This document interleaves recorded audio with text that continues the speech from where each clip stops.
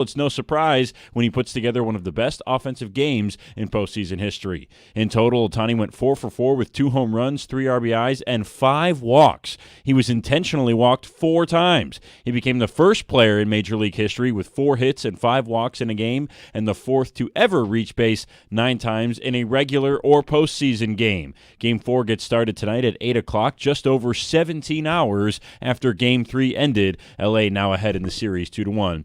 The University of Michigan and head football coach Sharon Moore have withdrawn their appeals in the NCAA's sign-stealing investigation, accepting penalties including 4 years of probation, recruiting restrictions, and multi-million-dollar fines totaling over $30 million. And the Red Wings back in action tonight. They're down in St. Louis against the Blues. You can hear that at 8:15 right here on 97.1 The Ticket. At the Corewell Health Sports Desk, I'm Brendan Shabath. For more, go to 97.1 The Ticket or visit Odyssey.com.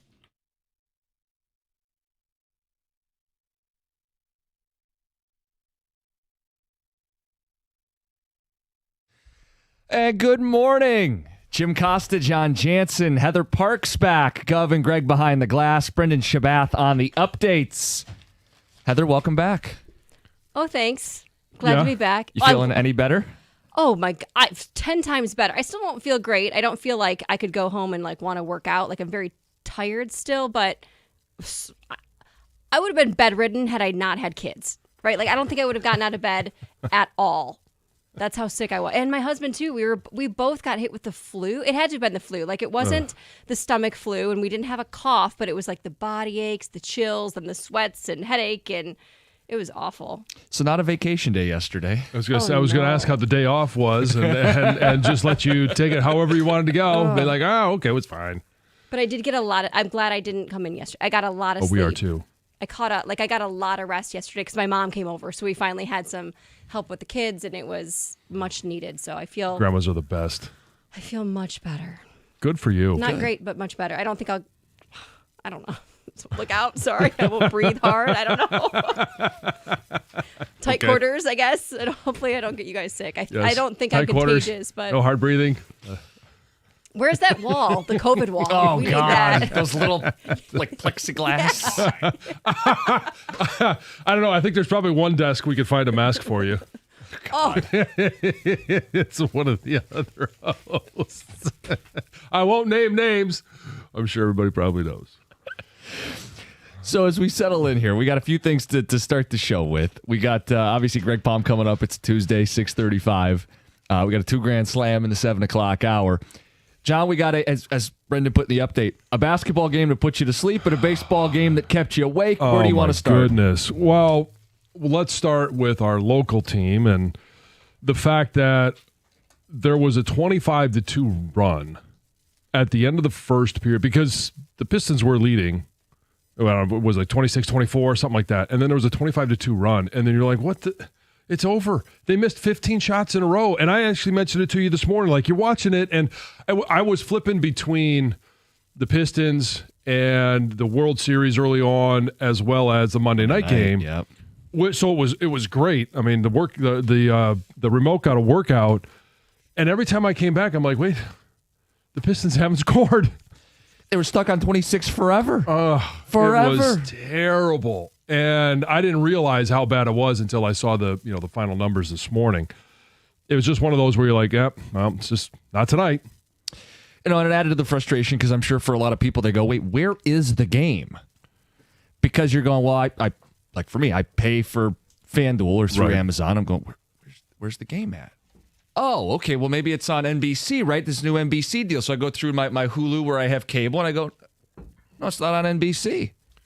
Oh, it's on Peacock. Right. I have one TV in the house where I'm signed into Peacock, so I'm like, all right, I got to go find the game. Well, it's annoying. I mean, look, it's also adding on more money that people have to spend to watch their local team. But yeah, you find the game, you're watching the game, and then that's how the game goes. Right, and that's why it's, right, when you got to switch between apps. Yep. Okay, it's just Especially another step. Like that's this. why I said the remote was getting the workout because, you can't just hit the last button or go to the recents. Right. You got to exit an app and go into an app, especially with everything else going. Like it's a multi-screen night. Mm-hmm. And when you come back and you see that they haven't done anything, you're like, why did I go through the effort? Biggest reason that game got out of hand. couldn't make a shot. I also don't think they played well enough defensively. It was a lot of Olay. They let Cleveland get to the rim, and Detroit, one, couldn't get to the rim enough, and when they got there, couldn't finish. It was a bad Cade Cunningham night. Yeah, what did he finish with 12? Leading scorer with 12? I think he was 1 for 10 at the half, right? That's at the end of that awful second quarter. And, the game's out of hand, right? It's 20, 30, 40-point deficit. Just an absolute epic disaster. Now, okay, it's like they're back to 2-2. I'm not making it bigger deal than it is. No, but it's just the great players aren't. We're not expecting perfection, but the great players, their lows aren't that low, and that was extremely low for Cade Cunningham, and that's. But it felt jarring. Like he's missing layups. He's missing mid-range jump shots. He couldn't make a three. It's like everything was off for him. He had nothing, because that's the thing. When a great player doesn't have their three-point shot, they just kind of lower a shoulder, get to the rim, get fouls, see the bucket, the ball go through the bucket. He had nothing working last night. No, and I'm not going to jump all over him other than the fact that we keep waiting for him to be great. And he was really good last year. We needed greatness in the postseason. And great players just don't have nights like that. Nope. They may have off nights, but their off night is they still yuck up 21 points. Mm-hmm. And it wasn't going to happen last night for Cade. And I don't want to make the excuse they're on a back-to-back, because so was Cleveland. Yeah, Cleveland was on a back-to-back. And maybe you lose the game, you shouldn't lose that way. Yeah. No, I mean, they looked tired. They looked sad. And it was sad. It was sad. And, as that game was dragging on, you're like, I'm going to pay more attention to what's going on in either the Monday night game, which was close at the half, or, let's talk about this World Series, man. Wow. What time did it end? 3 a.m.? If you're listening right now, I can't imagine you saw the end of the game. No. And unless you got insomnia and you're still up. It's one of those where every time I'd wake up, right, I'd just check the score. I want to see who won. Yeah. And I'm like, wait a second, this game is still going on? Still. Good Lord. And at one point, I don't even remember what the time was. It was just before I was actually going to get out of bed. And I see that Freddie Freeman hit the home run. So it was right around 2:30, 3 o'clock. Yeah, it was 6 hours, 39 minutes. So they probably had first pitch about 8:10 or something like that last night. So, yeah, you're looking at 2:50. I woke up at 2 and I looked at my phone, and I thought my phone hadn't refreshed. And it was 5-5 in the 14th inning. I'm like, whoa. And then I went back to sleep. Yeah, it's kind of one of those, you wipe your eyes, you're like, wait a second here. I can't function right now. I don't know what's going What's on. that say? 14? Yeah. It's got to be over by now. I'm starting work in a few hours. And I did think about the Greg Hargrave dream, that he still wants a game going when we come into work. Could you imagine? I know. If that game had started at 10, yeah, it would have gotten pretty close. Yeah. Yeah. Now, we have a couple statements here that are maybe hyperbole, maybe not. Freddie Freeman, the most clutch baseball player ever. Shohei Ohtani, the greatest baseball player ever. Can you make those claims right now? Baseball player or for just clutch? Yeah, because Freddie Freeman now has 2 different walk-off home runs in the World Series. You heard in the update that puts him in rarefied air. And Shohei, 9 for 9 on base. Right. Pair of home runs. So I would say... And by the way, Shohei's going to pitch tonight, by the way. Right. It's unbelievable. So most clutch. I would say in my lifetime, because I didn't, experience, and the clutch moments kind of have to be ones that you experience. And I know that you could read about things and you could talk about different guys at different times. The only other guy that kind of really enters the category is Gibby with the 84 and 88 series.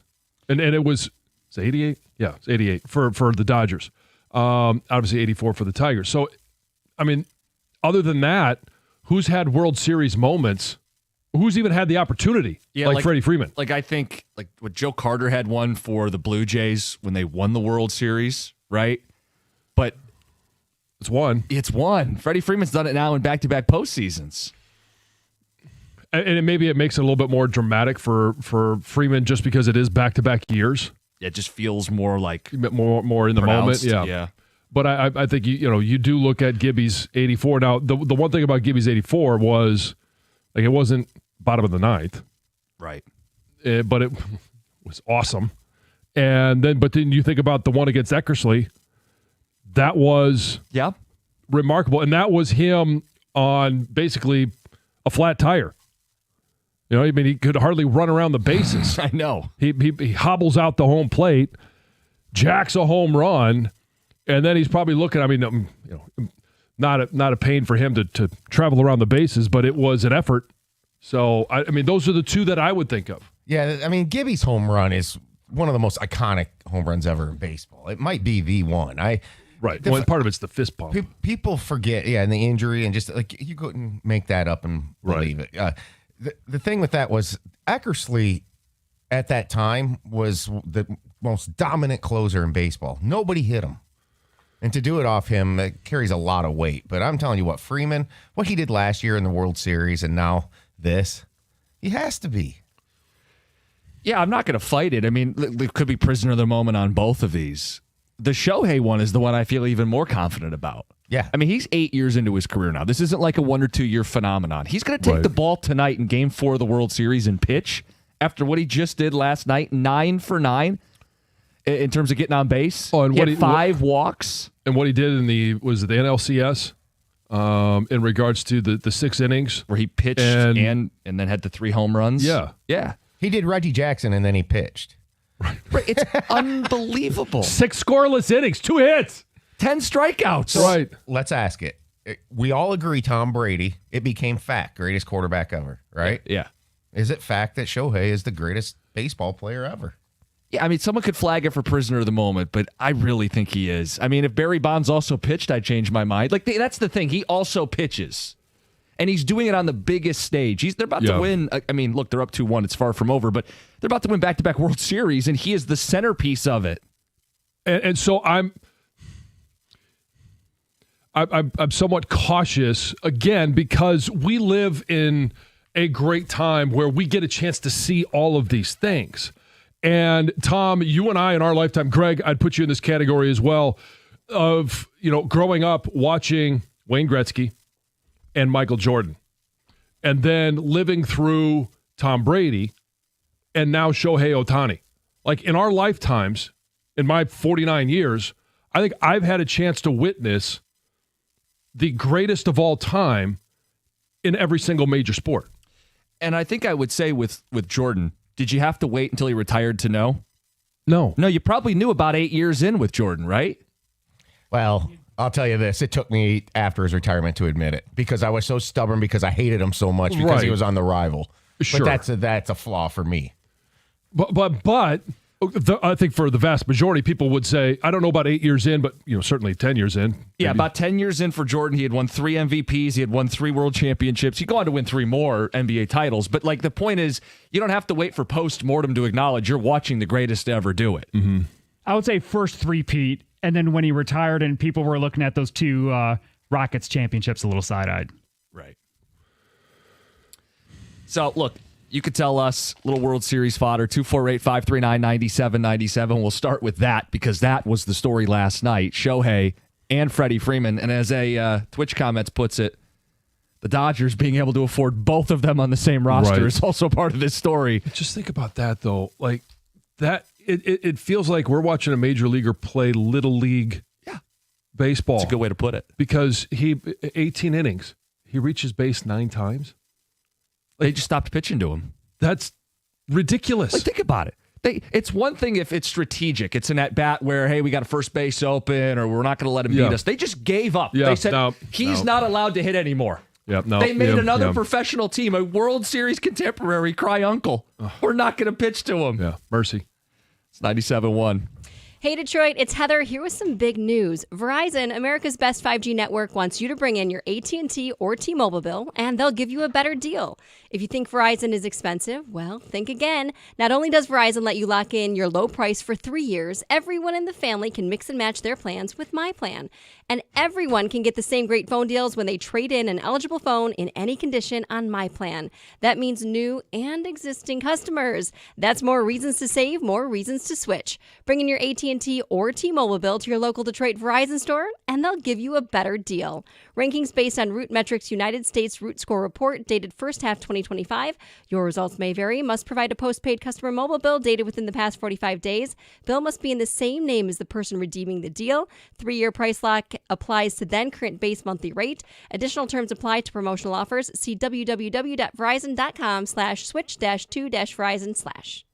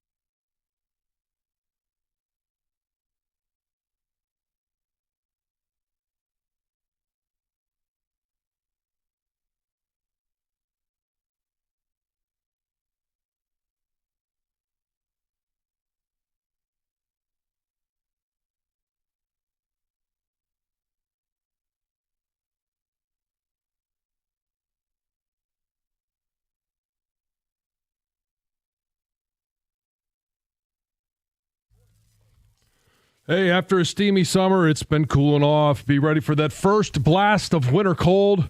Mastercraft Heating, Cooling, Plumbing, and Electrical will do a complete furnace checkup to make sure it's running properly, but most important, safely. Right now, it's only $79. That's $30 off the regular price. So give them a call today because spots are going to fill up quickly, and you want to make sure you get them out. Don't forget, Mastercraft also does plumbing, electrical, and they install generators as well, all at discounted prices. So do it now. You can find more information on the web at mastercraftheating.com. That's mastercraftheating.com.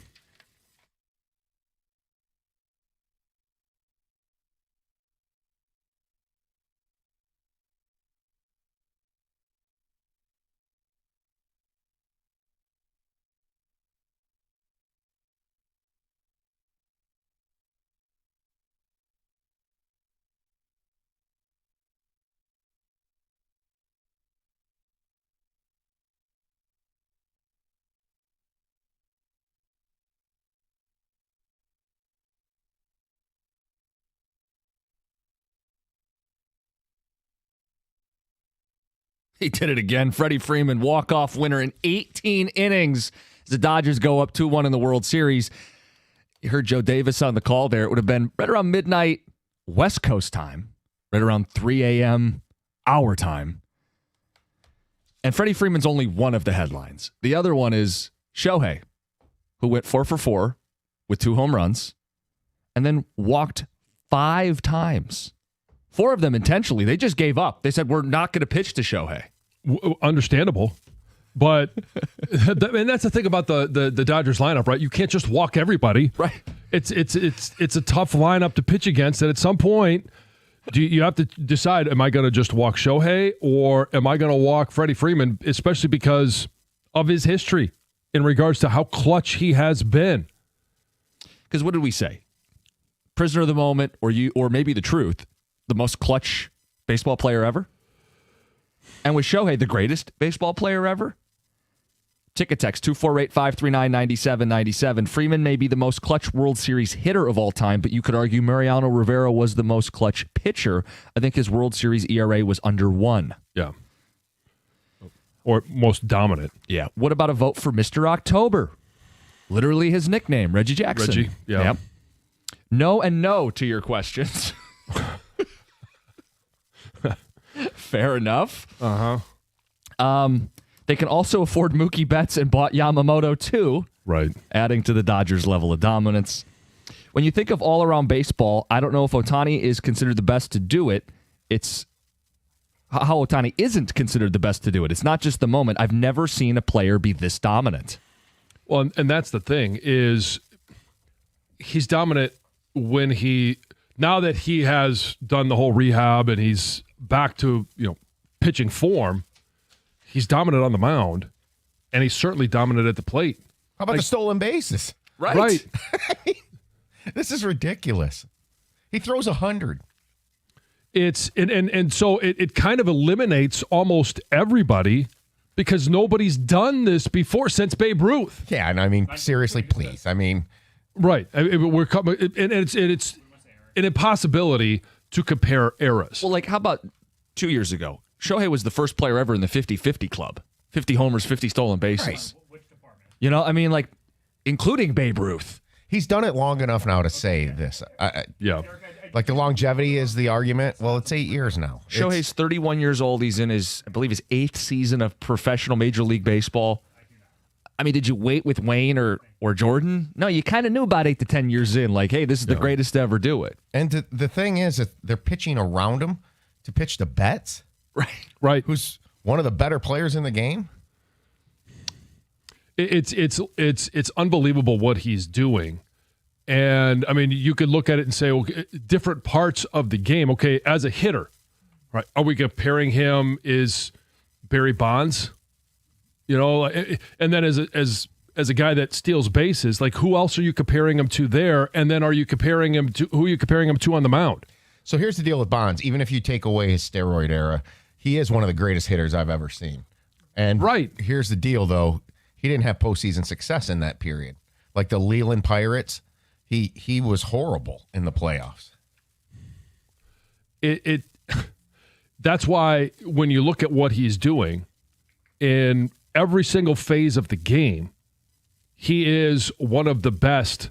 And then you put them all together, he's got to be the greatest baseball player of all time that we're watching live. Yeah, if he wins the MVP this year, which he's going to, that will be 3 MVPs. The only player with more ever is Barry Bonds. I mean, if Shohei retired today, he's a first ballot Hall of Famer. You could make the case he's the greatest of all time. Absolutely. I don't feel like that's prisoner of the moment. Let's get to Heather with the news. Well, Jamaica is bracing for catastrophic damage as Hurricane Melissa, which is now packing winds of up to 175 miles per hour, bears down on the island. The storm is a Category 5, is expected to make landfall in just like the coming hours, very, very soon this morning. It will bring life-threatening flooding, massive waves, wind gusts that could obviously shred power lines, flatten homes and buildings. The entire island is under a hurricane warning. Officials are urging people to obviously, hopefully by now, get to shelters or get out of there. Airports are closed. Schools are shuttered. Rescue teams are there on standby. Forecasters say Melissa could go down as one of the strongest storms to ever hit Jamaica. And after it makes landfall there, it's expected to maybe weaken slightly, but will also make landfall in eastern Cuba later today. It's also been blamed for 4 deaths in Haiti, in the Dominican Republic as well. It's just going to be devastating, it sounds like. So hopefully people have taken the warning seriously and gotten the shelter they need. Yeah. You guys ever been there? Jamaica? Yeah. No. I have been. Other than the touristy places, it's a third world country. They're shacks, houses. They're not going to be able to withstand this. No. Yikes. Yeah, it's scary for sure. A Novi man is facing multiple felony charges after allegedly stealing an ambulance with a paramedic and patient inside, then leading police on a chase that ended in a fiery crash. How terrifying. Happened on Friday afternoon. MedStar paramedics were treating multiple patients at a crash scene nearby, and during that time, the 33-year-old suspect, who was involved in the initial accident, I guess, jumped in the ambulance and drove off. Authorities say this guy stole the ambulance for several miles before crashing into another vehicle. The impact then caused the ambulance to catch fire. Thankfully, though, everyone involved, including the guy who stole it, the paramedic, and the patient, all survived with non-life-threatening injuries. They were transported to a local hospital, but this guy's been hit with a ton of charges. I mean, carjacking, fleeing and eluding, resisting, obstructing, attempting to disarm a police officer, and carrying a concealed weapon. His bond was set at $5 million. Some great news for a local lottery club. Lottery Club in West Bloomfield just scored a $2 million Powerball prize. So the group is made up of coworkers who've been playing apparently together for years. They matched all 5 white balls in the September 3rd drawing, missed only the Powerball itself. Still managed to snag them the second highest prize possible. And they say they bought their ticket at Sunkiss Market in Detroit. Plan to use the winnings, obviously, help family, pay bills, maybe retire some of them a bit early. But they said the prize is comforting and unbelievable. I don't know if you guys talked about this or not yesterday, but some really sad news out of the NFL. Nick Mangold, the former New York Jets great, passed away at the age of just 41. This was just 12 days after he revealed he needed a kidney transplant, right? He was pleading for help of anyone who might be a match that could be a donor for him. He did also share that he was battling a really serious kidney disease. He says that he's been in and out of treatment for months. According to reports, he passed away surrounded by his family, but really, really sad. So awful. young. 41? 41. Awful. And it's so And the sad tributes too. you've seen from all these people who, coaches, teammates. It's just a good dude. That's what it sounds like. And one of those people you were talking about, after learning of his death, former Jets coach Rex Ryan broke down in tears on air.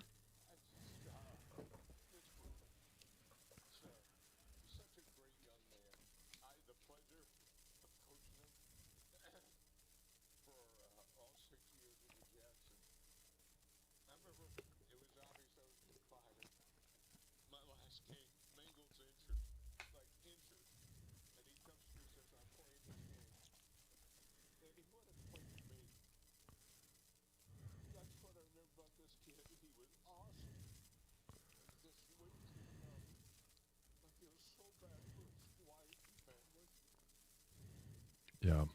It's devastating. It hits you. Yeah. All right, Heather with the news. Less than an hour away from the 2 Grand Slam, chance to win $2,000. Coming up next, it's the top 12 teams in college football from the mind of Greg Hargrave. It's 97.1. Hey, at First Merchants Bank, they believe that the real value comes from building strong communities. With their new branch opening in the Fitzgerald neighborhood of Detroit, First Merchants Bank is excited to offer a banking experience that's welcoming, attentive, and dependable. Their easy-to-use, secure, and highly rated app makes everyday banking a breeze, allowing you to manage your accounts on the go, and their local attentive bankers are your partners in success. They're going to take the time to get to know you, give sound advice, and provide solutions that work for you. In fact, that's exactly what they've done for me over the years and for my family. So that's why they're our personal financial partner. With the passion for fostering community development, their team is committed to helping you and your neighborhood prosper. Experience the difference of banking with an award-winning bank that truly cares about your financial journey. All you have to do is visit firstmerchants.com/Fitzgerald to learn more about how they can help support you as well. That's firstmerchants.com/Fitzgerald. First Merchants Bank, helping you prosper. Member FDIC.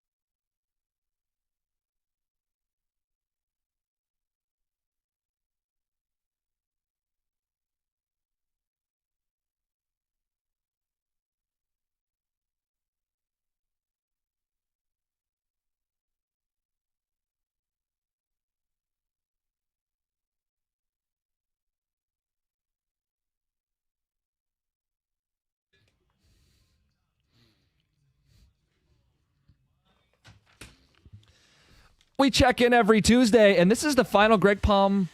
No, we're getting close to the final Greg Palm before the official playoff rankings are released by the committee. But Greg has a system, and for people who are new to this, he's going to take the wins that each team has, plus the wins against the teams they beat, plus the wins against the teams that they beat. That is your system, yes? Correct. And then the same principle applies for the loss. You just subtract those. So we get weighted games above 500. Okay. All right. It's a little nerdy, But Yep. it's Greg's system. It's what he does. Let's go through it. It's your second cousin that they're looking for. So as we are getting into November, let's remind ourselves that the magic number is 10-2 to get you a shot at making the playoff. Remember, Miami last year was 10-2, didn't get in. 8 Power 4 teams received their third loss of the season last week. So it brings us to 30 out of 68 Power 4 teams remaining with 2 or fewer losses. So the last 5 weeks of the season, think of it as a survivor pool. Now, what I want to do with these rankings, highlight a few of these value wins that you might not be thinking of top of mind with some of these teams. So I'm going to start with number 1. We got a new team at number 1 is Indiana. Now, OSU was on a bye, so IU's got the extra game there at 8-0. They have a win against Kennesaw State, who is 5-2, tied atop of Conference USA with a 3-0 conference record, and they're ranked 44th in Greg Pound. That's the top third of FBS. Kennesaw State. New to FBS as of last year. Right. Look, the headline for me with Indiana is still that win cross-country at Oregon. And they're winning by nearly 30 points per game. It's the largest margin in the sport. Signetti's got them rolling to the point where they don't overlook anybody. They destroy everything in their sight. And there's no one on the horizon that they really should be concerned about. No longer concerned about that game to Happy Valley. It's really just about a Big Ten title showdown with Ohio State, we think. Yeah. Number 2 is Texas A&M, 8-0, and this team showed they've got the goods winning at LSU. They got Brian Kelly fired. They've won in different ways. Because of their defense, they've gotten after teams. Because of Marshall Reed, who's, by the way, 4th in Heisman odds.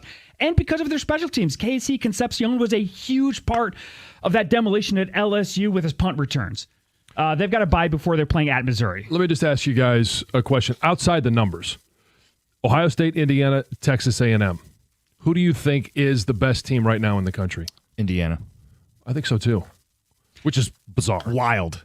Well, number 3 is Ohio State. Now, they're down 2 spots here because of the bye week. They've got 5 straight November games coming up. And they've got a win against Ohio. We've mentioned it before. Now, they're only adding 9 third-degree wins right now.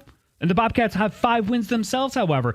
And in a league with as much parity as the MAC, I'm talking to Mr. Mac over here, every win becomes another valuable income stream for the Buckeyes. And by the way, Ohio is plus 200 to win the MAC. Ohio State's biggest win right now has got to be going out to Washington, and that game is looking better and better. Yes. Number 4, Alabama. Gutsy win at a raucous South Carolina. And that game had big game feel to it. Kalen DeBoer thrives in the fourth quarter. This is almost like 2023 Washington again. They control their destiny along with A&M to get to Atlanta. And I think what they've been able to do since that week 1 loss to Florida State, Kalen DeBoer has obviously steadied the ship. Ty Simpson has played, I mean, I'm not going to sit there and say he's played great, but right now, impressed. 20 touchdowns, only 1 interception throughout the course of the year, and they like to throw the ball around. I think they're the best team in the SEC. And I get why A&M's ahead of them because they're undefeated, but if these two teams played, I'd take Bama. I think that's playing great, a 20-1 touchdown to interception Yeah, you could ratio. say he's playing great. Number 5 is BYU, 8-0. Down 10, doesn't matter. They outscore Iowa State 24-3 in the second half of Ames. Notable road win. They're going to have an even bigger game after their bye week. In 2 weeks, they go to Lubbock. No tortillas, but a tough place to play. And I think that's where they're going to pick up their first loss. Number 6 is Ole Miss, 7-1. A win at Oklahoma, and they are all clear through November. I know Jim has talked about this. Good enough for Atlanta? Maybe not. Good enough for the playoff? Definitely. Yeah. I mean, you look at South Carolina, and it drives me nuts, the SEC teams, and I'm glad these are going away, but to play the Citadel, it does them no benefit because on the heels of that, Florida, Mississippi State in the Egg Bowl, like, I just don't understand it. Yeah. Number 7, Georgia Tech. Hey, it's King! 80% passing and 5 total touchdowns against Syracuse. 2 weeks ago, they had that narrow win at Wake Forest. That's 5-2 Wake Forest to you, who just upset SMU and have a win against the aforementioned Kennesaw State. Georgia Tech, Haynes King, maybe in New York for the Heisman. It should be at least there as part of the ceremony. Number 8 is Michigan. Now, You're going to have to explain this one.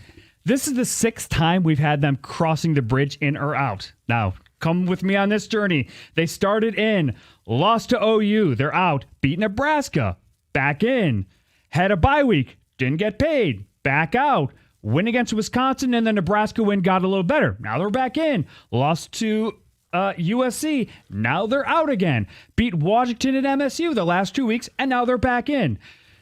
Remember that game against New Mexico? Remember old New Mexico, 70-plus players? Michigan looks meh in the game. Well, now both teams are 5-2 since that game, and New Mexico is 78th in the Palm. Now, while not remarkable, that is significantly better than the 130-plus they were projected to before the start of the season. And shout out to Fire Up Chips, who have 5 wins themselves. Right, and that's really where it comes from. It's the Chips. It's Nebraska, who's still at 6-2, stole a win last weekend. Obviously lost to USC, but Washington is a buoy for them. And that's why Michigan is in this week and not last week. What do we have that last week? Washington beats Illinois. Right. Sure. So it's big for Michigan and for Ohio State. Number 9 is Georgia, 6-1, a week off as they prep for the cocktail party. Not quite out of the woods yet. They have Texas and Georgia Tech remain. They are in a spot to win one of those twos, and I like their chances of a 10-2 Georgia getting in the playoff, especially if the second loss is to undefeated Georgia Tech in Atlanta. Okay, now we got slim pickings for the Greg Palm Game of the Week this week. Admittedly, this is like when College Game Day would just stay in the studio one random week in early November. Or they pick like a small school there at JMU for a week or something. Right. Look, here's my selling point to this. It's a rivalry game, neutral site. They're playing Florida, by the way, in Jacksonville cocktail party. There's going to be big game gravitas to this with a 3:30 ABC kick. And does Florida get a new coach bump? No. I think it could be a frisky spot. I do. They're getting 7.5 points. It's also the highest rated opponent for a top 12 team this week. Okay. Number 10 is Miami. Rocky start versus Stanford, but a convincing win nonetheless. Remaining schedules not without pitfalls. NC State and at Pitt. But if this is the new Miami with the elite trenches that I still believe they have, I do expect them to finish 11-1. This is the first time they leave the state of Florida when they play SMU. Yeah. Oh, wow. Wild. Yeah, it is bizarre. And it was kind of weird. The end of that Stanford game was like they were trying to make a statement against Frank Reich and Andrew Luck. I'm not sure what was going on in that last drive, but hey, whatever. Number 11 is Louisville, 6-1 after an empty calorie win against BC. Remember that game against James Madison? That was so early in the season. The Tigers were up 8.5 games in the division. It was so long ago. It is JMU's only loss of the season to date. Wow. And they're on top of the Fun Belt and 37th in Greg Palm. So Louisville sitting there at number 11. Who's number 12? Number 12, we got Notre Dame, 5-2 off a bye. They have a game coming up at Boston College, who, cover your ears, Spartan fans, is the worst Power 4 team in our rankings. We had forgotten all about Boise State. Now, remember preseason, Notre Dame, Boise looks like a high-level matchup, cross-sectional game. Well, both lose early. Notre Dame loses twice. Both teams haven't lost since that game, and Boise recently beat Vegas, and they're on top of the Mountain West. Couple noteworthy takeaways here. You have 3 ACC teams in the top 12. We talk about who could be a beneficiary, getting an extra spot this year. Maybe it's the ACC. I noticed no Oregon, no Texas Tech, no Vandy. Clearly those teams can still win their way in with some favor in the next month here. And, I mean, it's a tightrope to walk for Notre Dame, except for the fact that from here on out, there's and we talked about this. Hey, you lose the first 2 games. Other than the USC game, which they handled well, there's not a marquee matchup because it's Boston College, which we just talked about. Sure. Navy. Undefeated Navy. Navy undefeated, which will be, I'm guessing, maybe the Greg Palm Game of the Week when that arrives. That's a night game on NBC when they play in 2 weeks. Yeah. We're getting down to it, guys. Like I said, I think, next week we get into November, and we're going to get the official college football playoff rankings. We'll do some cross-referencing, but you are going to play your way in this 12-team playoff. It's Greg Palm. It's 97.1.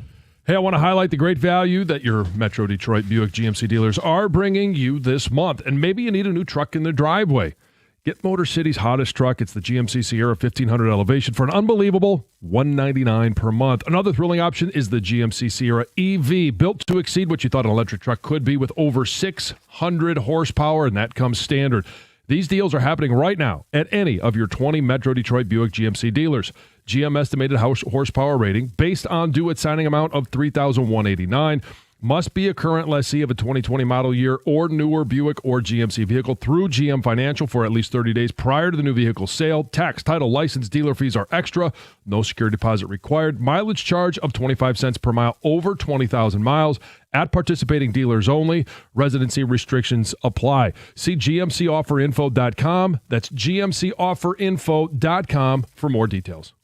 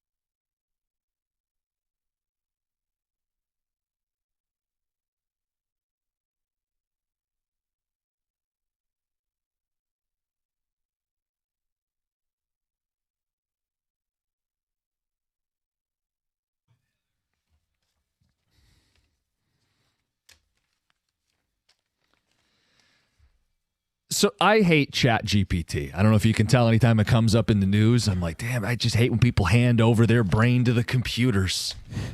But John found a Chat GPT breakdown of how the Lions season will end. We're going to get to that in a second. I may make an exception if this comes true. We'll play Lions Word Association at 7:02, and we've got the 2 Grand Slam at 7:25. As we wrap Greg Palm, and we're about to head into the month of November, John, you and I did not do so well predicting how the season would go. No, we did not. Now, I still have a horse in the race. You still have your national champ, Notre Dame, hanging on. Hanging on now. They can't lose the Navy. But if they make the college football playoffs, You're alive. I'm still in the game. Now, my national champion... My national champ has a losing record as we're about to hit the month of November. Clemson is 3-4. They've lost 4 games. Ooh. Including wow, last what week. was that? I think we... Or 2 was weeks it ago. the roster, 16 returning starters, Heisman-level quarterback. A national champ that's won... Yeah. A coach that's won a couple national championships. Uh-huh, yeah. And you wanted him to do it his way. It looked like... You know, they he's were on not hitting the paper. portal. On and paper. He could do it his ways. Sticking it to the new way of college football. Old school business, winning out. So John's champ is 12th. Greg, where is my preseason champ? 88th. Okay, then. By the way, that LSU Clemson game, not aging well for either side. One team has fired their coach. The other's 3-4. Oh, boy. So why don't we do this on the eve of November? A little re-roll. Life gives you a do-over. John, you can stick with the Irish, or you can pick somebody else. Who would you pick to win the national title as we sit today on the eve of November? Well, logic, numbers, and the eye test may tell you this could be the year that we thought would never happen. This would be the year that the national championship trophy would end up in Bloomington. What?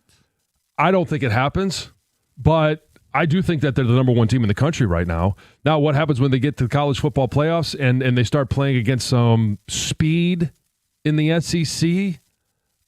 I don't know, but I think right now the team that I would go with is, since I'm going to give Notre Dame up for the Wolves, I'm going to go with Alabama. I believe that was Heather's preseason national champion. I think so.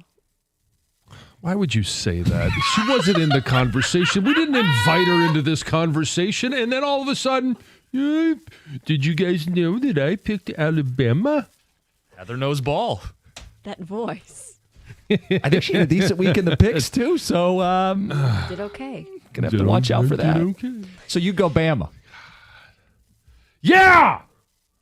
Now you really made me mad this You morning. want to pick somebody else? now that No, you I know don't that? want to Okay. pick anybody else. A non-Heather pick? A non-Heather pick. So John and Heather both on Crimson Tide. I guess we could ask Heather, do you want to switch? No, I'm going to stay where I'm at. Okay, I think it's a good choice. Yeah. I was right to begin with. Why would I change? So annoying. I am going to take the mulligan. I have to. Clemson has no chance to make or even win the national title. So I'm going to give the ultimate kiss of death. Everybody wants to know whose season I'm about to ruin right now. Uh-huh. Why don't you go ahead and say Ohio State? Oh, you'd love that. They're the betting favorite to win the national title. Okay, well, why wouldn't you pick them? Because I'm going to pick Indiana. And I'm sorry. I like Signetti. I'm sorry to do this to him and Wow. this darling program. Wow. They're chopping everybody's head off. They've got a NFL style of quarterback in Mendoza. They may have the number 1 overall pick. He may be. They are good on both lines of scrimmage. Their defense brought a bunch of guys over from JMU last year, and many of those players returned this year. They have all conference players at every level of their defense. They're a well-coached team. They're battle-tested going to Autzen, one of the toughest places to play in the country. I feel like they have a more significant win than anything OSU has, and no disrespect to their win at Washington. Indiana is my pick to win the national championship. Here's the thing about Indiana. We've seen over the course of time and you know, at times they've had a dominant offense. At times they've had a really good defense.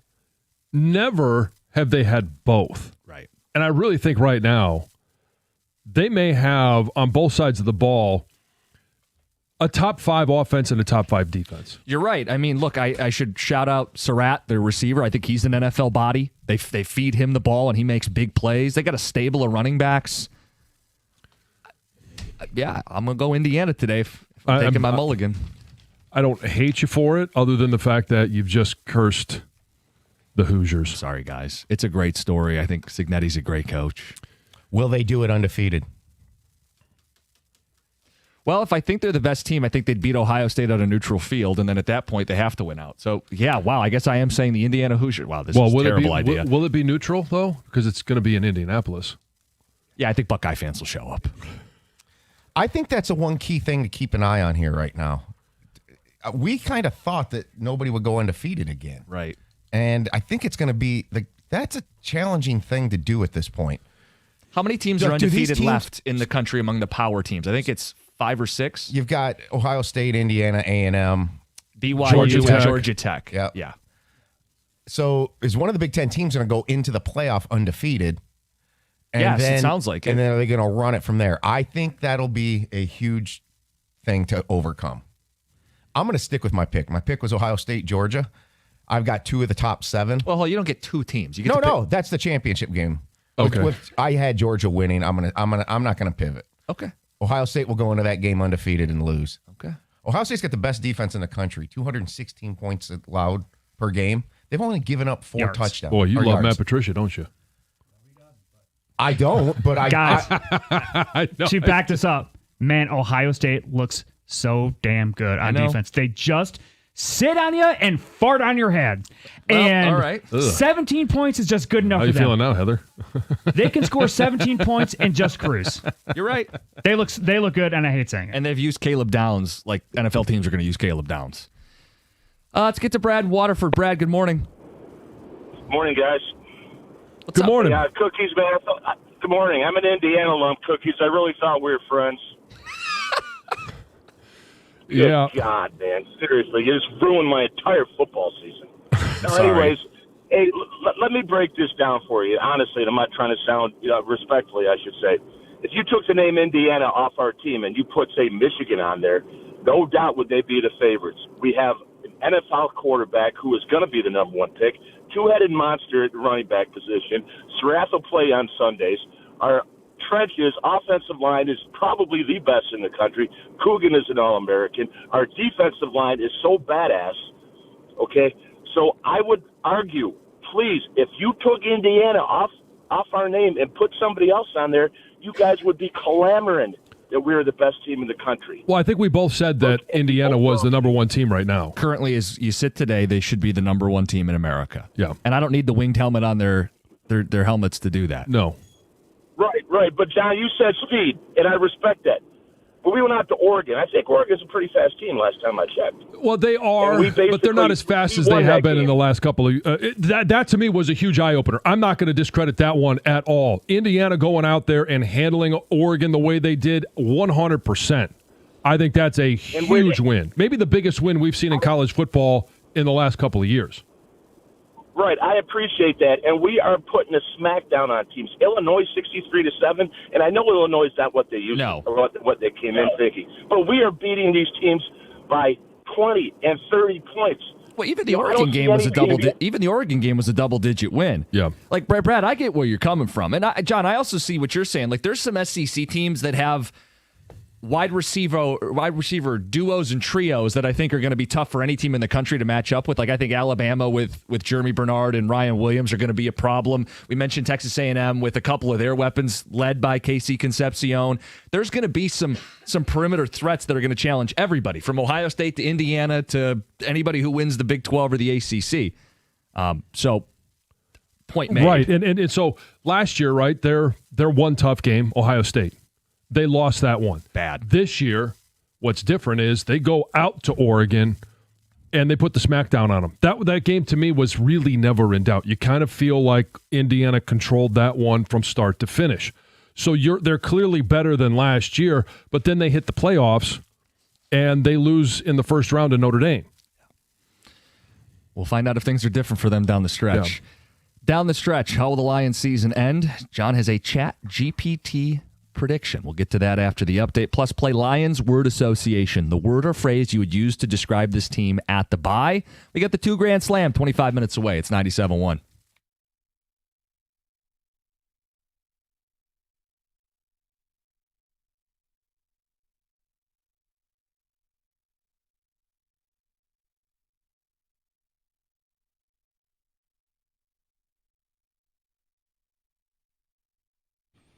Brought to you by Moran Buick GMC. The Pistons shot just 38% from the floor and turned the ball over 25 times in a 116-95 loss to the Cavs last night. At 21 points, it was their second largest loss of the last 2 years and largest since November 1st of last season. Everyone struggled for Detroit, including Cade Cunningham, who went 3 for 14 from the floor despite leading the way in scoring for the Pistons with only 12 points. It was Cade's lowest point total since March of last year, and after the game, J.B. Bickerstaff discussed how he could better help his star point guard.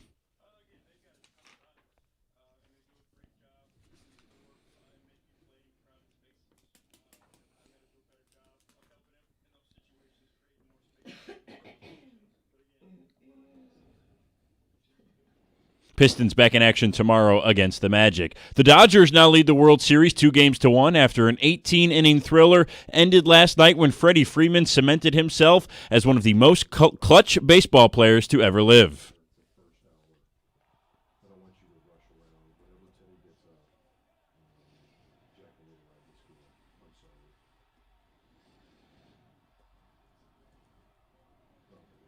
Just let me know when you go, because I'm going to send the school a message that Jack's not going to be there for our first hour.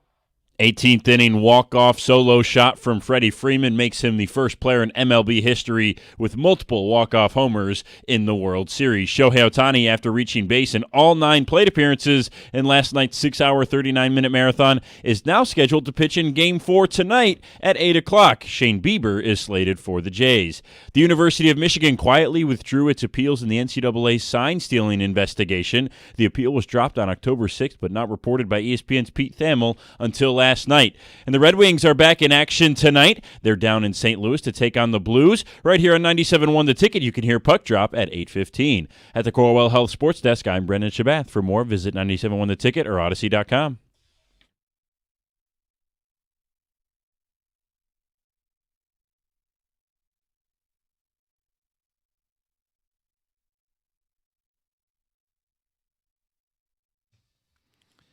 Good morning, 97.1. Jim Costa, John Jansen, Heather Park, Gov and Greg behind the glass. Brendan Shabath on the updates. 2 Grand Slam in 25 minutes. We're going to play Lions word association as they get out of the bye.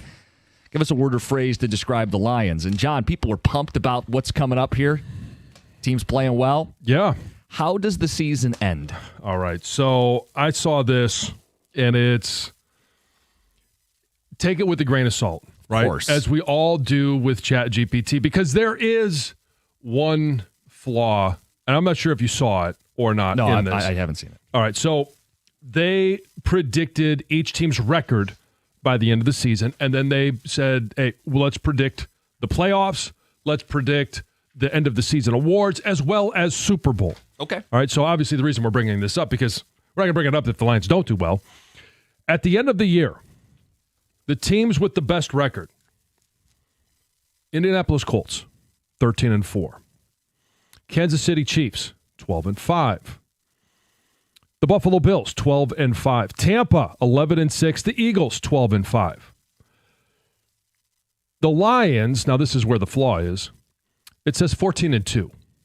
So That's I'm not possible, sure John. if there is a game that is not going to happen. Or is there a tie in there? Is it 14-2 No, it's and not. 1? No, because Green Bay is 10-6-1 and Dallas is 8-8-1. So that's where there's a flaw. But Even give them a loss. Call it 14-3. yeah, let's just call it 14-3. They lose the game that wasn't played. And so that allows them the number 1 overall seed. Again. Yes, again. And in the playoffs, in the postseason, they play in the divisional round the Seattle Seahawks. I like their chances there. They host the Seahawks here, and the Seahawks have been kind of one of those teams, right? Remember the last couple of years, a little bit of a bugaboo, but that was pre-dominance. Well, and we saw Sam Darnold in a big spot coming to Detroit last year, and I'm glad you picked up on that. Yeah. So the Lions win that one. by double digits. A little 28 hold on. to We 17. have a drop for that. There you go. All right. And there's a rematch in the NFC Championship game. Not a rematch of a previous NFC Championship game, but a rematch of Monday Night Football. The Tampa Bay Buccaneers. And they arrive having beat the Green Bay Packers in the wild card round. They beat the Carolina Panthers. Who sneak in. Who sneak in. And they face the Detroit Lions. Now, we would all love to have a double-digit win in the NFC Championship game. However, they win by a touchdown. I'll take it. 31-24. Sends them to the Super Bowl. Well, who did they face? Chiefs? Nope. Chiefs. Colts? The number 1 seed is the Indianapolis Colts. They beat the LA Chargers. Okay. And in the divisional round, we have the Kansas City Chiefs and the Buffalo Bills.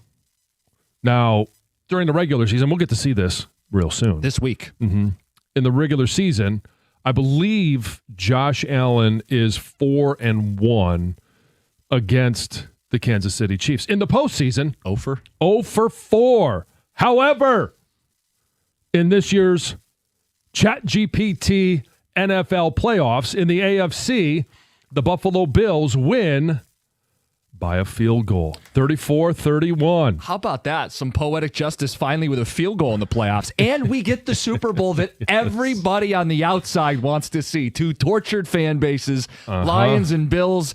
Bring them home, John. Yes. So the number 1 seed, the Indianapolis Colts, will face the Buffalo Bills in the AFC Championship game. And we're all talking about how great the Colts have been. Their 1-2 punch with the passing game and their offensive line, the defense. However, they don't make it to the Super Bowl. It's the Buffalo Bills by a score of 30-27.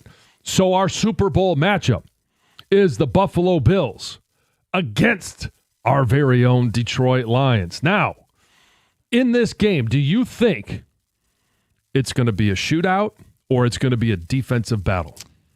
Lions defense is much improved, but something tells me it's going to be a shootout, and curious how that one goes, because the last time we saw these two teams play, Buffalo came into Detroit and rolled them. Yes, but this is neutral field.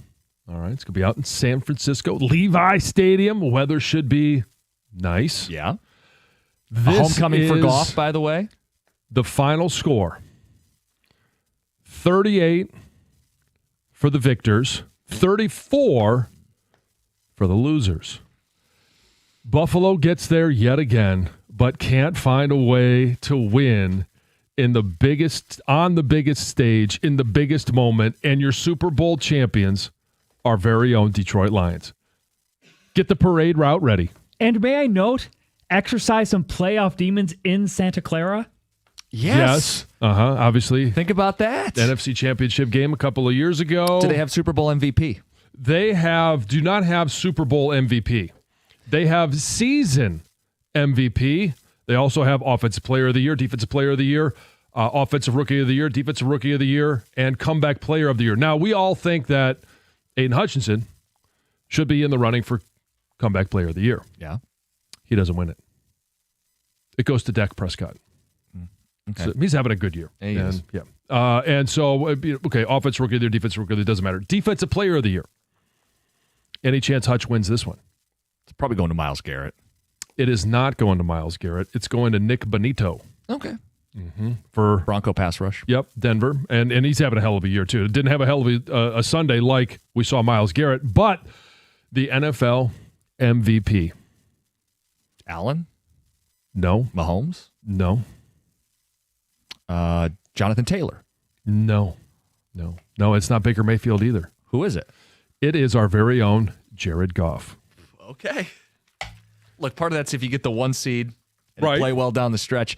So this situation, we get Jared Goff winning an MVP. He wins the Super Bowl. He does it in his home. Yeah, you want to talk about the demons. You're exercising all the demons this year. And I'm going to assume you win Super Bowl MVP at that point. Yeah, I mean, if your offense scores 38 points, now there could be a situation where Jahmyr Gibbs has an epic, 200-yard all-purpose yards. You know what's crazy, too? At any other point, this exercise feels like fantasy land. Like the Lions in the Super Bowl. Yeah, this doesn't seem crazy at all. It doesn't, and so to be able to, I mean, we already handled Tampa, but you're playing Tampa in the NFC Championship game, and there's always going to be a threat with Baker Mayfield. And I don't know, I mean, they don't tell me who's back. Is Mike Evans back by that time? Probably. You know, Mika Igbuka fully healthy. We'll get a chance to see. But in this path, they don't face the Eagles or the Packers in the playoffs. No, in fact, and this is where you're looking at it going, maybe. I don't know what ChatGPT is looking at. The Carolina Panthers beat the Eagles in the first round, in the wild card round. How about round. that, Mr. Philadelphia? Yeah. You guys believe that? No, not even a little bit. No.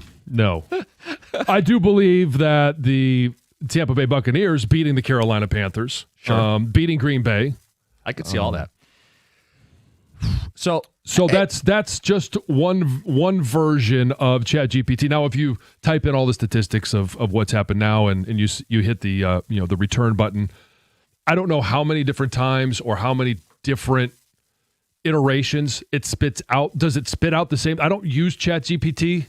Probably should, but does it spit out a different scenario every single time? Or if this is the way the numbers play out, why would it all of a sudden randomly I'm spit out something else? A week-to-week league. I mean, it's going to change. Well, sure, week to week. Different inputs and all that stuff. But as we stand right now, hey, look, get your car flags ready. Sure. Get the shredded paper, trash bags ready. The confetti parade is ready to go right down Woodward. So we're going to ask people for word association. Maybe your two words are Super Bowl. How are you feeling about the Lions at the bye week? 5-2. They'll get back after it this Sunday against the Minnesota Vikings. Dan Campbell's going to join us, not today, but tomorrow as the team gets out of the bye. So we want to play word association. You can text them in. You can make a phone call, 248-539-9797. We'll give you ours coming up next. But what word or phrase would you use to describe the Lions? How you're feeling, what you've seen, and what you think's about to happen. It's 97.1. What's up, Detroit? It's your girl, Heather, and I'm always looking for ways to stay on top of my game, right? So listen, you know how much I rely on my phone for everything. That's why I got to tell you about this insane deal from Verizon that'll help you be your best self, too. We're talking a low price on the best 5G in Detroit. Seriously, whether I'm blasting my favorite tracks in the morning commute or snagging those last-minute tickets to the hottest new flick, check this out. You can switch today and pay just $50 a month for a single line. You heard me right, $50 a month for the best 5G in Detroit when you bring your own phone on the unlimited welcome plan with autopay plus taxes and fees. That's a no-brainer, people. Visit your nearest Detroit Verizon store today to lock in this incredible deal. $20 monthly promo credits applied over 36 months with a new line on unlimited welcome. In times of congestion, unlimited 5G and 4G LTE may be temporarily slower than other traffic. Domestic data roaming at 2G speeds. Rankings based on Root Metrics Root Score report dated 2H 2024. Your results may vary. Additional terms apply.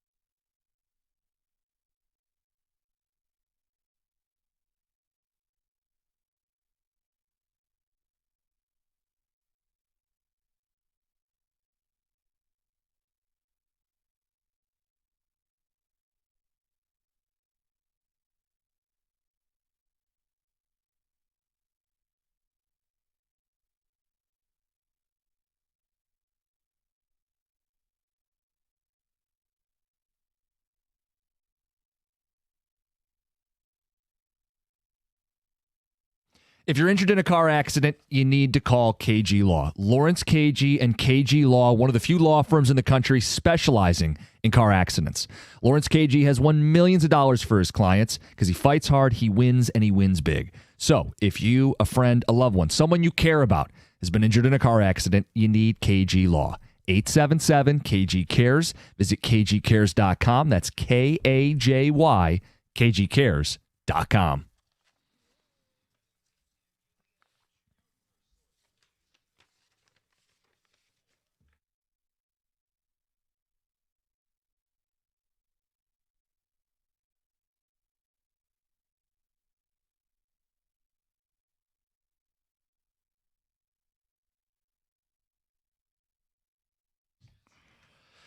Some of your words or phrases to describe the Lions at the bye. And we'll take these ticket texts and phone calls for a good chunk of the show today. Text says, belt to ass, Super Bowl, Scott and Carlton. Third time's the charm, Fred in Detroit.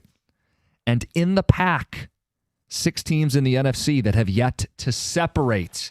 Your word or phrase, word association, Lions at the bye. Before the 2 Grand Slam, let's get to Heather with the news.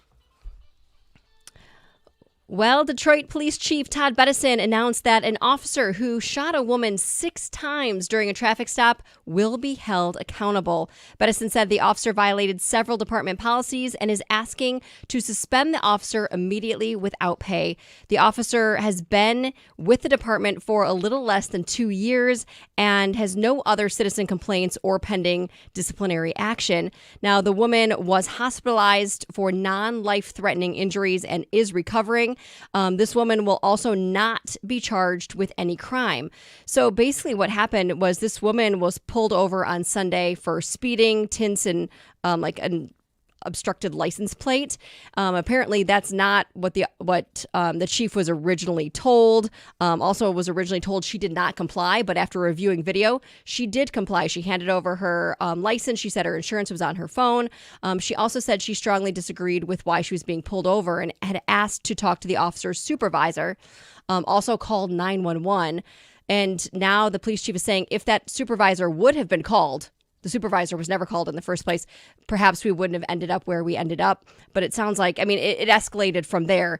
The officer called for backup, tried to pull her out of the car, pepper spray. She actually tried to drive away. They boxed her in. When she was trying to drive past them again, the officer opened fire into her vehicle. Here is the police chief kind of discussing the officer-involved shooting.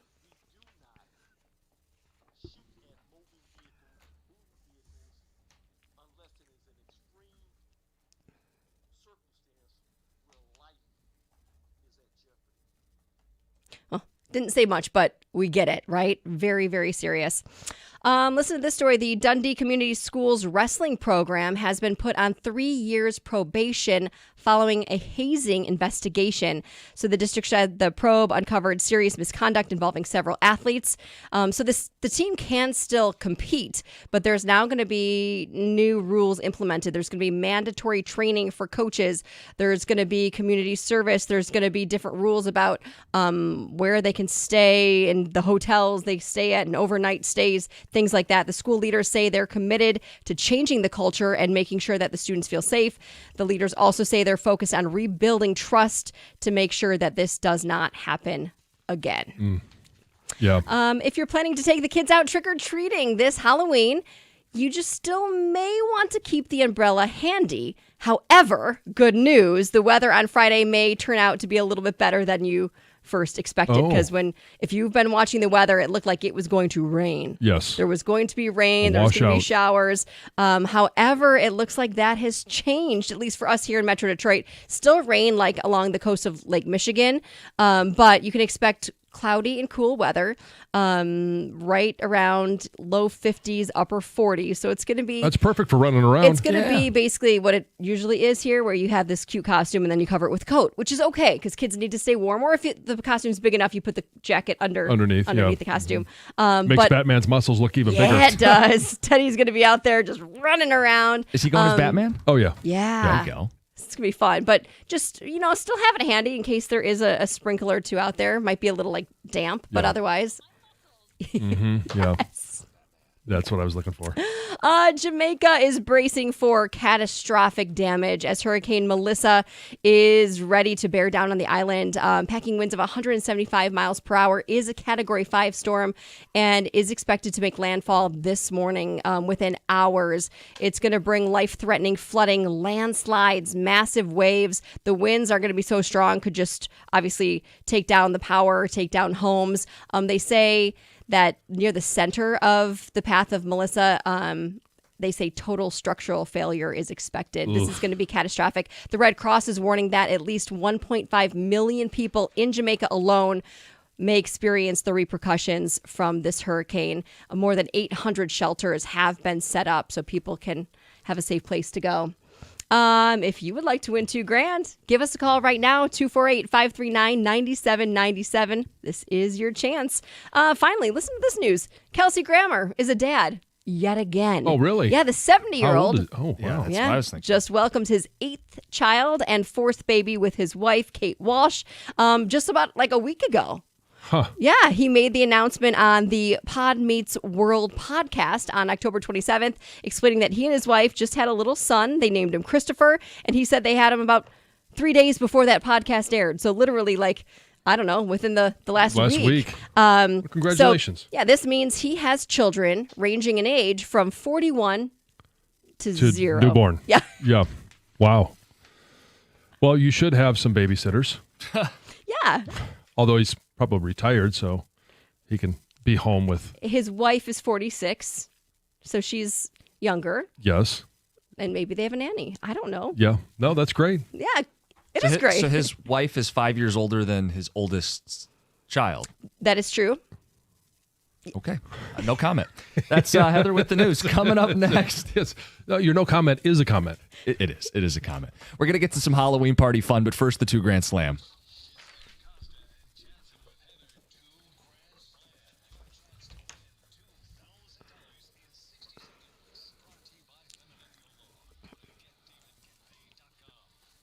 All right, boys, I hope we give away some money today. The game, the rules are simple, but it's not an easy game to play when you're calling on the phone. You're going to get 60 seconds, 10 questions, $25 for each question answered correctly. And hopefully, we're going to give away $2,000. It's only 10 questions. It is. Yeah. But that clock. TikTok. Yeah, but you got this. Chris in Flint, today's your lucky day. You're on 97.1. How's it going? Good morning. Good morning. Are you Chris- nervous? A little bit. Okay. Have you played before? I have not. Okay. Well, good luck. right. If there's one you don't know, say pass, and hopefully if there's enough time, we'll get back to it. Your time's going to start right now. Here we go, Chris. LSU fired this football coach on Sunday night. Brian Kelly. Who did the Kansas City Chiefs play last night? Washington Commanders. Dave Rexroth is the meteorologist for this TV station. WNEM 5. Who was the starting pitcher for the Blue Jays last night? Max Scherzer. Where did Jim Costa go to college? Central Michigan. This artist had the 2013 hit Locked Out of Heaven. Bruno Mars. Jordan Binnington is the goalie for this NHL team. Pass. Who was the first pick in the 2025 NBA draft? Pass. Brad Pitt played this character in Moneyball. Bean. Who currently leads the NFL in rushing yardage this season? Jahmyr Gibbs. Jordan Binnington is the goalie for this NHL team. The Blues. Who was the first pick in the 2025 NBA draft? Wembanyama. All right. We got you with 3, 4, 5, 6, 7. 7. Hey, not bad. Yeah. Hey, yeah, I'll take it. You seemed very calm, cool, and collected. It sounded calmer than I probably was. Heart racing a little bit? Yeah, a little bit. All right. There you go. Congratulations. That's a great performance. Yeah, he used his I time appreciate it. wisely. Yeah, I know. We didn't even get to the buzzer. I felt confident going back to his passes that I had enough time to read the questions again. Yeah, he Chris, handled really himself good. well. We're going to put you on hold. Make sure you get paid. Stay on the line. $175. Yep. Well done. That's pretty good. Math on air. Want to go through this? Yeah, let's go. Well, and the $2,000 Slam on Tuesdays is brought to you by Feminine Neolaw. Get David, get paid. LSU fired this football coach on Sunday night. It's Brian Kelly. Nailed it. Commanders played the Chiefs last night on Monday Night Football. Things Didn't go well for him on question number 3. Dave Rexroth. Who did he say? Channel 5? He said NEM, which is like Saginaw. Saginaw area. Just checked it. Yeah, Okay. All right. Yeah. No, it's Channel 7 or WXYZ. here in Detroit. Starting pitcher for the Blue Jays last night. That's the longest game in World Series history. Max Scherzer. He got that one. Jim Costa. Go ahead with the drop. He got that one. Bruno Mars had the 2013 hit, Locked Out of Heaven. He got back to number 7. Jordan Binnington is the goalie for this NHL team. St. Louis Blues. Who the Red Wings will play tonight. Now, he said Victor Wembanyama.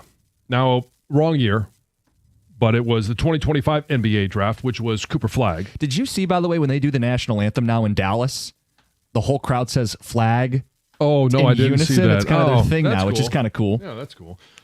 Brad Pitt played this character in Moneyball, Billy Bean. He got that one. And who currently leads the NFL in rushing yardage this season? Who did he say? He said Jahmyr Gibbs. Jahmyr Gibbs, yeah. Nope. That would be Jonathan Taylor for Indianapolis Colts. Your next chance to win is on Thursday. Same time, 7:25. Can you get all 10 right to win $2,000? 8 o'clock, we're going to get into the trade deadline with the Detroit Lions. You got a big need. What do you want to see him do? The deadline is 1 week from today. Before we get to that football conversation, it is the week of Halloween. Many of us have had or will have Halloween parties. Got some fun questions with that next. 97.1. Hey, we're still celebrating the start of the NBA season, and FanDuel is your home for live betting. So even if you missed the start of the game or you want to ride the hot hand, FanDuel has live bets on everything from who's going to score next to fourth quarter comebacks. Plus, you can even combine your live bets into a same-game parlay for a shot at a bigger payout. Those parlays are great because you can put down a little and you got a chance to win a lot. However you want to play, now's the perfect time to join. FanDuel is giving new customers $300 in bonus bets if your first $5 bet wins. All you have to do is visit FanDuel.com/971Detroit to sign up today. That's FanDuel.com/971Detroit. Play your game with FanDuel, official sports betting partner of the NBA. Must be 21 or over and present in Michigan. First online real money wager only. $5 first deposit required. Bonus issued as non-withdrawable bonus bets that expire 7 days after receipt. Restrictions apply. See terms at sportsbook.fanduel.com.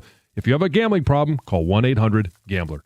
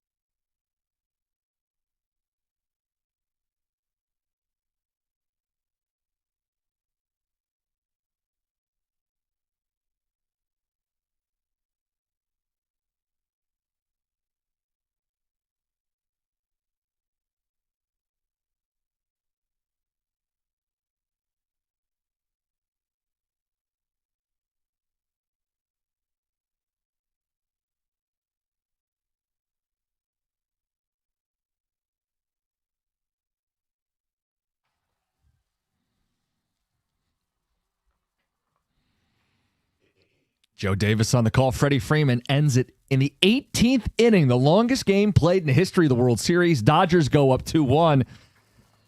And how about Shohei? 4 for 4. He was on base all 9 times. They walked him intentionally four times, and he had a couple bombs in the game. He's literally playing Little League baseball. I don't think it's hyperbole. He's the best baseball player ever. I don't think it's prisoner of the moment. No, I mean, at least I don't think so. You guys tell us, but John, how many John, times? I know, Tom, you coach Little League, and it doesn't happen frequently, but when there's that one kid on the other team, especially when you get late in the game, you either tell your pitcher, hey, don't throw him a strike, or you're just like, hey, go to first base. I've had a couple intentional walks. Yeah. And it's because there's always that one guy on the other team that they're just head and shoulders above everyone else in Little League. Pitching around him to pitch to Mookie Betts. Right. Yeah. That's the problem. I mean, this Dodgers lineup is remarkable. 8 o'clock, we're going to get into it. We're a week away from the trade deadline in the NFL. What's the Lions' biggest need? What do you want to see him do? We'll get to it top of the hour. Told you guys I went to an adult Halloween party recently, and I asked you guys the last time you had been to one. It's been a long time. And this was Very Tom's long time. theory. Once you have kids or your friends start having kids, Halloween's just a different holiday. It is, because it's all kids' Halloween parties, and you're trick-or-treating, and you take the 2-year-old, you dress them up, and you try and coax them up to the door, and you're looking at all the the cute Halloween costumes. But parents generally, I've seen some, don't dress up as they're taking their kids around. I think things have changed. I saw over last weekend, while I'm sitting sick at home, scrolling, just doom scrolling, Yep. so many people that I know that have young kids got decked out, and I mean decked out. Really? For Halloween. Like full face painting and wigs and Wow. full-on costumes. And I see more people in the neighborhood dressing up as like family costumes. So like, in okay, theme? like Teddy's being Batman, you could have Yeah. a whole superhero theme. Everyone, like you and your wife would dress up and everyone would be in the theme. And I think more and more adults are actually getting in, embracing Halloween. So I could go as Chuck Daly and my starting 5, the Bad Boys. You could. Dress up the kids as the starting 5. What about Chauncey? No, I'm going back to the. I know. Yes, I know. Yes, what's that costume look like now? It's an orange Pistons jersey. Jumpsuit edition. Yeah, Clutch Sports on the shirt. So when is it for adult Halloween parties? Mm-hmm. Is there an age where you're like, all right, I'm too old for this? I wonder if For I'm me getting there. personally or for in general. Like I think Halloween can be embraced by everyone. Oh, yeah. Sure. It's just But different for at different me- stages of life. Yeah. It was pretty much, however, I did start remembering costumes that I dressed up for and celebrated probably a couple years after college Yeah. is when it was like, okay. Heather, I'm more than a few years past college, still going to Halloween parties. are. Am, So- am I? No. No, I'm not gonna say. I don't necessarily think there's. Cutoff? Yeah, there's a cutoff for me going to an adult Halloween party. Now, if Lisa said, "Hey, there's a Halloween party, I'd like to go as let's dress up," I would certainly do it with her. Yes. So did you go as like a couple's costume? We did not. Oh. We did not. The theme was 90s and 2000s cartoons. Oh, it had the theme. The party, The party had had a a theme. Yeah, now you can obviously do whatever you want. No one's going to kick you out, but it's just to try to get everybody. Oh, sorry. Yeah, you didn't come as a cartoon. Right. Go on. Get out of here. So what'd you go as? Before I say what I went as, Okay. I do think it'd be fun if the ticket texters gave us what they think we should be for Halloween as a show. So we can collect some of those on ticket text. You want to call in, go for it, 248-539-9797. But ideas for not just me, Right. ideas for John, Heather, guys behind the glass, Halloween ideas for the show. I'm curious as to what people will think I should dress up as. I am too. Because we're going to have a Halloween party at the house. And, okay. And it's Like with going to your be family? with the family. Yeah, Okay. because Lucy's coming home with a couple of her, because Michigan's playing Purdue. They're going to come home. She's bringing a couple of her sorority sisters. Is that what they call them? Sure. Yeah. All right. And so they're going to come, and I believe I've done some investigation because there are prizes for best costume, most creative costume, all of that. So you are getting into Halloween this year. Yes, yes. Oh. And so Lisa and I are gonna dress up as well. And you As a have it all decided, picked out, planned? Yes. A couple's costume. Yes. Okay. And so I've investigated as to, okay, what are the kids going as? What are Jack and Ellie going as? And I think I've been able to figure out what they're going as. And so it's Do you feel good about your chances to win the costume contest? Based on the intel of what you think they're going to be. well, it really depends on how into it they get. And I don't want to say necessarily what the kids are going as because I'll wait until maybe the end of this segment because I do think I know. Jack and Ellie are going as a pair. I do know They that. are. Okay. And I know what Teddy's going to be. Teddy, I mentioned Teddy's going to be Batman. Okay. Heather, are you dressing up with the kids? I am not. I'm just really not into Halloween like that. I kind of wish I was because my daughter's being someone from Hocus Pocus. So I have that. I could be one of the Sanderson sisters and dress up as a witch too with her. I just got a hoodie or a sweatshirt that has. Yeah. Like a pumpkin on it? No, it's a Hocus Pocus Oh, one. So okay. it goes with her, but I'm just not really big into dressing up. Well, and that's the other question. So, in addition to coming up with costumes for us, we want to know how Halloween has changed. Like, there used to be a time where you went to those parties, Yeah. and then it shifts probably right around the time that you have kids, or most people in your friend group have kids. Yeah. Then you don't really get that Friday night, Saturday night Halloween party. 248-539-9797. You want to knock out some of these phone calls? Yeah, let's go. Let's start with Ryan. You're on 97.1. Hey, what's going on, guys? Good. It's good to hear from you. How you doing? Doing real good. A long-time listener, first-time caller. John, I got you set up as the Tom Selleck version of Magnum PI. There you go. You know what, Ryan? You kind of hit the nail on the head. That's not what I'm going as this year, but in college, I did go. I got the Hawaiian shirt, had the mustache, and the Tigers hat. Which actually, I think I have the. I've got the. I got the Old English tee on now. Oh, yeah, that's perfect. Yeah, I mean Tom Selleck, one of my. He's a tremendous bow hunter, by the way. Oh, yeah. So I have gone as Tom Selleck as Magnum PI before. That's awesome. It's a great poll, Ryan. Thanks for the phone call. So I would pull John as probably make him be Thanos from the Marvel movies because I think you look a little bit like Josh Brolin to begin with. Okay. You're big. I think it's an easy one. Uh-huh. Heather's mine might come off as a little mean. Oh, no. But I think Bridezilla is the look. I knew somebody was going to say that. So I it's mean, the- I could have predicted that. It's the wedding dress, but Yeah. but you underneath the dress you have the like a bottom half dinosaur with a tail hanging off the Oh wow! and Wow! then you go like freakazoid makeup, you know? I think that's a no-brainer. Jim, mortician because you like to kill teams. Oh, no. I deserve that one. How about this Twitch message? Coster probably made his wife dress as Bregman so he could smooch him. Alicia Bregman. That's perfect.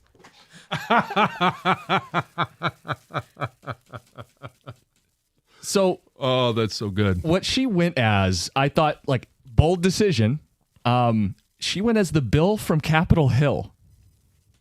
Like I'm just a bill on, On Capitol Hill. Now, it's a commitment. 'cause Schoolhouse Rock Schoolhouse Bill, yeah. Rock. She's a poli Interesting. sci major. But think about this. You're in a costume. Like, it's bulky. Like, you're going to do it. You got to go for it. But then that makes, like, How did she having make? a drink Did she make it or order it? No, she ordered it. Okay. Do you have pictures? Yeah, I do. Okay. But think about it. Like, Did how she you have going to sing the song? No. Nobody made her sing the song? No, but someone played the song. Like, once she came to the party and they saw this, all of a sudden the Monster Mash stops so you can get Schoolhouse Rock, I'm Just a Bill on Capitol Hill. But think about it. Like, how do you have something to eat or drink? Like, at one point, I'm like helping, like feeding her So like snacks it didn't inside have a the hole for her Well, face? to see. But it wasn't actually, was it like Yeah, mesh? it's a full, but it's like a full. See, those are the. I don't like those kind of costumes. I would not do a costume like that where you're confined. But needless to say, there's not really a natural couple's costume with the bill. Like You could that's, have been a pen. Like, yeah, I suppose. you But could that's have signed the bill. I don't know. Yes. Or a tiny pencil.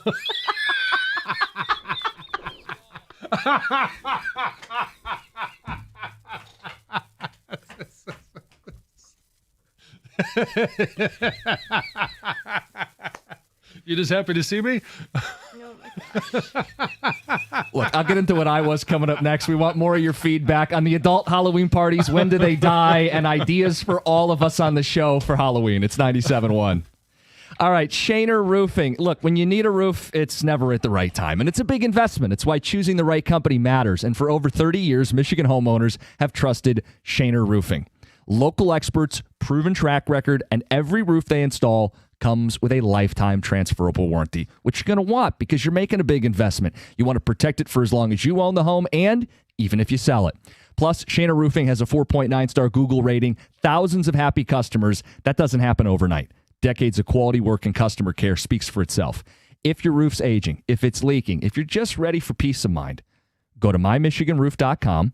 That's mymichiganroof.com, powered by Shaner Roofing, Michigan's trusted roofing experts.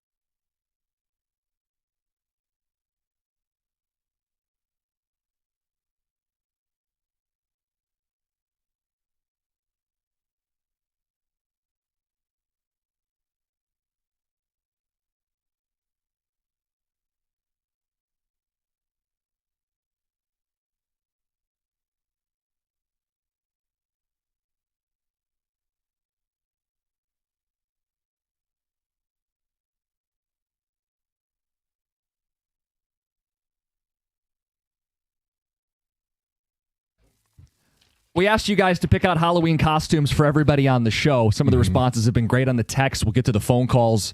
Also, just curious what you've seen this year, like the cool costumes for Halloween. I went to a Halloween party this last weekend, and I don't know how long the adult Halloween parties are going to go. I'm in my early 30s. It kind of feels like because we're not going to have kids, it's going to be dependent on the people around us. And when they start having kids, it's going to shift the holiday because they're going to have their little ones. They're going to go out trick-or-treating. You guys have seen that happen in your life. Oh, But sure. The thing is that these Halloween parties happen the weekend before Halloween. So the adults could are do still, both. Yeah. Oh, sure. And then Yeah. your friends will incorporate the kids in the parties too, and the parties will change. But if you're into Halloween, I don't think No, it's and gonna I go mean, away. we do things for our kids. Like I mentioned, we're going to have a Halloween party Yeah. on Friday night just for our family. And it was Teddy that came to us and said he wanted a Halloween party and he wanted us to dress up. So we're You going to do do it. it. Yeah. And when Ellie I think she was in kindergarten, she wanted to go as a Michigan football player. And so I gave her my jersey, my helmet, and then I was chaperoning the party. So she's like, Dad, I want you to go as a football player as well. So I still had my shoulder pads and I put on the whole get up as a Washington Redskin. Yeah. And I went along with her. Some other ones that I've gone as before, and this will be a shock to no one. One that I went as a football player, not a shock. I did go as Magnum PI, as I've already talked about. I went for about 4 years in a row in my college days as a John Wayne.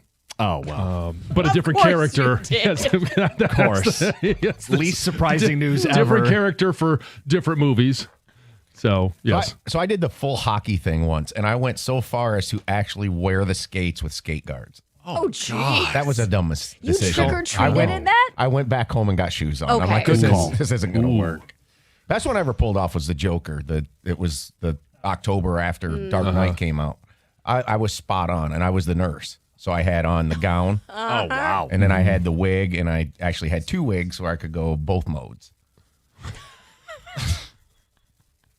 was nice to have hair for a night. This is dressing up as what you'd like to be. Just for the job you want, Yes. right? Uh-huh. Yes. Before we get to the ticket text, let's start with the people on the phone been waiting. Jim in Pontiac, you're on 97.1. Hey, good morning. I feel like this one's an easy one. John could go as Frankenstein. He just needs 2 bolts and a scar, and it'd be perfect. And and then you could be Jim could be the scientist who created him. You guys be, and then obviously Heather would be the damsel in distress. So Obviously. Obviously. Yes. Yeah. Well, so the scientist saves the damsel in distress. I mean, that kind of plays along to your dream life. Okay. Heather's dreams, yeah. As a fellow Jim, I like that, by the way. Dreaming about us all, I felt like. Okay. All right. Frankenstein is the doctor, by the way, and the monster is Frankenstein's monster. Right. So Sorry. I would be Frankenstein. Yes. And he would be the Frankenstein monster. Oh, okay. All right. Yes. Yeah. Okay. Let's get to Kyle and Howell. Yes, Kyle, not a what's up? stretch. No, not at all. Kyle, what's up? Hey, what's going on, fellas? I thought this one was pretty self-explanatory. John, I'm thinking you can be Muggsy Bogues, and Jim obviously would be Manute Bol. I think that would, fit right in with what you guys are trying to do. Yeah. Do you think you could walk around on stilts for a little while? Not well. See, that's the thing. When you commit to some of these Halloween costumes, like you Yeah. are in. Yes. Like Yeah, Tom with you're the skates committed. or Yeah. the stilts. Uh-huh. John as Muggsy Bogues is kind of funny. Yeah. Spud Webb. Kyle, appreciate the phone call. How about we all just walk down the street, we're trick-or-treating, and we're just holding up this huge, piece of plywood that's been painted blue, and we can be the blue wall. We just walk behind it. Oh, man. No, Heather wouldn't do that. No. Proud Spartan. Yeah. Mm-hmm. Yeah. Cookie should go as Connor Stallions on the CMU sideline. Mike from U of M. That's a good one. Yeah. Did Costa dress up as an upside-down pineapple SpongeBob for his adult Halloween party? Adult in air quotes. Yes. John could be Shrek. Cookies could be Donkey. And Heather could be Fiona. Princess Fiona. And Colin could be the tiny gingerbread man, Jason at work. Yikes. We Yeah. just got a ticket text. Valeni and Costa's Dumb and Dumber. Oh, boy. Now, you would be Jeff Daniels because you kind of have a little bit of a resemblance to him. I'll take that as a compliment. And Yeah. then Valenti would have to get the haircut that Stupid. that Lloyd has. Well, they worked with Straight Sully. across, Sully yeah. had that haircut. Oh God. The show should be the A team. I'll let you decide who's who. Okay. John should dress up as Clinton Portis for Halloween. It's just evil. John could be Lurch from the Addams Family. There you go. Insert all big characters. All ogres. The Teletubbies. Oh, you could do no. Chewbacca. Someone says we should go as the Teletubbies. There were people that dressed as the Teletubbies at this party. Oh, which ones? I don't know the difference. Well, Yeah, There's difference. or which friends? Oh, well. I can't tell the Tells you a lot difference. about it. I think Costa should be Napoleon Dynamite. Rodney from work. My nunchucks. Yeah, here's one on Twitch. Gov should dress like Brian Kelly. Oh, God. I deserve that. Did you people come up to you yesterday and be like, I can't believe he said that on the radio? Oh, yeah. Bunch of people. Gov would need to get some purple makeup just to get the face shading quite right when he's angry. Brian Kelly. by the way. Yes. Yeah. Boy, he did turn all sorts of colors on Saturday, didn't he? Yeah, he matched the color of his shirt. He finally fit in. So at the Halloween party. One more. We got the entire afternoon show should dress as the same person. Okay. They all dress as Valenti.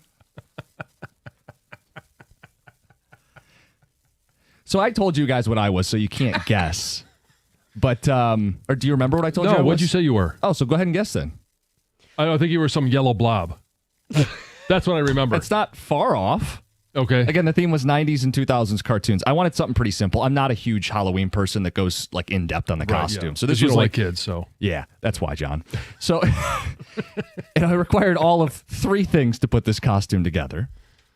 I was Arthur, the aardvark. the aardvark. So you get the glasses, you get like a yellow like sweater, and then the so ears. yellow blob. Yeah, basically yellow blob. Nailed it. Yeah. Well, there's not really, all jokes aside, a complimentary costume to the bill on Capitol Hill. That's Right. you're Well, on yeah. your own No, deal. I told you that one already. Yeah, I know you Yeah, did. Yeah. I showed you pictures of it. Thoughts on Yep. costume? I thought it was She cool. looked- yeah, I mean, it was Yeah, funny. you go, if you're going to go all Go in. for it. Yeah. I want to see a picture of yours. We didn't take a picture in the art. You got dressed up and you didn't take one photo? No. Oh, shame on you. That's Again, a it's a party pretty foul. simple. It's a simple costume. It wasn't like if I had done something You were intricate, at a you want to party brag about it. and you didn't take a picture? Yeah, not even a couple shot. Wow. Brendan, Halloween costume. It's undecided right now. I am a big fan of the new Paul Thomas Anderson movie, One Battle After Another, and it seems like everyone in the room is unfamiliar with Yeah, this. this This is might be a explain dud that. here. Google Yeah. this. Is You that- could is look that up Leonardo independent DiCaprio in his bathrobe and sunglasses and beanie. Pretty solid costume idea. So you're just going to wear the bathrobe. It's a toga party. Not quite. It's a sort of a revolutionary bathrobe, if you will. So, it's a revolutionary bathrobe. Can you explain that one? You'd have to see the You're giving movie. us more questions than answers here. I'm trying to not spoil the movie for you, When but did it come out? Is this a new movie? this came Okay. out. Yeah, this came out like a month or I've two Googled. ago. Oh, okay. Yeah, it'd be a good costume So if you've seen the movie. So in it's a season. plaid. Yes. Plaid bathrobe. Yeah, it's Yeah. just a regular. Yeah. Okay. Yeah. It's, I don't know if I'd go revolutionary on that. Well, again, Yeah. if you Like, saw is the it Union movie, But it it's would not make like- a lot more sense in about 3 A big minutes. fluffy bathrobe. Good movie. Oh, great movie, Okay, fantastic. 'cause I'm a Leo Absolutely. guy, I've seen so it I'll check twice it out. actually. Okay. So Yeah. yeah. John won't watch it. No. So you don't like Leo? Don't like No. Leo. He's in like all these How great do you not like movies. Leo? I just don't like him. Wow. I don't know. He's in Inception, which I love. That's a take. Django Unchained is a great movie he's in. None of the okay, No. Titanic. right? Yeah, if you want to throw it all the way back. I've seen What's Eating bits and Gilbert pieces. Grape? Yeah. No. Catch Me If You Can. Catch Me If You Can. That's a another great one. movie. No. The Departed. Yeah. I've seen The Departed. There What do you you think go. of Leo and The Departed? It's been a long time. Okay. Okay. The Revenant. He fights like a bear in What'd you that. think- what'd you You'd think of like Jack that movie. Nicholson in There's The like no Departed? dialogue in that. Big Jack Nicholson fan. So Wow. These are 2 takes now. Yeah. yeah. We're Oh, learning. why? I'm not supposed to be a Jack Nicholson you fan. can Well, like just yeah, to be he a was- Jack Nicholson fan and not a Leo guy Wolf of is Wall pretty Street? interesting. Oh yeah, Wolf of Wall Street, another Haven't great seen that Leo one. movie. Oh, John. That's the defining Leo. Wait, what did you say about Wolf of Wall Street? I've never Never seen seen it. it. Oh my goodness. No. Cuts into my John Wayne time. Now I'm not surprised. Did not like Wolf of Wall Street, but the lemon scene is fantastic. Okay. Again, I don't know. John, Now, John, Greg, now you understand how I feel with my Yes. costume. Let me let.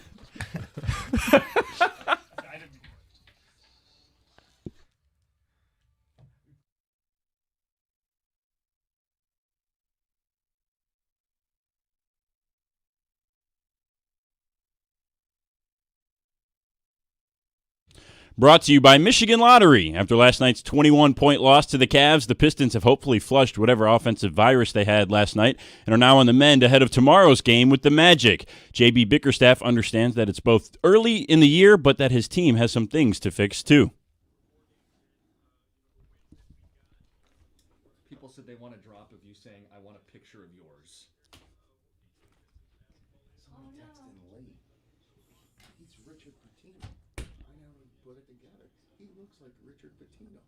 And last night's World Series Game 3 Classic featured 609 pitches, 37 runners left on base, 25 position players, 19 pitchers, 18 innings, and another gem from Shohei Ohtani.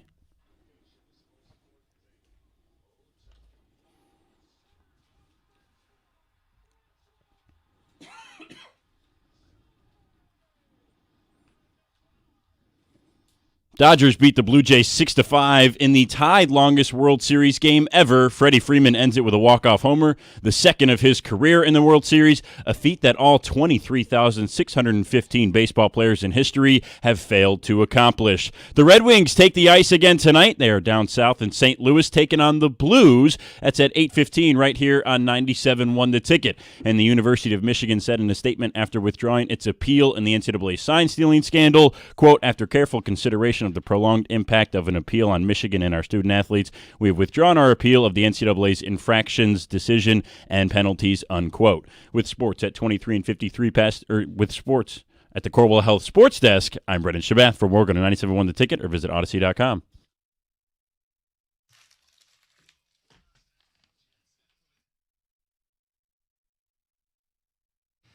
Okay, a couple more ticket texts, and then we're going to get into the Lions. Trade deadline is 1 week from today. You got wants? I don't think there are really any needs. We'll get to that. 248-539-9797. Good morning on a Tuesday. We've got Greg Palm later in the hour. Snapshot in time. Top 12 teams in college football. We're getting closer to the official college football playoff rankings in November. Ticket text. Text says, I don't have to dress up. Costa could be Richard Pitino. That's pretty good. Without the facial hair, the resemblance is pretty striking. It is, and I never put two and two together. That's amazing. Like, you're a dead on for him. Or he's a dead on for you. He's older than me. So, Texter says, John and Jim could go as Of Mice and Men. Oh, okay. George and Lenny. Sure. Got to put him out of his misery. Text came in. It said you could be Caillou, Jim. Oh, no. Nobody likes Caillou. Well, I'd have to be Caillou because he doesn't have hair.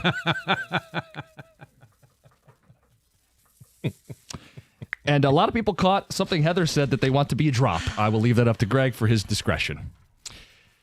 All right, John. We got the trade deadline a week from today. And We sneaking do. up on people. It is, and I mean, a couple of years ago, I remember Stoney and I doing this, and it was kind of a hot topic because the trade deadline for the NFL, it's 17 games, right? And so, where do you put it? It seems a bit early because there are still a lot of teams that we talk about. Cincinnati, are they going to try and hold out as long as possible? If they do, it's going to be past the trade deadline, and then Trey Hendrickson's not a guy that would be on the market. I don't know what they decide because it is early. If it was just a year or a week or two later, I think there might be more movement at the trade deadline. And I think the NFL trade deadline is one where there's less movement than there is in any other sport. You're right. It's hard. It's there are some positions where it's just really difficult to insert player and have impact. One of the guys I think for the Detroit Lions, and I think I mentioned him last week. Maybe it was in the Thursday touchdown, but it's Rick Woolen from Seattle Seahawks. So the initial response is, well, why would they trade away a starting corner when they're a good football team? Well, it doesn't fit Mike McDaniel's defense. And so when you're looking at what they do, they don't do a lot of man coverage. There's a lot of zone blitz. We obviously saw it here at Michigan. Yeah. And Rick Woolen his specialty is man coverage, which is the Lions thing. Right. And he's 6'4". He has really high end speed. And obviously we don't know when DJ Reed's going to be back. We don't know when Terriano is going to be back. And yes, the secondary played at a high level against Tampa Bay. I don't expect that type of performance by all of those guys week in, week out. Especially not deep in the playoffs. Right. And so if you're looking for a guy that would fit in, and this is his 4th year. And so, his contract, he's not been renewed.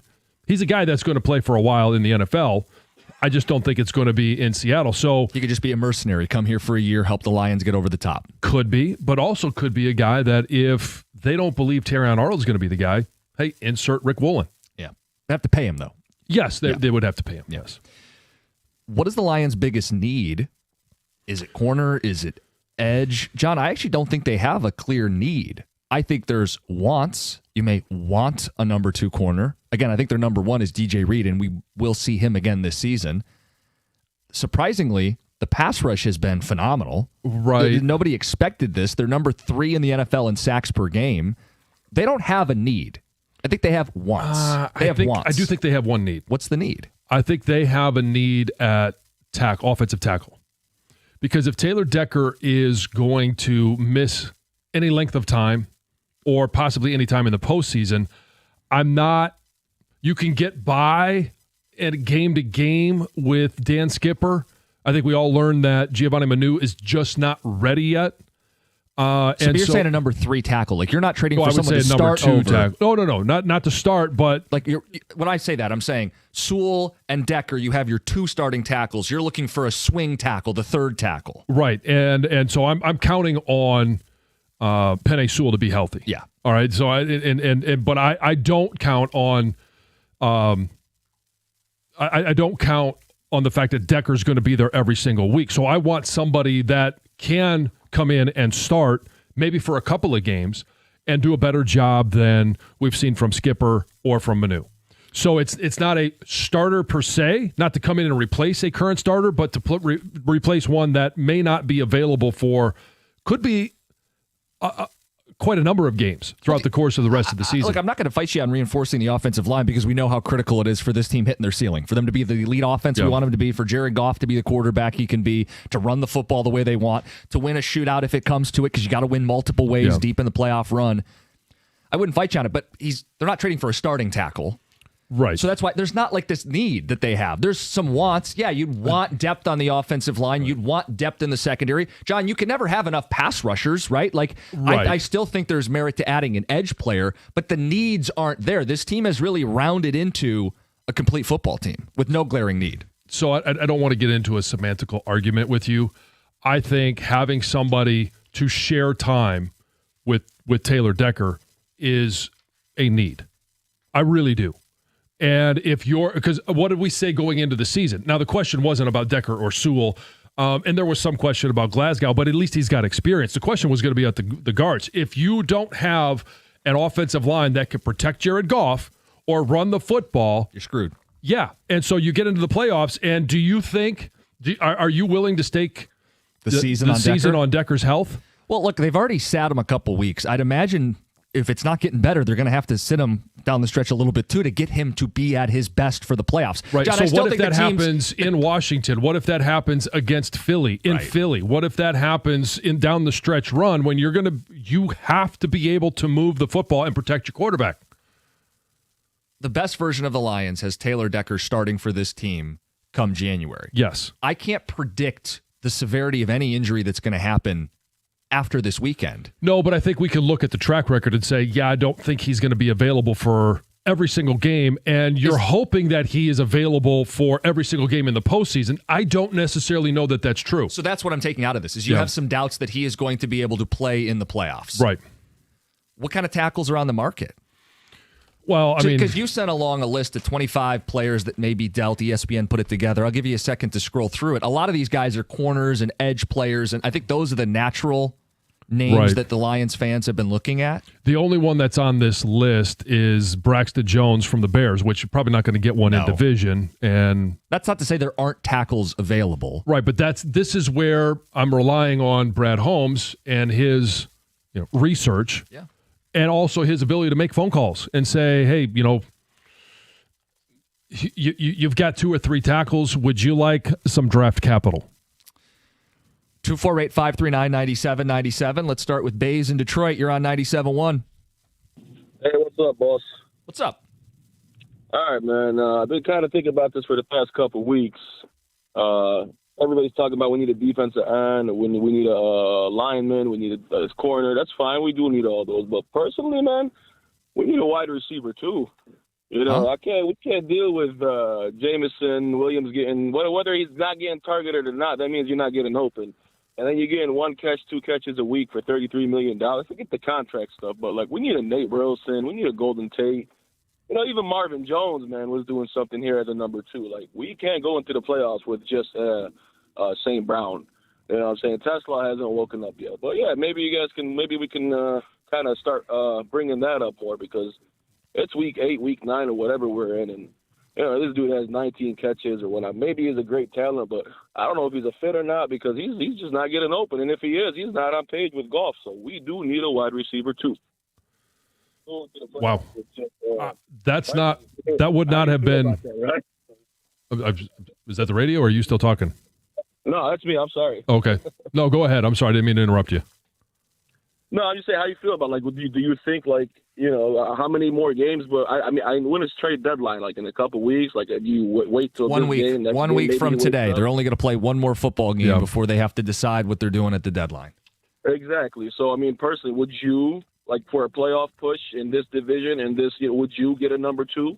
Would you want to see what's out there for a number 2 receiver and put some pressure on James? Because again, I don't want to deal with it again. You know what I'm saying? I know Goff, when he gets pressured, we do need a line. When he gets pressured like he did against Washington, he gets all panicky and all that stuff. But I think it would benefit if we at least look to see if there's a wide receiver 2. Not a regular wide receiver, not like the Green Bay Packers, all their wide receiver 3s that act like they're wide receiver 1s. But you know what I mean? I would want to put pressure on Jameson, hey man, we're trying to. We need you. That wide receiver obviously would have been near the bottom of the list for me. Yeah, see, that's what I'm saying. A lot of people ain't talking about it. I get it. You know what I'm saying? Defensive end, edge rusher or corner. I get it. But I mean, offensively, sometimes when we stall and they're doubling or they put a blanket on St. Brown at times, who's gonna step up? Because it ain't Jameson. He ain't doing nothing. I like him, but I was the one talking big this year. Yeah, man, 3rd year, Roundtree, all that stuff. He's gonna be. He ain't doing nothing, man. Ain't nothing. You want to sit there? I just don't think J-Mo's been a problem for this football team. No, he doesn't have the stats or the numbers, and maybe some of this is John Morton came in and said he was going to have a big year. And as we're sitting at the bye, he has 280 yards. So there's maybe a disconnect expectation-wise. But, John, he's playing a winning brand of football. He blocks down the field. He stretches safeties. We're 2 games ago, he was 6 catches and a touchdown against the Kansas City Chiefs. Yeah. I don't feel like he's a problem or a guy they need to replace or even upgrade on this football team. He's a problem for defenses, not for the Lions. He's a problem for defenses, and that's why you see – I mean, we ask the question all the time, and we ask this question a lot of other teams in regards to, how does – so-and-so receiver get so wide open? It's the same thing. Teams are opposing fan bases. How do you leave Amon-Ra St. Brown so open? Well, because you've got a cap on the defense. You're trying to prevent the big play to J-Mo. Well, think about it. If you run the ball, teams have to commit in the box. And if J-Mo is going to push safeties back, it's going to create these giant spaces underneath for players like Laporta and St. Brown, who's been he's having a huge season for the Lions. It all plays complementary. Yeah. I don't feel like they have this need at receiver. No. You let us know. What's the biggest need? What do you want to see him do? Deadline's a week from today. It's 97.1. Hey, every single law firm talks about experience, and David Femininio has decades of it, going up against insurance companies and winning for his clients. But here's what makes him different. He knows the only experience that really matters is yours. When you're in a car accident, you care about your well-being. You want someone who's going to listen to you, someone who's going to work hard for you, and someone that will get you paid. David gets that. Your experience matters. And when he fights for you, not for his resume. If you've been injured, you need to call 855-65-CRASH, or you can visit him on the web at getdavidgetpaid.com. That number again, 855-65-CRASH, or on the web at getdavidgetpaid.com.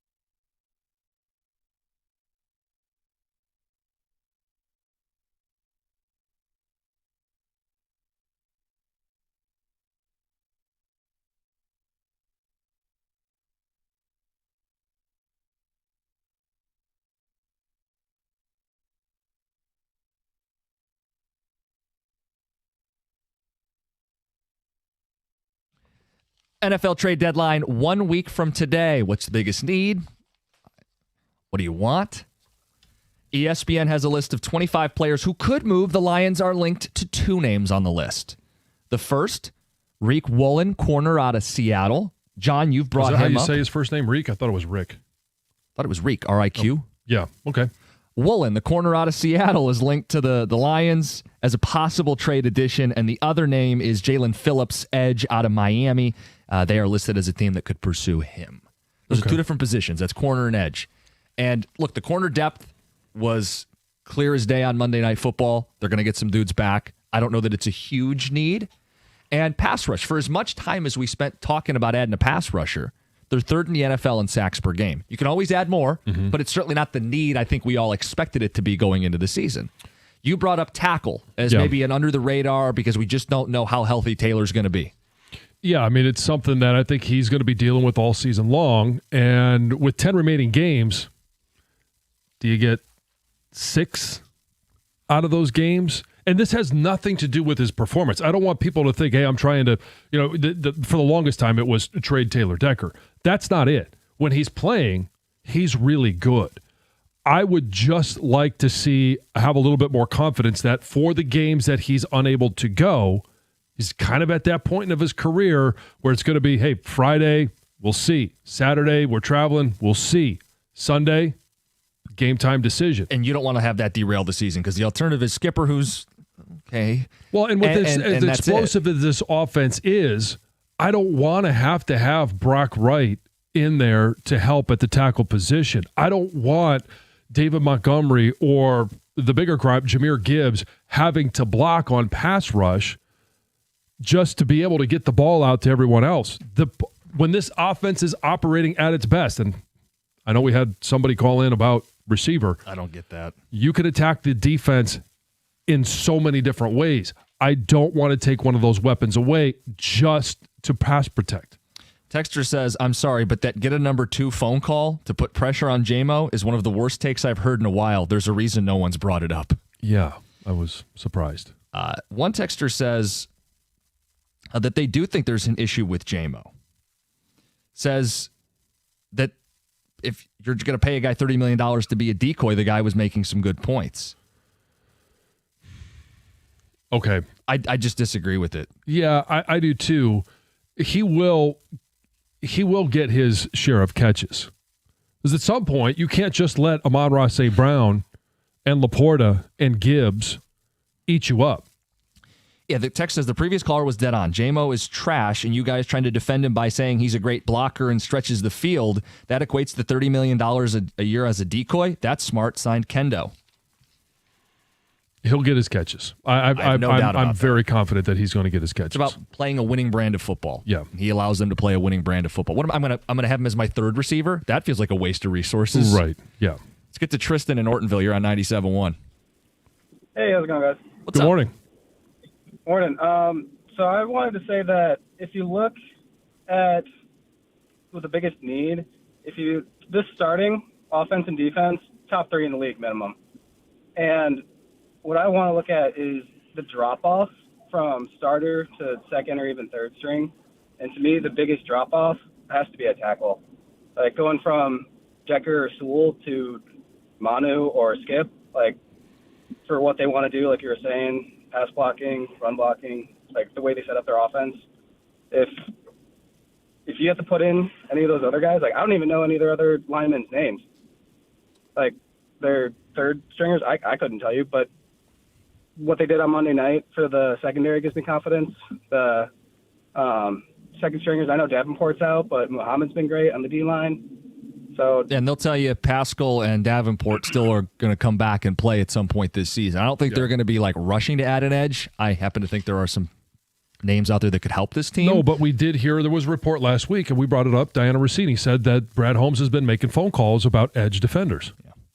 I just think it's a great spot they're in right now. Like, you got to do something because other teams are going to do something, and it's keeping up with the Joneses. We saw it a little bit in baseball, but at the same time... Yeah, but you don't have to do something just to do something. No, and you can be strategic because there's not I will say there's not a clear need. I know you've made the case for tackle. They have the number 3 offense in football. They're number 3 in sacks per game. Like, there's not a glaring issue with this roster, so Brad Holmes can be selective and strategic, and he should, to add so they have more. You can never have enough. You're chasing a Super Bowl. Don't leave it on the table. Yeah, and I mean, it is hard to add in the NFL the trade deadline, like an offensive tackle. Like there's a certain knowledge that you have to have of the offense, of the calls to be able to operate. It would take some time to get them up to speed. And defensively, I've always joked about, the defensive playbook being a crayon and the football says go get it. But there is an aspect of that. If you add an edge guy, it doesn't have to be as intricate as maybe an offensive lineman or the secondary. Now, the secondary, I do think there's much more intricacies involved in coverage and communication. Yep. We are really, though, talking about adding depth and backups. Correct. Which is a great position to be in when you feel like your roster is so rock solid that you're talking about adding depth and backups and number twos and rotational players. Mm-hmm. Let's get to Matt and Warren. Matt, you're on 97.1. Hey, how you guys doing? What's up? It's good. Hey, I just tuned in, heard some comments and, some people trashing Jameson Williams. And I wanted to kind of add my 2 cents to it. I feel like it's really blown way out of proportion. Like, if you look at the stats, yeah, Amon-Ra is leading favorably between everybody, but Laporta is like 330 yards, 2 touchdowns. Jameson Williams is 290 yards, 2 touchdowns, give or take. So when you look at the offense, like Jameson, yeah, he's leading, Jahmyr Gibbs, but he's still producing on the field. He's blocking out there. He's helping other players get in the end zone or stretch the field. So I don't know where this whole Jameson Williams is a bust. He's overpaid. You know where it's coming from, Matt? What's that? It's coming from people who have him on their fantasy team. And I'll tell you that as someone who the last game I went to, I'm sitting in the stands, and the guy next to me is wearing a black J-Mo jersey, and he's like, hey, it'd be a good time to get J-Mo involved. How about a pass to J-Mo? By the second quarter, I find out he's starting him in fantasy that night. It's coming from parlays and anytime touchdown bettors and fantasy football owners.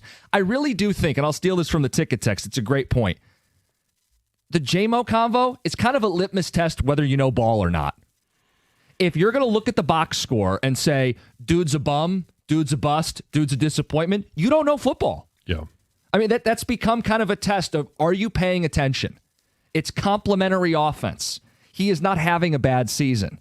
And to his point about the numbers, yeah, St. Brown's got 61 targets, but then Laporta, J-Mo, and Gibbs are all between 28 and 36. They're spreading the ball around. They're taking what the defense gives them. They're stressing the defense at every level, and they're going to pull different levers based on the week. They lost the Kansas City game, but J-Mo had his best game that day. Yeah. They're going to take what the defense gives them because they're outfitted to do so because of J-Mo and St. Brown and Laporta and the cast that they have. Well said. All right, we are going to get to Heather's news. We're going to get to Greg Palm as the hour rolls on, and a Lions word association as we get set basically for the second half of the season out of the bye. It's 97.1. Hey, Dr. B at Michigan Hair Restoration is celebrating 30 years of helping men across Michigan restore their hair and their confidence. And he's helped thousands look younger, feel better, and get their confidence back that they thought was gone for good. He's a board-certified facial surgeon, and Dr. Berkowitz is a true pioneer in modern hair restoration. He's the only Detroit area physician offering both SmartGraft and NeoGraft. They're these advanced, minimally invasive technologies performed entirely by his own in-house medical team. So there's no traveling techs, no assembly line, just precision, safety, and results that look completely natural. So forget any outdated methods, right? No stitches, staples, or scars. Just real hair you can run your fingers through. Now, to mark his 30-year milestone, Dr. B is offering the Confidence Package. It's a free consultation plus $1,000 off when you mention 97.1 the ticket. So the sooner you go in, the more options you'll have, and the sooner you'll see results. Visit MichiganHairRestoration.com to schedule your complimentary consultation. Michigan Hair Restoration, where your confidence grows back.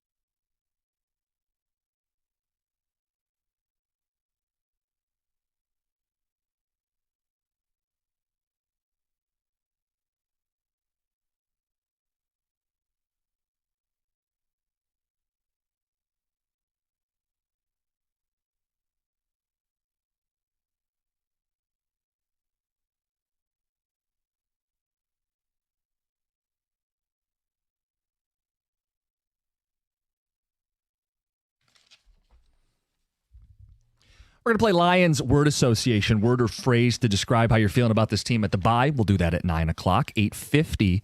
Greg Palm, top 12 teams in college football from the mind of Greg Hargrave with his nerdy system. Mm-hmm. It's not always exactly how people see things, but he's got his system, and we'll go through it and talk about the state of college football. We're about a week away from the college football playoff rankings officially coming out.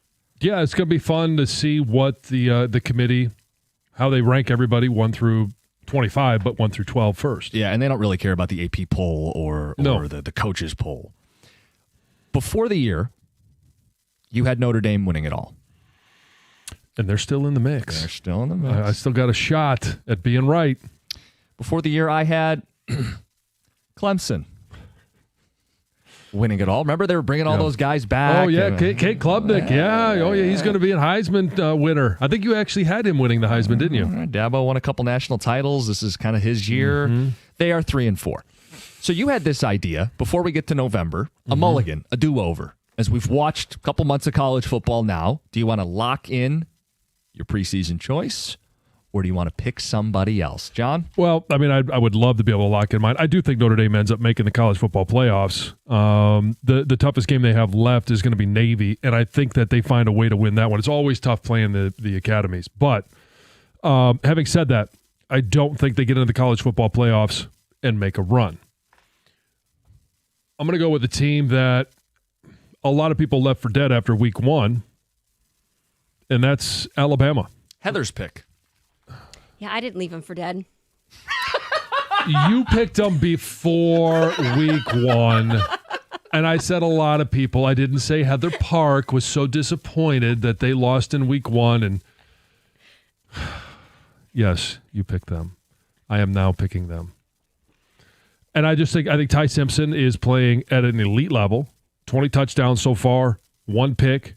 There's still some room for improvement. He's got talented receivers. Part of the issue is they haven't protected them as they need to get the ball downfield more.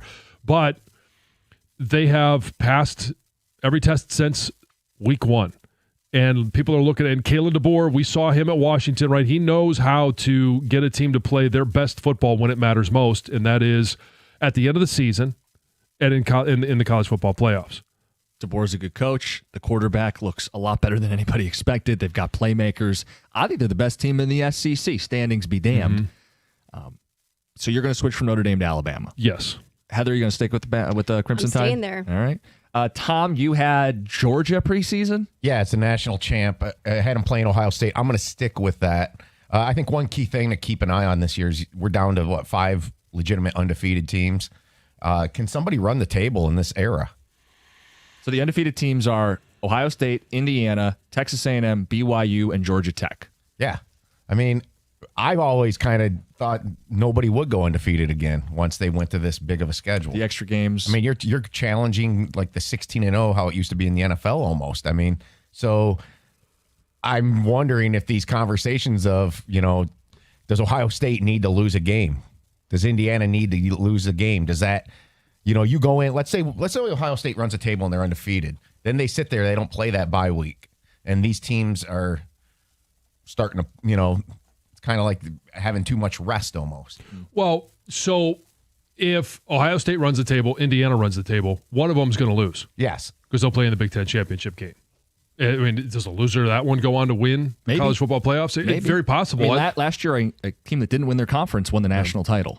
Right. I mean, you could argue that was good for Ohio State. Are we going to go into an era It's funny when you phrase it that way. Ohio State, it was good that you lost to Michigan. Well, that's... I know. They did play a different brand of football after that. Yep. And so, I mean, I'm looking at it going, and in no world that, or no year that I've ever been alive, did I think Indiana was going to have a shot at a national title. And I think right now, as we sit here in week 10, Indiana is the best team in the country. And Indiana is the team I will pick to win the national title. So sorry in advance to everybody from Bloomington. Kiss of death. Yes. The mortician. Yes. But I really, they're winning by taps. And this is where it all ended for Cignetti. Got the extension, and then I picked him to win the national title. Mendoza's an NFL quarterback. They've got an NFL receiver in Surratt. They've got a backfield of complementary pieces. very good on both O and D line, but specifically I like their defense. They've got studs at all three levels of that defense. Aiden Fisher, the linebacker, second year from JMU. Yeah. Kamara on the defensive line. And they've gone out on the road and beat somebody. They beat Oregon and Autzen. And they're beating everybody. There's no let-ups or letdowns. They're winning by 29 points per game. It's the largest margin in the sport right now. And Cignetti is a maniac. I think schematically they have an edge every time they take the field. And that's not to shortchange what I think is becoming a really talented team. If they didn't, we had a caller bring this up. If they were in Indiana football, I think it would be unanimous they're the best team in the sport right now. So I'll take the Hoosiers. Okay. Let's get to Heather with the news.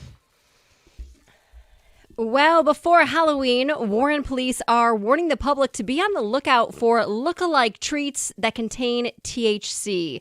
So according to the police, some candies and snack chips are being sold that look like regular Halloween candy, right? They look like candy you know and love, but they actually are infused with cannabis or like psychedelic compounds, which obviously can be very dangerous, especially for children who might accidentally consume them. So police say they actually conducted a search at a home last week where they found several of these types of snacks that look, like I said, to be in regular packaging. But they do, if you do look closely, and that's what they're saying, hey, inspect the candy closely. You can tell that it's not quite the same as what you think it is.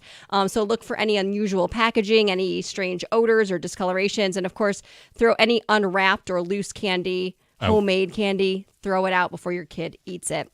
After a woman was shot 6 times during a traffic stop in Detroit, Police Chief Todd Bettingson says that the woman involved will not face charges and the officer will be held accountable. So the chief says that the officer involved violated several department policies when he shot into the woman's moving vehicle.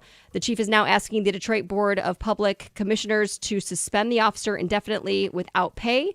The woman was treated for non-fatal injuries and is going to be okay. Like I said, she is not going to face any charges, but it also sounds like the details of this case are going to be submitted to the Wayne County Prosecutor's Office to be reviewed, and maybe charges will be had as well. Right. Well, after allegations of hazing, Dundee Community Schools wrestling program has been placed on a 3-year probation. So the investigation actually began in April following this anonymous complaint about misconduct that took place at a wrestling tournament in Kalamazoo last year.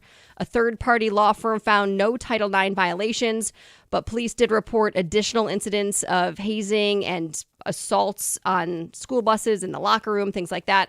So the team was placed on this probation. It means they can still compete, but there's now mandatory training for the coaches, for the student athletes. There's different community service. There's different rules in place for traveling with the team. And the school leaders say they are committed to changing the culture and making sure that all students feel safe.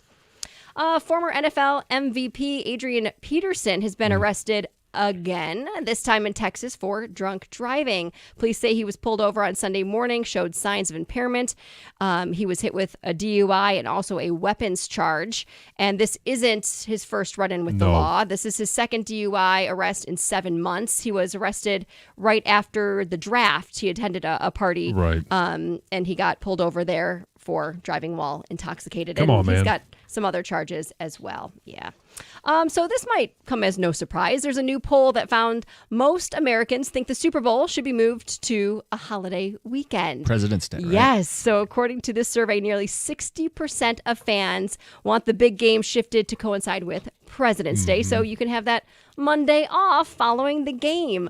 But of course, for now, the Super Bowl will continue to be held on the second Sunday in February.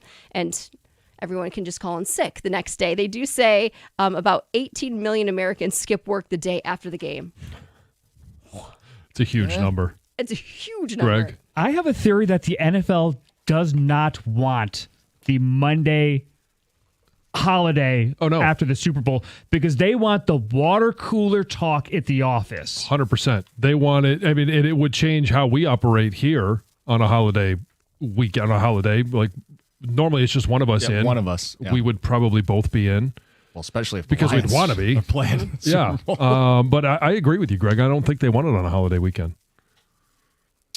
It's Heather with the news. Coming up next, it's Greg Palm. Top 12 teams in college football from the mind of Greg Hargrave. 9 o'clock, Lions Word Association. Word or phrase to describe this team at the bye. It's 97.1. There's nothing like Michigan. The pride, the grit, the game day energy. There's a beer that gets it. It's Founders Michigan Pilsner, brewed right here in the heart of Michigan. It's crisp, light, and built for those who go all in. Whether you're tailgating in Ann Arbor or kicking back after a long day, as proud sponsors of Michigan Athletics, we're raising a cold one to the maize and blue. Founders Michigan Pilsner, brewed for Michigan, built for you. Find Michigan Pilsner at a store near you. Founders Brewing Company, Grand Rapids, Michigan. For 21 years old or older, please drink responsibly.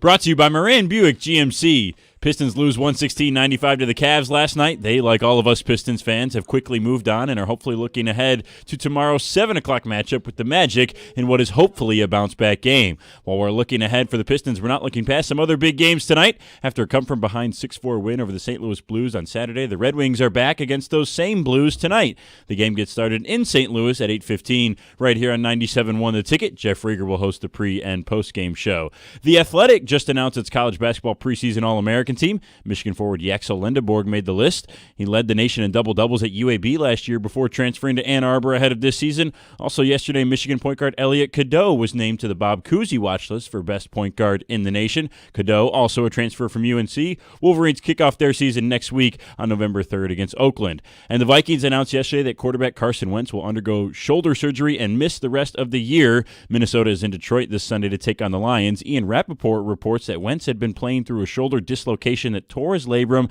and fractured the socket during the game in London in Week 5. Despite the injury, Wentz was sent back out there this week against the Chargers on Thursday Night Football, where he struggled mightily in a 37-10 loss. The Lions are coming off a bye this week and are currently 8.5-point favorites at home over the Vikings per FanDuel Sportsbook. And just announced moments ago, the World Series Game 3 drew 7 million viewers in Canada on Sportsnet, the most watched Toronto Blue Jays game ever. At the Corewell Health Sports Desk, I'm Brendan Shabath. For more, go to 97.1 The Ticket or visit Odyssey.com.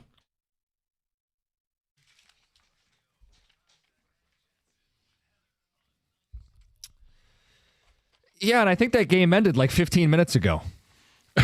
It felt like it this morning when I woke up. Throughout the course of the night, as you checking your phone, I always wake up, right? And you can't sleep through the night? No, I mean, I sleep through the night frequently, but whenever I wake up and use the restroom or just roll over, I always check the phone just to see if checking on the kids, blah, blah, blah. And I get the notifications on my phone, and I'm looking at it going, wait a second, that notification came like 10 minutes ago, and it's 14th inning? They'd play 18, the longest game in World Series history. You get Freddie Freeman walk off in the 18th. Of course it's clutch Freddie Freeman. And to me, the headline is Shohei again. He's going to pitch tonight. He was 4 for 4, walked 4 times intentionally. Unbelievable. On base 9 times. Yeah, all 9 times. They just gave up. They said, we're not pitching to him. And not like situationally, but repeatedly. We're just not letting him swing a bat anymore. John, are they going to let him hit in the series? And if they don't, he's more than happy to get on base. He stole 50 bags 2 years ago. This team can hit up and down the lineup. I mean, unbelievable. Yeah, I mean, he had 2 home runs, 5 walks, and 2 other hits. So it's and they were playing in LA. So he's coming up in the bottom of every inning. So they're like, yeah, we don't want this to end right now. We'll take our chances with 8 others. Unbelievable. Yeah, the Pistons last night, they lost. It was a forgettable night. Did they score in the second quarter? Felt like forever. But we're not making too big a deal about it. I think this team's going to be just fine. That is a rare dud of a night for Cade Cunningham, and a night where they didn't get in front of anybody on defense makes for an ugly loss. It did. You got the Wings tonight. Getting the Blues, who are on a back-to-back. Should be a Wings win tonight. Fingers crossed. All right. Let's get into what we want to in this 9 o'clock hour, which is a lot of Lions football. We are at the bye, getting ready to start what is the second half of the season for the Lions. Lions word association. Phrase or word that describes how you feel about the Lions at the bye. And can we put an embargo? Can we steal something from Carson Anderson? No grit? Yeah, you can't say grit. Like you can't. Be more creative. Yeah. And so I'm going to give you my word. It's resilient. And it's resilient because you come out. Well, first of all, it's resilient because 2 coordinators, 2 guards, center, like all the things going into the season. And you lay an absolute egg in week one to the Green Bay Packers. Then you bounce back against the Bears. You go on the road and get a really good win against the Ravens. You take care of business against Browns, Bengals, and then you drop one to the Chiefs. You come back and you play not a perfect game, but you do what you got to do and you respond against the Tampa Bay Buccaneers. And it's the resiliency of kind of a carryover from last year as well, right? It's the defensive injuries. Last year it was defensive front, and you still found a way to continue to win throughout the course of the regular season. And then it's all starters gone in the secondary, not coming back, injured, suspended, not going to have anybody, and they step up and play a tremendous game. It's Kelvin Sheppard of being able to come up with a game plan that puts them in position to be successful, hiding them a little bit, using what they do well to their advantage.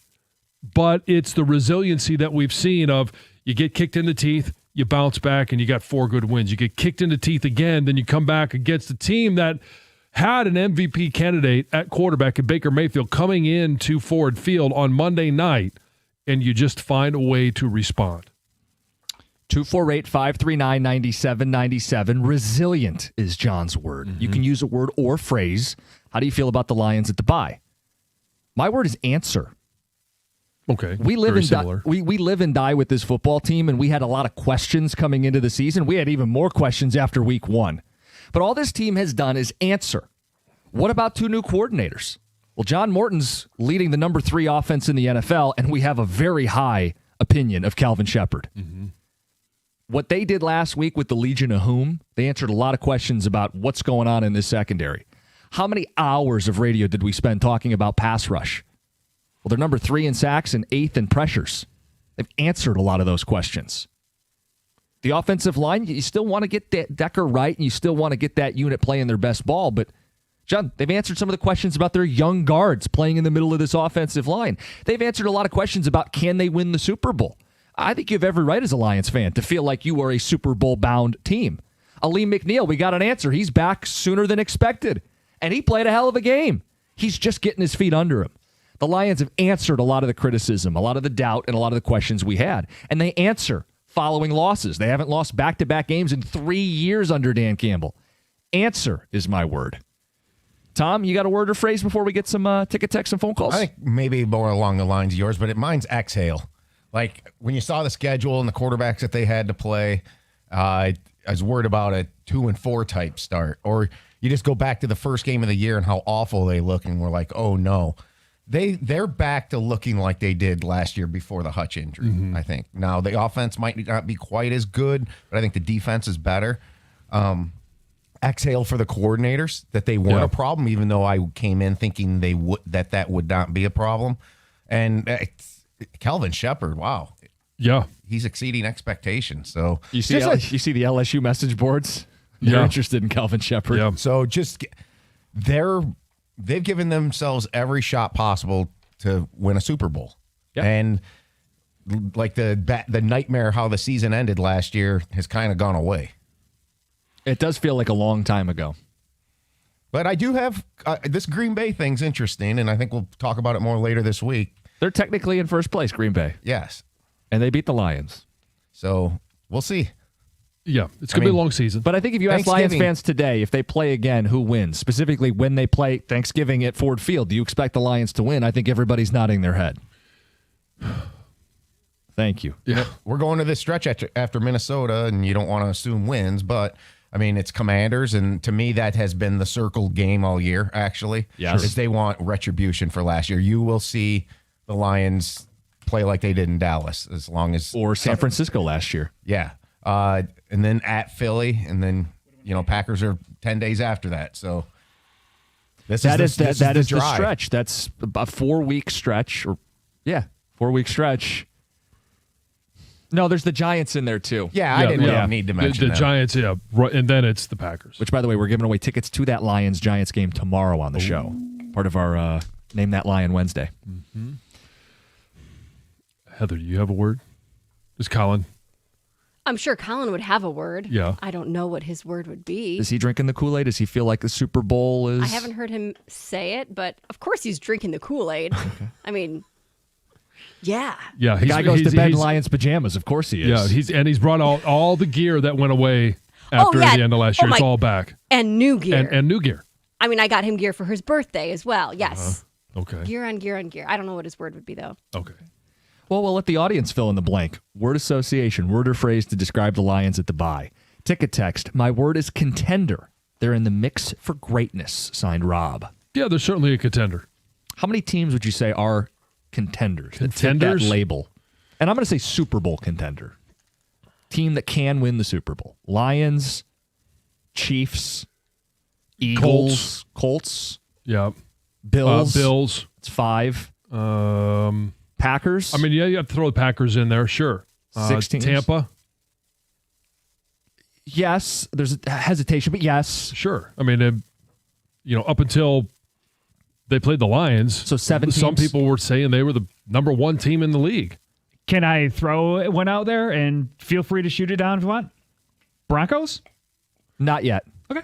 I think they're a really hard team to figure out. They're 6-2. Their only 2 losses are on the road by a field goal at the buzzer. Yeah. Bo Nix is playing much better football on this 5-game win streak they're on. I think it's 10 touchdowns, 2 picks, throwing 2 rushing touchdowns.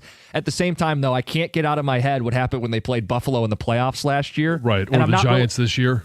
Yeah, and they ended up winning the game. But I'm not willing to put them up on that pedestal quite yet. So roughly 7 contenders. The Lions are in the mix, as good as any team to win the Super Bowl. Did you say the Rams? I didn't, and we should say the Rams. Yeah. I think they've got to be in the mix. I think they didn't play last week, so they're kind of out of sight, out of mind. Yeah. But yeah, make it 8 teams. Another ticket text says, Thanos is my word. I am inevitable. Okay. References, I don't know. You don't have to watch Endgame to know Thanos, right? He's the Avengers villain. He has the gauntlet with the stones. No, I don't. Not the stones you're probably thinking of either. Yeah. He has 6. Wow. Well, he had 6 at one time. Wow. Must be a big dude. He is. Yeah, Johnny is. Big boy. Yeah, that's right. Every time I hear that. Ken in Oxford, good morning. Hey, guys. You're talking about the Lions have answered all the questions. My concern is Jared Goff. I love the guy. I respect the guy. But he didn't play well last week. If it's not St. Brown, it's a challenge. We also use immobility. If he doesn't get the ball out on time, heaven help us. My concern is Jared Goff, as much as I like him and respect him. When it unravels harsh. It can. And so you think that his lack of mobility creates an issue for him being a quarterback that could win a Super Bowl? It does. It does. When we are playing the better teams, these guys are going to be scheming to get pressure on him. I know we got a great run game. If Dan Skipper's a tackle, that's going to be a challenge. But I think his lack of mobility is going to be a concern when we play those upper echelon teams. It's only a concern if they don't pass pro. Right. But, I mean, we've seen teams, many, many, many teams, win a Super Bowl with a not mobile quarterback. And you got to make up for it with good decisions. He's great against the blitz, right? Because he can ID it. He's a veteran. He's a smart gets quarterback. The ball out. It's just when there's nothing you can do. Like if your line gets beat, he can't escape, and the pressure's going to eat him alive. Which is why I say the need is tackle. Tackle. Yeah, I think the need is to get Taylor Decker healthy, but I understand. Sure. That's you don't want any excuses. I mean, that's another way to look at this. Like at the deadline a week from today, make sure there's no excuses when we get to January, that you've considered and planned and prepared for as much as you can. Mm-hmm. Let's get to the phones where we have.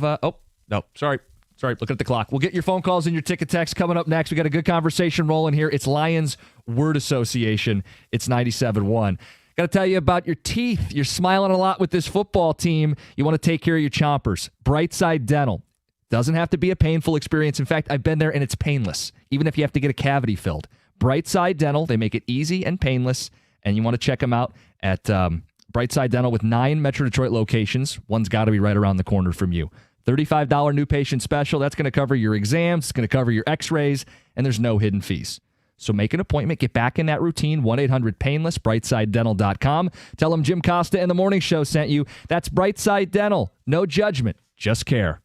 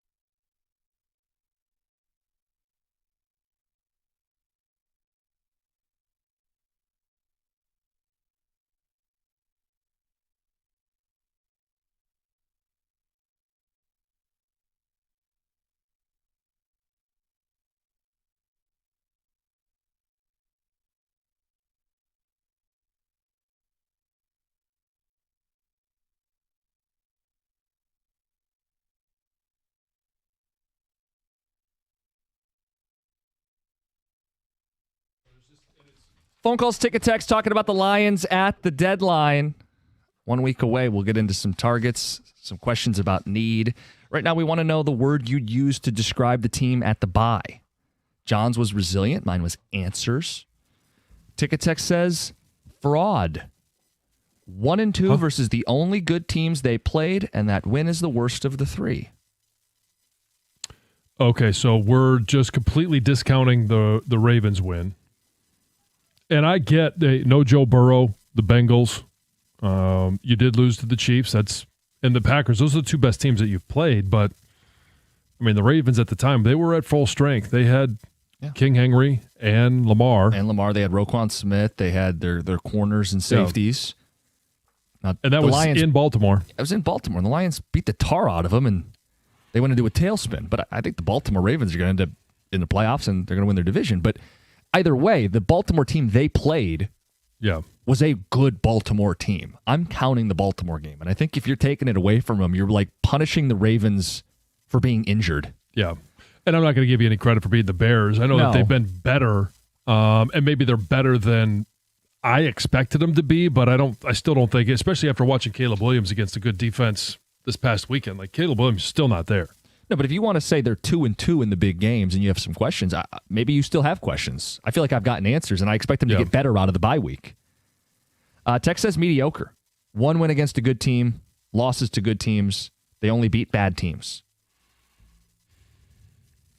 It's funny. It was they hadn't beaten anybody, and then they beat Tampa, and now it's they've only beaten one good team. Right, and at the beginning of the year it was, boy, this is a brutal schedule. This is a gauntlet. Now they're 5-2, and it's like, they haven't played anybody.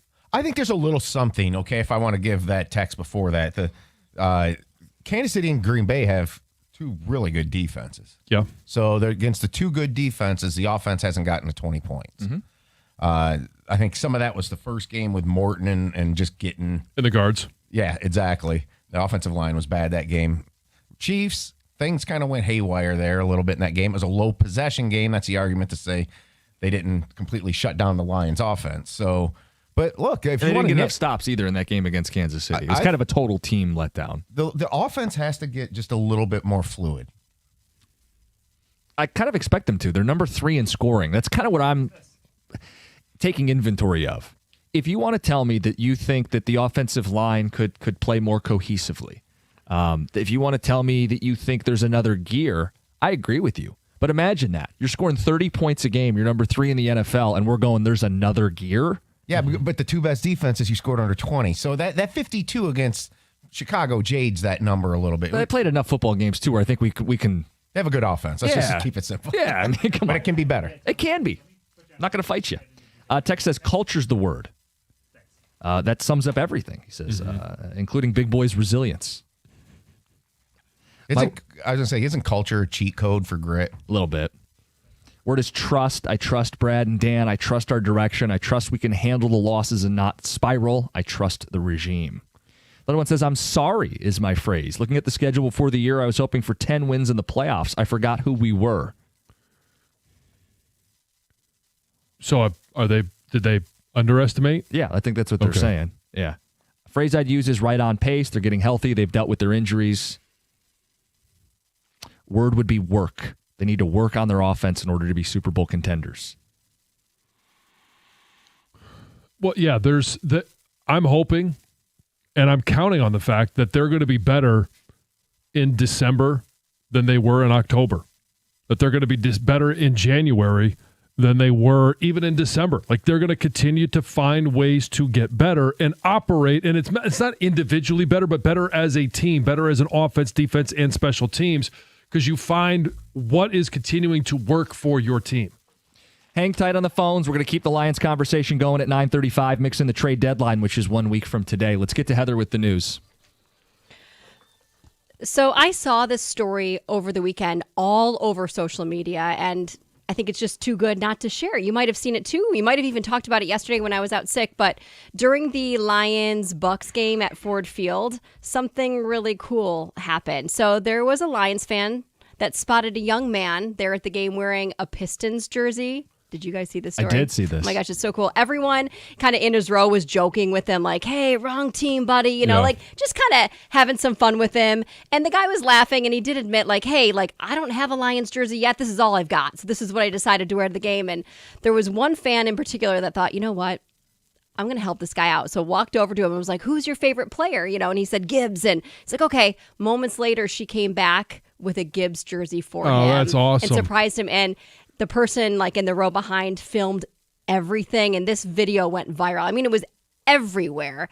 It's gotten a lot of views and just a really cool, heartfelt moment. Yeah, it was awesome. It was so neat. And he was so, like, couldn't believe it. It was like, oh, wait, this is really for me. And then there's pictures of him later wearing the jersey with his buddy. So pretty darn cool. I love it that he showed up, you know, hey, I'm going to support Detroit. I don't have a Lions jersey, so I'm going to wear Pistons. Yep, That's what he had. That's what he had. Former NFL star Antonio Gates is making some headlines, but probably not for the way he wants to or fans hoped. According to a report from the New York Post, he allegedly hosted and even played in this rigged high-stakes poker game at his home in Miami, and apparently it was organized by Curtis Meeks, who is one of the people who was indicted in that big, massive gambling scandal last week. Sources say the game featured wealthy players, hidden cameras, so a lot of the similarities, right? Manipulated decks designed to favor certain participants. Was he a face card? That's what they're... Sounds like that. So, like, we don't have there's not a lot of details, but there is one alleged victim that says he and his friends were scammed out of nearly $1 million during that particular game. Yeah, yikes. Not So good. he's denying the allegations, and investigators are obviously looking into how deep the scheme goes and who was all involved. You may have noticed this when you're filling up your gas tank. Gas prices in Michigan spiked nearly 30 cents in the past week, bringing the state average to about $3.08 per gallon. The jump is or appears to be the result of this fire that took place at a Midwest refinery, kind of disrupted supply, caused wholesale gasoline prices to spike. There is some good news, though. All of that has been dealt with, the fire and things like that. And experts say relief is expected in the coming weeks. So hopefully it won't stick days, around, not weeks. right? Yeah. Another kind of cool, heartwarming story. A little 8-year-old student in Clinton Township is alive, all thanks to her principal, who jumped into action and knew what to do. So it happened earlier this month. This second grader, her name's Piper Irwin, she started choking. She went to go take a drink of her water, and the bottle cap was on.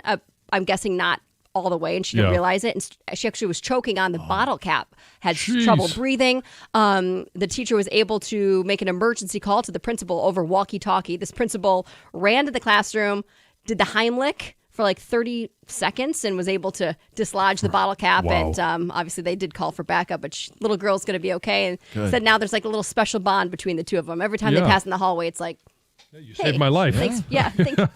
Thank you. Very cool. This is kind of fun, I guess. A recent study looked at which U.S. states are most likely to survive a zombie apocalypse. Oh. You know, it is spooky season. According to the research, states with low population density, access to fresh water, abundant farmland, rank the highest. So we got a bunch of fresh water. And some open spaces. We do. We're actually all right. We're ranked 8th. Among U.S. states most likely to survive a zombie apocalypse. So we don't really need to run anywhere. We just stay right here. Montana, Maine, Alaska, very high. Urban areas with the higher population density, probably not a good place to go. So like New York, probably near the bottom? Yeah. So if you come across, or if you are forced to deal with a zombie, how do you engage a zombie? How do you, save yourself? You run. You're asking like there's a right answer. You trained for this? We're talking about zombie apocalypses, so you're supposed to hide and not be seen or found. Okay, but eventually, I mean, sometimes you get seen. Like, how do you deal with a zombie? You're supposed to take out the head, right? Is it the head? I don't know. They're undead. Maybe they don't need the brain to function. Okay. I don't know. Greg, do you know the answer to this question? I don't, but I am curious. Who's number 50 on the list? I don't have the whole list. Oh, whole list. Okay. Oh, do we have wait. guesses? California? No, I only have the top 10. Number top 50? 10 worst states. New Jersey, Connecticut, Pennsylvania, Massachusetts are together. California, New York, Illinois, Arizona, Tennessee, Indiana, Ohio. Can I guess number 50? Sure. Mississippi. Because they're number 50 in like everything? Yes. Yeah. John, do you have the answer? How do you take on a zombie? I don't know. That's why I asked the question. Okay. Well, yeah. guys, let us know. We can pivot the show. I don't know. I'm wondering where are you supposed to shoot? I'm are you instantly supposed to... thinking of what's that show? What was that zombie Walking show? Dead. Yes. Yeah. That was so popular. You've never I've seen never it? seen it, no. It was on for like 20 seasons. Right. Yeah. If we have any Rick Grimes enthusiasts on the ticket text, let us know how you're supposed to handle a zombie apocalypse. Yeah. Okay. We'll get back into the trade deadline. It is 1 week from today, maybe sneaking up on Lions fans. Last year, it was all about adding an edge rusher. This year, you tell us, what's the biggest need? It's 97.1.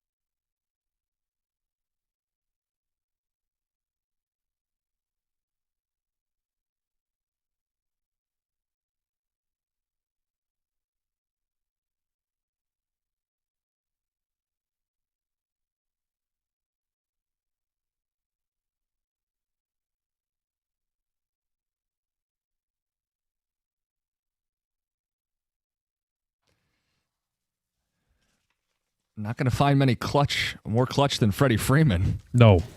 Good Lord. Of course it's him. 18th inning, Dodgers win, up 2-1 in the World Series. Shohei went 4 of 4 with 2 homers.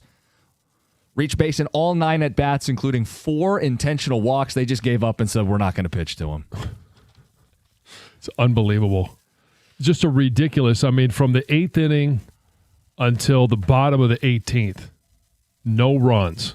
Like it was a marathon. Longest World Series game ever. Yeah. Ended at like 3 a.m.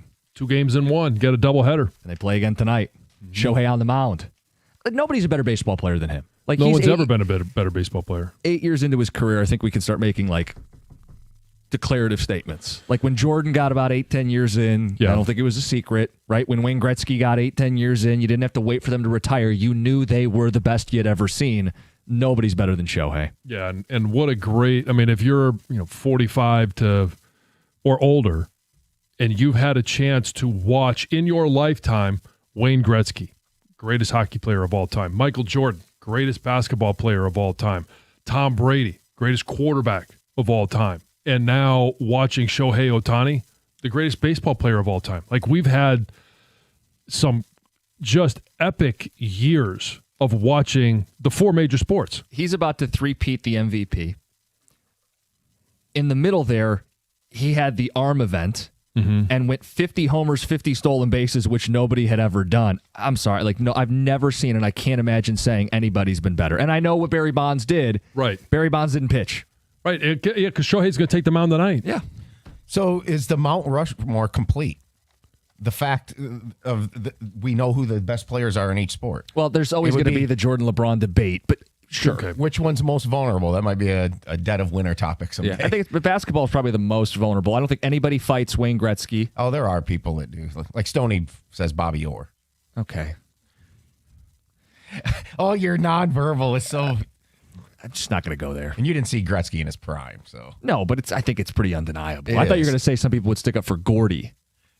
Yeah, there's probably some in town here. Sure, but I think Wayne's pretty well established. Yeah. If we're going to say Shohei's locked in, Brady, nobody fights Brady at this point. I mean, maybe Mahomes could catch him someday, but it's Brady right now. Right. Yeah. I don't think Jordan's debatable, but that's I just don't me. either. I would debate. I just would because debate it. longevity doesn't mean greatest of all time. Not to do the most played out debate in the history of radio. I'm just going to let it go. Okay. LeBron's Peyton Manning, or I'll shut up. Yeah. Let it go. One more. Hey, let's do innovative radio today. What do you guys think? Jordan or LeBron? 248. Come on, Elsa. That's what you should go as. Just let it go. If you missed that earlier, we took suggestions for our Halloween costumes. Yeah. Hilarious. You guys are funny. We can take a couple more before the hour ends. We do want to talk about the trade deadline. It's kind of sneaking up on Lions fans this year. Last year, we were hyper-focused and fixated. Go get an edge rusher. Have to, especially with Aiden Hutchinson injured. They have to go get an edge rusher. John, as we look ahead to the trade deadline today, maybe I'm missing something. I don't think they have a glaring need. There are wants, but there aren't glaring needs for me. So, okay, not a glaring need. I'm going to give you one need, and I don't have a name that fills it because this is going to be, you're going to have to take somebody that's a backup. I will give you one want, and my want is Reek Woolen from Seattle. Corner, doesn't fit the defense that Mike McDonald wants to run there. And obviously he's been productive. And I don't know that because they're in a playoff run, if they're going to sell anyone. It depends on what they get in return. And I don't think the Lions are going to have anything that they want to give in return. It would just be draft capital. So he's a 6'4" corner in his 4th season. He excels at man coverage. He's fast. And if you're looking at adding a guy in the secondary, that you don't necessarily have to get up to speed on the entirety of the philosophy and scheme of the defense. If you just say, hey, Reek, you got Justin Jefferson. That's your guy. Go get him. Yeah, man to man. Go get him. Like, okay, there's not a lot that you have to coach up in regards to that. That's a skill versus a concept. Yeah, look, he makes a lot of sense if he not the type of player for Mike McDonald's zone defense out in Seattle. Right. If he's actually available, and he is listed on a lot of these sites as a player who may be dealt, he'd make a lot of sense. He'd be an upgrade at the number 2 corner position. The need that I think is actually a need. It's not for a starter, but it's for somebody when Taylor Decker can't go. It's a backup tackle. And I know you're going to say, well, you don't need a backup tackle. Well, yes, the Lions do, because we've already seen what happens when Taylor Decker can't go. And I think there's going to be a number of games. What that number is, I don't know. There's 10 games left. Does he miss 3 of them? Does he, and especially at a time where you really need or want to have him in the regular season so you can get that number 1 seed? Certainly in the postseason. But does he sit the final 2 or 3 weeks of the season because they got a playoff spot locked up at that point? And they need him for the playoffs. And they need him in the playoffs, but you're still going to be facing division opponents at that time. We know they're going to be playing Minnesota on Christmas Day. But it's when we watch Dan Skipper play that position, it's insufficient. And certainly when Giovanni Minute was in there against Cincinnati, it was insufficient. If you want to give up a day 3 pick to get a swing tackle for some depth, I see the point, right? I get it. It's too important to keep Goff upright, to be able to run the ball and take some shot plays off of it. Absolutely. Do I think it's a need to get a backup? I think that's kind of an oxymoron. I want to get a backup for depth, but I think the biggest thing is getting Taylor Decker right for the playoffs. And if he is, then this is a move more for depth than it is for need. Right, but if he's going to start for the last 10 games, it's important. Yeah, he's not a backup. Yeah. Because I just look around and I think you can make a case for corner, but we just saw the Legion of Whom. You can make a case for edge rusher because you can never have enough, and one player can end a play, but they're 3rd in sacks and 8th in pressures. Again, you can never have enough. I like Carl Granderson from the Saints. Some familiarity with this regime, 28 years old, has an out at the end of this season, so it doesn't mess up your cap beyond this year. Saints aren't going anywhere. But these are guys who I want. I don't think there is a glaring need for this football team. Yeah. I mean, I have one. You don't see it as a quote-unquote need. You think it's more of a want. It's a good spot to be in if you're Brad Holmes. 248-539-9797. Lions fans, do you see a need? What is the biggest need for this football team? And do you have a player? If there's a name out there, we're, a week away? Yeah, because, I mean, if you're contending for a Super Bowl, there are going to be teams that you're contending with that are going to add talent. Where would you, even if it's not a need or if it's a want, where would you just want to bolster? Yeah. Maybe that's a better way of putting it. Is there a position that you could bolster at this time where you do give up a 6 or a 7 round pick? I'll give you another name. Cheap. Cam Jordan. Sure. Veteran player, long in the tooth, but should come dirt cheap. And again, it's this idea, it's a philosophical question. You could build it from the back end or you can build it at the line of scrimmage. If your defensive lineman wins one-on-one and sacks the quarterback, it doesn't matter what anybody else did. If you add Reek Woolen, and John, I wouldn't be mad. It'd be a big-time addition. And Reek, just takes a player out of the game. He can't take the other 4 players out of their route, and it could still end up being a chunk play or a first down. So the impact that a D lineman can have to me is just far greater. Right, but if you're adding in an edge defender and you're rotating him in with Al-Quadin Mohabit, with Tyrus Wheat, and nobody's going to sit there and say Tyrus Wheat, Tyler Lacey, like, okay, then you're starting to talk about who. Those are undrafted guys, or practice squad guys. But they can be role players. They can play in certain positions, and then if you add in an aged defensive end, you're not expecting him to come in and play 45 to 50 snaps a game. Nope. You just want to have 20 to 25 effective snaps. And I'm just not counting on Davenport coming back and being healthy. Yeah, no one is. What about adding a corner that can compete with Terrion Arnold? That's kind of what he's saying with Woolen out of Seattle. Yeah. You're relying on if DJ Reed has problems coming back, okay, and then you're relying on Arnold, you open yourself up to being vulnerable. And if you get a guy like Reek Woolen, now all of a sudden, okay, he's at the end of his rookie contract. It's an audition.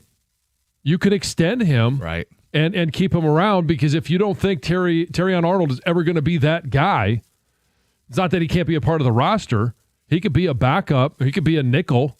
You just don't think he's ever going to be that guy. Now you have somebody that could be.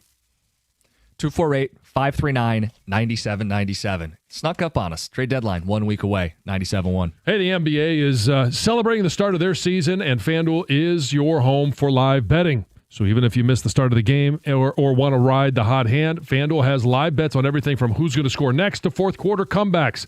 Plus, you can even combine your live bets into a same-game parlay. You put down a little, and it's a shot at a bigger payout. However you want to play, now is the perfect time to join.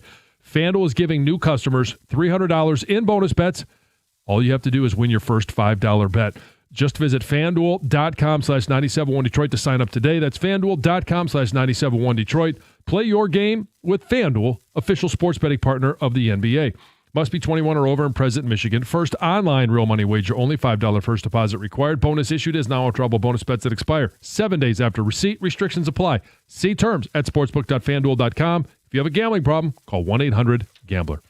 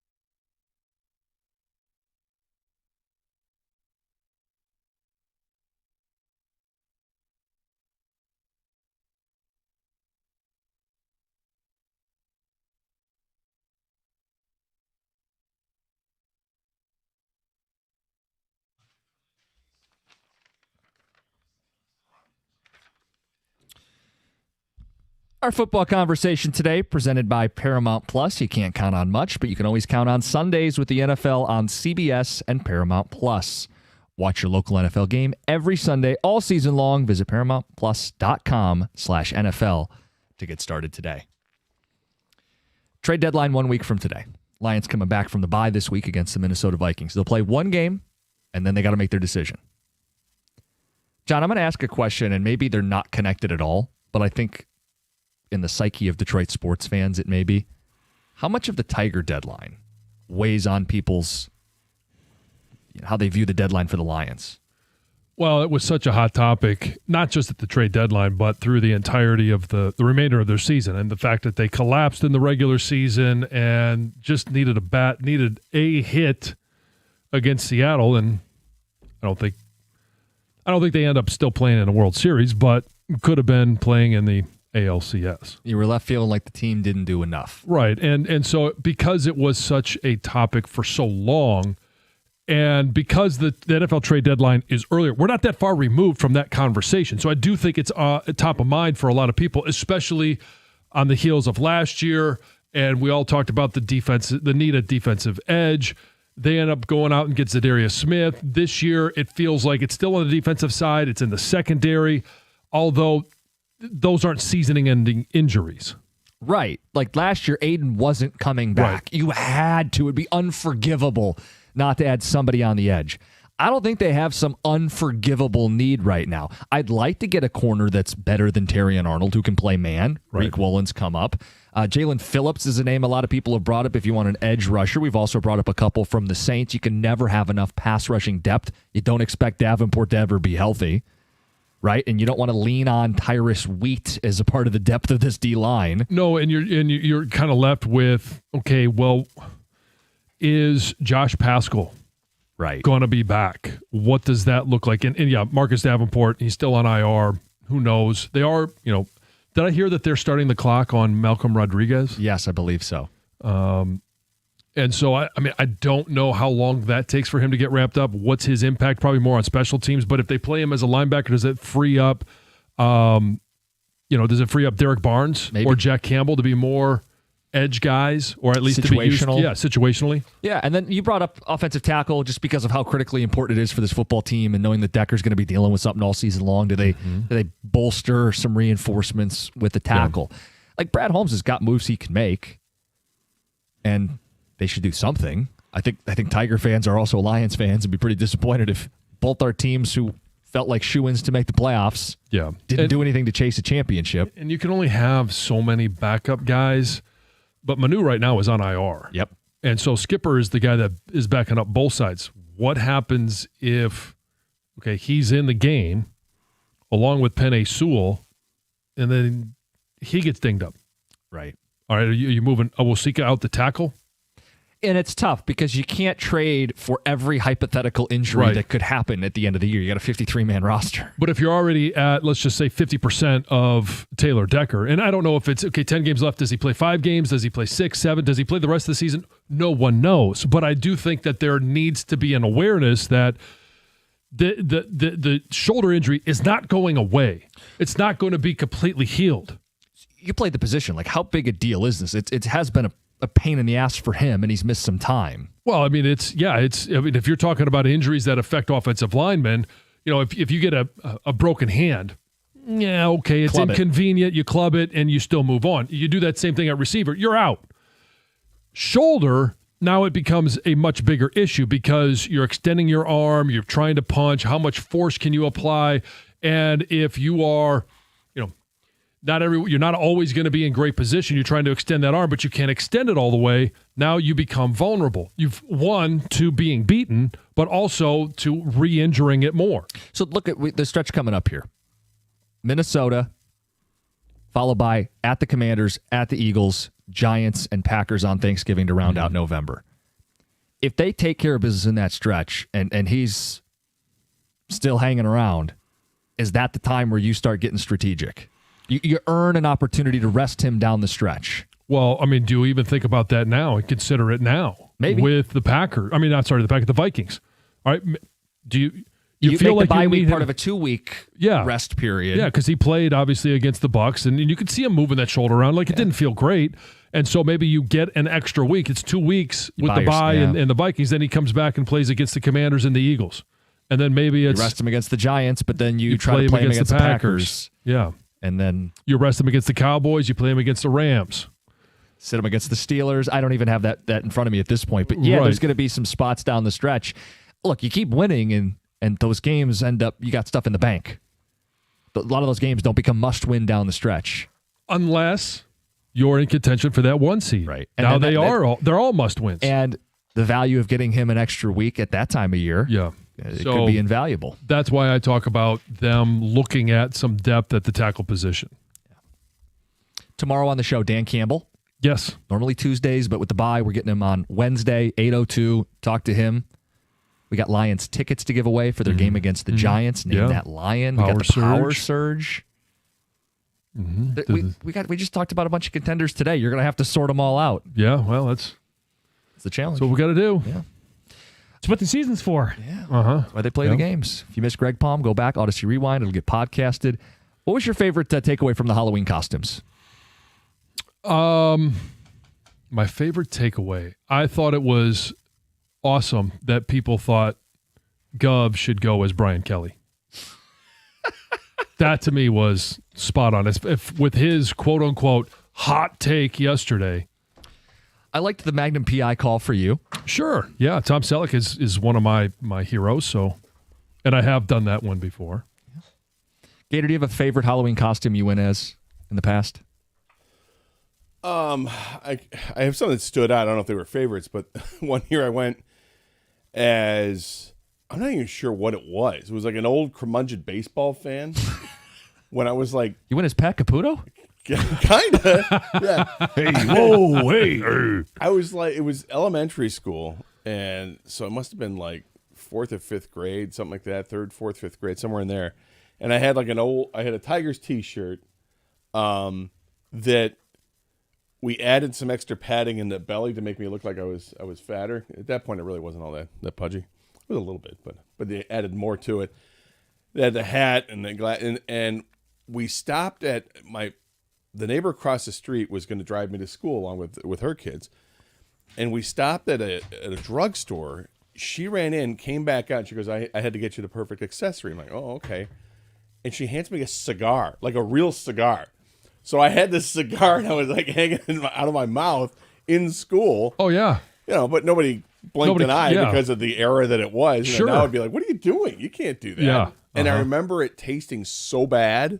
Like, I don't want this thing. How do people just sit and chew on these things? Yeah. Oh, this is gross. But it completed the outfit, So that was the one that probably most memorable. Did you try to light it up? No, that I would have gotten in trouble with. I was so afraid of fire when I was a kid. There's no way that was going to happen. Oh, really? Fear of I was fire? terrified of matches and lighters and lighters. Really? Was it based on anything or? I don't know. I think it was because the result was lighting something like a firecracker, and I wasn't a big fan of firecrackers when I was a kid because I was always, my parents scared us to death about that. Oh, stuff. sure. Like, Yeah. don't do it. You'll blow your hand off, or You shoot your eye out. Yeah, exactly. So if kids in the neighborhood were lighting off bottle rockets, You'd run like home. that, I kept my distance, man. I was like, don't point that thing over here. No. Do you guys have golf tomorrow? Yes. Okay. Yeah, they this week they've. Yeah. Same with We us got with Dan- Campbell. Dan Yeah. tomorrow, yeah. So what's the Carson Anderson show today? Well, we moved the college football blitz thingy up to today with golf tomorrow. We got 1 week for the NFL trade deadline. So we had a Twitter question on that, and we'll kick off the show with some trade deadline discussion. All right, it's next 97.1.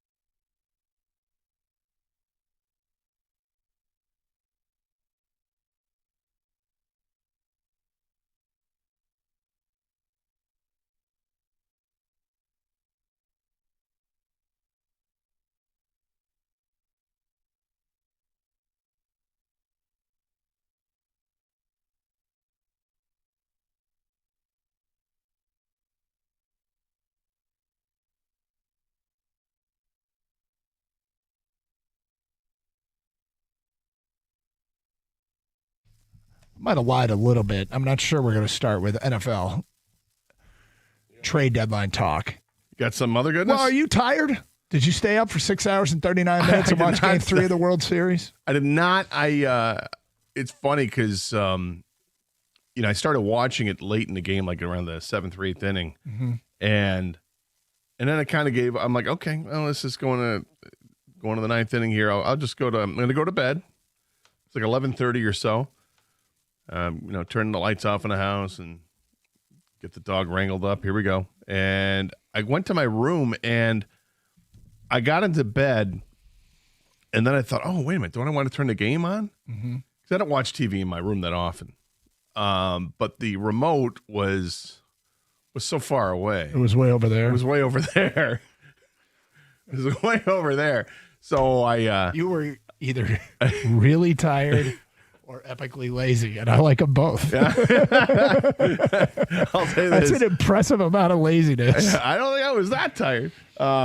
Yeah, I was epically lazy. It was all the way over there. So, and I was already in the bed under the covers. The dog was settled in. I'm like, I don't need to. And that's hysterical. So I didn't, which was, it's really not like me because I kind of like doing that, leaving the game on, falling asleep to it, and wake up and see what happened there. But had I done my typical routine with that, because I wake up several times during the night anyway, there's no doubt that I would have woken up, looked up at the score, and would have either thought, oh my God, this game's in the 15th inning, or 17th inning, or 18th inning, or I would have thought, wow, the replay, got it, okay, and would have totally blown over my head that this was in fact a game that was still live and going on. Right. That's crazy. It's crazy that they were tied going into extra innings at 5. It's crazier that they played another whole game of baseball. Yeah, and only another one whole run game. scored. Yep. I mean, look, leading up to this point, and I don't obsess, and I really unplug. I don't necessarily unplug, but it's hard to get into it after you're in it and your team gets bounced. And we played an epic game, the 14-inning game, deciding game with the Mariners, and that 15. Right. Sorry. You get to the point where that's right. It was 15. You get to the point where, you're like, well, at least it was a classic. I mean, I kind of hope someday I can appreciate what that game was, because it really was a classic. Then last night there were so many plays made in that game, and it kind of harkens back to, have you ever obsessed over a game that didn't involve your team? Like, I got a call this morning from my oldest, who just was like, I'm a wreck. And I'm like, why? And he said, because I stayed up for the whole thing last night. He called at 8:43. He has to work at 9. And he was like, he sounded terrible. So I don't know how many people in the audience stayed up to watch it. Probably not that many, honestly. Look, I get that there's a lot of sports fans out there, but on a Monday night, who's investing after midnight in a game with two teams that you don't necessarily care about? Maybe the gamblers. they may have increased the audience a little bit, but it was something. And Shohei Ohtani goes 4 for 4 in the game, 2 home runs, scored 3 times, and all that was in the first 9 innings. Then he's overrated. Then the Jays are like, yeah, you know what? No. And they walked him 5 times. Yep. He was on base 9 times. 9 times in a single game. That's insane. That's how good that man is. When I'm like looking at the box score this morning, I just started thinking like, okay. That's like a week for Trey Sweeney. Right? It's like a month. Like, greatest of all time. I mean, yeah, this guy's being treated as such, and he's deservingly so. He's got 8 home runs in the postseason. Not to mention that he's pitching tonight, right? Mm-hmm. He's amazing. He's absolutely amazing. I'm like, greatest of all time, different eras of baseball, right? It's hard to compare the Ty Cobb, the Babe Ruth, Lou Gehrig era to the Willie Mays era, and compare that to the steroid era, and compare that to where we're at now. But what he is doing is absolutely unheard of, unseen by eyes.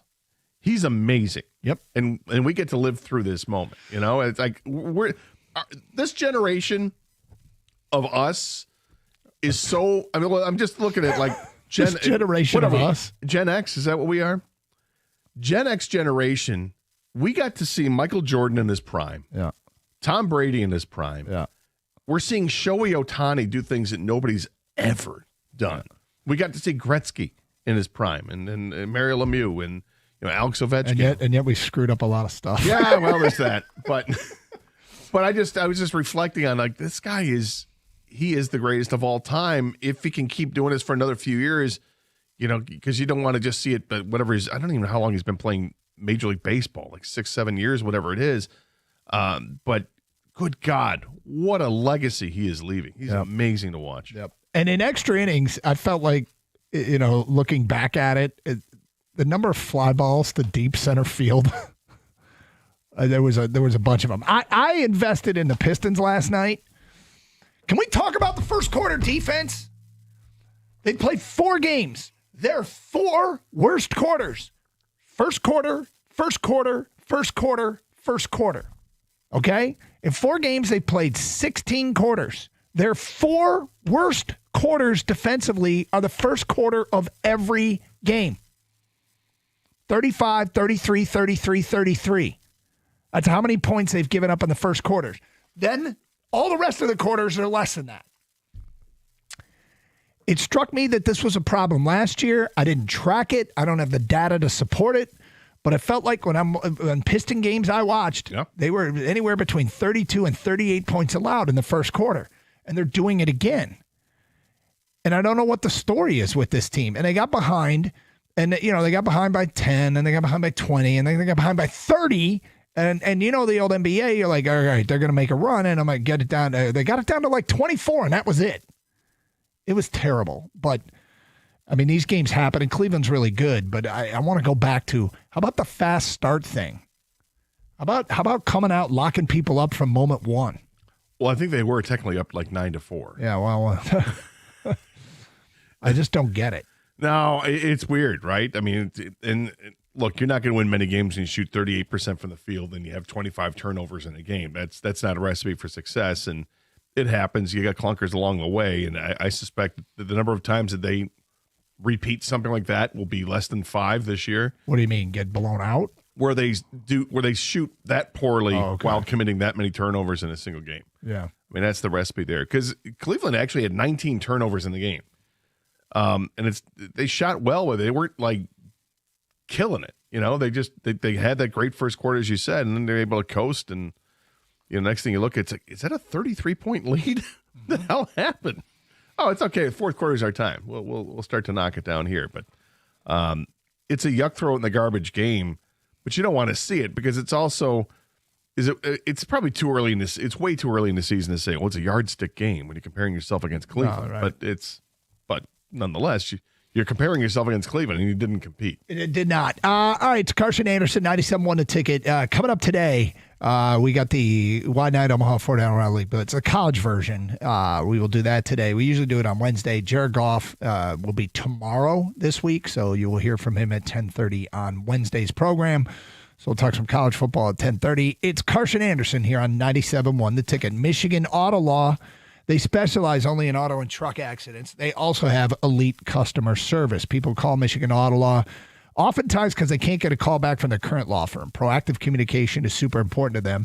Michigan Auto Law returns all phone calls. Within minutes, you will get a call back. It's called a white glove customer service. They treat you like a person every step of the way. Call our guy Steve and his crew at Michigan Auto Law, the law firm that puts people over everything. Visit autolaw.com. That's autolaw.com.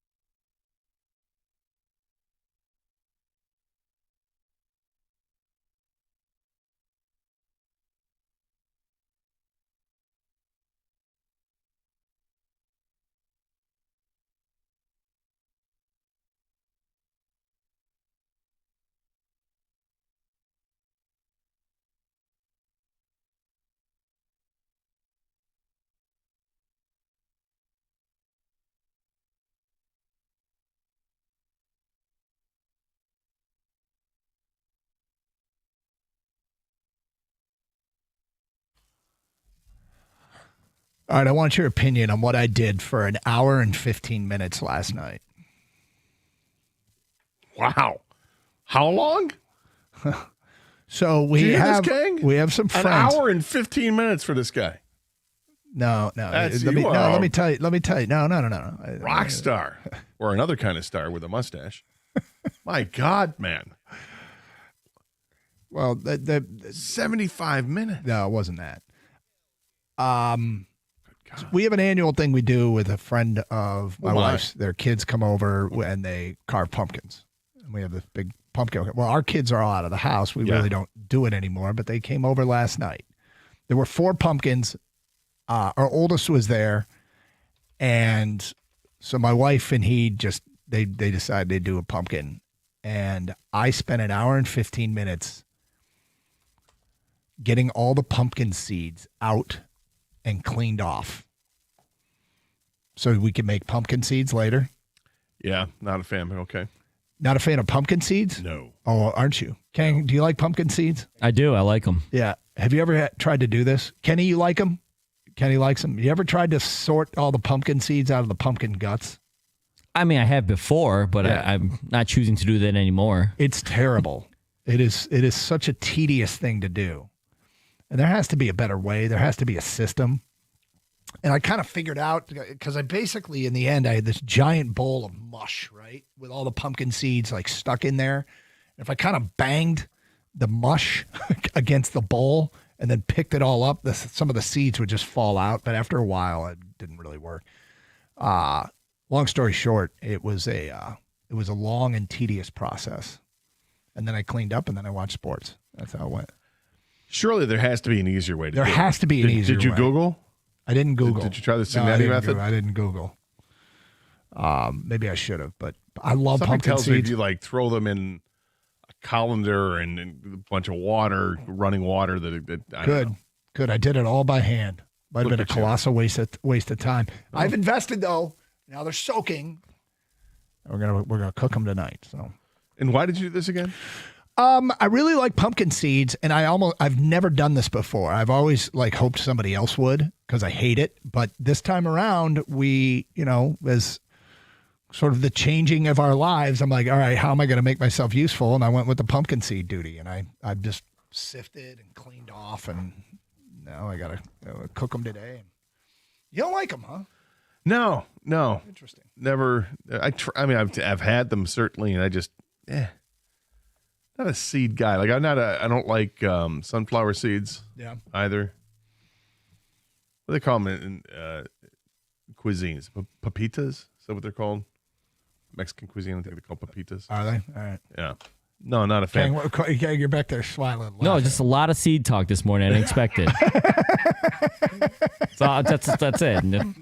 Just spreading the knowledge. Yeah. All right. Well. Oh, come on. What? I'm not a fan of carving pumpkins either. Aren't you? No. Me neither, Gator. That's what we just painted in our house. Is that right? Yeah. Do the kids complain? No, they don't know love, they don't know anything different. Pumpkins are cool. Painting pumpkins is because my kids love arts and crafts, just arts more than the crafts, I think. Okay.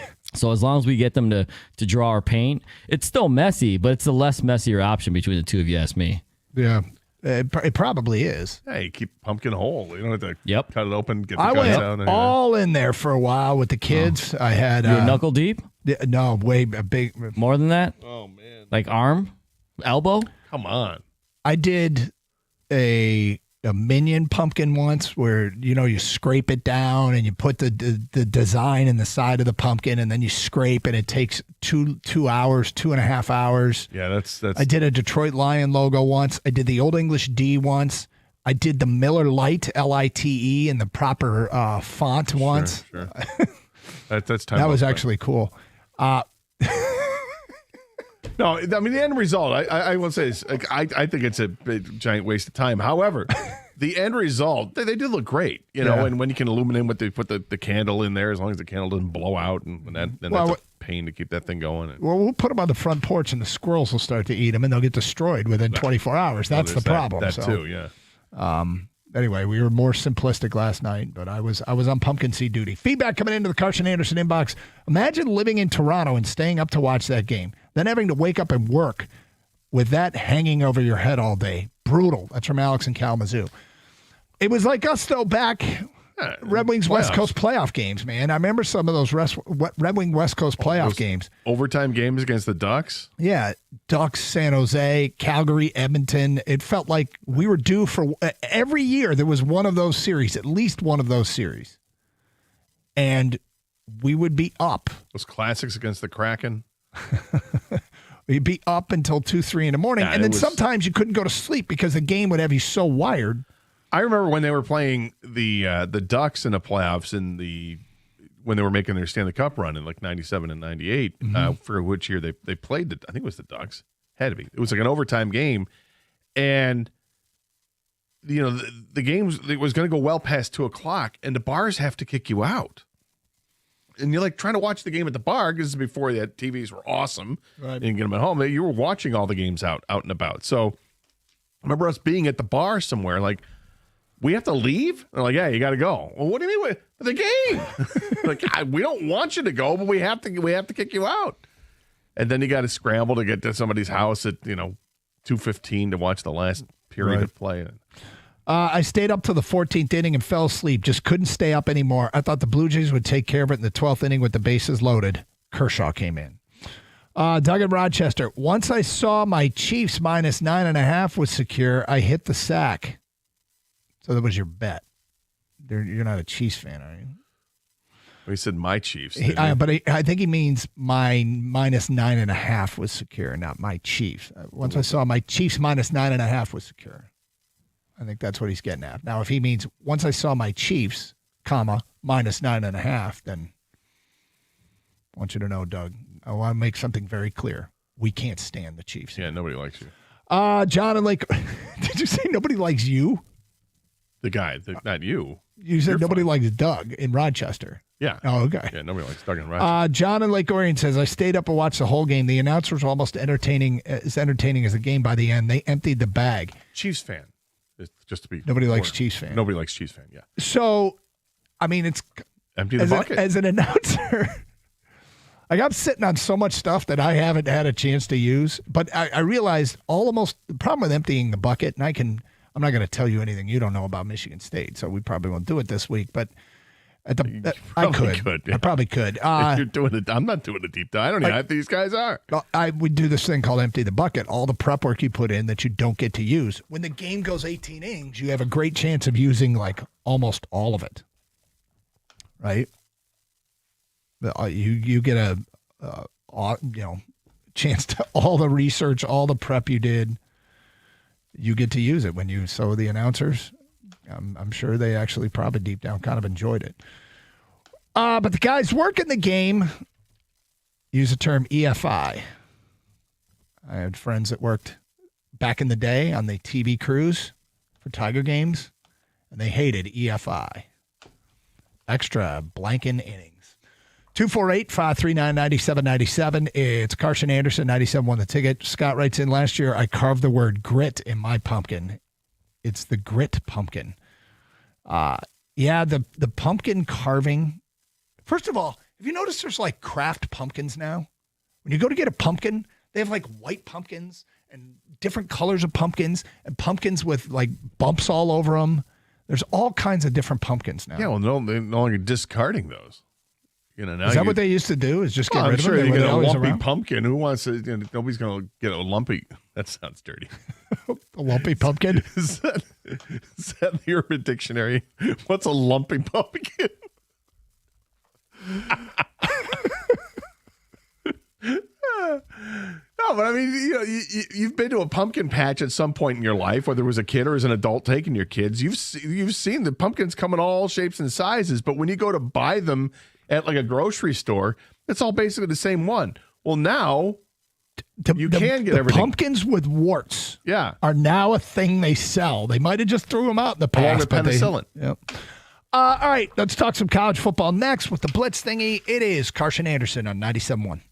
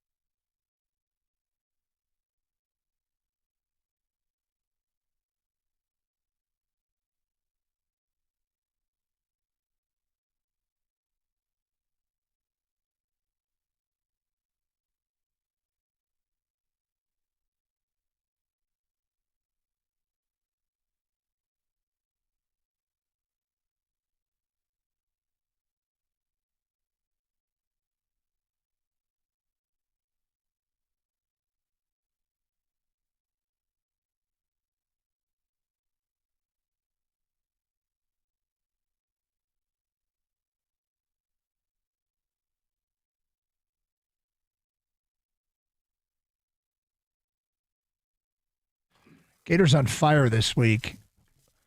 We're half an hour into the second show of the week, and you've given us Munch of Marth and Lumpy Pumpkin. Yeah. I feel like Munch of Marth was, I started, and then you added the Munch of Marth. I think you added the Marth part. Yeah. Well, he started to try to say the month of March. Yes. And he said Munch of, and then I finished it. Yeah. Marth. So I think it's a collaborative effort. Fair enough. And I love it. Yeah. The Lumpy Pumpkin, that's just. You're on fire. Ready for the blitz thingy? Yes.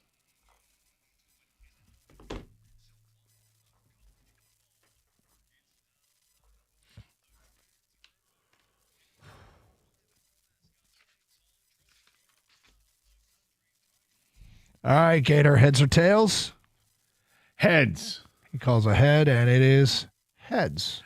I will defer. All right, here we go, Doug. Putting it on you. Yep. Question number 1. Vegas odds. The top 3 destinations for fired LSU coach Brian Kelly are Arkansas, UCLA, Virginia Tech. Which job would you recommend Kelly take? Virginia Tech. It's easiest to win the ACC out of those. Virginia Tech has won big in the past. They actually have a history. You have access to DC talent.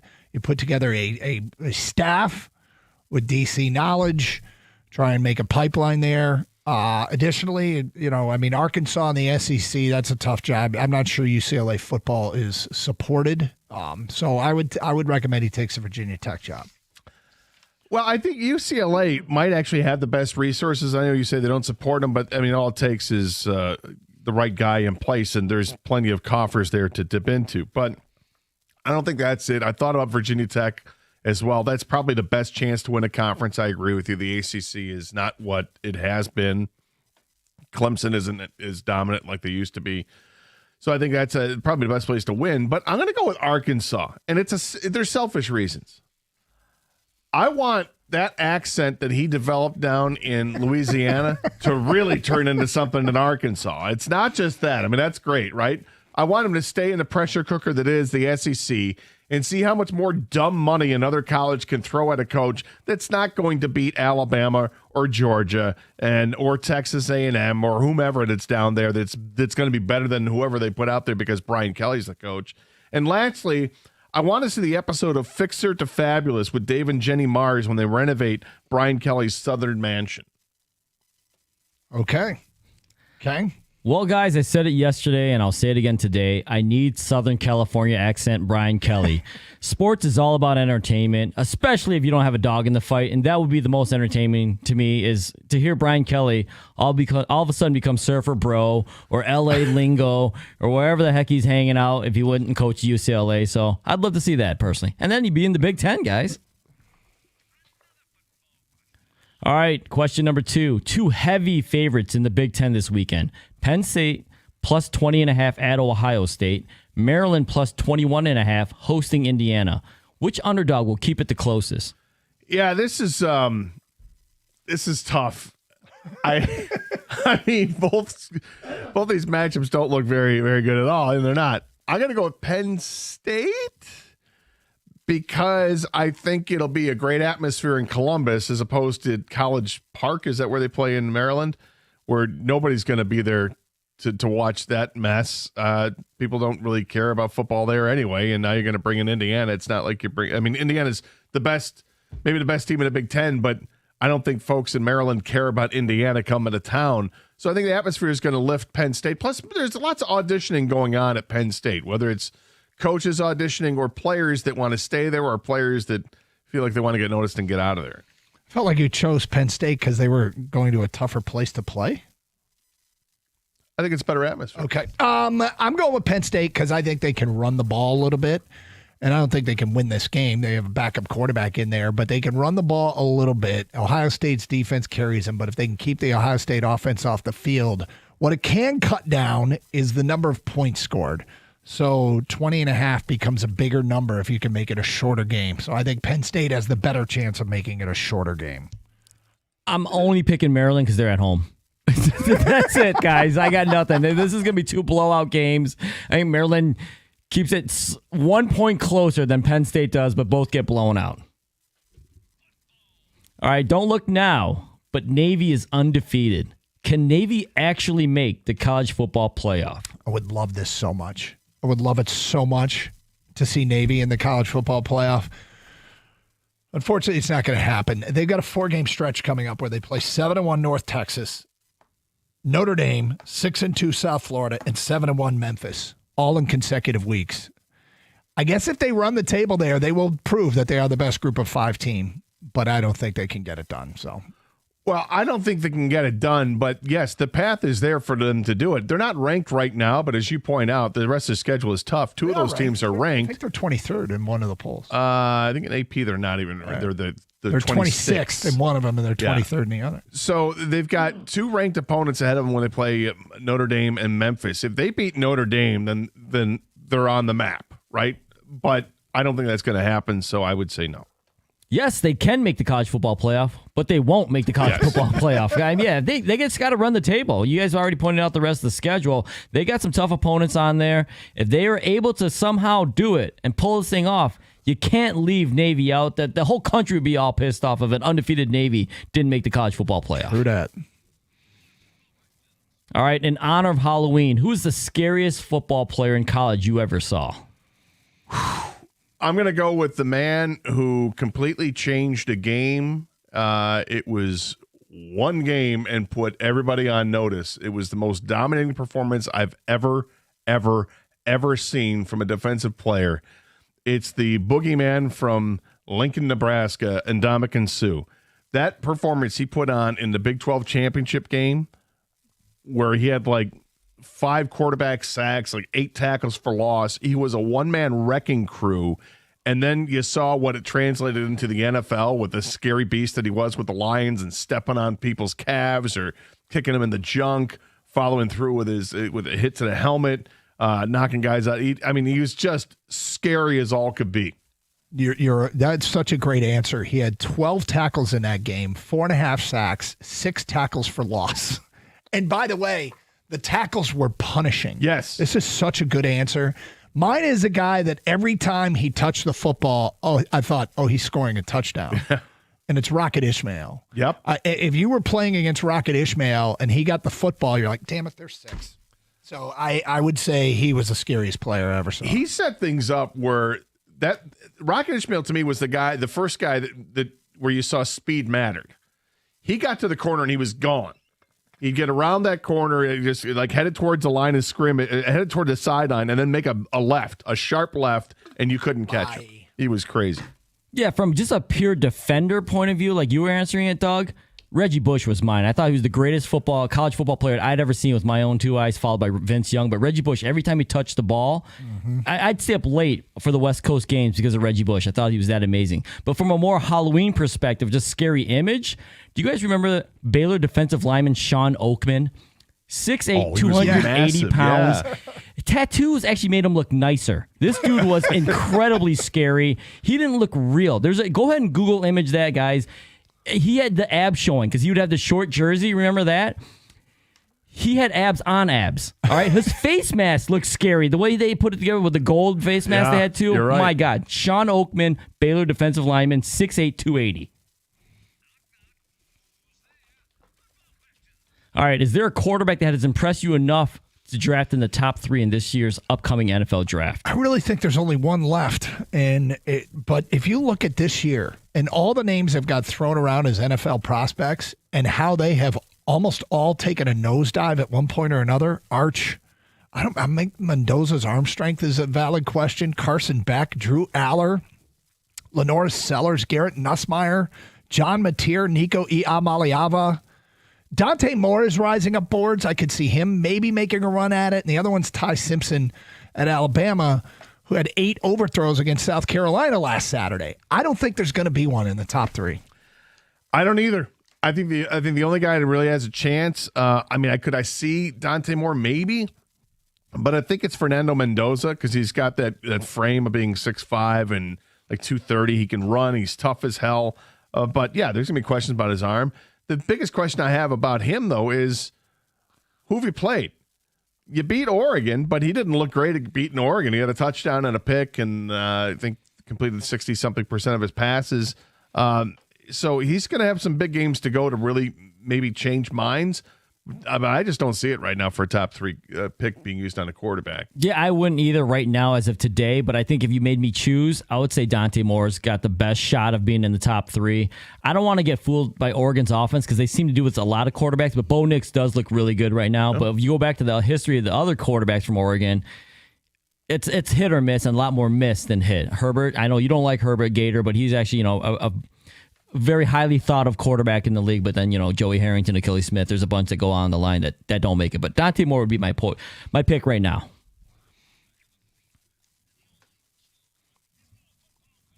All right, last one, guys. Name 3 people that you would include in your inner circle of trust when consulting for a new head coach hire.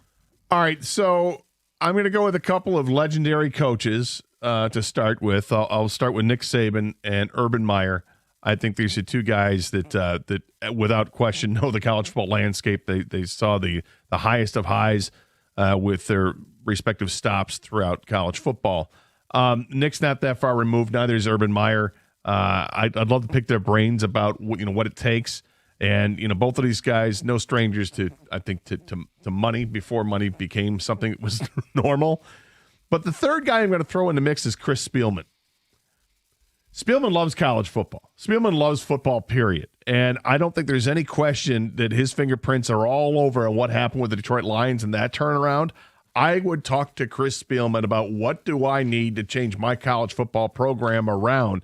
And I think that he would sit and talk to you for about 37 hours straight about what you would take. I would talk to a young offensive coordinator type, and I'm talking about like Ben Arbuckle at Oklahoma or Lincoln Riley or Jed Fish or one of these guys that have really helped modernize the college football offense or are really good at what the modern college football offense. I pick one of those guys. I agree with Saban, but I think one of the hardest things to do is identify and figure out who's going to be a really good football coach. And you look at the history of hires and how easily it can go south. There was one guy when he was an athletic director, hired 3 really good football coaches. And I would have my final word come down to what Barry Alvarez had to say. He was responsible for Brett Bielema, Gary Anderson, and Paul Chryst. And they all won to various levels. I think that's really hard to do. And it's especially hard to do at a place like Wisconsin, which isn't a traditional power. So I think Alvarez, with 3 good hires on his resume, would be a great guy to talk to and kind of help you make the final call. God, 3 people I get to have in my inner circle of trust that I get to talk to. Nick Saban, of course. You guys, everything you guys have said, I agree with that. The other 2, Michael Jordan and Sidney Sweeney. That's the only other way I'm going to be able to talk to those. So, I'm just going to lean on Nick for most of the coaching stuff, guys. Yeah, sure. But Jordan, why are you so awesome? And Sidney, I'm just going to look at her. I'm just going to stare at her uncomfortably. Uncomfortably. Yeah. Yes, and so, Saban, Jordan, Sidney Sweeney. So you like football. You're pretty. Or not. Yeah.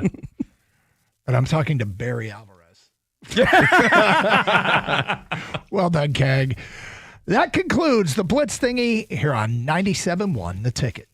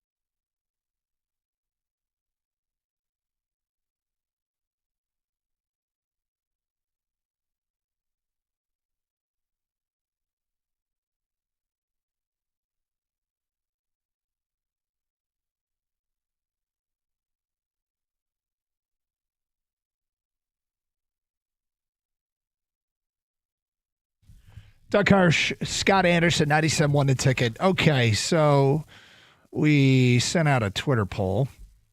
Can I just say this first? Sure. Kang's selection of Sean Oakman as the scariest player he ever saw. Yep. So I just did a quick Google search and then did an image search on him. Mm-hmm. This might be the scariest man I've ever seen in my life. I mean, he is out of a movie. He's the guy that you cast for, Jason or Freddy or whoever, Yeah. right? The monster. He is. I love Tom Hardy as an actor. He was great, but they screwed up. This should have been Bane. This guy is the scariest man I've ever seen in my life. Some are born in the darkness. Do you know his story? I don't. Was he raised in a pit? He was raised in Philly. Yeah, close. Went to Penn State. Redshirted. Was dismissed from the team for unspecified violation of team rules. Transferred to Baylor. Was projected to be a first-round pick and went undrafted. Early mocks, they had him as a first-round pick. But he went undrafted because he had a skinny lower body, a lack of pass rush technique. Then he had some off-the-field issues. So didn't believe in leg day, huh? No. The upper body day, he was all about arms and chest, shoulders. He never played in the NFL.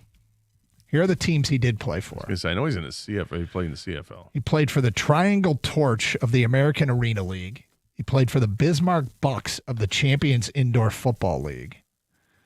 He played for the Austin Generals of the Spring League. He played for the West Virginia Rough Riders of the American Arena League. He played for the LA Wildcats of the XFL. He played for the Wild Aces of the Fan-Controlled Football League. He eventually landed in Toronto. And he is with the Montreal Alouettes right now. How old is he? Good question. He's probably 35 ish. He's 33. 33. So he's with the Alouettes. No, I have date of birth unknown when I look him up, guys. It's not your business. Doug, you remember him when you're a huge college football guy? Yes. The images were going around back then that he just looked like a monster. Did he play against Michigan State in that Cotton Bowl? I don't know. I think he did. I think he did too. What year did they play in that Cotton Bowl? Would have been like 2012. It was 2014, and yeah, I think he was at Baylor then.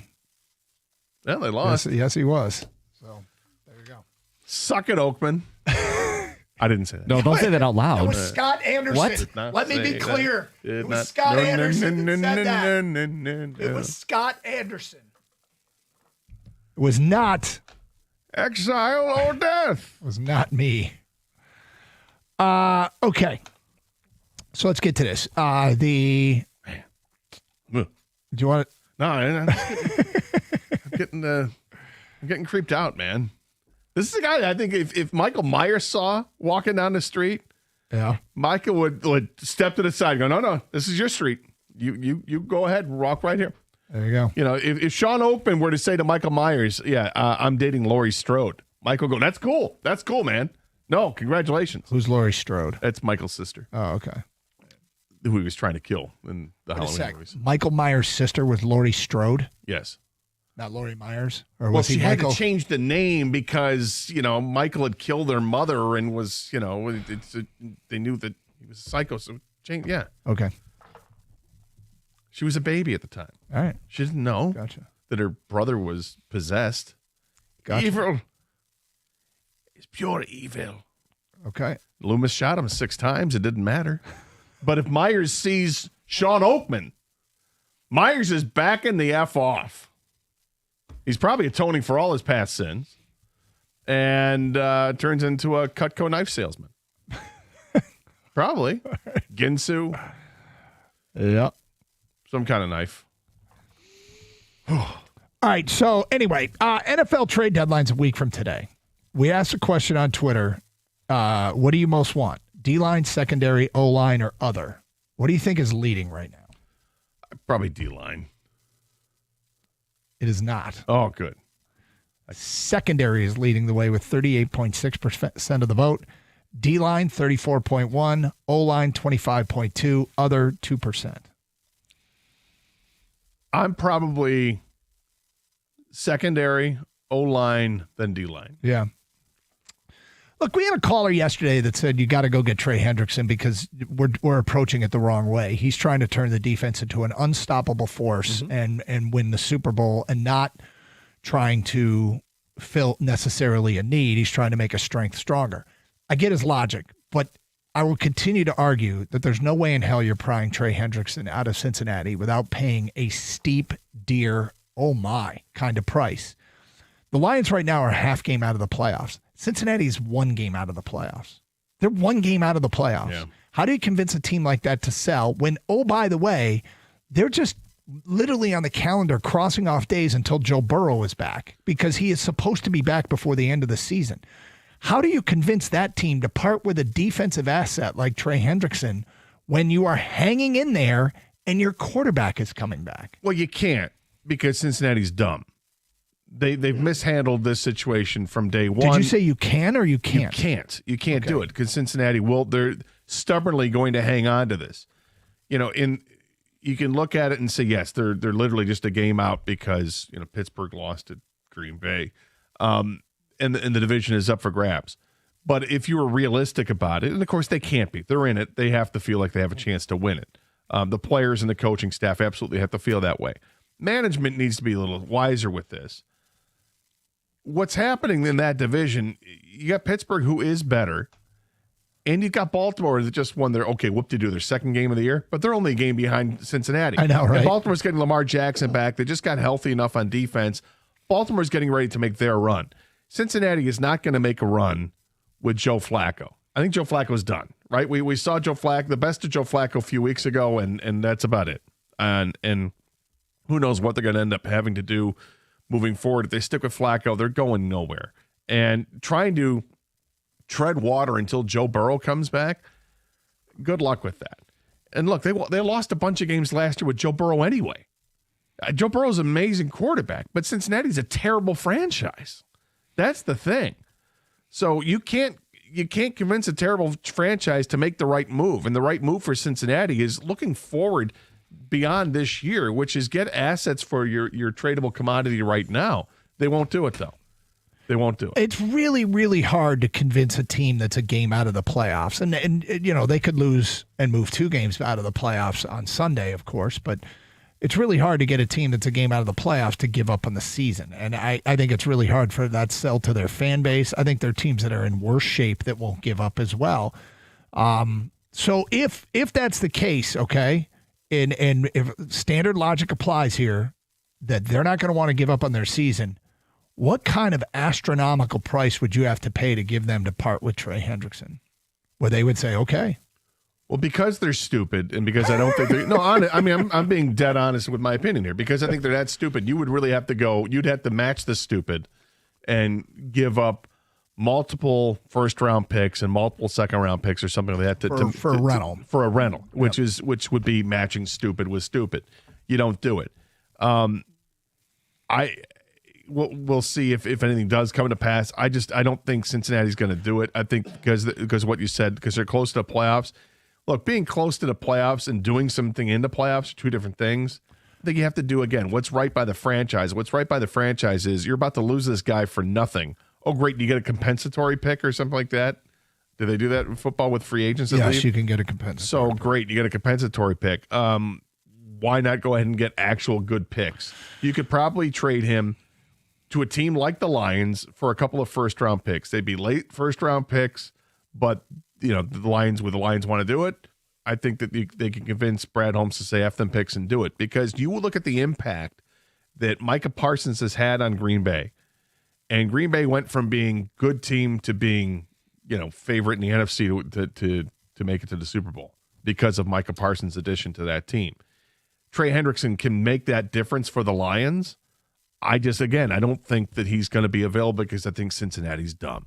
Well, with that said, that doesn't mean you can't get D-line help. No, right? You can still get but D-line it help. won't be. It won't be Trey Hendrickson. It won't be Trey Hendrickson. 248-539-9797. We'll get to some of the responses we have on this and talk about some of the names that could be out there. 1 week from today is the trade deadline. It's Carson Anderson on 97.1.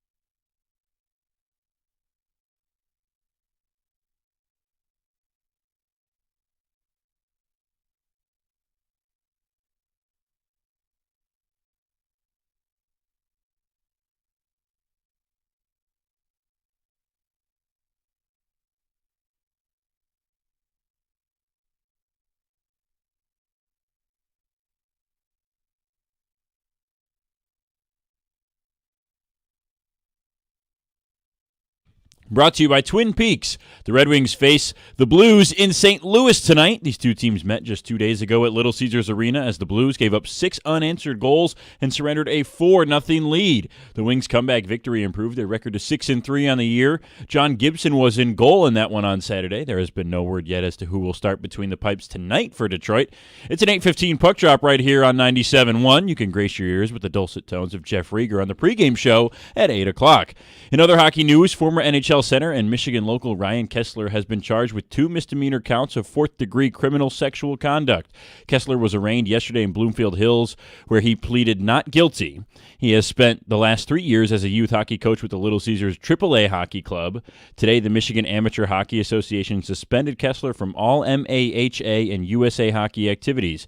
Per his lawyer, Robert Morad, quote, Ryan emphatically denies the allegations and is completely innocent of the charges. The charges are baseless, and he is prepared to fight them vigorously in court. The quote continues, we are confident when all the facts and circumstances are presented that he will be fully exonerated, unquote. Kessler played in the NHL for Vancouver and Anaheim from 2003 to 2019. This report came from Sean Gentile and Katie Strang at The Athletic. After last night's 6-hour, 39-minute marathon and a half, Game 4 of the World Series begins this evening with the Dodgers now leading 2-1 after the 6-5 victory in Game 3 last night. Did Shohei Ohtani reach base 9 times in that game? Yes. Did he also hit 2 home runs? Sure did. And is he naturally going to pitch tonight, less than 18 hours later? Absolutely. It's Ohtani versus Shane Bieber at 8 o'clock in L.A. in Game 4. At the Corewell Health Sports Desk, I'm Brendan Shabath. For more, go to 971 The Ticket or visit Odyssey.com.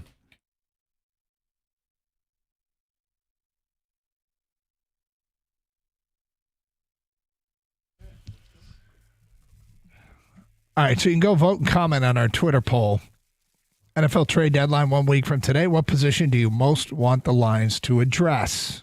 Best comments will be read on the air. Secondary, 39.6% of the vote. D-line, 33.5%. O-line, 24.6%. Other, 2.3%. Kyler writes in, Max Crosby and Sauce Gardner, my totally realistic trade deadline goals. All right. I think that's sarcasm. Kevin says, unfortunately, in this video game world we live in, fans will want them to make a big splash trade, but I don't feel like they need to. I would like to see them acquire all 3 positions, O-line, D-end, and cornerback. That's from Kevin at work. Kevin, I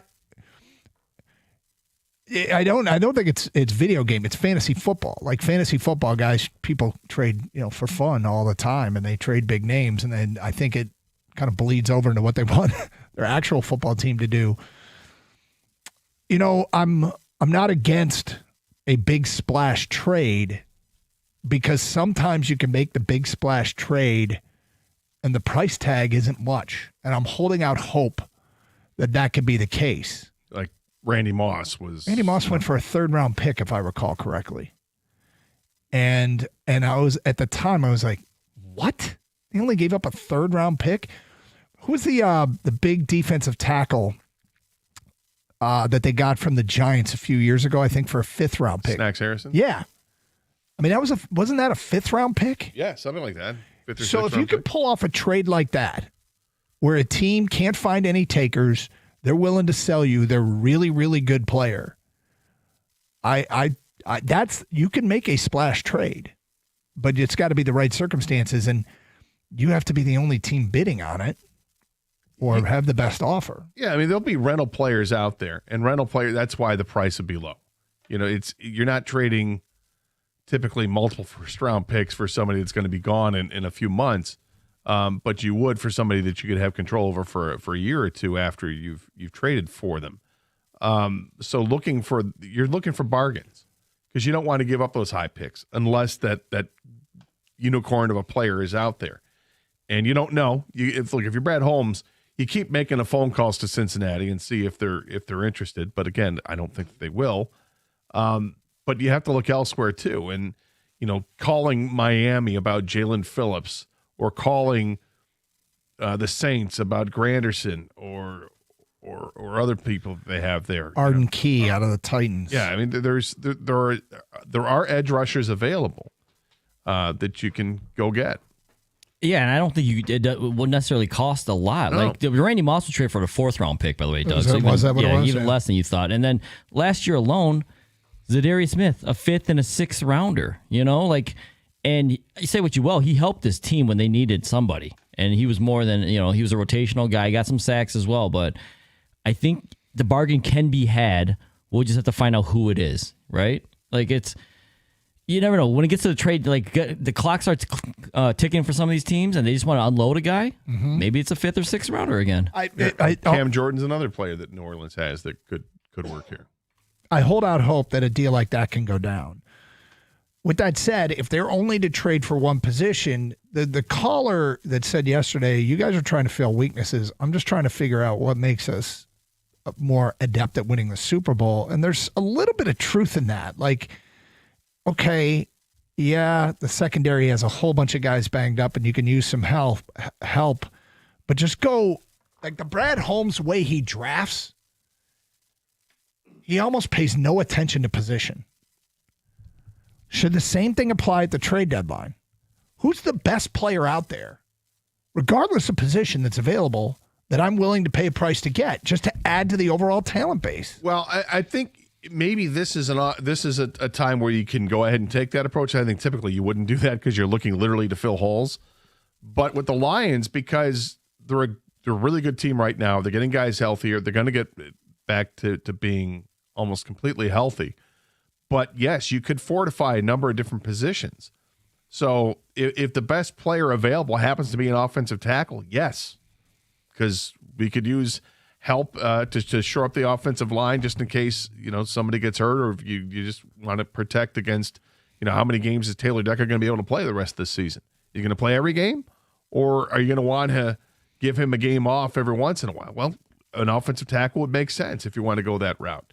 But they have tackle, defensive back, and defensive end would all be appealing to this team, and yet none of them are really a screaming need. I think the biggest need is probably a defensive back, even though you're going to get some guys back healthy, but because that's the position group that always gets hurt, yeah, go ahead, add more depth to it. And if you can get a number one corner, absolutely go get a number one corner. I just don't know if that's available. Here's something to keep in mind, too, as we approach this trade deadline. And I got to see if I can find the tweet that came over that I kind of want to respond to.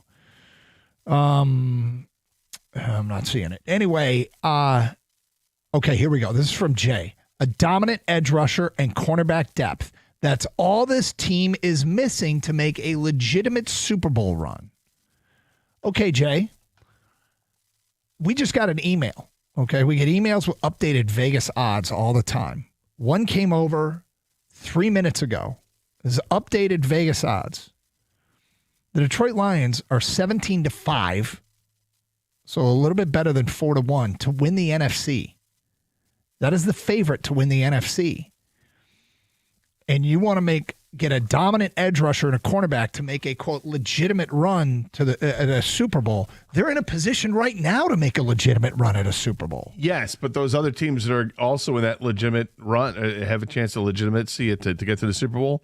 Those teams might also add to put themselves over. You think the Packers are really going to make a big move after giving up 2 first-round picks? I don't know if the Packers will, but like Philadelphia is always willing to deal. The Rams are always willing to deal.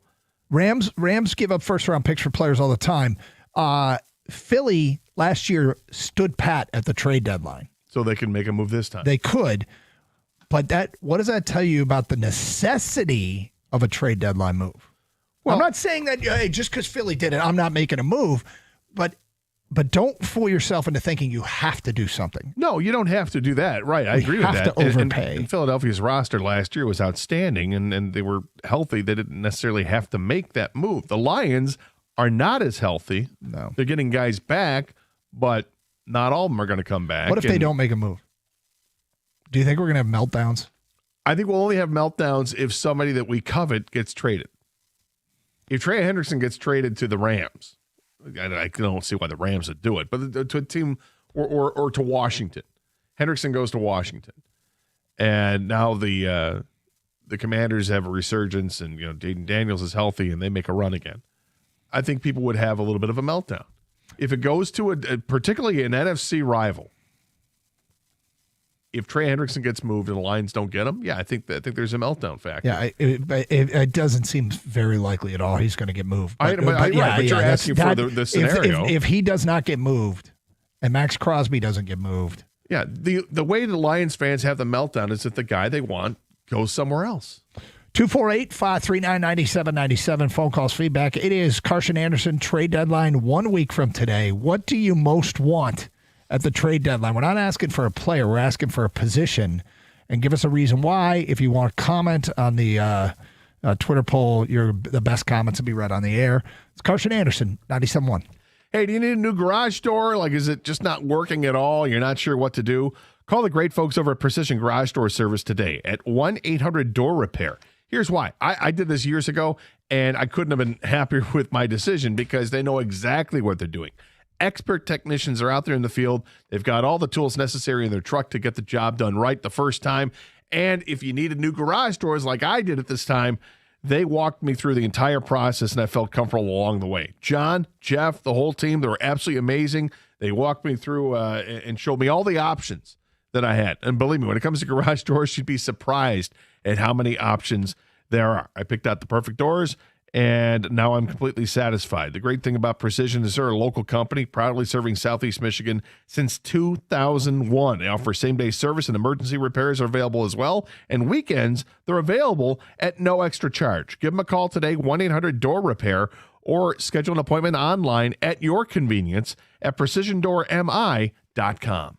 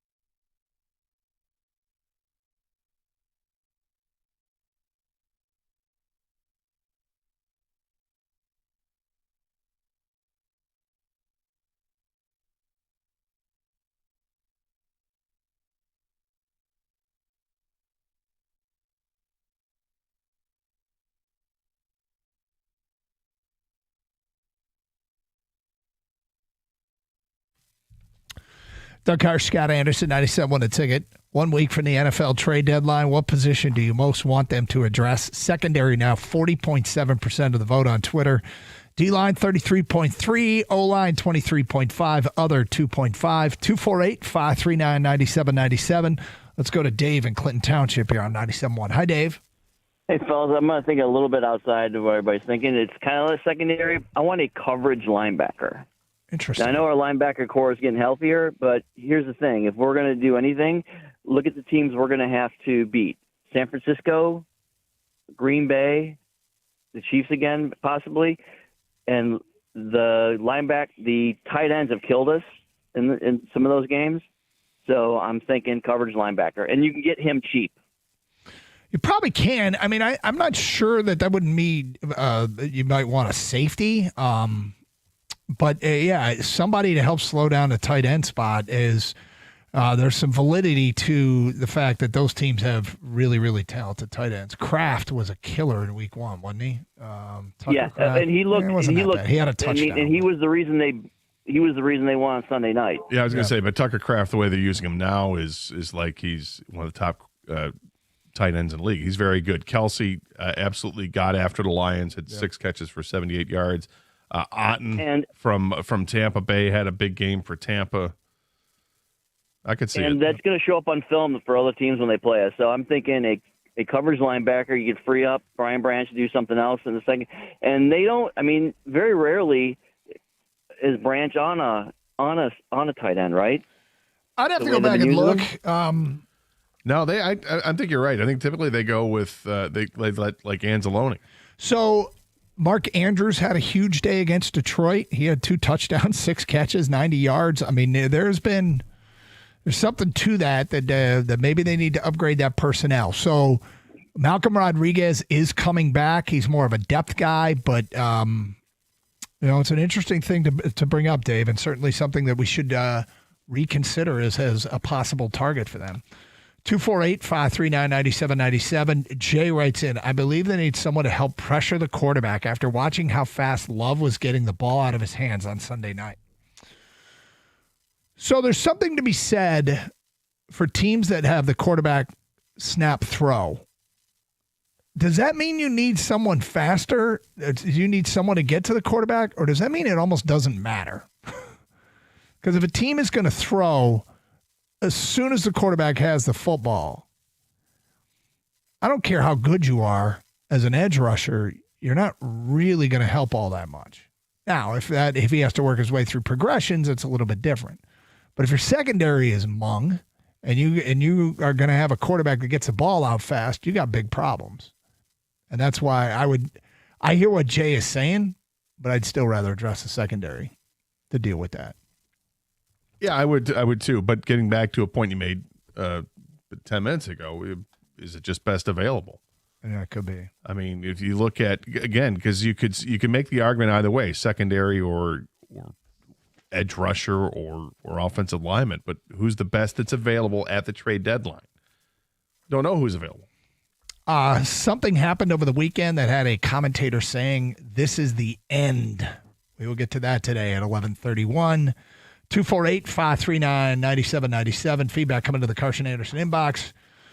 Doug writes in, on the game last night, they were talking about a nice DB the Chiefs got in the 3rd round. The Tesla pick was wasted.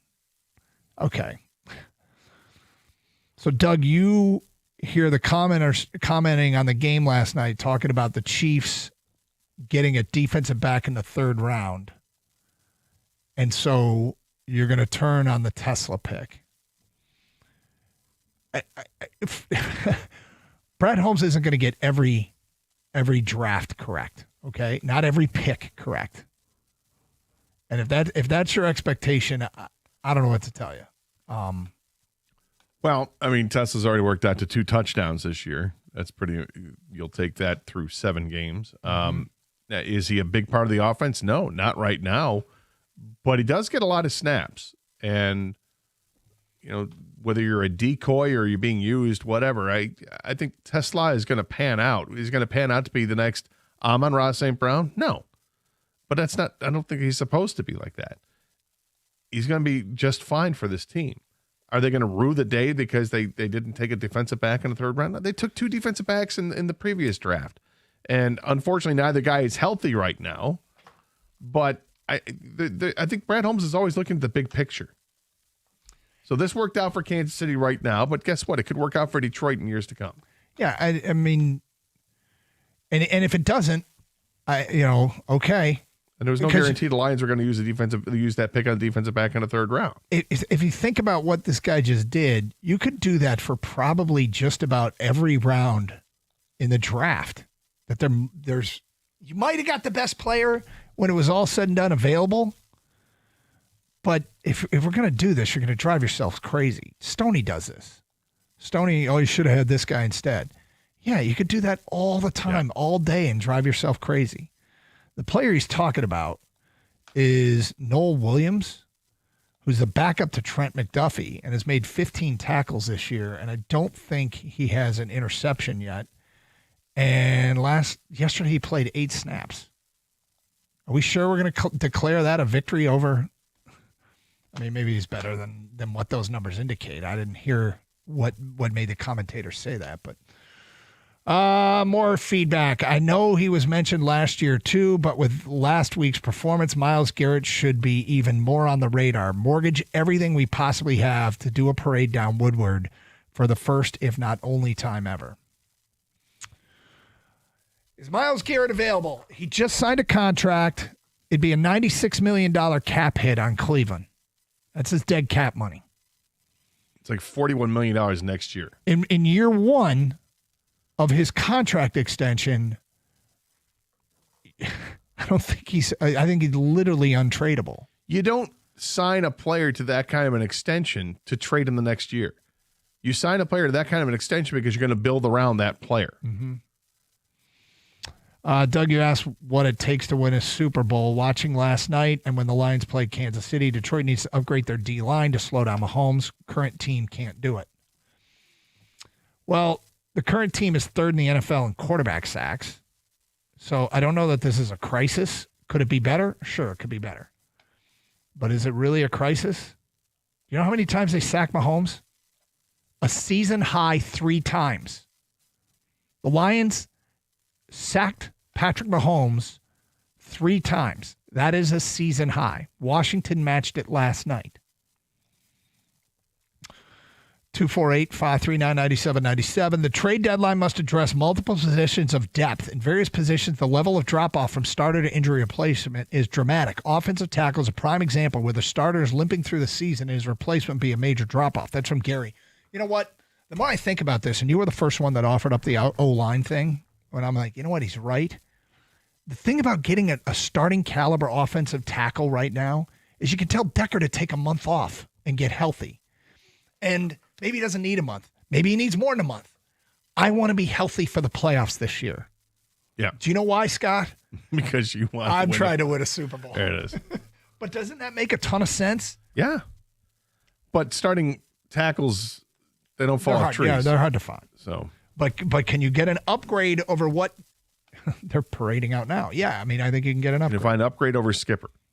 Yep. 248-539-9797. All right, something happened in the NFL over the weekend. Had a commentator saying, this is it. We'll get to that today at 11:31. It's Carson Anderson on 97.1 The Ticket. It's NBA tip-off week, and FanDuel is your home for live betting. So even if you miss the start of the game or want to ride a hot hand, FanDuel has live bets on everything from who will score next to fourth-quarter comebacks. You can combine your bets for same-game parlay, but I'm not here to recommend that. I'm here to recommend that new customers take advantage of this great deal. If your first $5 bet wins, if you're a new customer, you will get $300 in bonus bets. So new customers, you can sign up at FanDuel.com/Doug or go get the app and take advantage of this great offer. $5 bet, $5 deposit. I mean, if you lose it, you can decide I'm never going to bet again. If you win it, you get the $300 in bonus bets, and you have a week to play with those and do whatever you want. You must be 21 years of age or older and present in Michigan. First online, real money wager only. $5 first deposit required. Bonus issued as non-withdrawable bonus bets, which expire 7 days after receipt. Restrictions apply. See terms at sportsbook.fanduel.com. Gambling problem? Call 1-800-GAMBLER.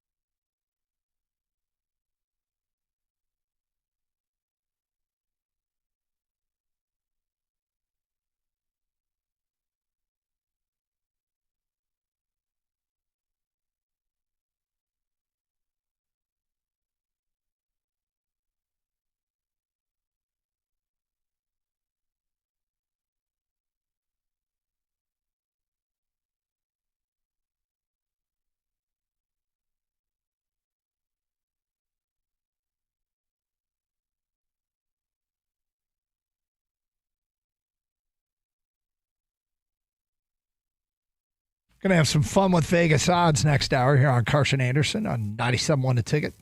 248-539-9797. Beautiful day in Metro Detroit. Scott Anderson.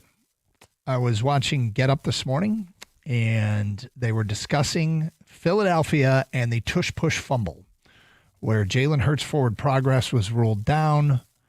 It was ruled stopped as a Giant player pulled the football out of his hands for what appeared to be a turnover. Mike Greenberg said this was his favorite tush-push of all time because this has to be the straw that broke the camel's back. An official literally told a member of the Giants that the play is difficult to officiate. I think we've reached a point here where we can all see this play has got to go. It has got to go. Last week, we had Minnesota having a player lie down sideways at the line of scrimmage as a defense to the tush-push. He was laying on his belly in front of the football. Now we have what appears to be a clear turnover overruled because an official admits it's hard to overturn. Mike Greenberg said, "Thank you. This is it. It's got to go." Are we running out of any arguments to keep this stupid play? I think the arguments against it are all kind of lame, be honest with you. Oh, it's difficult to officiate. Well, when? So, I mean, you're an official. This is, not everything's easy. You're not going to make it all easy on you. I think you need to be better at officiating it. Look at the alignment, make sure that, that nobody's jumping offside or false starts or whatever. And I think it is difficult to officiate. Like, when do you blow the whistle and say that forward progress has stopped? Yeah, you can't see. That's what makes it difficult to officiate is you can't see the ball carrier. I get it. I understand it. So how do you get better at seeing him? It's a play, though. It's just because something is difficult doesn't mean you have to take it away. Well, I think it's not that it's difficult. It's borderline impossible because it's not about that, like, the officials need to work out more or train more. Where they're lined up, they can't see the ball carrier. Well, they can improve their, if they want to get right behind there and be behind the guy who's doing the tush push, go ahead and do that. And you can tell if his forward progress has stopped, blow a whistle, blow it earlier rather than later. I don't think people would have too much of a problem with that, except for this rare occasion where the ball comes out. And if you look at it and I think the other thing you can do is to say that, we'll allow for reviews on forward progress because they don't allow that right now. Do you want the play to stay, or you're just saying you think the arguments against it are weak? I don't have any problem with the play staying. I really don't. I get people say it's boring or whatever. It's an effective play. Find a way to stop it. And if that means you got to have a guy lying perpendicular to the line of scrimmage or whatever, go ahead. I guess we're just getting so far away from entertaining football, and it's led to, like, every week there's a controversy. Every week that's a false start that they miss because they can't see. Look, there's forward progress done that they can't see. Like, there's always something, and I hate it, but it's been going on for years. It's like a quarterback sneak at the goal line, and the officials, where they have to line up, because you can't line up officials right at the line of scrimmage looking directly down the line because a team could throw out of a goal line formation and you got an official standing right there. So they're lined up on the edges of the field. They have to come sprinting all the way in. So we're going to eliminate quarterback sneaks too? Well, no. I mean, is that next? That hasn't been nearly as controversial, and they haven't said play. It's different. Basically, the ball carrier on a quarterback sneak is not covered by players from every direction. In the tush push, the quarterback takes the snap. He's riding the back of the center or the guard or whomever, and there's players behind him that push him, so he is in the center of a small scrum, and the officials just can't see him. You have a better chance of seeing him on a regular quarterback sneak where there's not players from behind. I'm not convinced enough to take it away from the game. I think you can tweak the rule if you want to limit the number of players that are allowed to push the guy from behind.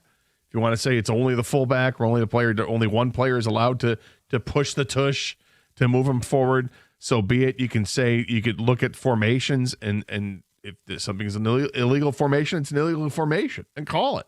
If it's not an illegal formation, then tougho. So Deal with it. A lot of this stuff I would agree with, except they've missed it over and over and over again, which speaks to the. So allow replay. It appears to be impossible for them to officiate it. Well, they could allow replay, or they could just get rid of the damn thing. And I would far prefer they just get rid of the damn thing. I mean, getting rid of a play, it's ultra successful. I don't think that's for the best of football. Well, it's just ultra because successful. It's boring. Well, not only is it boring, it's impossible for them to officiate. But it's not impossible. They can officiate. There are things they can do to certainly allow for better officiating of the play. They'll look at it in the offseason. My guess is they'll probably get rid of it. Please. But I don't think they need to get rid of it. I think it's an effective play.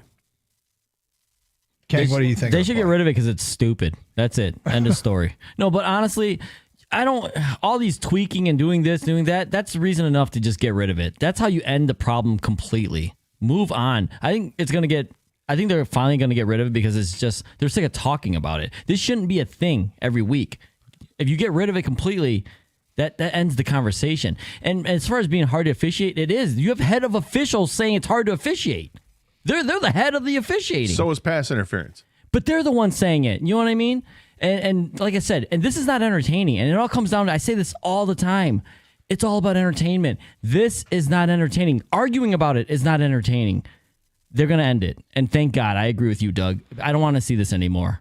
They change rules all the time. This is another one that needs to go away. Let's get to your phone calls. Greg is in Detroit, and he's on 97.1. Hi, Greg. Hey, guys. Love your show as always. What's up? Guys, listen to me, please. Let's stop looking for the unicorn for the defense. One thing about the Lions, all my friends thought I was crazy, but I have learned that it's not defense that wins the championship with the Lions, it's the offense.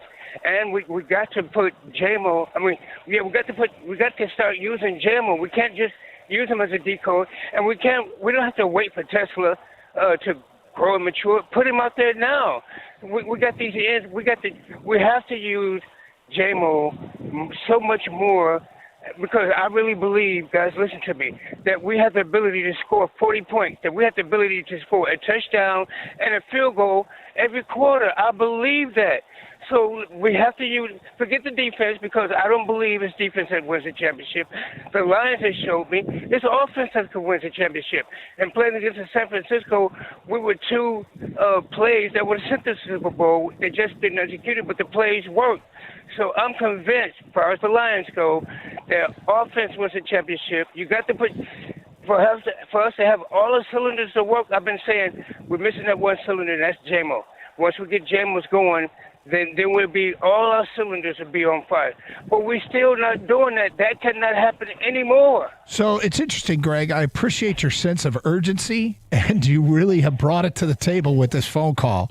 Jameson Williams has 17 catches for 289 yards through 7 games. They have opened up, I think, 3 games feeding him the football. He has got 5 big plays, which is second on the team. And he's got 2 touchdowns. And they are third in the NFL in scoring. You always try to get better. You do everything you can to get better. Jameson Williams' effectiveness so far is I think it's fine, because the offense is fine.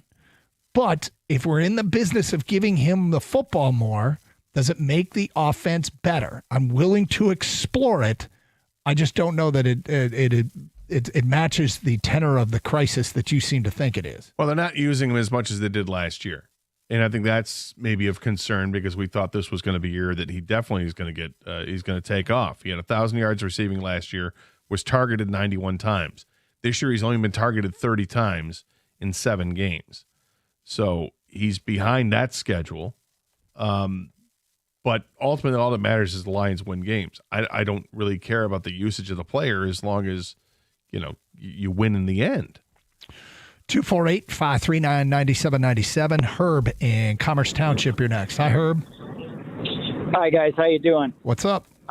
Regarding the tush-push conversation, I wanted to inject the element of technology, and I think that it kind of is corny in some sense, but it really works in other sense. I'm looking at sports like pro tennis. There's nobody arguing line call to in-outs. It's all machine done. And you remember the glow puck in hockey? That was kind of weird, but I thought it was pretty good.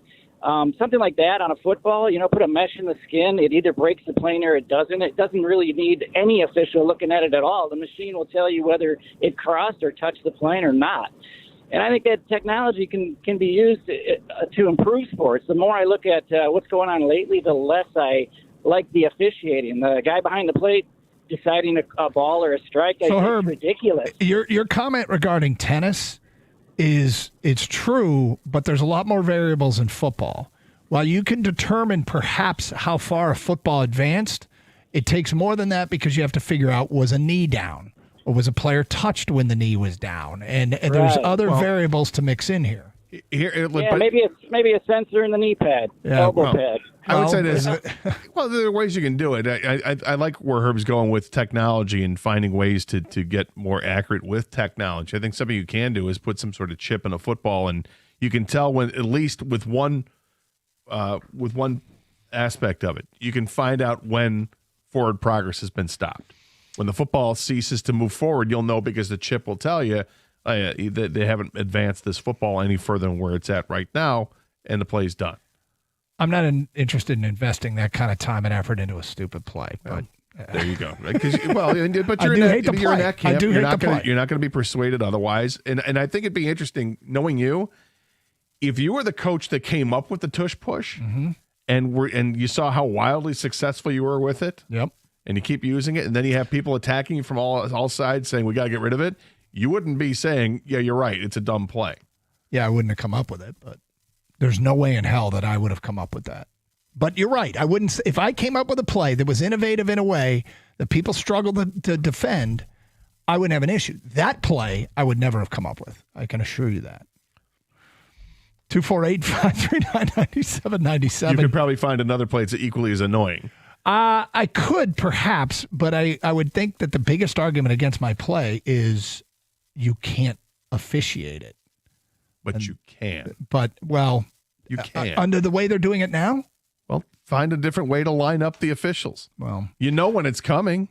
You see the formation, get in a different position. And if they ever decide to throw out of it, you got a whole nother mess because the officials will be in the way. But 248-539-9797.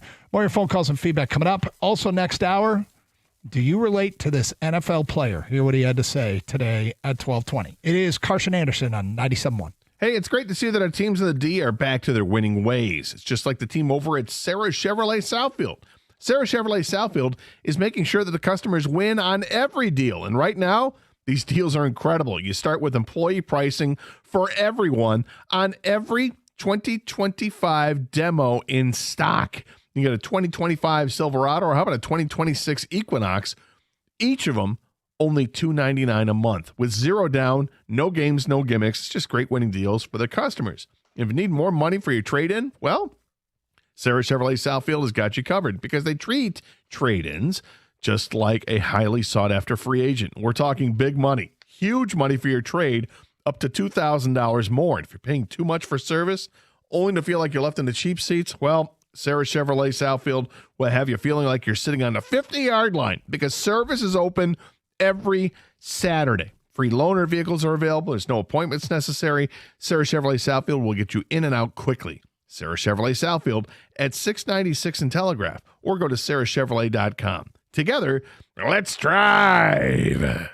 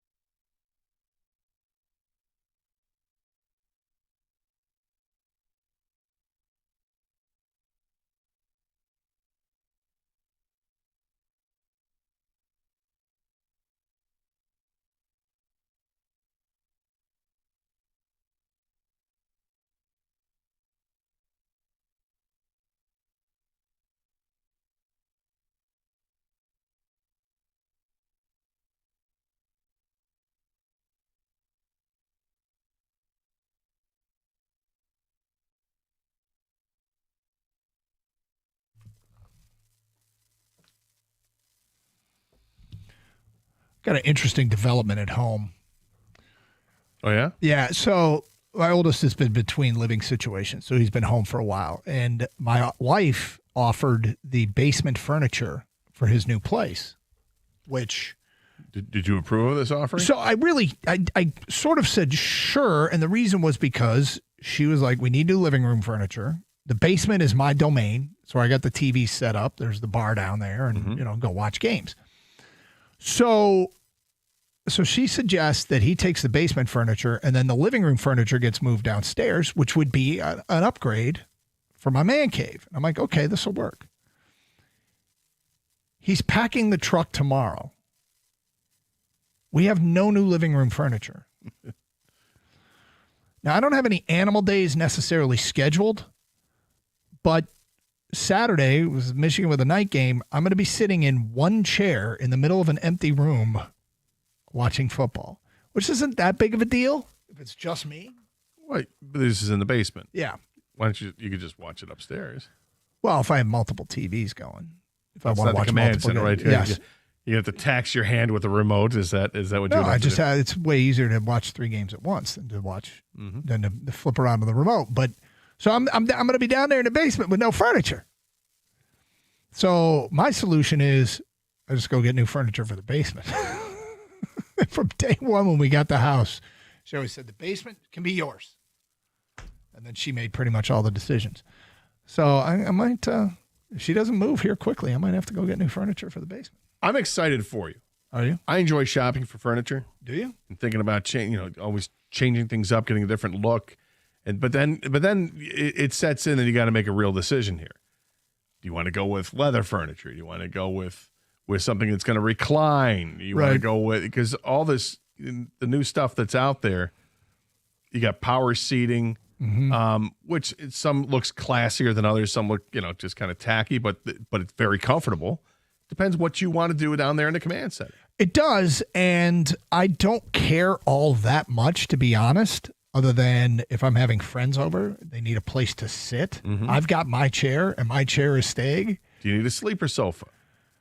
Probably not, but sometimes we have a lot of people over on game weekends, so it could be something to consider. There's the old couch was big enough that it was a long sectional that 2 people could sleep on it. So there's plenty of occasions where we have people crashed out on the couches downstairs. But hey, man, I don't love shopping furniture, and it's because I get overwhelmed. Oh, it can get overwhelming. And I look around and I go, so this place has 2,500 couches, and I just at some point I'm like, I have no idea what I want anymore. And then you walk right in. The first thing that you're greeted with, "Hey, folks." And you can't turn down the sale of the century. You just can't. It's never going to come back around. Never dude. come back. No. Yep. This is it, man. This could be the weekend. Yeah. This could be the Halloween sale. Say, I'm going to go look at some other places. Well, we can't guarantee that this price is going to be here when you come back. I mean, you gotta. That's tough to make that decision. We did make a recent purchase though that if the Lions win the Super Bowl, our mattress is free. I will say that. That's great. Yep. But anyway, I got some decisions to make. You got. Colors. That's a whole other thing. But you just went through the whole thing with you wanted chair. to buy a new chair. Yeah. Are you happy with it? For the most part, yes. Yeah. Although I have to contact.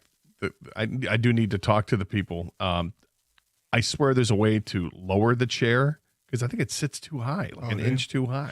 Well, which is weird because my feet are on the precipice of dangling and it's really uncomfortable. When you recline the chair, it's awesome. Yeah. It's the best chair Well, ever. it's not reclined. But when it's just a chair, it's like I don't remember sitting in it in the showroom the way it sits in my house. I was going to ask you that. You didn't, you sat on it, of course, before you bought it, and this wasn't an issue? 1,000 times. No, it was never an issue. So I'm like, this has to be, there's something funny here. Somebody on Twitch said, I only buy clearance furniture. I really do like the clearance centers. I go back there and I'm like, I don't care if it's kind of a little off color. No, but you just got to make sure the quality is good. If there's just a little scratch on it, and that's why it's in the clearance, that's great. But if it's there because it's scratch away, my friend. It's a $300 couch, you get what you pay for. Yeah. 248-539-9797. All right, Brian in Rochester, you're next. What's up, Brian? Hi. The previous caller kind of said what I was going to say about the sensory bit inserted in the ball so they can detect where the first down is. And then, I kind of correlated it to something I saw in the World Series yesterday, which in baseball there's so many games where it's like you're not going to get every ball and strike called right. But, man, last night that pitch that was high, it was like in the 13th inning, that was totally a ball, and it was called a strike. But, it's nice to get those plays called right in the big games. But, yeah, Gator, till LOVE, all I need my love machine. You got to get that component solidified in that ball, man. But, you guys, do you think that is it ended where the Lions-Chiefs game with that stupid bogus call, is that going to be all we see of it, or are they not going to get enough where, like, they still want the Chiefs to get to the Super Bowl, and then if the Lions get there, are they going to let the Chiefs beat the Lions on top of that? I have no idea what you're asking. What are you asking? I'm just saying, like, I feel like the Chiefs are going to get to the Super Bowl at the end of the year, and if they let the Lions get there too, should they get there, is that where it's going to end, or are they going to keep giving the Chiefs all the calls even when they get to the Super Bowl? Okay. Well, it depends what Taylor Swift wants. Is she still with Kelsey? They are engaged. Let's hope those kids make it. Yeah. I don't know, man. I almost regret that we did those shows 2 weeks ago because you can do them all the time. You can bitch about officiating. And I don't want to turn this show into constantly bitching about officiating. But it could be done. The thing is, that game turned things around for Kansas City. They're now playing really, really, really. Yeah, I mean, they were getting guys back, and so Yeah. it kind of stands to reason that they're playing better. They looked I want the pretty line. good I last want if you're to pick the perfect scenario. Okay, first of all, the idea I'm not counting on any. I'm not counting any chickens. The Lions making it to the Super Bowl is a wonderful possibility that's right in front of us and could happen this year. If they get there and I get to pick my opponent, I want it to be the Kansas City Chiefs. I want to beat the Kansas City Chiefs. Now, I don't. Because that's the most satisfying win you could have. Satisfying. Yeah. It would be most satisfying. Yeah.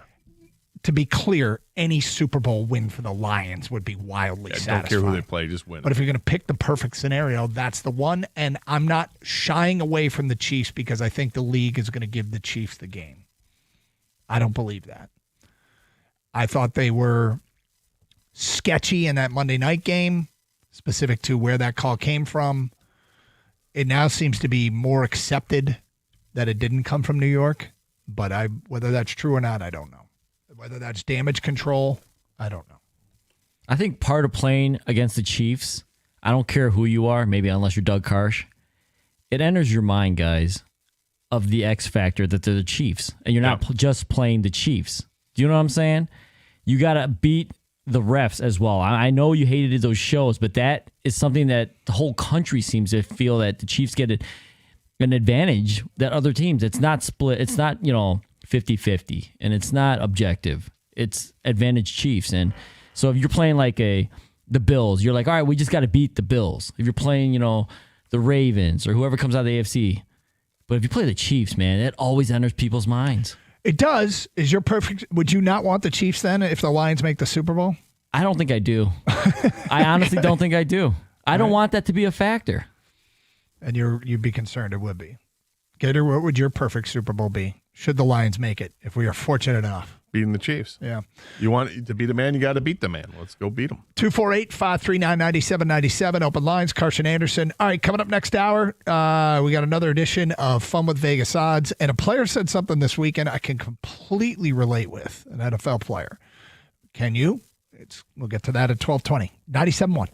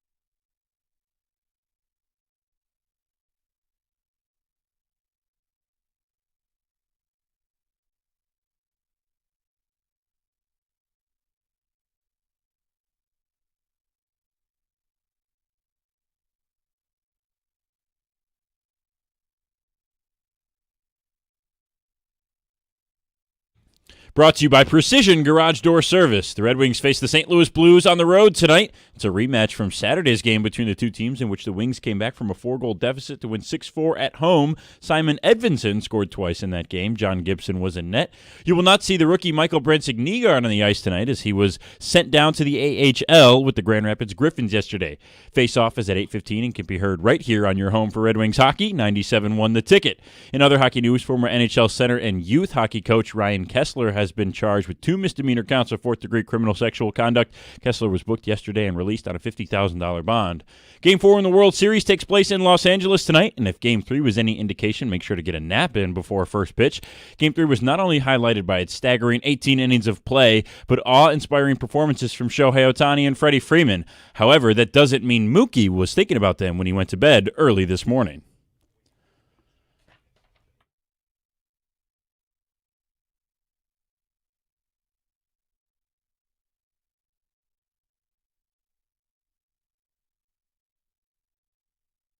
Maybe the best thing to come out of last night, and it has nothing to do with baseball. First pitch in Game 4 tonight is set to come from Ohtani at 8 o'clock. At the Corewell Health Sports Desk, I'm Brendan Shabath. For more, go to 97.1 The Ticket or visit Odyssey.com.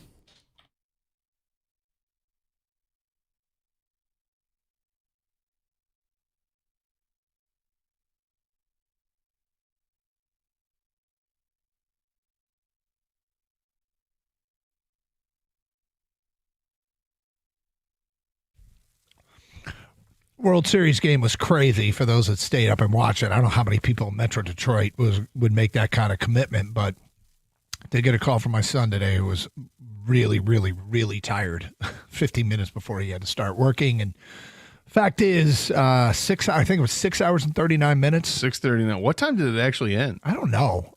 Had to be like probably 3 started o'clock? at 8:15, 8:20, whatever. So yeah, you're pushing 3 o'clock. For those late Red Wing playoff games we used to have, or any even Tiger games, and it was going longer than it was supposed to, did you guys ever I'm going to have coffee, energy drink, get some fruit or something? Do you know what I mean? Did you ever say, hey, I got to keep this going? I don't know, Yes. right? I would never go coffee because coffee would keep me up all night. That's too much, too risky. Would I go grab a caffeinated beverage? Yes. I would absolutely do that to try and stay awake. And those weren't great either when you're trying to go to sleep after the game. And you know what? When it's your team, it's a quest, man. We're all on a quest together.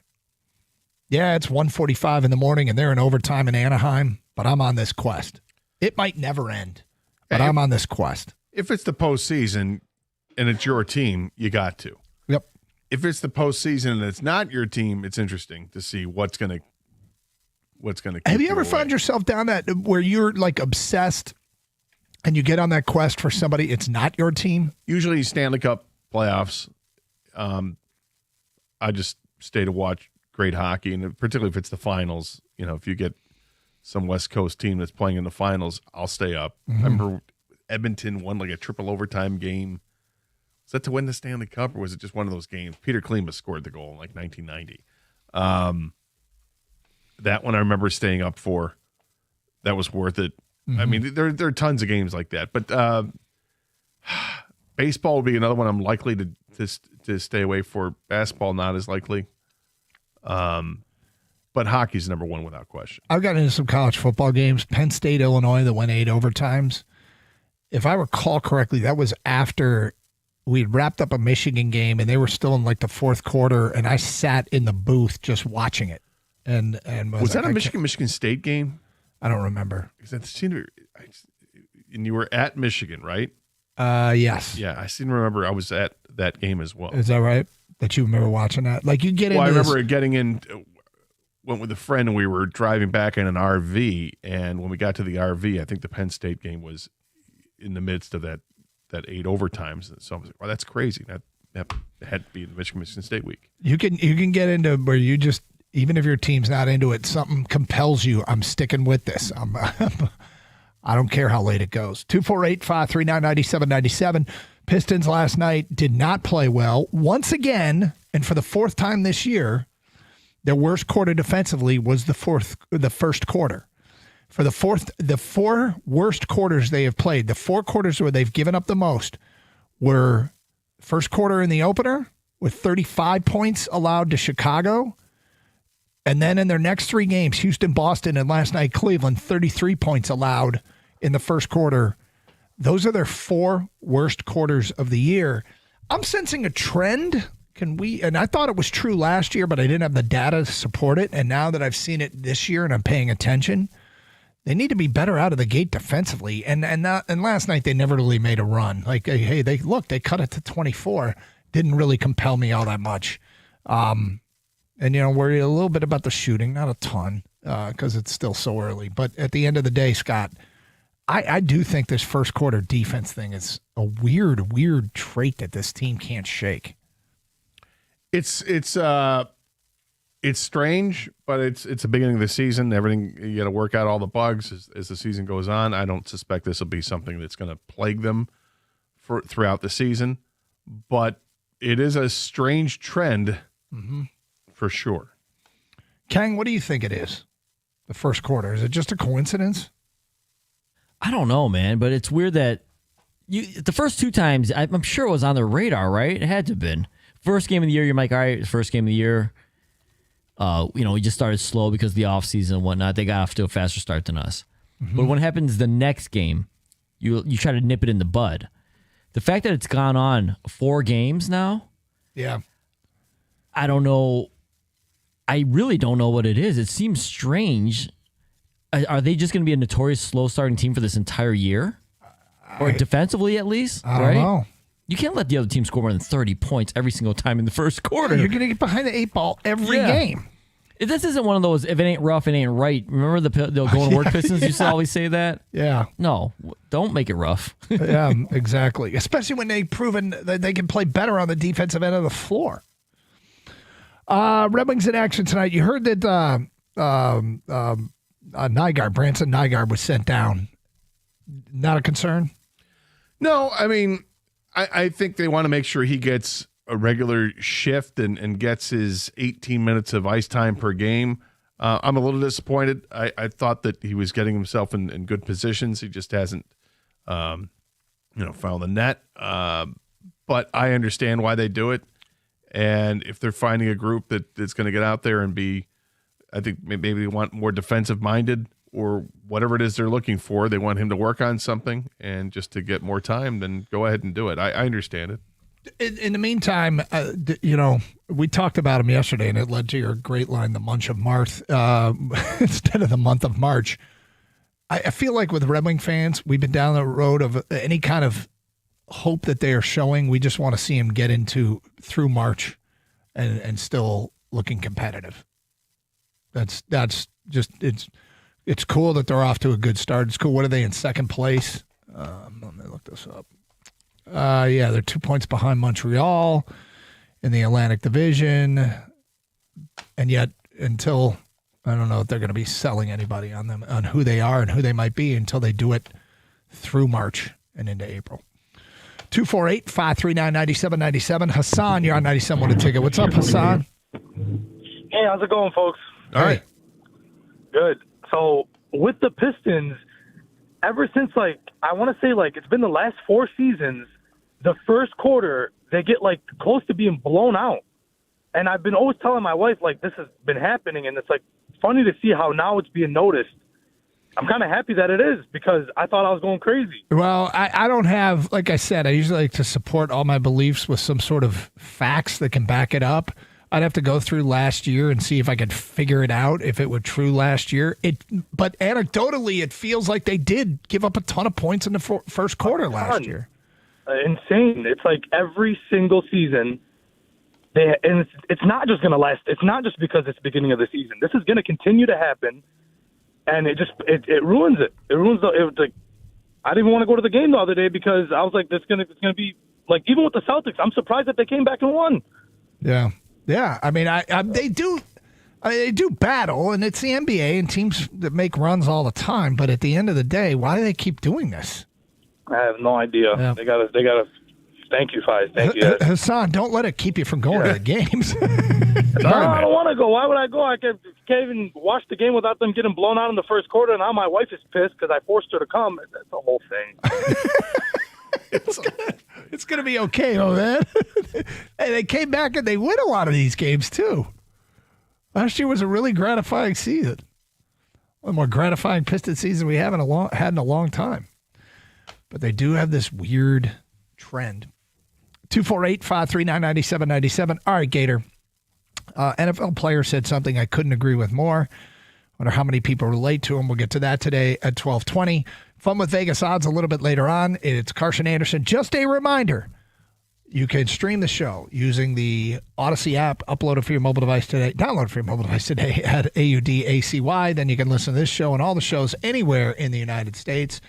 And you can also do it to our website, 971theticket.com. Stream with video, twitch.tv and youtube.com. And you can see us and participate in the streaming chat on both of those sites. Always, you can take in this program and all the programs here on 97.1 The Ticket. It's Carson Anderson, 97.1. Twin Peaks, your week is about to get a little spookier as your favorite Twin Peaks girls are back for their Halloween dress-up. Running today through Friday, they're showing off the awesome drink specials to pair with all your favorite costumes that they wear. This is an event you don't want to miss. What makes it even better, an action-packed week of sports. Postseason baseball, of course, going on right now. We got hockey and basketball going on in Detroit. College and pro football on the weekend with local teams. It's really the best time of the year. Pair all that sports with wall-to-wall TV, Scratch Kitchen that boasts the best bar food you've ever had.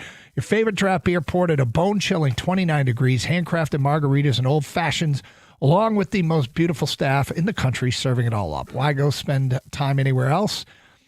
Well, it's going to be just about the same price as fast food, and your favorite lodge has great happy hours, deals that can get you a 22-ounce beer or shot and a food item for less than $20.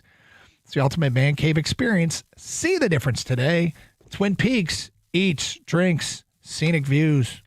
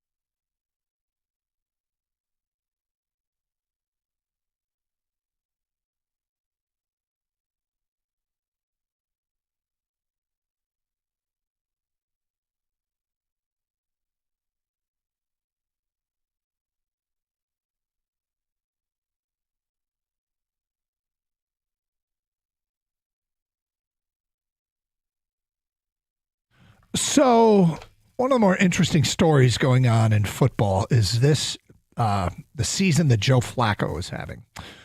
Started the year in Cleveland, and it was kind of like, is this guy still playing? And there was a second stint with the Browns. I don't know how old he is, 38, 37. He's 40. Is he 40? Okay, thank you. And 41 in January. He gets traded to the Cincinnati Bengals. He has, I believe, 5 kids. Okay.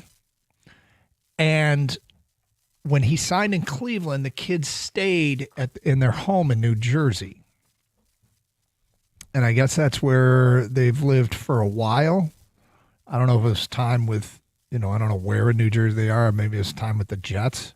Well, he played football at Delaware. Mm-hmm. And Delaware is right there with New Jersey and Pennsylvania. It's all in that same area. It's a bunch of years in Baltimore, so that could lend itself to that. I don't know. Either way, he decided not to move the family. And so he was living by himself in Cleveland, and they'd come out occasionally on the weekends. And he said, look, they've got their lives, they got their routines, they enjoy their lives. We just decided not to break that up while I went off and played for the year.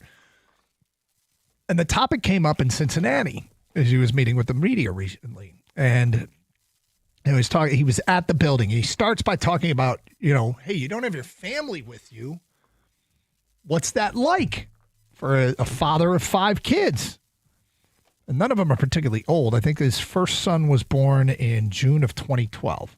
Oh, so 13. he's got 5 young kids. That's a lot. And he's away from him. And so he was asked about it, and here's what he said.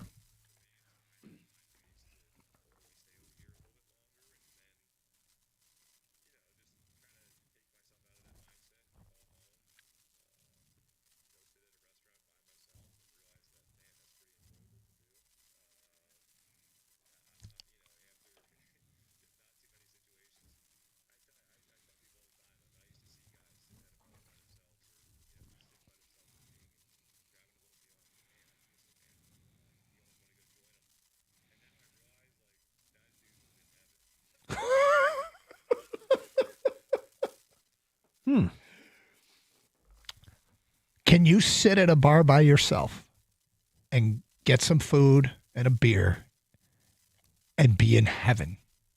Or do you think more along the way that Flacco did, where you feel bad for that person, or is it a sad thing? And I feel like I know exactly what he's talking about. I went from being young Doug, pre-kids, where I always had to have people around.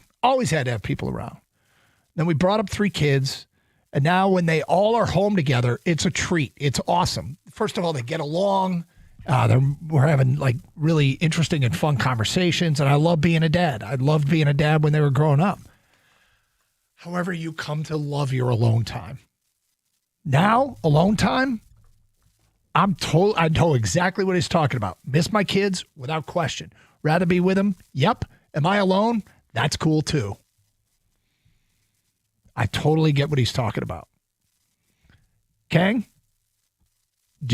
are you at a point now where like alone time is something that you're like, yes? What Joe Flacco just said hit so hard, my friend. So hard right in my heart. There are times when my wife will take the girls out for whatever, right? Shopping, mother-daughter day, whatever it is. That silence at home alone when I'm just sitting at the kitchen table, golden. Yeah. Golden. When Flacco, I used to feel sorry for the guy. When I was younger, like, look at that guy. Poor guy has no friends or no wife or no girlfriend, whatever. Now I look at him and I'm like, I wish I was him. He's just eating his appetizer, drinking his beer. Yeah. No concerns. Not worried about anybody else. No. Yeah. I'm so Flacco right now. I've never been more Flacco. There's this video, and I don't know if it's real or not. Some guy was sitting at the bar by himself doing just that, eating an appetizer, having a beer. And his phone buzzes, and he pulls out his phone, and some guy was just happened to be sitting next to him, saw him, and he had texted his wife, "I'm sorry, I got caught up at work. I'll be here for 30 more minutes." He's at the bar. He just wanted some alone time, man. He just wanted to sit by himself and not be bothered. Yep. Dads out there, how do you feel about your alone time? You don't think the moms want the alone time either? Oh, the moms might. Yeah, I guess, I was thinking about Flacco. But, yeah, I guess moms, too. The peace and quiet of everybody gone, or the peace and quiet of... Are you expecting anybody to call in and say no? I don't know. I can't handle alone time? I think it's just funny for me how much I've changed. Like, I couldn't handle alone time. I hated alone time. Yeah, Doug's always on the move, got to do something. Now after bringing up 3 kids, alone time, it's just fantastic. And as he said, that guy's in heaven. Yeah, I don't think that's any different than anybody that has had kids. And now that then you have an opportunity to get away, yeah, of course. I don't have to have the responsibility of watching whoever or catering to their whims. Right now, I can actually be by myself. 100% of I'll drive anywhere by myself now. Like, I don't care how far it is. Sure, I'll make that drive. Yeah. Rutgers. Rutgers isn't on the schedule. I might drive alone to Maryland. There's a real good chance I'll drive alone to Maryland. Yeah, but would you rather drive alone to Maryland, or would you rather drive with Jansen? Jansen's fine. Has Jansen been eating beef jerky and cheese? Dude, that was incredible. Yeah, I could ride with somebody. I'm just saying I have no fears of being alone anymore. I love that. Was it fear before? It wasn't really fear. It was just I was uncomfortable. Or now I'm not even uncomfortable. I get bored. And now I relish the boredom. But I also miss the kids, if that makes sense. 248-539-9797. Mark, you're on 97 a ticket. Hi, Mark. Hey, how's it going? What's up? I think that time alone from the kids is kind of like a double-edged sword. I only get so many years with my kids before they want to just go hang out with friends, and Dad ain't cool no more. How old are your kids? I got a 10-year-old and a 5-year-old. Yeah. So the 10-year-old, they haven't turned on you too much yet. But not yet. I think I got 2, maybe 3 years left before that happens. They do, and then they kind of come back. And I've found that the grown-up adult version of my kids is really enjoyable. But I'll add this, Mark, and that is when they're little and you're their hero. It probably doesn't get any better than that. It really doesn't. Absolutely. But 100%. There's going to come a time where you're I'm right. their worst enemy. I'll tell you, the most amazing thing happened is our 23-year-old has agreed with us in arguments with our 18-year-old. He's now on mom and dad's side. 248-539-9797. Because he doesn't want to see him get away with stuff that he wasn't able to get away with. There might be some truth to that. There might be truth to that. I'll have to ask him about that. Because we've been in a few situations, I'm like, I cannot believe he's on team mom and dad here.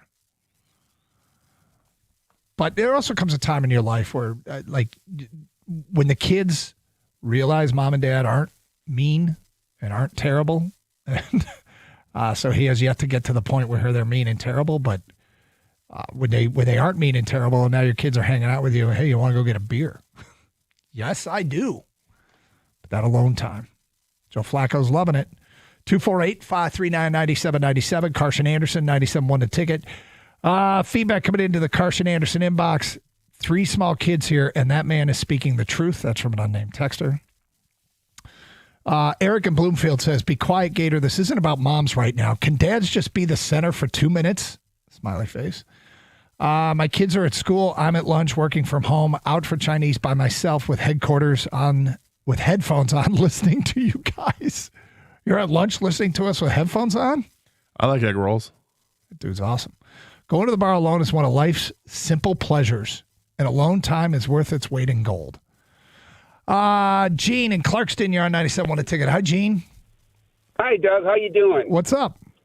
Hey, Gator. How's it going? All right. So I'm 70, and I come from a big family. I had 3 brothers and 4 sisters, and as I've grown up with all those people around me, I never really had to worry about alone. Yep. And so I find that families that have, or guys or girls that have smaller families, like 1 or 2 kids, they crave alone time because they're used to being alone. So I always wondered, how many brothers and sisters do you have, Doug? I have one sister. Well, there goes my theory. Yeah, I mean, look, it's not that let me be clear here. I think Flacco is talking about how you miss your kids and you certainly love being with them, but you really start to appreciate the rarity that is alone time. But you got 5 kids under 13 and under. I mean, it's constant chaos. Yep. So, of course, he's going to enjoy the alone time. And he is. Yeah. 248-539-9797. And probably wise to keep the family away because it is chaos while he's trying to work and he's got to get stuff done. Part of the season. Jackson is next on 97.1 The Ticket. Hi, Jackson. Hi, how are you? What's up? I love your show, by the way. Thank you guys are the best. Appreciate it. And my children are both adults now. Yep. Sorry, I'm in traffic. I'm talking to my dashboard. I'm downtown Detroit. You just sound hanging okay. out. And that's part of my point. It's like I'm just driving around downtown because my wife is busy doing things. My kids are both adults now. I hate just being alone without them. How long? I love it when you, my kids are around. Yeah. How long have you been? You said your kids are adults. So how long have you? When did they move out? My son is 36 now. Okay. He lives in Colorado, and he moved out of the house at 18 when he went to college and never really moved back. My daughter still lives with us, but she's gone often, because she has friends and she has work and whatnot. I think you're onto something, Jackson, that I think is going to be true of me, and that is the alone thing that I am loving right now is going to have a shelf life. It's going to have a shelf life where eventually I'm going to be like, this sucks. When will the kids come home again? But it's early for us. And it's even kind of been fits and starts in that our oldest You guys moved haven't home. even experienced it fully yet. We haven't experienced it fully. No. We've experienced it for like weeks at a time. And There will then, be. I mean, the real question is what's the period? How long of a time once you're truly an empty nester? Yep. How long does that last before you're like, all right, I want a little more chaos, or it's not even chaos. I do miss it. It's great hanging out just me and the wife, but yep. I would like to have one of our children be with us as well. Because I Flacco- imagine it's probably not that long of a period of time. I think you're probably right. I think we're still in the early stages of what it's going to be like. So 248-539-9797. It's Carson Anderson. We got Fun with Vegas Odds coming up at 12:35 on 97.1.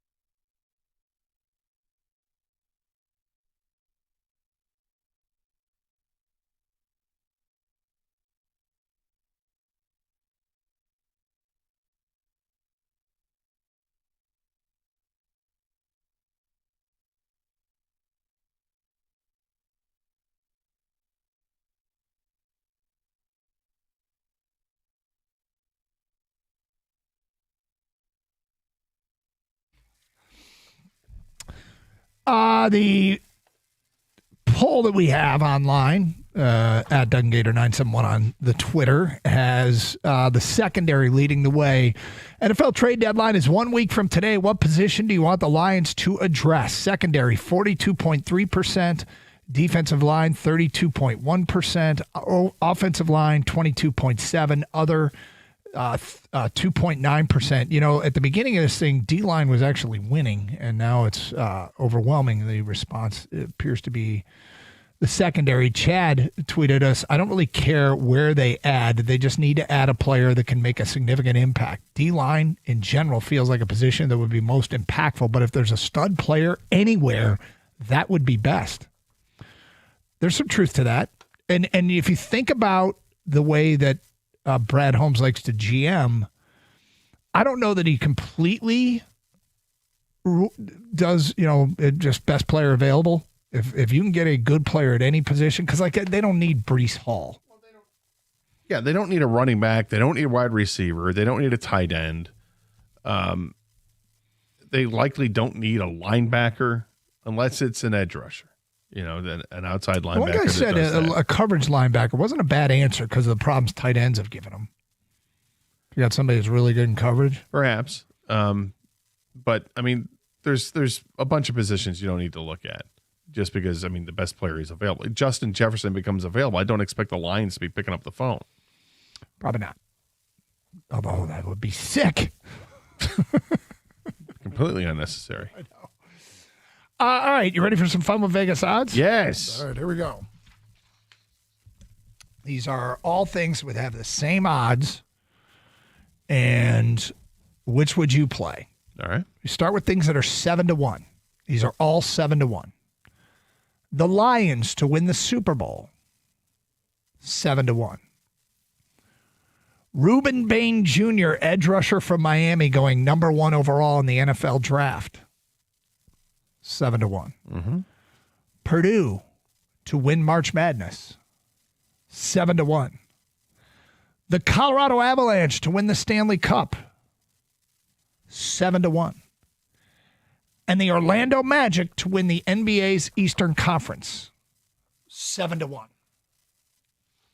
All of those 7-1s, which would you play? Lot of competition in the Eastern Conference, so I'm going to eliminate the Orlando Magic. I don't like the Avs winning the Stanley Cup. March Madness is too crazy, so I'm down to the top 2. The Lions winning the Super Bowl or Bain going number 1.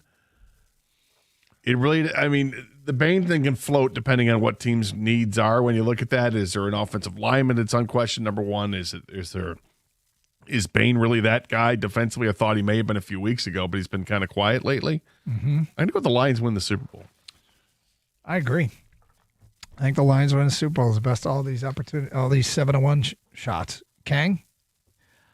I'm going to take the Colorado Avalanche because they're always a decent team. And in hockey, if you get in, you've got that's the ultimate X factor is just get into the dance. And you could say that more with the NHL playoffs than any other playoff, I believe. You're true. So I'm going to take Colorado. And I know it doesn't matter historically, but I've seen Colorado win a championship before. I've never seen the Lions make the Super Bowl. So even though I want the Lions to do it, I'm going to go Colorado. All right, next up, these things are all 18-1.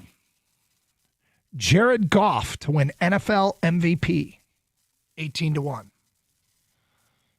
Sean McVay to win NFL Coach of the Year, 18-1. Ole Miss to win the college football playoff, 18-1. The Winnipeg Jets to win the Stanley Cup, 18-1. And the LA Clippers to win the NBA, 18-1. No to the Clippers, no to the Jets. Obviously, no to McVay. I was so excited when I saw McVay odds. I don't even care. I'm not sold that Ole Miss can get it done. I'm going to go with Goff as MVP because I think the Lions are going to win a bunch of games. I think Goff is going to put up a bunch of great numbers. So I'll go with that one. I made a small wager on Goff to win the MVP at the beginning of the year, and I'm sticking with it. Wow, I you guys agree are in with you. lockstep. Yeah, we're Homer radio. Homer so far, and it was not the intention. No, and we very rarely have done this. If but I were yes. objective, I would consider part of buffet. it, but part of it is you're not even considering that. Part of this is if we think the Lions are the best of the 7-1s, then it's easy to see Goff being the NFL MVP. Well, there's that too. Yeah. Yeah, but they still got to vote on it. So I don't think the Lions players get enough respect around this league. No Dan Campbell for Coach of the Year, no Goff for MVP, none of that stuff. So I'm going back to the well, which is hockey, my friend. The Winnipeg Jets, they have a really good goalie. And you know what? A hot goalie in the playoffs can get it done. All right, finally, I'm with Vegas odds. These things are 22-1. Michigan to win the Big Ten in football, 22-1. Texas Tech to win the national championship, 22-1. The Minnesota Timberwolves to reach the NBA Finals, 22-1. Haynes King, the Georgia Tech quarterback, to win the Heisman, 22-1. And Justin Herbert to win NFL MVP, 22-1. Okay, I'm going to eliminate Herbert right away. Good thing you're being objective about this whole Vegas Well, line. he has said for a while here he thinks Herbert's one of I the most also don't overrated. think. I mean, yes, I don't think much of Justin Herbert as a quarterback. I think he's an average quarterback. He gets hyped up. I just don't see. Look, it's 22-1. I get it. It's a little bit longer shot, but it's not that long of a shot. There's some good stuff here. I don't think Michigan's gonna. It'd be very difficult for Michigan to get there. T-Wolves, no. I'm gonna go with King winning the Heisman. Haynes King. Yeah, dual threat quarterback on a undefeated team right now. He's dynamic. I'm going to give him that option. I think nobody's really stood out yet either. Like there's no obvious. That goes in his favor. I'm going to be consistent because I picked it last week in the college football blitz questions. Texas Tech to win the national championship. Hey. I have Texas It could Tech and happen. Texas I A&M can playing see in the it. national Maybe. championship All right, game. this is going to be interesting Or what not. Kang's going to say because there's no hockey. I know, on. man. Come on, man. What are the odds for, there's no 22-1 in any Connor channel? Bedard to win the MVP. The Nordique. I am going, this is a tough one, but I'm going to go Herbert, Gator. Justin Herbert. Yeah, Before the just a piece season, of- before the season, Jim Harbaugh said, I've got to get this guy a Super Bowl. He's one of the best quarterbacks. He's like the best quarterback I ever coached. Of course, Harbaugh speaks off like, crazy land all the that's time. on brand, yeah. But my point is he's going to really try to get him to throw the ball more. And the whole offense is built around Herbert. They don't have a running back. They've been getting hurt all year. So the Chargers, I think this MVP thing for the NFL is going to be it's going to be a different player every week. And then Herbert's going to be one of those players. And if he's the player at the end, that's how he wins it. There you go. And that concludes Fun with Vegas Odds. All right. Jared Goff said something last night during the Manning cast that probably resonates with a lot of people. We will get to that next here on Carson Anderson on 97.1 The Ticket.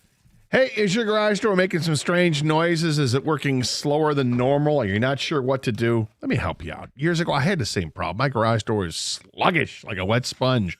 And I called the great folks over at Precision Garage Door, and they came right out and diagnosed the problem. They fixed it right there on the spot. Why? Because Precision Garage Door Service has expert technicians in the field. They got all the equipment they need in the trucks to get the job done right there on the spot in most cases. In my case, it was exactly it. And here's the better part. Not only did it fix the problem that I had then, but they also warned me. They said, look, in years down the road, you're going to need new garage doors. Just to let you know, this is a temporary fix, but this should hold for several years. And they were right. Years came later, and I had to get new garage doors, and I called Precision as well. They offer same-day service. Emergency repairs are available, and on weekends are available at no extra charge. Also, they offer the industry's leading warranty. It's called the Precision Promise. Give them a call today, 1-800-DOOR-REPAIR, or you can schedule an appointment online at your convenience at precisiondoormi.com.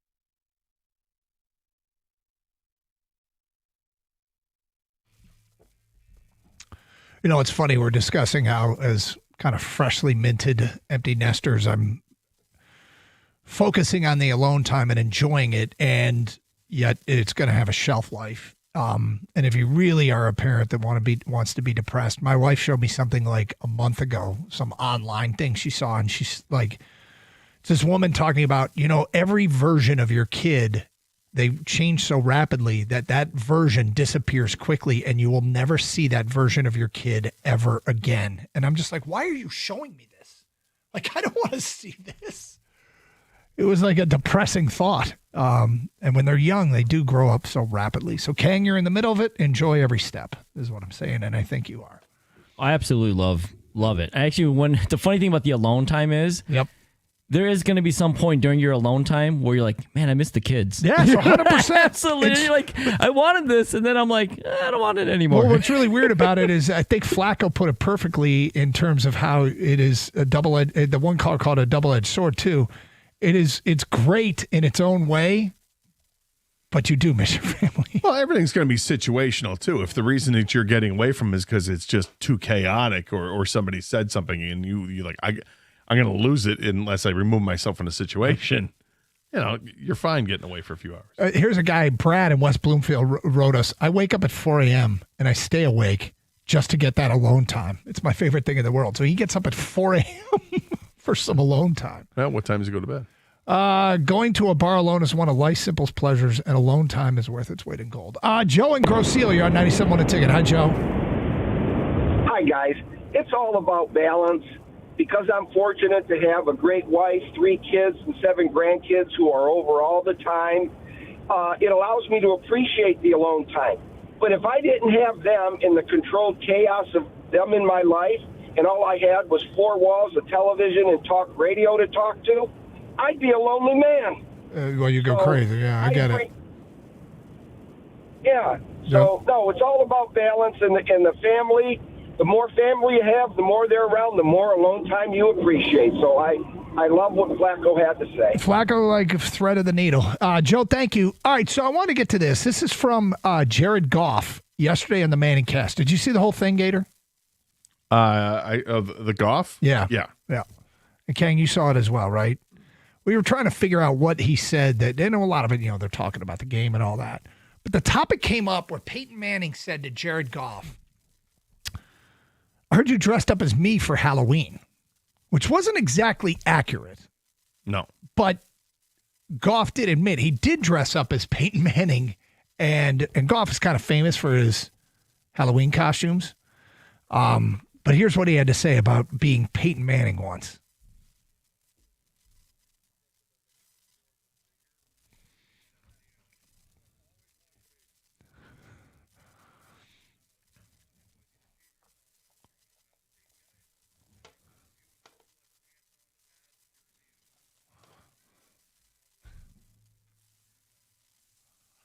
So he dressed up as Peyton Manning. In all of your years, did you ever dress up as a sports figure for Halloween? Well, 2 things. First of all, that wasn't for Halloween for him. Yes, it wasn't. No, it was for a book report, obviously. And he said that. Yes, I had a jersey. It would have been a real poor taste if I tried to go all out to be this person. But no, I had a Chuck Foreman football jersey. So it's not like I was going to go in blackface and be Chuck Foreman. No, but of course not. But I did have, football pants and a Chuck Foreman jersey from the Vikings 44. I remember Chuck Foreman. Chuck Foreman was a hell of a running back. He was. He had like a nice 4-year stretch where he was amazing. But that was the only time I can think of where I was an athlete, I guess. I don't think I ever did. I will tell you that, I don't know, it was probably 2012, 13, somewhere in there, maybe 2010. Every other kid that came to our door was Denard Robinson. Like everybody, all the kids were dressing up as Denard. They all had Michigan 16 jerseys on. They had dreadlocks out of the back of the helmet, and they had shoes on with the laces untied. And that was like, for a minute there, it took over Ann Arbor. Because that can, well, I mean, there's a lot to work with. The shoelace thing is something to work with. The jersey's another thing to work with, and the dreads are a thing to work with. I totally understand that. Yep. Kang, did you ever dress up as a specific athlete when you were a kid? Yeah, for a book report, I was Magic Johnson. Were you really? Yeah, second grade. That was fun because I love sports, obviously, and I feel like I'm the only second grader to watch sports that hardcore. I'm not even a local basketball player. I'm a player from the other coast. Did your mom make a jersey? No, I don't think I got my fake jersey in at the time yet. That said Kang on it. It was 32, and it was blue instead of purple. But yeah, that was the closest. The best. Well, it's not the best costume I have, but I think this is a great costume for Lazy, and I used this at a probably 15 years ago, maybe 10, 15 years ago at a party. Great party I went to, but I didn't have a costume, and I'm like, I don't want to really dress up. What can I do? I just grabbed a golf shirt, had some khakis, and had like a golf pullover, wore a visor, had a golf glove, and brought a putter with me to be a golfer. You just it gets a job done. And I'm like, and everybody knew it. I'm like, oh, and my friend who was hosting the party, she's like, golfer, huh? It's like, do you see how all out we went for the party here? The whole house is decked out, and you see the costume that I have, and my sister has, and my boyfriend has. You see us all, and you're a golfer. Yeah, I'm a golfer. But it looks right. But you knew what I was. Like, oh, we knew what you were. You weren't impressed, huh? Also knew how much effort you put into it. Who do you think the most popular line will be this year amongst kids? I mean, Aiden Hudson's pretty easy with the eye black, right? Yeah. Get the Hutch jersey, put the eye black on. But what about Sonic and Knuckles? Well, they changed jerseys for Sonic.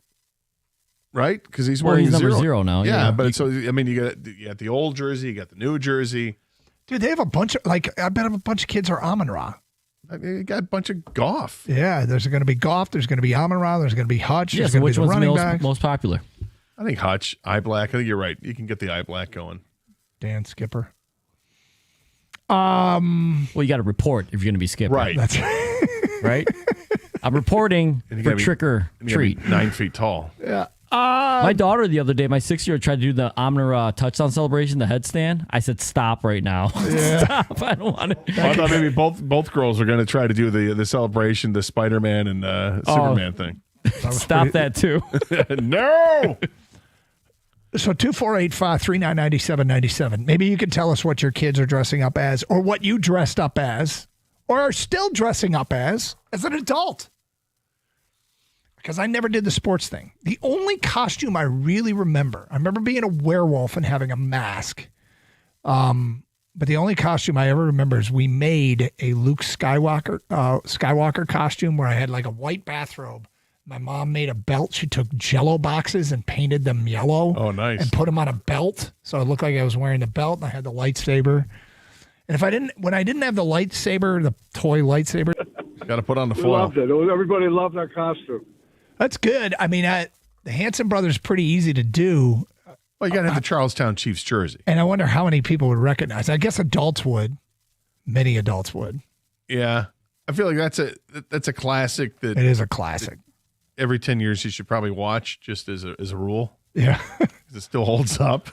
On YouTube here, Hunrad says a lot of people dressed up as Ben Wallace when I was little. Yeah, get the fro. Yep. That's a look to go for. Headband, armband. 248-539-9797. What were you? What are you? What are your kids? Anybody dress up the way Jared Goff, although it wasn't Halloween, Peyton Manning thought it was Halloween, but he dressed up for a school project as Peyton Manning. And Goff's kind of famous for his costumes. 248-539-9797. 97.1 The Ticket.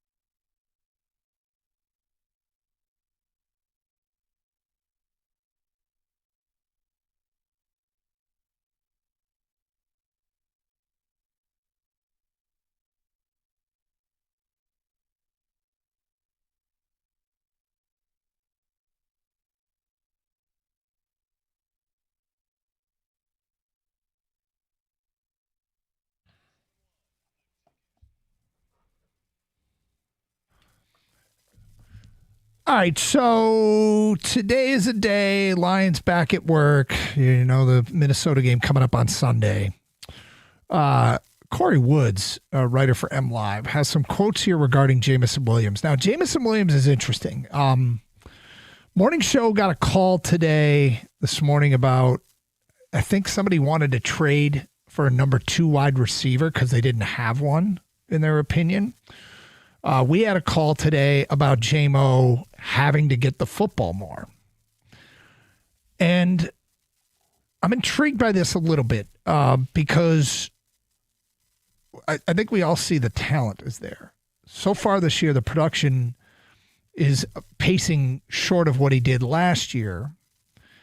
And you kind of assume every year a guy is going to get, that's talented, is going to get better and do more.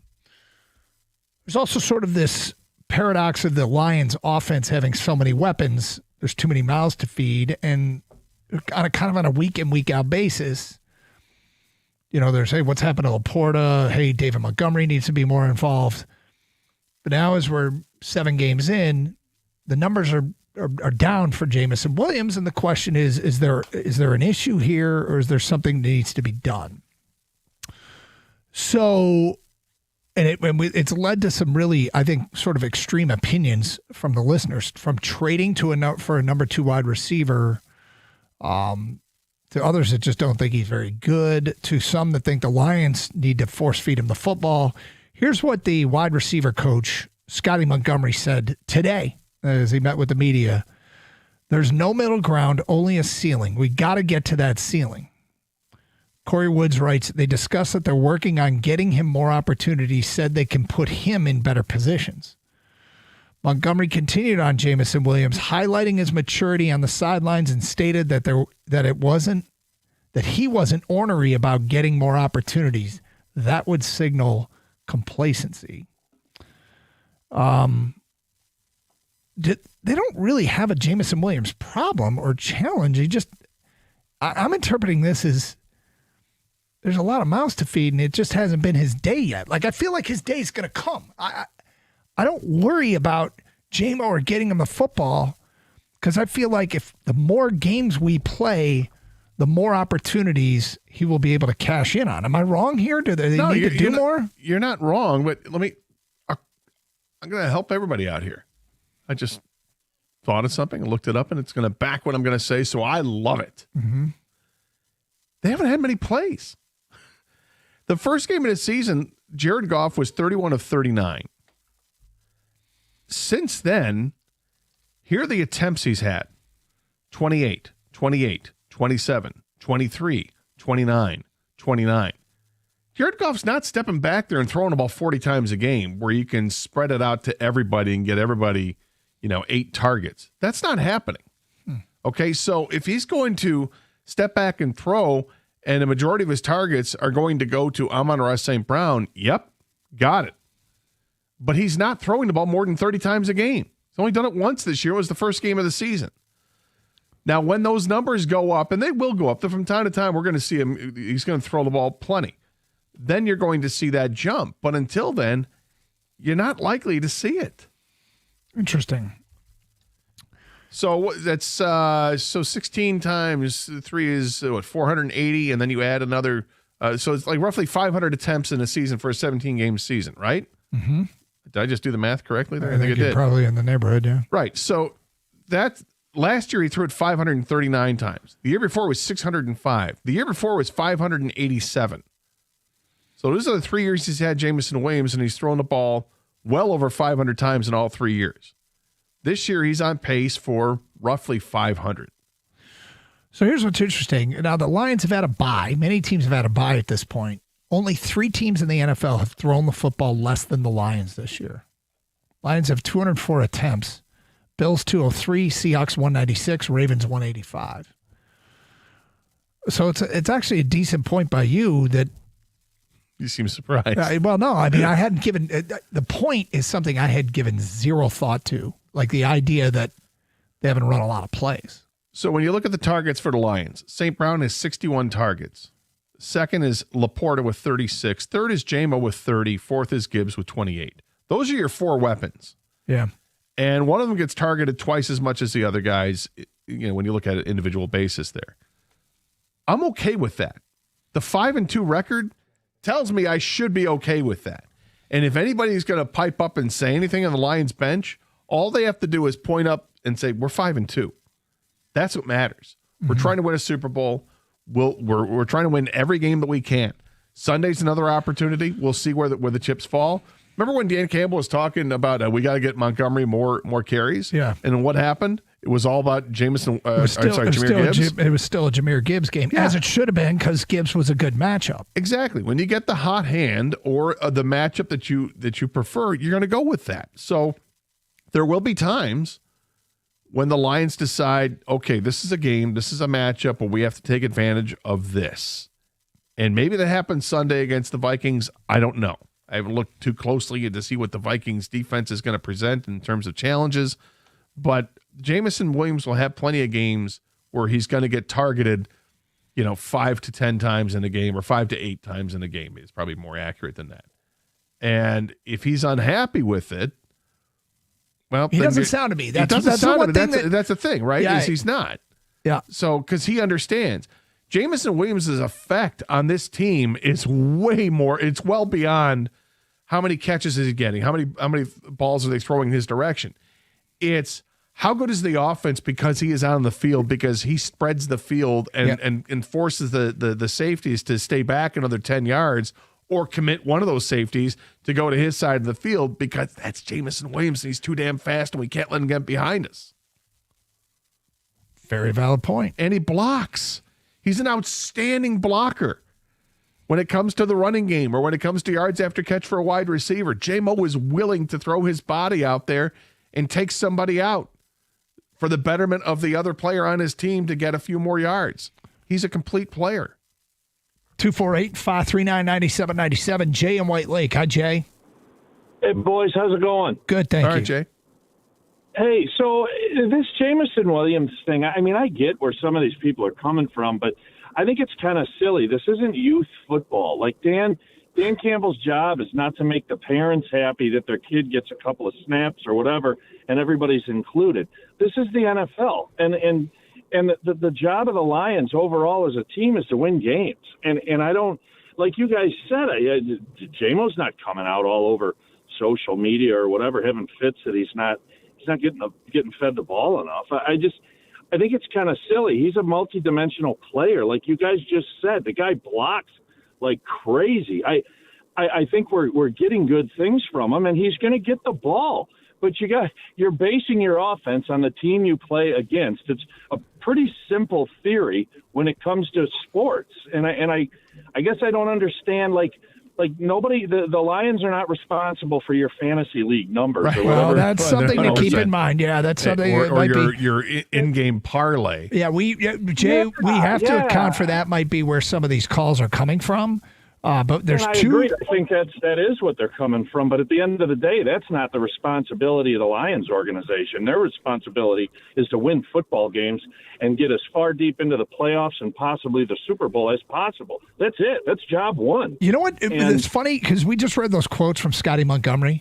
And my number one takeaway, because, there's a ceiling. We got to reach that ceiling. And yes, we're trying to put him in better positions. My number one takeaway isn't any of that. My number one takeaway is he's not been bitching.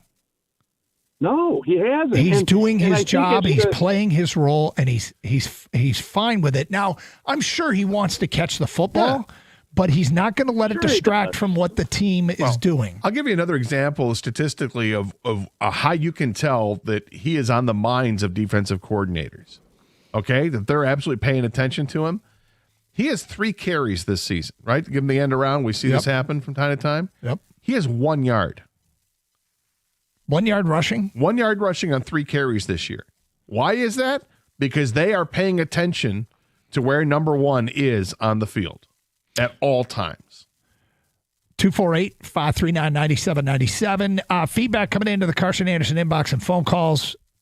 We will get to some of that next here on The Ticket. Hey, football season is here, and the University of Michigan Credit Union debit card makes game day even better. When you use your Michigan debit card at Chrysler Center, the Big House, or Yost, you'll score discounts on fan favorites like popcorn and souvenir sodas. It's a perfect way to show your team spirit all season long. Don't miss out. Get your Michigan debit card available exclusively from UMCU. Visit umcu.org to get started. Insured by NCUA.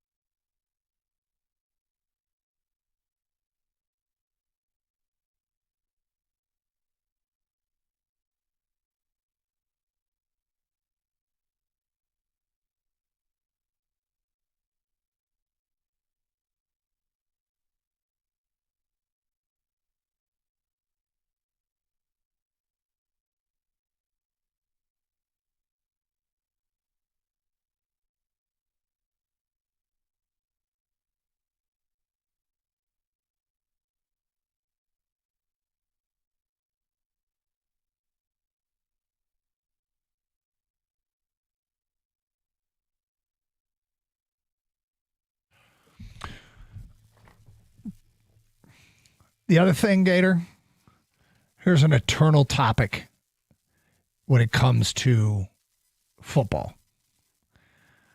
I think, I don't want to say it's overrated. I don't think it's overrated. I think fans want your team to go deep at least twice a series. Yeah, sure. The deep ball is so much fun.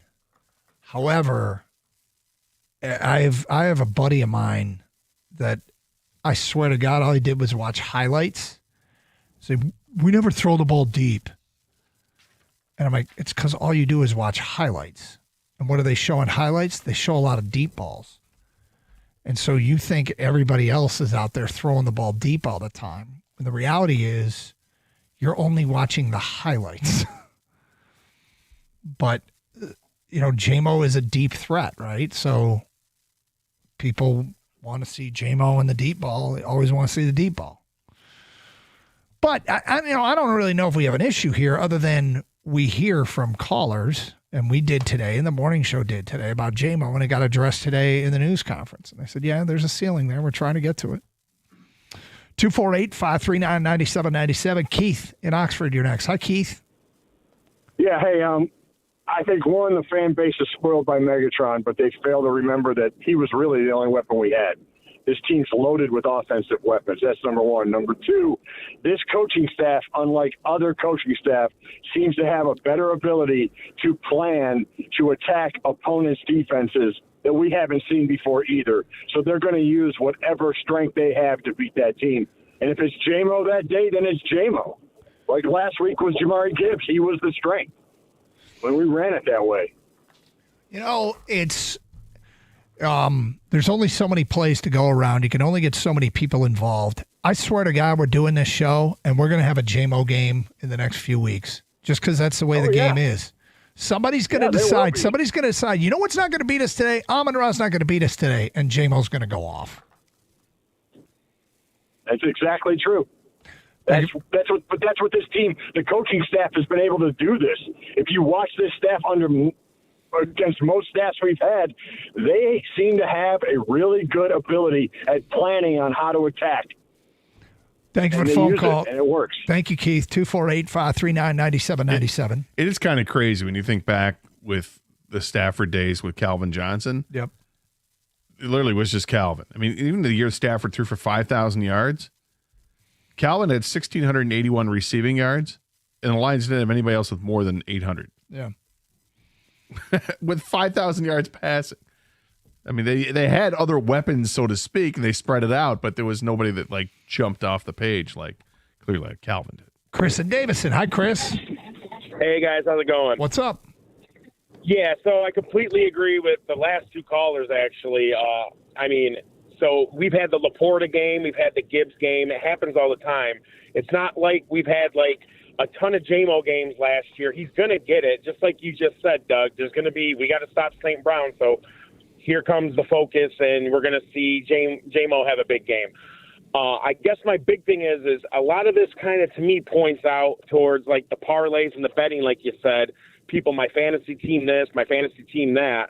And that kind of bugs me. I don't do any of those things. I'm 40. All my friends around me do. They think I'm nuts for not doing that, but – it also keeps me, to me, it makes me feel like I'm a much more positive fan for my whole team, not just for stats and stuff. But yeah, I do. I think J-Mo's going to have a couple of those big games, and that's just how the team's built. Like the last caller said, it's not always going to be one person, and I love that about this team. There are moments in time where I think I must be out of touch, but let me ask a question. If everybody here in the room, and that includes you, Chris and Davison, and Kang, I want your opinion. Do you think people would rather their fantasy teams win and J-Mo has big numbers, even if it costs the Lions? Is there a lot of guys out there? Well, I know you're going to be a no, Chris. You don't even play. But do you think people are like that? I do. I do think that. I've seen that. I've seen people say, hey, I just need my defense to shut this team down. Unfortunately, this team happens to be, say, the Lions or whatever else. And I'm like, how can you do that? I mean, what are you really winning here? Gator Kang? What's the question you want to ask? If people would like their fantasy team to win, even if it came at the expense of the Lions. I can't answer because I haven't played fantasy football in forever. That's not the way I'm wired ever. So. Kang, you roam amongst them. Yeah, and there are absolutely people that root for their fantasy team over the team. It's because it's benefiting their pocketbook right now. You know what I mean? Most people play fantasy for donations or whatever you want to call it, or fantasy or daily fantasy. That's available on all your apps now. I'm not saying the majority of people are like that, Doug, but there are a portion for sure that are rooting for their fantasy team. The last game Jameson Williams played, he had 0 receptions for 0 yards. Okay, it's stuck in people's mind. I think that's why this is coming up, recency bias. The game before that, though, against the Chiefs, a game which they lost, by the way, he had 6 catches. So I think I would love for Jameson Williams to hit a ceiling, as Scotty Montgomery said today, too, because I think we know that ceiling is very high. But we also can't ignore the fact that they're averaging 30.7 points per game, third in the league, just behind Dallas, who's 30.8, by the way. And they have a good record. And I think it goes back to really what Gator brought up earlier. They don't have enough plays. Because if you look at their yardage totals aren't nearly as much as the top 2 offensive teams, Colts and Cowboys. They have a ton of yardage as well with the points. The Lions have the points. They don't have the yardage, and I think it's lack of opportunities. Yeah, they're not running many plays. Hey, crazy. 248-539-9797. Pedro in Port Huron. What's up, Pedro? Hey, guys. I think J-Mo is kind of lacking a little bit is this isn't Jared Goff's slander at all, right? Because Jared Goff's great at a lot of things. But would you say the weakness of his game is the deep ball, right? That's what and I'm not saying we need to do it more, but I just think his weakness is J-Mo's strength, right? Because J-Mo is a deep threat. That's what he is ultimately. And that's where Jared Goff struggles a little bit. So I just think that's why sometimes he's like an afterthought. That's why Laporta is such a good target for him. St. Brown's such a good target because they work the middle of the field and intermediate stuff. Where Jared Goff, I don't even know how many passes he's even thrown more than 15 yards down the field. But I think that's just why he doesn't get the ball as much and as many yards. I think there are other factors at play here that we don't look at maybe as much, and that is, the difference in the offensive line this year and years past. Does Goff have as much time to set up and throw the ball deep?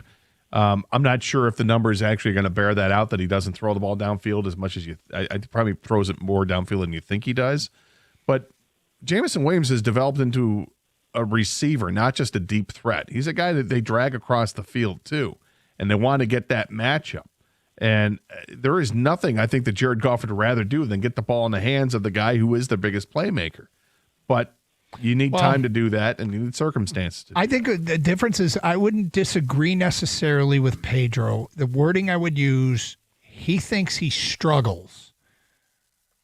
I think he's so good at all the rest that stuff is his strength. Maybe throwing the deep ball isn't his strength, but I don't think he struggles with it. I just think they take advantage of what he does better. And maybe this is a question to ask him tomorrow. And because struggle is a tough word to use. Struggle, but because we've seen him do it. Yeah. But and I'm not even looking at the deep pass. I would say I think it's a challenge for him to meet the challenge of throwing to a guy that's got that kind of speed. And it bears out statistically. If you look at the number of receptions compared to targets, if I'm not mistaken, J-Mo is way down the list when it comes to that percentage. But those passes are low percentage passes too, right? But they're not all. My point is, they're not all downfield trying to get him. I don't think it's a low percentage pass trying to hit. I'm not speaking to J-Mo specifically. I'm speaking to what the caller said. He says he struggles. He's so good at the intermediate and short stuff that when he throws the plays that have less of a chance of being completed, they're not. But that's true of everybody. 248-539-9797. Isaac in Royal Oak, you're next. Hi, Isaac. Isn't it funny how times have changed for Lions fans? Do you remember what we used to complain or be stressed out about when we had Patricia and Quinn? Dude. And now... we used to be stressed out about stuff like they're winning too much and ruining their draft position. Yeah. I mean, I kind of it was fun back in the day listening to you guys break down drafts before it was like Halloween. But, I know, dude. Having said that, I don't think it's just money. Yes, he's getting paid, so he should be happy. But in today's day and age with the younger kids and social media and the clout, there is something to be said for when you're scoring touchdowns, you're the man, and hearing everybody cheer for you. I think it does something for ego. I mean, I'm 41. I'm not a professional athlete, and I've got an ego, So I just, an apprehensive Lions fan, I just want everyone to be happy, right? The greatest thing about this team is the culture and the team atmosphere, and I just want to make sure everybody's, happy at the dinner table and gets a chance to shine. So I would prefer, pretty soon here, let's let him blow up, have his day in the sun. But the Lions winning, he's not on my fantasy football team. I don't care about fantasy football. I just want the Lions to win and get to a Super Bowl, and Jameson Williams is going to be a part of that. Yeah, I mean, look, we talked about it earlier. There hasn't been J-Mo publicly going off on social media. I think it's pretty clear he would want the football. Any player would want the football, but this is not a distraction to the season. Let's be clear. No, it's not like it was A.J. Brown in Philadelphia that's been getting loud. And, Philadelphia's a really good team. Like, dude, winning is the most important thing. Talk some college football next. 97.1 The Ticket.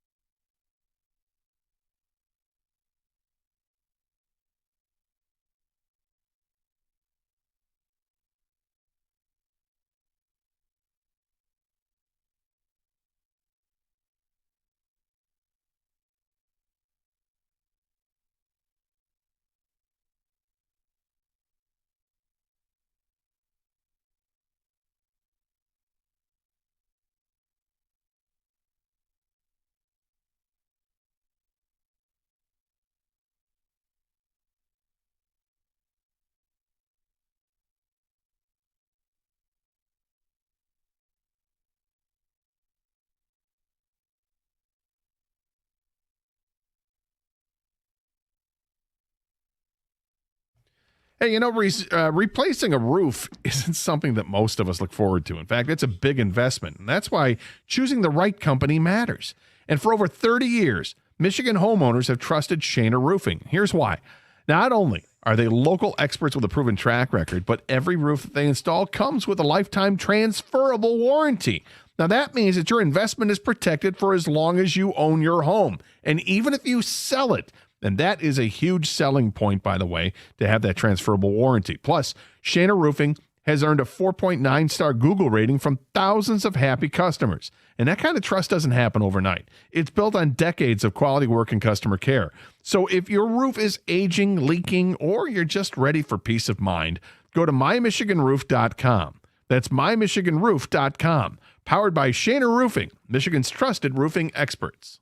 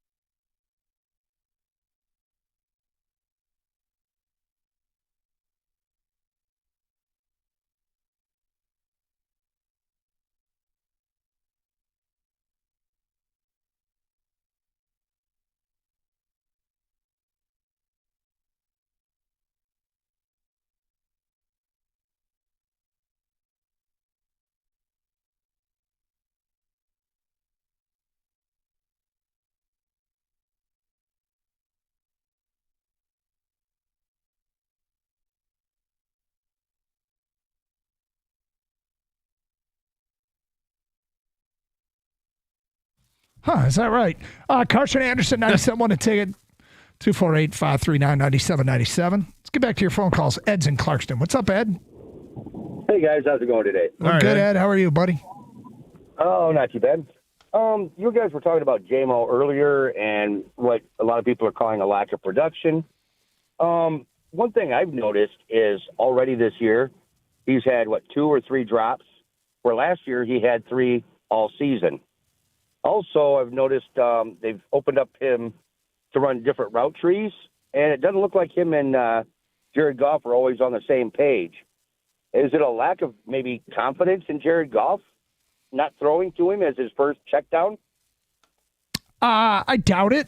I doubt it. I mean, when he had, 5 catches a couple weeks ago, they were all, either just a slant or quick down and in, quick down and out.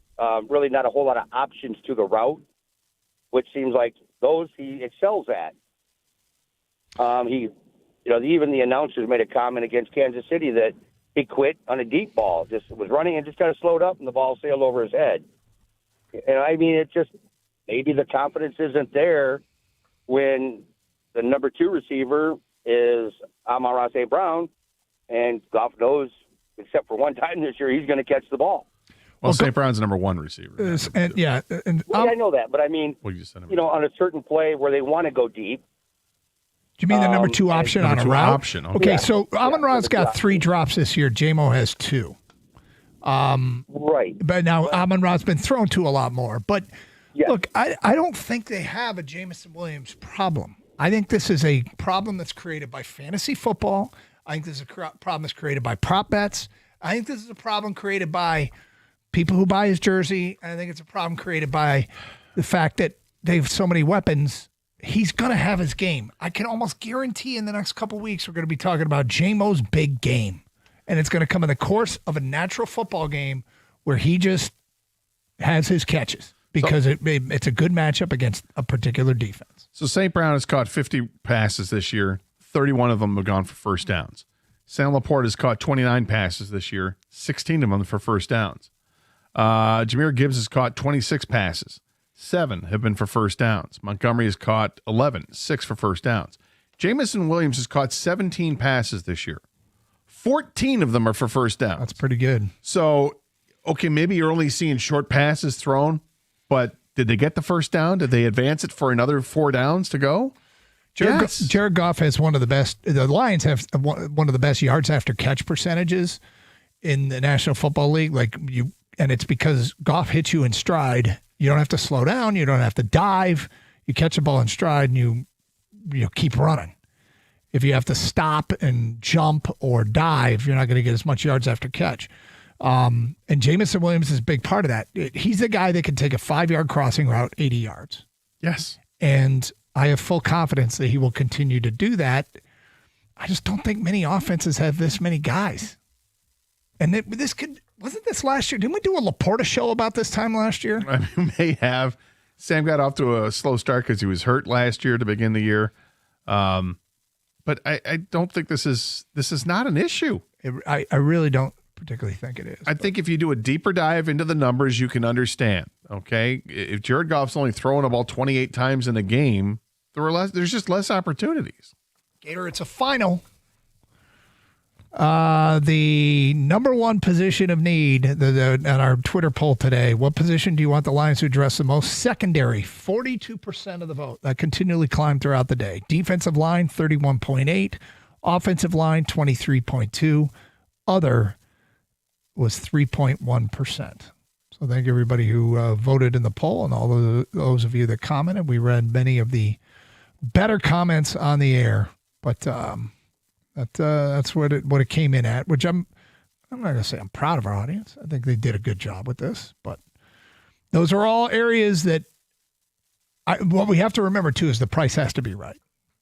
You can shop for all the offensive linemen. If you don't find a guy that's clearly better than Dan Skipper or Giovanni Manu, then you don't make a trade for an offensive lineman. That could be their top priority, but they might not have one better than what you got for sale. So there is that. And then there's also, I feel like there's a good probability that there will be defensive linemen available. It feels like the teams, now there's new news on Kayvon Thibodeau. Didn't you say you were telling me during a break? Mike Garafalo had a tweet that talked about, he had talked to a couple of teams that had inquired with the Giants about the availability of Kayvon Thibodeau. Mm-hmm. And they've been told that they're not interested in trading Kayvon. So people that want it, it's not going to happen. At least not Thibodeau's not going to happen. Would somebody else happen? That might be. Here's the other thing about the National Football League that makes it so tough is I think a lot of organizations if you're having a bad year, you don't want to trade anybody that could be a part of a good next year. Like Thibodeau's under contract for 2 more years, correct? Yes, this year, and they picked up the 5th-year option for next year, so it's a year and a half. All right, so you've got a player that could help them win next year. That's hard to pry that talented player out of their hands. So I'd like to see it, but not a huge surprise if he's not available. There's a lot of posturing too. I'm not so naive to think that sometimes Gator teams might lie to you. They might say a player's not available when he's really available. Really? Yeah. So you just don't always know. It is Carson Anderson here on 97.1, and here is Mr. Rico Beard. Hello, sir. Hey, I was just, occasionally you watch news stories have nothing to do with sports, and you're just kind of like the criminals who escape from jail, and you're just like, are they still out there? Yeah. And the final one got caught. I would like to be in the room for the guys who decide we're going to rob the Louvre. We're going to go in there in Paris, and we're just going to steal all of this stuff. You want to be in the room when they're planning it? And just to be like, man, that's not going to work. No, we're just going to walk in there. We're going to take stuff off the wall, and we're going to walk right out. You would think that they would have state-of-the-art, like you see all these Ocean's 11 movies, and you would think it would be like laser beam stuff. They literally walked in there, grabbed it, and walked right out. Well, didn't they slide down a ladder? They went out a window and down the ladder was attached to a truck or something. There was no jet packs or anything, if that's what you're getting Right, at. you didn't have to rappel from the ceiling. That's the brazenness of doing this in the middle of the day. I think that's as opposed to trying to work at something after hours where it's the too big to fail strategy, but it failed. Yeah. So I just find it fascinating. Like, no, Doug, seriously, you really just want to walk in? No, let's just walk in there. Gator, bring your truck. You got that ladder, right? Yeah, I got the All ladder. right, back it up. Yep. We'll grab some stuff. Has anybody got a duffel bag? Right. Yeah. We'll do a little bird call when we're ready. Caw-caw! And then we just go. I mean, trying to come off with a caper like this with today's technology, when everybody there's cameras everywhere. Man, how much it's weed almost did like- you smoke? Right. It's almost like the Louvre is like, go ahead, take stuff out. You're not going to go far. We'll find you. We're not worried about it. And what it took a few days, and like, yeah, we got them. They only got 2 of them, though, right? Isn't there 4 of them? Right, but because I think they didn't think this was going to work. It's like you didn't have, what are we going to do next? It was just like, yeah, we're going to probably get caught. We made it. It's like the dog that finally catches the car. Now what? Now what do you Yeah. I'm sorry. It's okay. No, I love the story. Release I and find do it it again. That's what fascinating. the dog would do. I want a watching documentary about this. I agree. This heist is amazing. What do you guys got along planned with coming the, up next? Prisoners. Yes, I'm with you. You know what? I always love it when Mike has stuff he won't tell us, but he's going to interview Kenny and I for the potential MSU head coaching job. And It's not open yet, that one? that's not open yet, but it's Probably on Sunday, but yes. yeah. So we're going to do that. Talk a little bit of Lions as well, and I'm just going to have some fun. All right. Have a great show, Rico. All right, you too. I would like Enjoy everyone- your day. A I little will. chilly out, brisk. I'm okay but you with love that. it. Stay safe, everybody. Treat each other with respect. 97.1.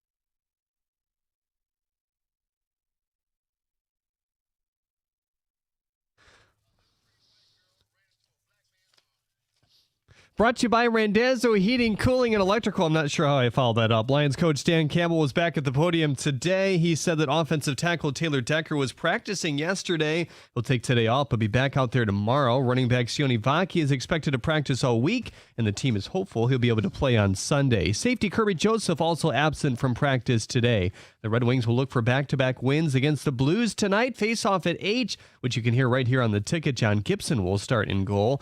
Ex-NHL player Ryan Kressler has pled not guilty to criminal sexual conduct charges. In the meantime, he's been suspended from his duties as a youth hockey coach within a Little Caesars program. Tigers' top prospect Kevin McConaughey has been named the Arizona Fall League Hitter of the Week after an 8-for-16 line with 2 homers. And after the 18-inning affair yesterday, Game 4 of the World Series is tonight at 8. At the Corwell Health Sports Desk, I'm Jeremy Otto for more. Go to 97.1 The Ticket or Odyssey.com.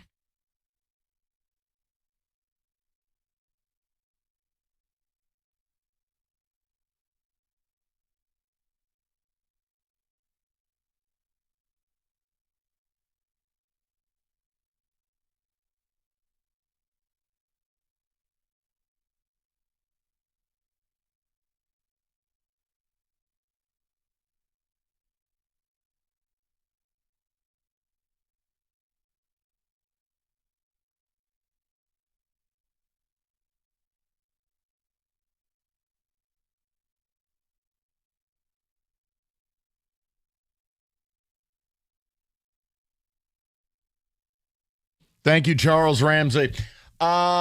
We've got a great show planned for you guys today. A lot of ground to cover and a duel of mid-season receipt segments. But I felt it best on this gorgeous. Like, if you looked up perfect fall day Metro Detroit, it would be today. It's perfection. Absolute perfection. So I said, how can I start the show to best serve the people? Now, outside of those of you who were just like, well, you could go back to New York. F you. But for the rest of you, Rico, I'm sitting right here. I was moving the bell. Was that a reflex? I was just moving the bell. But I wanted to see, how could I start the day in a positive manner? And I said, you know what? Solve sports. I am going to solve a major problem in sports. And I truly believe, with no ego, no arrogance, that no one will argue my brilliance. I don't think you can. It's simple. It's simple yet effective. There's existing things that could handle this. And I think it would allow all of us to regain a trust in sports. Okay. Does that sound like something you're interested in? I know it's not warm cider donuts, and I know how you Metro Detroiters love those little crack pellets. You got some? Don't say warm cider donuts unless you got some. I don't. Okay. And I think they're overrated, so I'm the wrong guy to talk to. Get out. Okay. So here's Hop in your car. I just back listen. to NY. They're not worth what it takes to get them. Go back to New York. If I may, we're off on the wrong foot. All right, take 2. So we talked about a couple weeks ago the script writers in Kansas City. My head exploded with Auburn and Georgia a week before that. Now that ref's been permanently suspended. Would love to see some follow-up by the media. But then this week we talked about the Giants game and this officiating kerfuffle.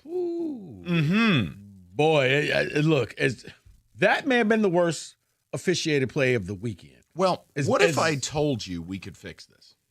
Okay. Amidst Chauncey Billups' poker night. Another trust-breaking moment. I was watching Sunday Night Football. We didn't get to this yesterday because we were inundated with Michigan State stuff. And you're watching Sunday night, and okay, here comes Chris Collinsworth, and he's a thickly built, and his laughing and all his BS. But what do they do when they start that game? Help Nona. My memory's not so good. Hey, let's meet the starting offense for the Pittsburgh Steelers. Yeah. And the player will say who they are and where they're from, right? But you know what else is on that graphic? Their PFF score. And it's interesting. You go, well, geez, why can't Pro Football Focus grade officials? Fun fact, they do. But it's private. Are you serious? Mm-hmm. So you got the scores? No. Oh. No, I'm not. Dude, I'm not Jason Bourne. But the point I'm making is, wouldn't this fix everything? Let's meet the Pittsburgh Steelers offense. Let's meet the Packer defense. Let's meet tonight's officials with their PFF score. Hey, Charlie Connerly ranks 38th out of 39 officials because at year's end, here's what we can do. You are the weakest link. Goodbye. Gone. Relegation. Gone. Bring up the top college ref. Gone. You display their accountability score in concert with part 2. It's something that our man over here has advocated for years, and I agree with him. The officials with video at the post-game press conference. By the end of a game, we all know the controversial plays. It takes video editors who are wizards. I have great respect for them, including our video guy, John, out in L.A. It doesn't take much to clip a few plays. Doesn't. You sit that official up there at a lectern, and you have a big screen behind him and go, hey, Bob, explain that. Right. Give him a laser pointer and a clicker if you need to. If he needs to explain to you why he's correct.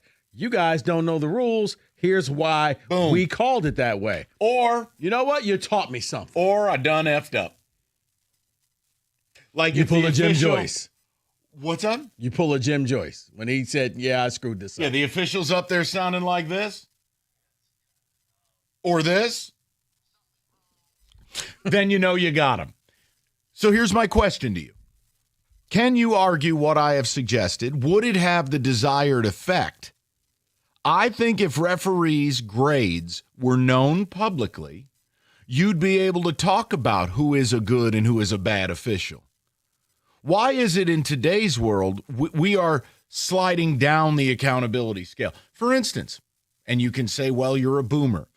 I think it's a joke college football players don't have more accountability. You want to be treated like grown-ass men? You should have to deal with what comes with that. Like what? Oh, like the criticism pro athletes get. And I don't want to hear your mommy or daddy crying. You took the money, shut up and deal. But I saw commercials saying you shouldn't pick on them. Got it. Don't care. So here's my point. I'm with you on the officials, by the way. PFF score for the teams, and PFF is already grading officials, make the grades public. Yeah. What are you hiding from? That and the fact, yeah, you know what? Face the music. If Jonathan Smith has to go up there after a bad loss and, you know, everybody has to face the music, good or bad. Why do officials get to just slink out of the back of the stadium and nobody knows, police escort, and they're not allowed to be talked to? I'd also like to shout Rico out for the following. He taught me what Occam's razor meant years ago. Isn't that what this is? Mm-hmm. Simple as best. Yeah. You have the infrastructure. I don't have to love PFF, which I don't. But why is it we can't have actual accountability that when I go into a game, Lions, Minnesota this weekend, I know how good or bad of a crew I'm getting. Mm-hmm. It allows me as a fan to set my expectations. Mm-hmm.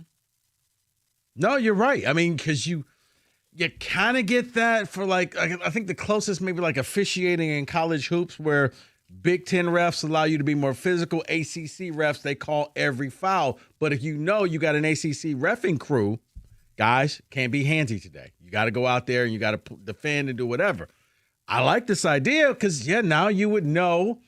And I guess you kind of know that because I think you see certain crews at the bigger games. At the end of the year, you do.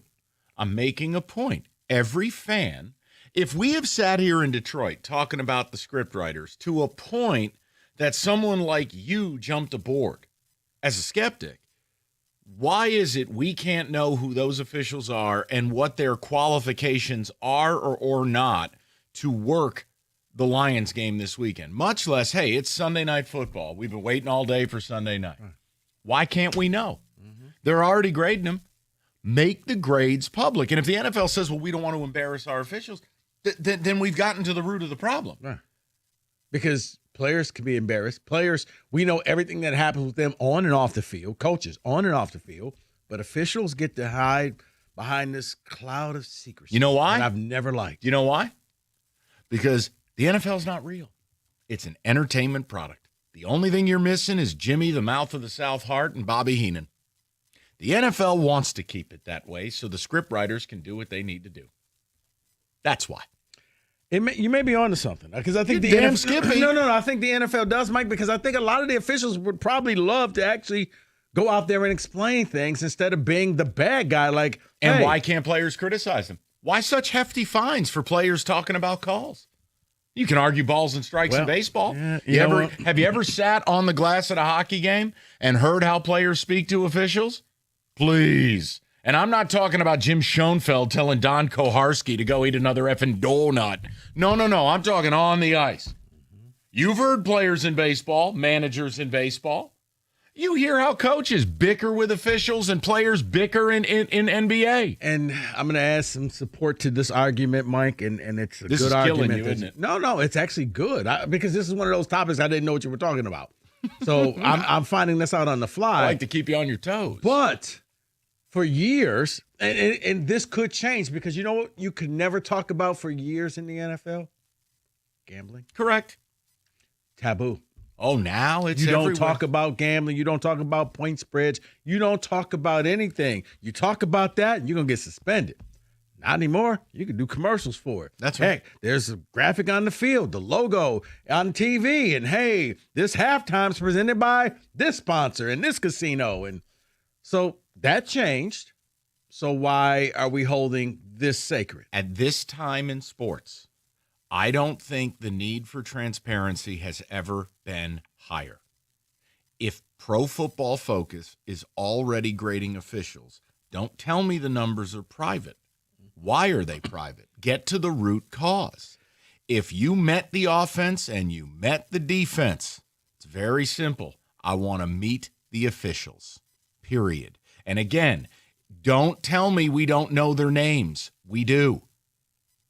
Guys, you know Jerome Boger. You know the names of officials. Yeah. They tell you the names of the officials. You can find out the crews. You're right.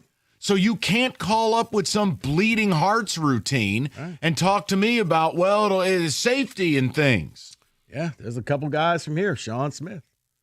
He's a founder, by the way. Is he? He is. Really? He is. I want to talk to him since you won't tell me everything going on with the Skulls or whatever society you're a part of. 248-539-9797. Guys, I want to add a caveat. I want to add to this, Mike, let's if do I it. could. We'll do it next. We're here. We've got a ton of great stuff. People, talk to me. Is the idea just so good you don't want to call? I feel like this could fix so much of our problems with football on Saturdays and Sundays. You put the grades out there. I got something else that I think the people will also agree with. Okay. Hey, after a hot summer, and it's been a beautiful fall so far, you know what's going to happen. Bottom's going to fall out, and winter, it will be upon us. It's Mastercraft Heating, Cooling, Plumbing, and Electrical. Complete furnace checkup. Make sure it's running properly and, more importantly, safely. Right now, $79. That's $30 off the regular price. And don't forget, Mastercraft does plumbing, electrical, generators, all at discounted prices. Just go to mastercraftheating.com. That's mastercraftheating.com.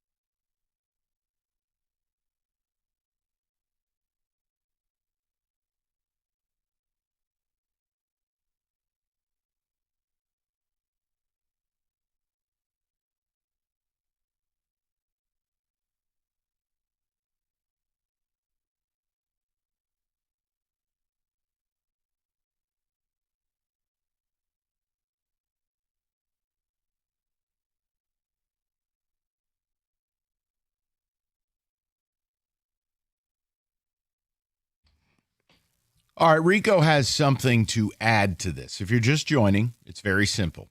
I think I can fix one of the biggest issues we have as fans. And we have a mistrust of officiating, more so now than ever. The NFL has an officiating problem. Cool. Pro Football Focus, who grades players, and we get to see those grades on the broadcast, or you can see them on a website. Why don't we have that for officials? Because PFF does grade them, and the NFL does grade them. Release the grades, and meet tonight's officials with the grade on there. Hey, this guy's a dullard who's 78th out of 80 officials. Or you know what? This guy's number one, and you're going to get a great officiated game. There you go. So I think that fixes a lot of things and wanted your guys' opinion on it. But you have something you want to add. I do, Mike, and I don't think that the NFL will do this because the one thing the NFL does not like to do, they're kind of like Michigan. They need to invent it in order for them to do this. And they're going to look at a product like the XFL or the UFL or even what the ACC did this year. How about we do this? How about you're going to be able to tap in to when they go to New York and they have a controversial call and the referee is sitting there talking. Yeah. You can see and hear the entire conversation. I actually don't mind it. I mind the fact I'm watching ACC football because it's dreadful, but I don't mind that level of transparency. Yeah. It's really interesting. Yeah, because now you'll understand what's going on. What are they looking at? They won't do it, though. But you know why? Script writers. Because other people did it. Oh, that's what the NFL, it's like UFL Inception. did. They have to feel like they invented it. Yes. Yeah. And if you really want transparency, what better transparency if all of a sudden, if you can give me the Manning broadcast, which brings nothing, then guess what? Let's go back to the whole Kansas City Chiefs game. And now you're listening to the referee and all the conversation going on. Or even the game with this last Monday night where you could sit there and listen to what the refs had to say here in Detroit about, okay, was that an interception? Was that a catch? And you can hear the debate going on live. I love that. And I agree. I think it's a great suggestion by you. That's my whole point. The answers are right there. But the NFL wants to be more like the WWE. I'm convinced of it. The only thing missing is, Vince McMahon's terrible mustache. It's all the same. It's a Raj in cabal. a sweater in front of a fireplace. Exactly. 248-539-9797. David, you haven't said a word, so you either love this or hate this. Which is it? Because I'll tell you, we love your power flannel today. That is an elite foliage season shirt. It's tremendous. I love the concept of the idea. The problem with it is I don't trust the people. I don't trust the fans.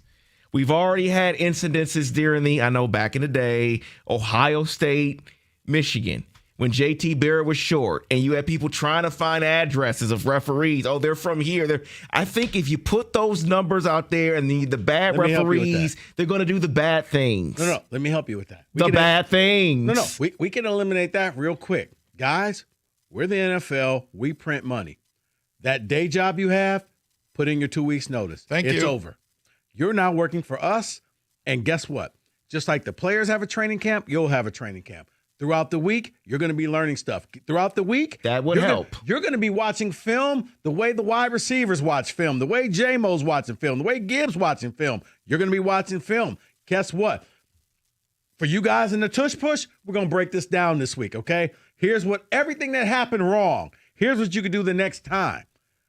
Easy. And now once you do that, this guy doesn't have to go to his regular day job, so he's not going to be that easy to find. That would help because I'm worried about the people. The concept works. Ain't nobody rolling up to Jared Goff's house because you don't know where he lives. Because he does one thing, you see him, and that's it. You do that, then I'm on board. All right, take a text, and we'll get to the callers. What's the early returns here? I like everything you're saying. The problem is not convincing me. The problem is convincing the NFL Referees Union.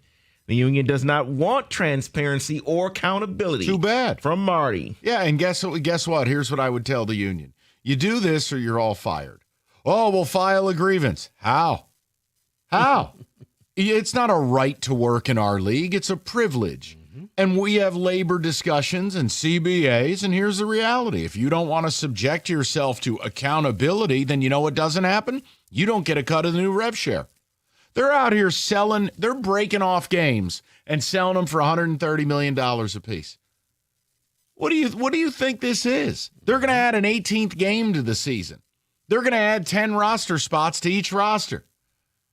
Guess what? Spend it to make it. It is rounding errors for what it would cost to get these officials at a level we need. More desperately than ever. Mm-hmm. David. Vegas will not allow it. If the fans know the rest, PFF, they know it could alter the game, which would alter the bets. Vegas would be out. Yeah, but again, every time we get to this, you're just reaffirming my position of what the NFL is. Mm-hmm. It's WWE. And here's the thing. You don't have to know who's going to ref the game the week before. You can find out the same way you always do. Oh, this guy's reffing the game, but you know what his grades are. Right, they're You know giving what the names scores out. are. Why can't they just put the grade below their names? Right. That's it. And Let yeah. us know what we're in for. And look, if this sport really wanted to take itself seriously, they would turn the referees into full-time employees. And you know what? You would get better refs. Why? Because that's your job. You don't have to worry about being a judge. College has got the real problem. Being a lawyer. Oh, yeah. But college is, I mean, if this is WWE, then that's some. Kenny, what's an off-brand wrestling league? Wrestling league, AEW. Sure. That's what college football's turned into.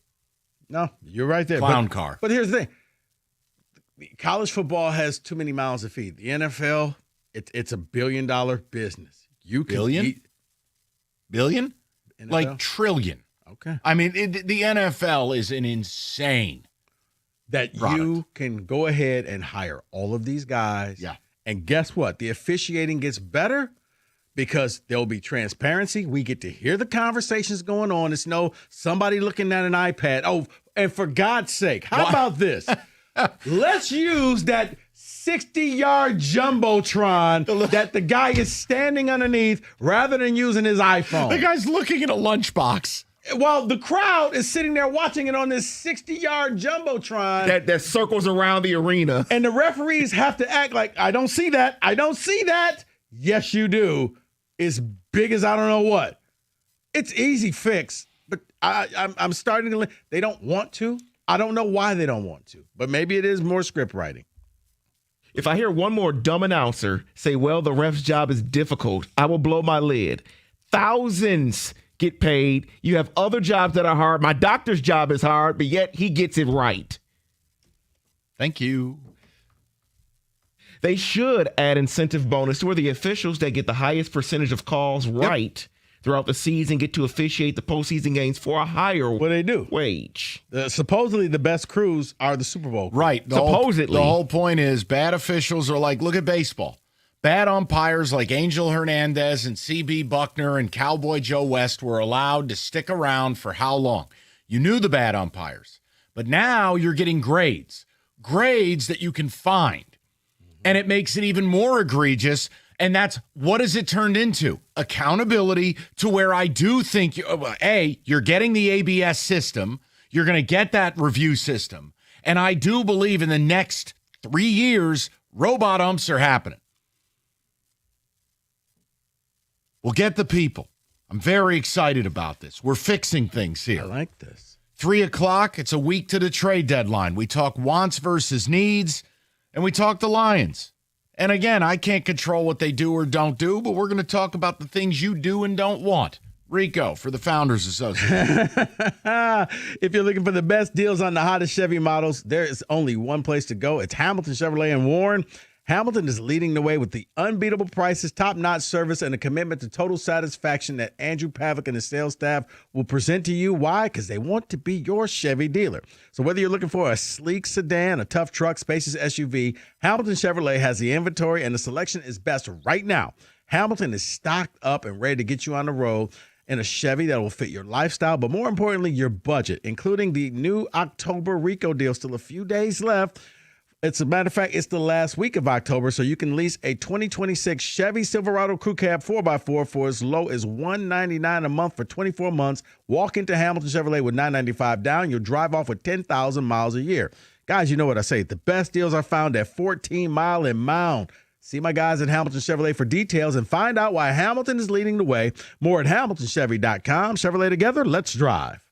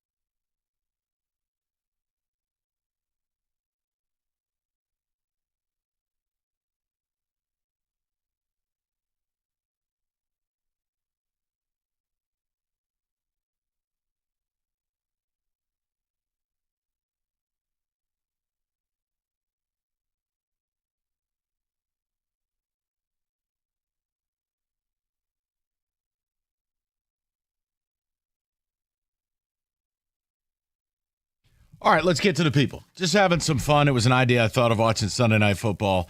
And again, you're going to get all kinds of things that are out there in the ether about ref grades, different things. Sunday Night Football, if the players' grades are out there for how good or bad they are at their job, why are the same grades not put on the telecast about that officiating crew that night?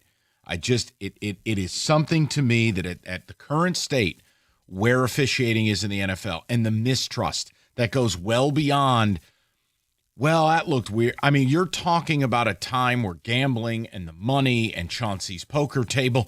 Look, if you do it, I think you can identify who's good and bad, and then you can really begin the process of getting it to be better. We go to Ryan, 97.1. Ryan, what's going on, buddy? Well, guys, thanks for having me on. So one of the questions that I think we really need to ask here is, we know the what. We need to pay the refs more, like professional refs, rather than, Catholic substitute teachers. But the real question is, how do we go about doing that? Because I feel like we've been talking about we need to pay these refs, but nothing seems to be happening. So how do we get the NFL to pay these refs? Well, therein lies the problem. I mean, the NFL is printing money. Right. It's a rounding error at that point. I mean, the NFL could just step in there and say, guys, you're done with your day jobs. This is your day job. Here's what you're going to make. And let's just say they paid each referee $1 million a year or $2 million a year. NFL ain't going to miss any of that money. Exactly. So we've been I feel like we've had this conversation in the past. What do we do? How do we make this happen? Well, you can. I mean, look, Ryan, this is the whole problem. And the NFL's like the mob. You can't make them do anything. All you can do is talk about it. I mean, baseball, we talked, not we as a show, I'm saying as a fan, as a customer base, we complained long enough and loud enough about MLB umpires that we started the conversation about reviews. Not as a show, I'm saying as a populace. And then it was robot umps. And eventually the sport knows the problem is so big and the problem is so pervasive, they can take steps to do something about it or the customer base will revolt. Mm-hmm. Well, the NFL hasn't met that point yet. And of course, you're not going to get the bought and paid for media, including ESPN, who the NFL owns 10% of. They're not going to go out and have these conversations. Look, it's easy to say the NFL is the greatest game in the world and say they have the worst officiating. I mean, I know that's an opinion, but it's feeling like it's tilting towards factual. Mm-hmm. People have to talk about it. That tush-push call in Philly this week, that was criminal. It was criminal. That was Giants football, period. And the thing is, as I told, it had nothing to do with the play. That was just bad officiating, plain and simple. Because even if you review it, you normally let the tush push go on. You don't blow the play dead. Jalen Hurts has full reign until he gets all the way to the end zone. But the second he drops the ball, not whistle, play's over. And the whistle didn't hit until Thibodeau had already had the ball and was getting up. That should have been an easy reversal. It's just things like this are happening every week. And that's where I would love to all of a sudden, okay, let's go to New York. And New York's on the phone and explain to the people, because New York, we're all listening. Why isn't that Giants ball? Yeah, but again, they don't want you to know because this is their control mechanism for the script. We go to Tim, 97.1. Tim, what's going on? Hey, how you doing? I love you guys' show. So I do work, HVAC guy. I do work for a ref out here in Grand Blanc, and I asked him about that, and he said that they 100% do get graded after every game. But the problem with what you're talking about, and I'm all for putting it underneath their name, if the Lions have a bunch of C and D refs and it shows and some things go wrong and we lose the game and, Dallas got the A and B refs, then everybody's just going to lose their shit. Or, excuse my language. Sorry. Appreciate the passion. But, Tim, here's the deal. The people are already doing that. I mean, you have to understand the same things that when players screw up or refs screw up or coaches screw up, unfortunately, this is a part of it. What I am saying is I'm not inviting chaos. I am saying, there is no world that in the National Football League, and I agree with Rico in this regard, while it is really good money, let's think about this. Think about it in this perspective. If you have a movie where the lead, like Tom Cruise making $25 million and the supporting actors making $25, now what damn sense does that make? You can't have entry-level officials making $1.25 when the fifth-string punt returner's making 5X. And the quarterbacks of this league that are the centerpiece of most officiating on average are making $30 to $40 million. Right. Now, I am not saying pay a ref like Jalen Hurts. What I am saying, to Rico's point, pay them enough that their life becomes 24/7 football, right, that it's worth the accountability that's attached to it.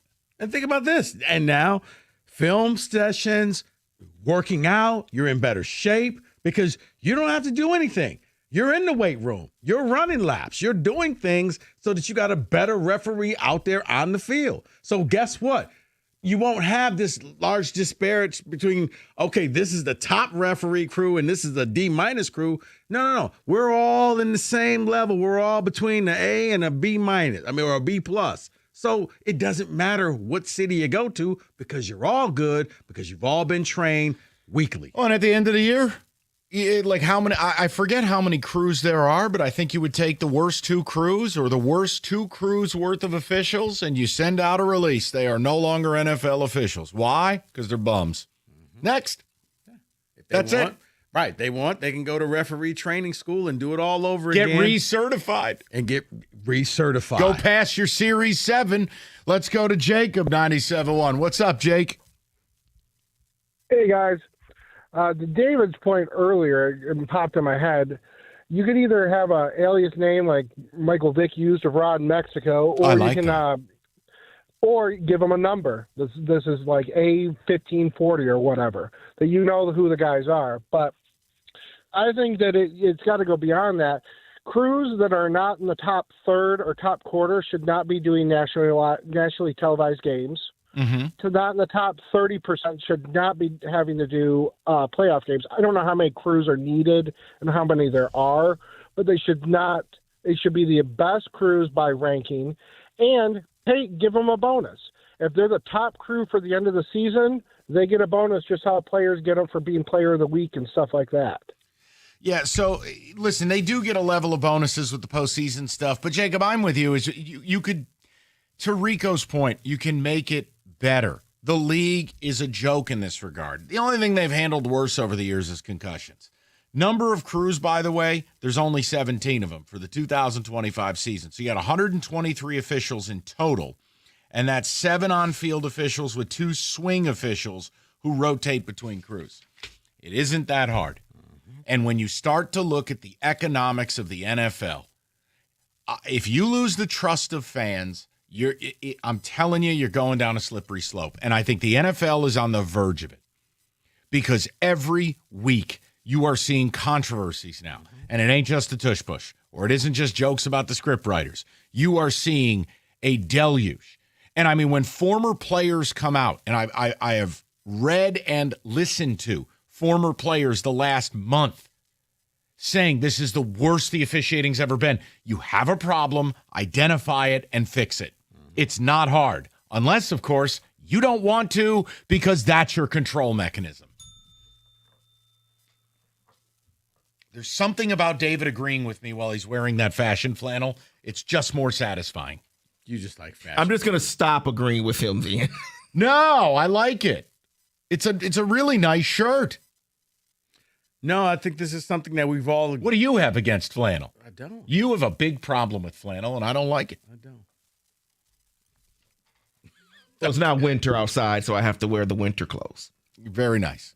248-539-9797. I'll wear one tomorrow for you. I would appreciate it. Okay. And I think the foliage would too. Okay. Let's go to MG, and we'll wrap on this. MG, what's going on? Hey, good afternoon, guys. Great topic. Love your guys' opinion on it.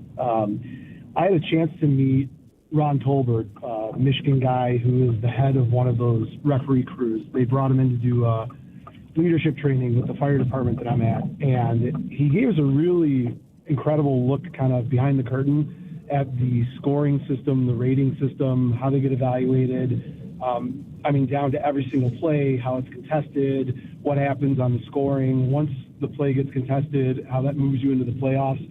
And my takeaway from all that is, and I'm not disputing at all that the general refereeing this year has been terrible, but I don't know that it's a financial solution as much as it's the NFL not puffing its chest out so much and having a little more transparency with the process, with the ramifications.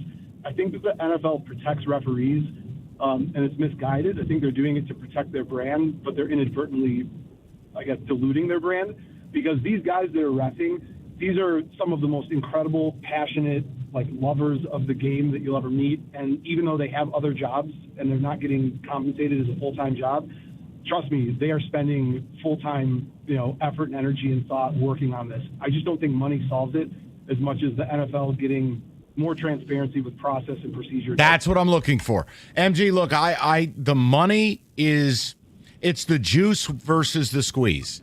If we're going to put these guys through the ringer, I do think they should be paid accordingly. But I look. I would add. Go ahead. Oh, sorry. Nope, you first. I would just say I would add one small thing as well. And again, this does not apply to what you guys are talking about. The black and white nature of these calls, especially, I'm sorry, I love your Giants. I thought what happened to them was terrible. And as a Lions fan, obviously, you know how I feel about the calls. But the black and white nature of these calls, take that aside for a second. I think to a large degree, they have all these preseason shows like, oh God, I can't think what they're called, but like the quarterback, the receiver, Hard Knocks, all this stuff. I think the NFL is really missing out on not providing a little bit more behind the scenes on what this looks like, because then the other part of officiating gets a little bit more humanized so that people are just focusing It's a great point. on these egregious black and white calls. It's a great point. And I actually, MG, I think I'd hate watch it. Yeah, I'd be in on that show. Official. Then you could sit there and just MF your TV for 30 minutes. Yeah, I think that's a really interesting point. Or they hire Tom Rinaldi and you end up loving it. Just launch Tom Rinaldi to Planet Nebular. Imagine throwing a party and Tom Rinaldi show. Oh, God, Rinaldi's here. Kill the music. Hey, guys, I want to tell you about a kid who had cancer 12 times. You like that dip? Tom, it's a birthday party. You like that dip? Let me tell you about the workers who made that dip. Oh, man, what a party, huh, Tom? Yeah, I just discovered a sweatshop down the street. I want to tell you all about it. All right, listen, Hungry Howie's Detroit-style pizza, authentic. And again, it's all about the quality of ingredients in the pizza game, from in-house made dough to real mozz to high-quality toppings. Hungry Howie's has it. And the pricing, as competitive as it gets, $12.99. So go to hungryhowies.com. You can celebrate boldly this weekend as the Lions de-pants J.J. McPick6 and bomb the Vikings. Do it with some Hungry Howies. Get a little flavored crust while you're at it. And he'll be meditating while eating pizza. And wear a shacket like Kenny, huh? It's hungryhowies.com.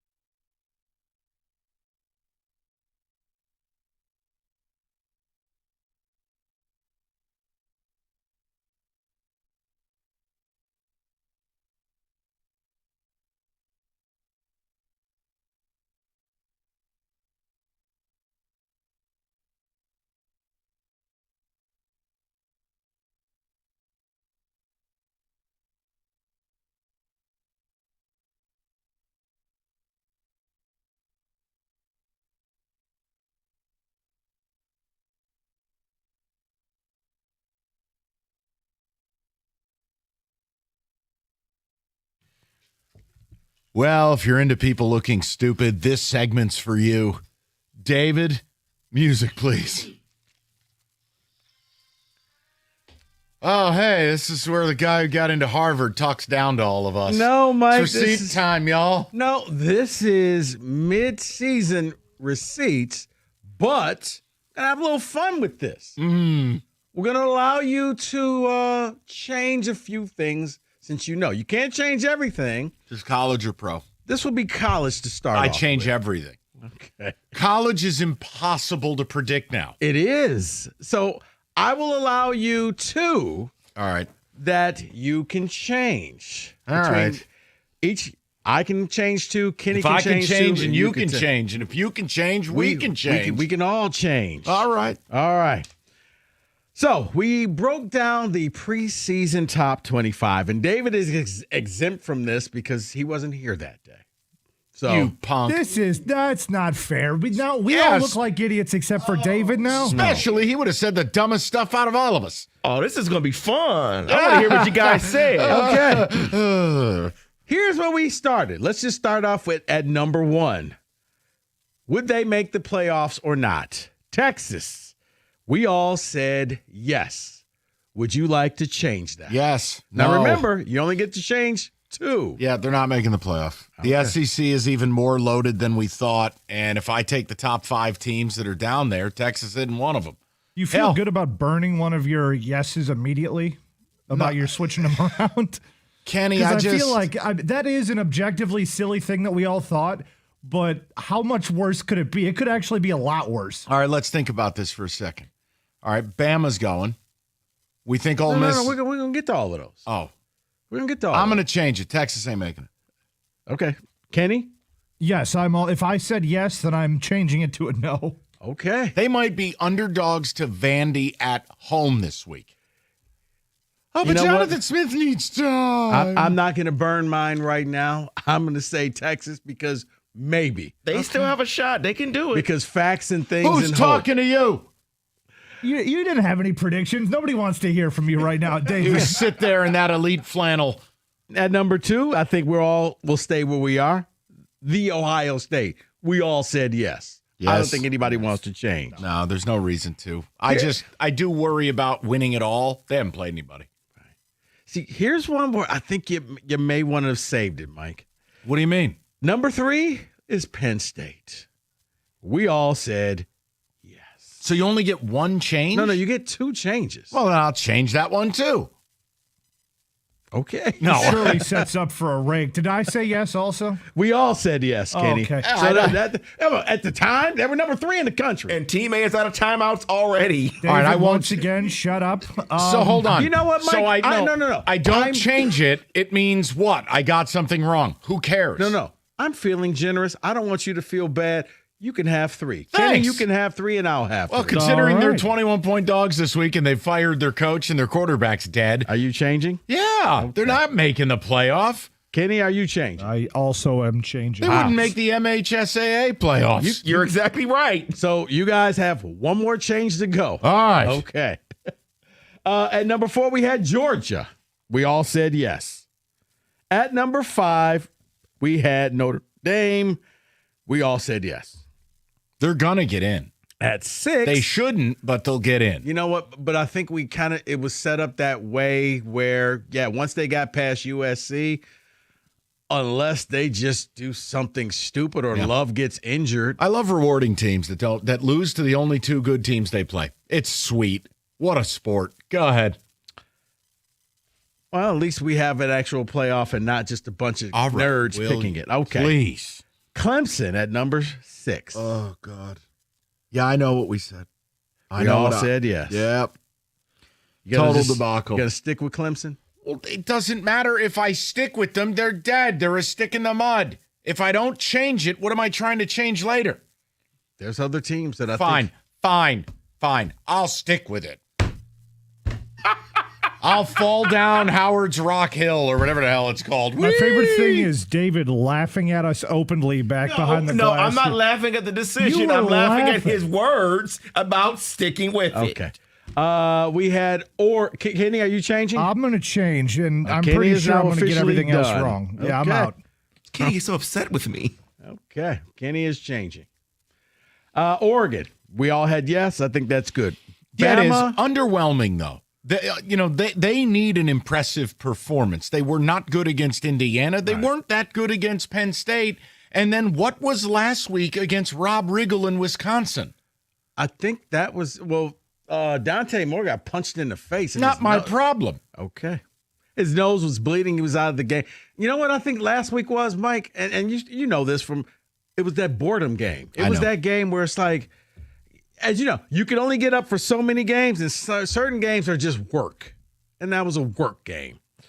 You had Bama at 8. We all said yes. I don't think we want to change that. No, I don't. I'm sticking with it. At 9, it was LSU. Mike, you said yes. Yep. Katie said yes. I said no. Good on you. I thought the returning quarterback would make a big difference. The offense was horrible. They're on like their 7th-string left tackle.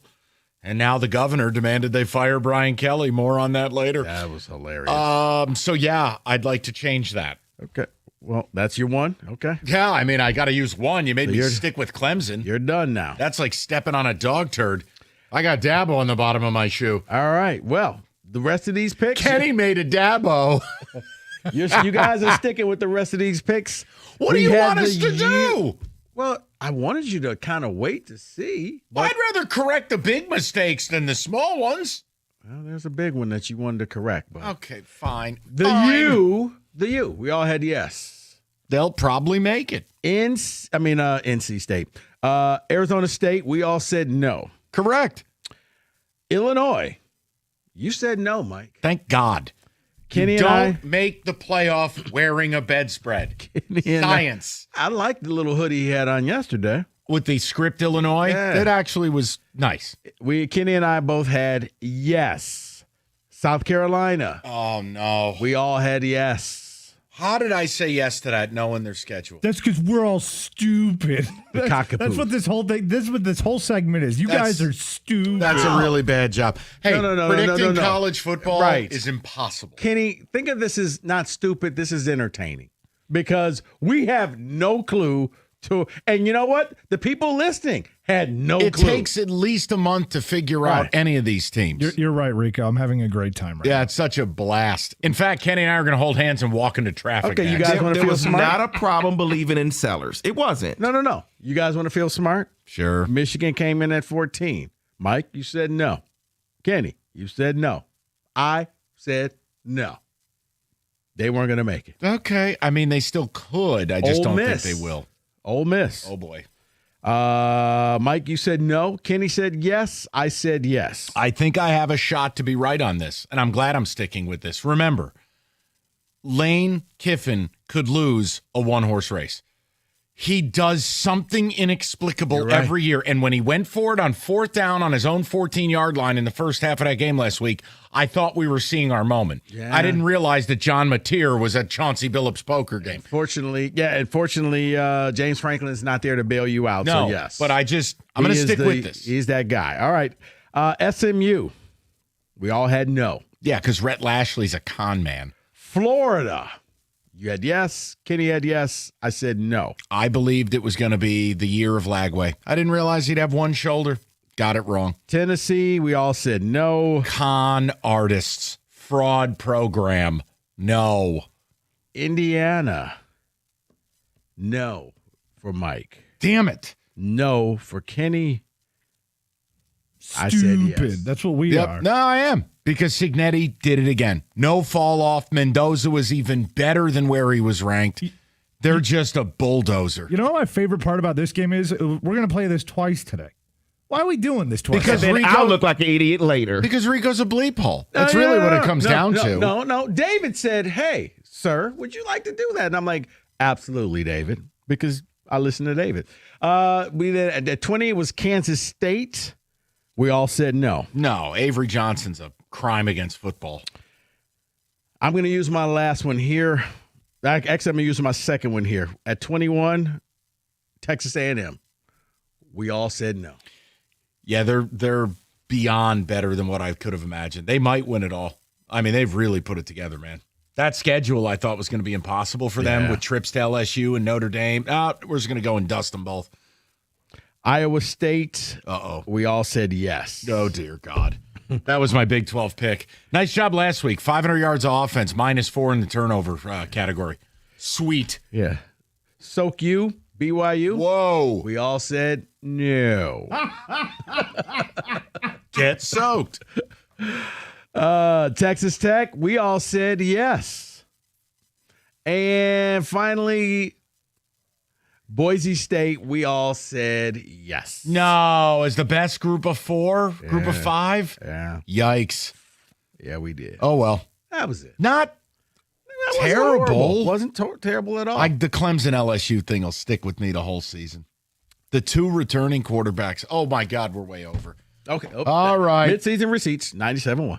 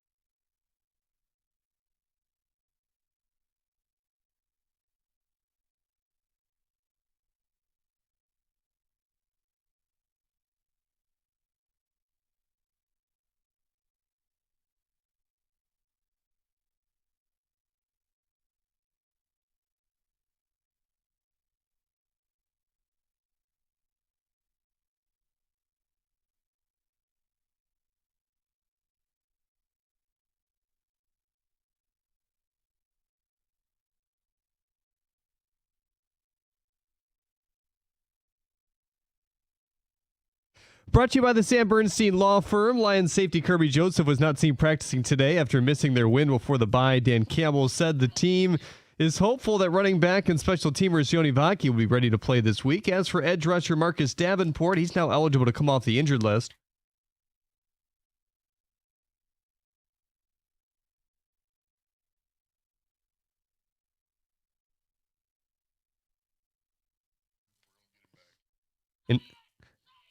In other NFL news, the New Orleans Saints are starting rookie Tyler Shuck at quarterback this week against the Rams. The Red Wings have the second leg of their back-to-back against the Blues tonight in St. Louis. John Gibson will start in goal. You can hear that 8 p.m. puck drop right here on the ticket. They're not filling the open roster spot from yesterday as of tonight. SEC Commissioner Greg Sankey has asked the NCAA to rethink permitting college athletes to bet on pro sports. The new rule is set to go in effect this Saturday. The World Series continues tonight. Toronto unsure whether George Springer will be back after exiting yesterday early. He had an MRI on his side. 8 p.m. the first pitch. At the Corwell Health Sports Desk, I'm Jeremy Otto. For more, go to 97.1 The Ticket or Odyssey.com. 3 o'clock. Good to have you with us. Week from today, basically to the minute, the NFL trade deadline. And we haven't done any of this. And frankly, the Lions haven't given us much of a reason to. They've answered the bell with just about every concern. I think this comes down to a matter of your perspective. Wants versus needs, I don't know. I feel like every team has needs. It's a salary cap league. It's a 53-man roster. I've said for years these rosters should be in the 60s. The injuries you have now, they won't be there later, but new ones will arise. I just don't view anything as a want. I view everything as a need. Mm-hmm. If you are trying to win a Super Bowl, you're in the model of I need to get better, always. So, look, I'm not mad if you just say, well, I don't need anything. Well, okay, well, then what do you want? The bottom line is you are one of the very few teams in this league that has earned the right. Hear what I'm saying. You've earned the privilege, the right to be aggressive. Most teams don't have that right. They're out of line doing it. They haven't earned it. They're not a founders member like Rico. You're wearing a crested smoking jacket when you go get the morning newspaper.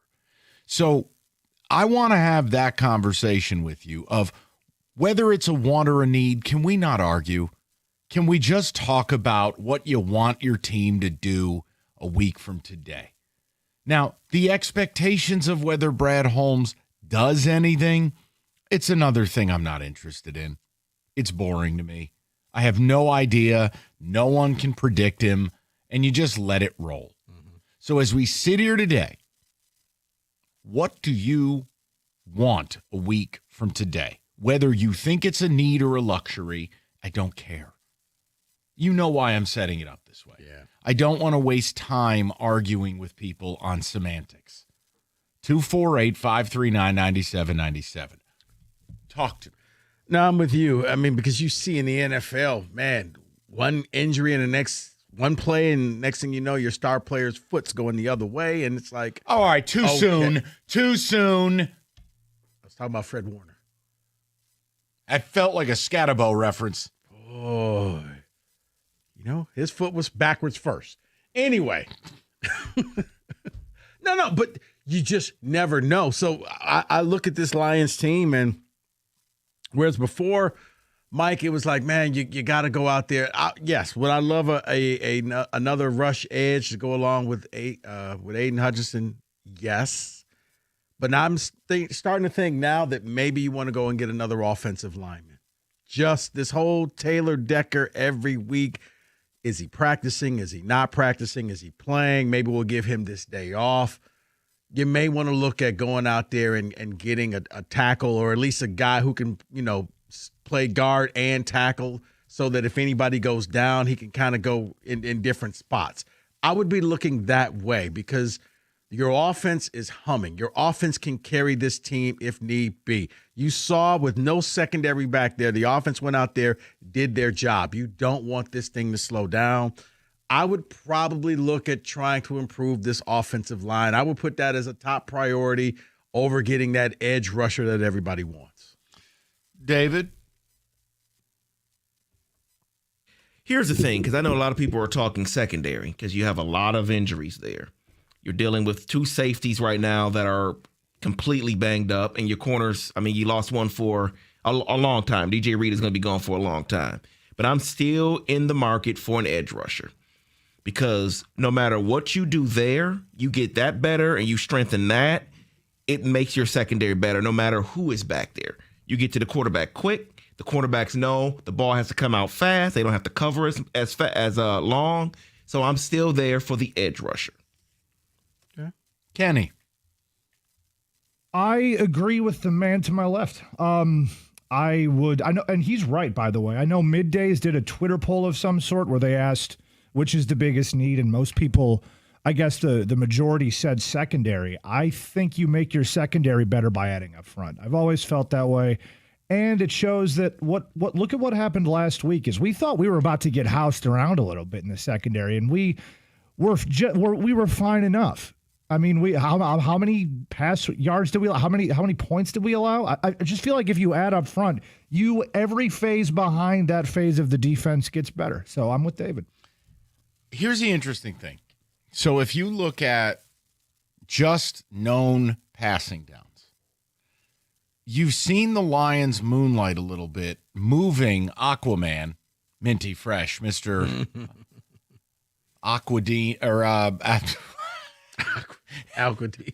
Almondine Muhammad. Aqua Fresh. They've been moving him inside, and it hasn't worked. He's done nothing. But the return of Aleem plus 3 defensive ends is, I think, what they want to do on third downs. Well, those defensive end options are Minty Fresh, Pete Nowosky.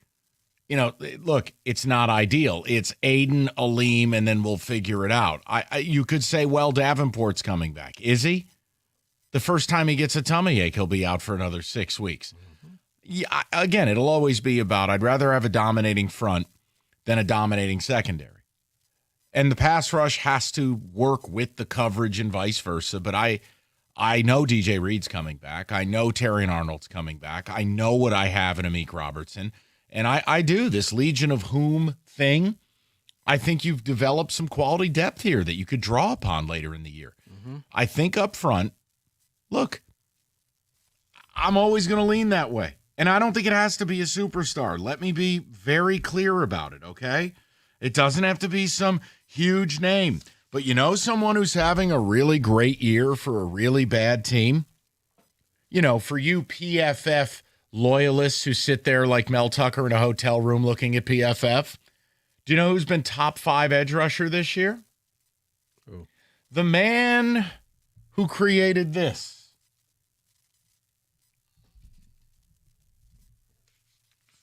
Chase Young? For the New Orleans Saints. You don't want him. I'm just telling you in a prove-it deal. Right. In a prove-it season. Oh, no, I'm being facetious. Yes, I would take him, but Lions fans will say, but, look at what he did. The 49ers got rid of him, and now he got banished to New Orleans. I'm just making a point. Bad team. We're not throwing out Trey Hendrickson, Max Crosby stuff. I'm saying possibly this attainable. Yeah, it's not even like the hotness.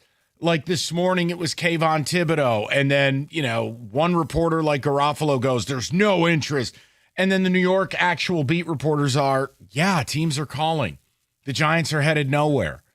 They have Abdul Carter. They have Brian Burns, who by the way is playing out of his mind. They have Dexter Lawrence, who's not playing out of his mind. He looks like a blob this year.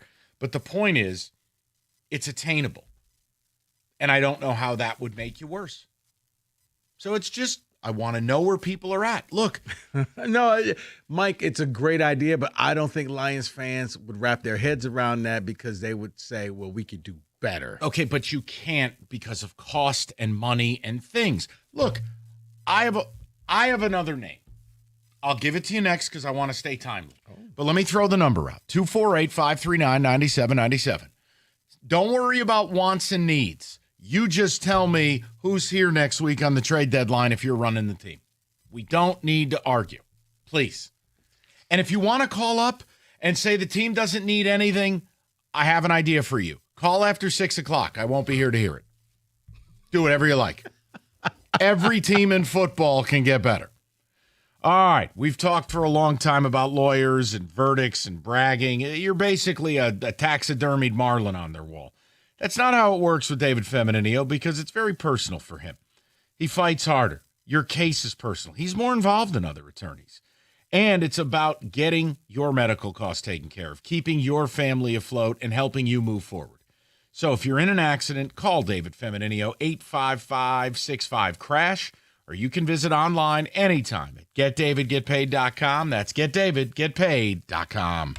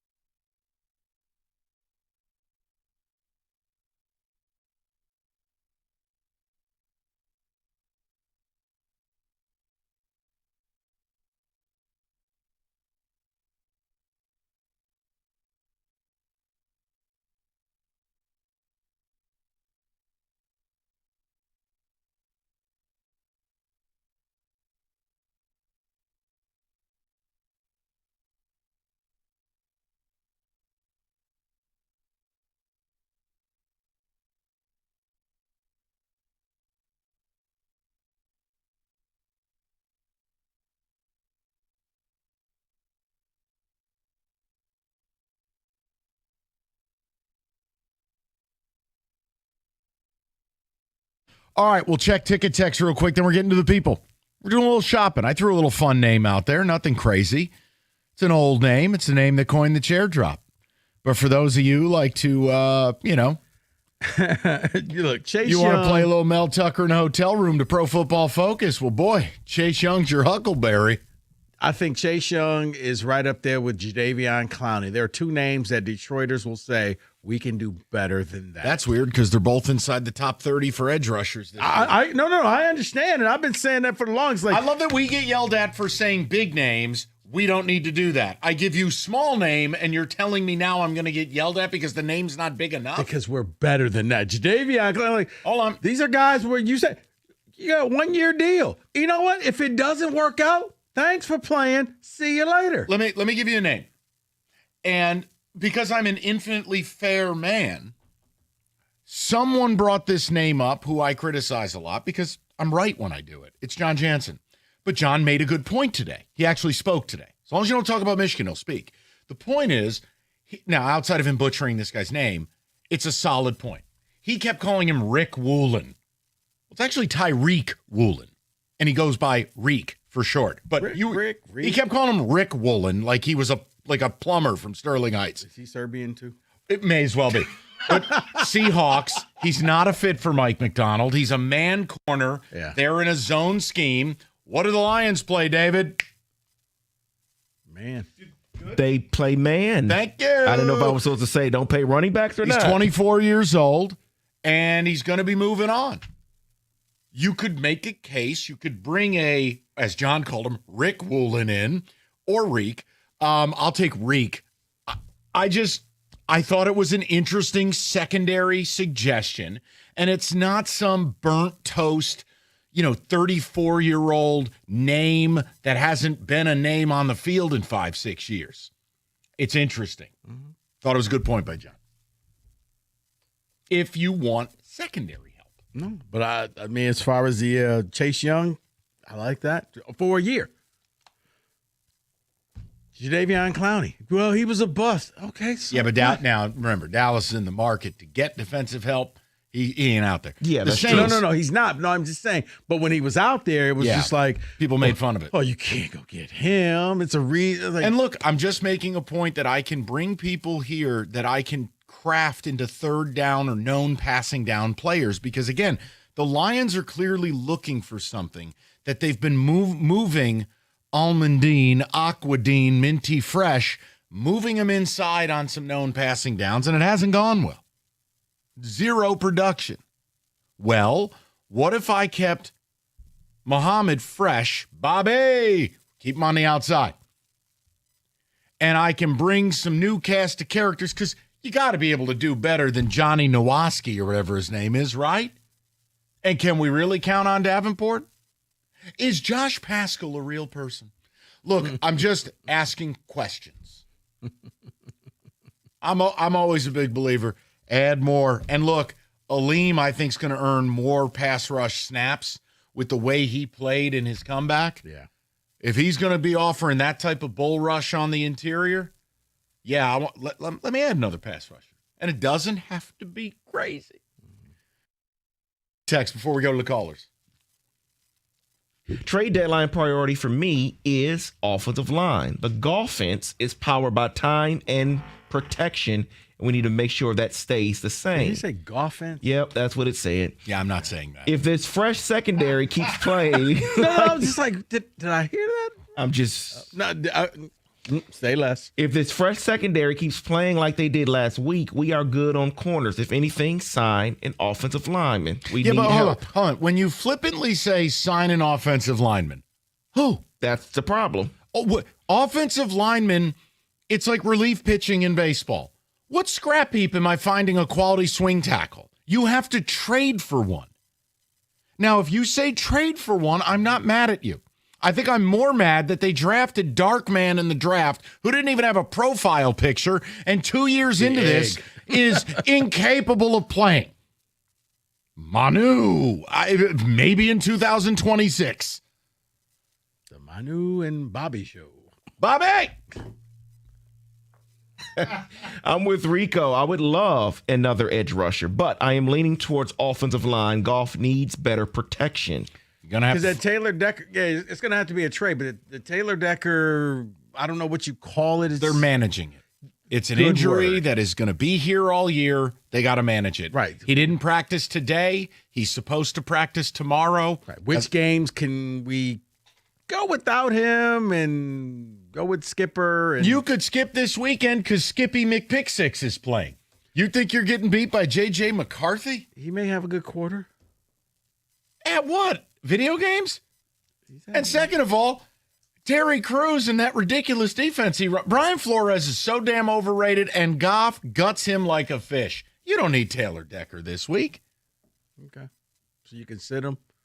You're good. Okay. The fact that they played a broken Carson Wentz for weeks and not JJ. After JJ was doing cartwheels on the sideline against the Rams. Yes. He had a high ankle sprain. No, he didn't. Yes, he did. And No. you saw he was out there in a boot. Oh, really? He was out there in a boot. Rico, he hopped over a guy who fell. They did not want to play him. Only when Ginger Idiot died. No. Now they have to play J.J. McSizzle. He hopped over Justin Jefferson and then pointed at him and said, "You know I'm injured, right?" Or he may have pointed first down. Okay. Charles. My goodness. Yeah, that was. Uh-huh. If I'm Wentz, dude, I may sue the Vikings. No, when that happened, this was you.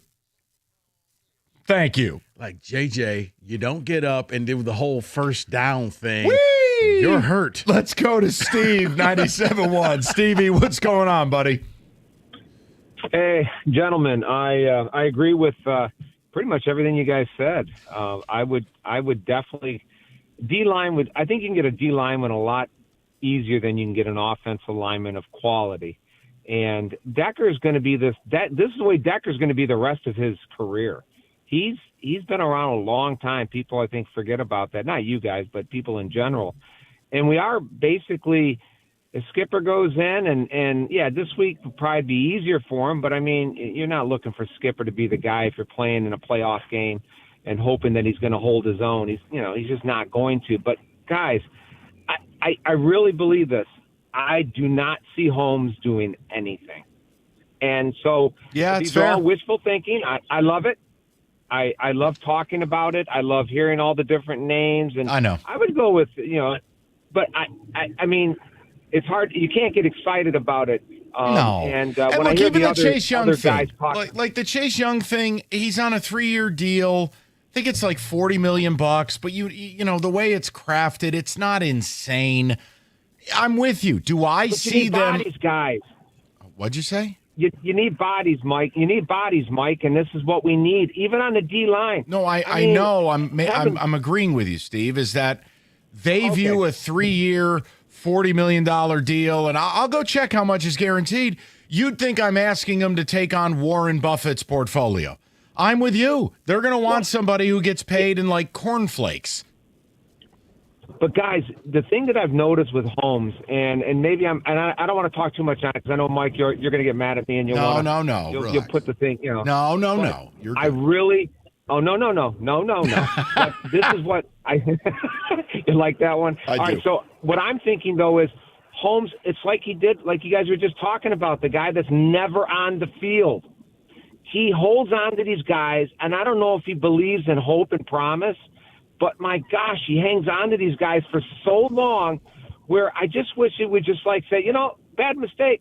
We'll learn from it and move on. Get someone to fill that spot.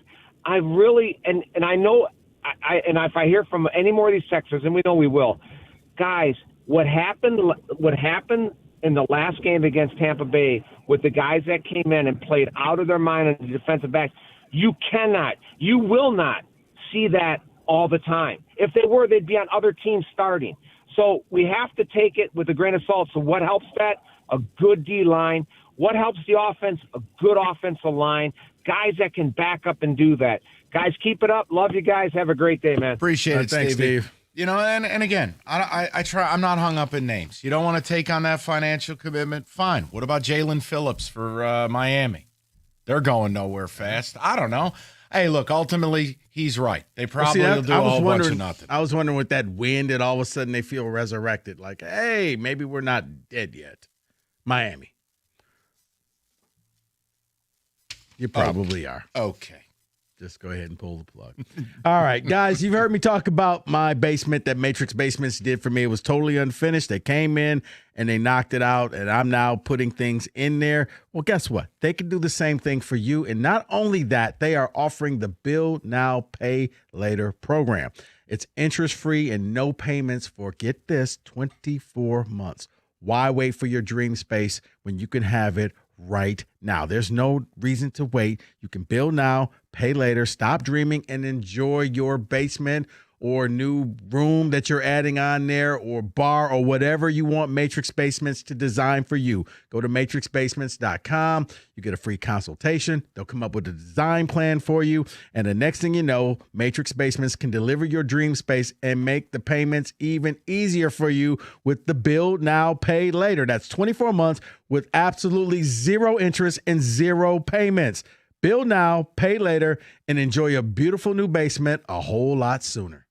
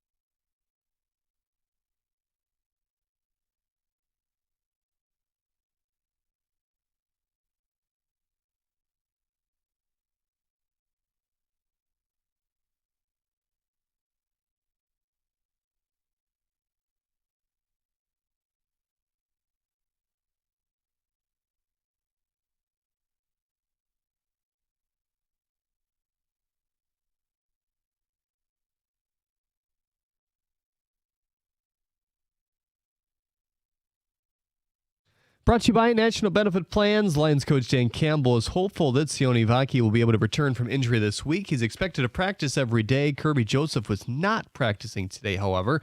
Brian Branch also asked if he deserved to be suspended. The Red Wings will play without veteran forward Patrick Kane for the 5th straight game tonight. They're on the road against St. Louis after beating them at LCA 6-4 on Sunday. They'll stick with John Gibson in goal. Here the 8 p.m. faceoff right here on 97.1 The Ticket. At the Corwell Health Sports Desk, I'm Jeremy Otto. More at 4 at 97onetheticket.com.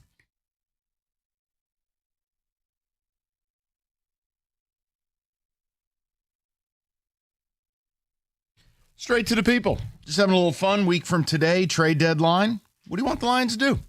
I don't want to bicker about needs and wants. Just what the hell do you want them to do? I don't care if you think it's frivolous or if there can't be much keeping you up about this team. They are, to me, the best team in the NFC. They've answered the bell. What do you want? Let's go to Mark in Rochester, 97.1. Mark, what's going on, pal?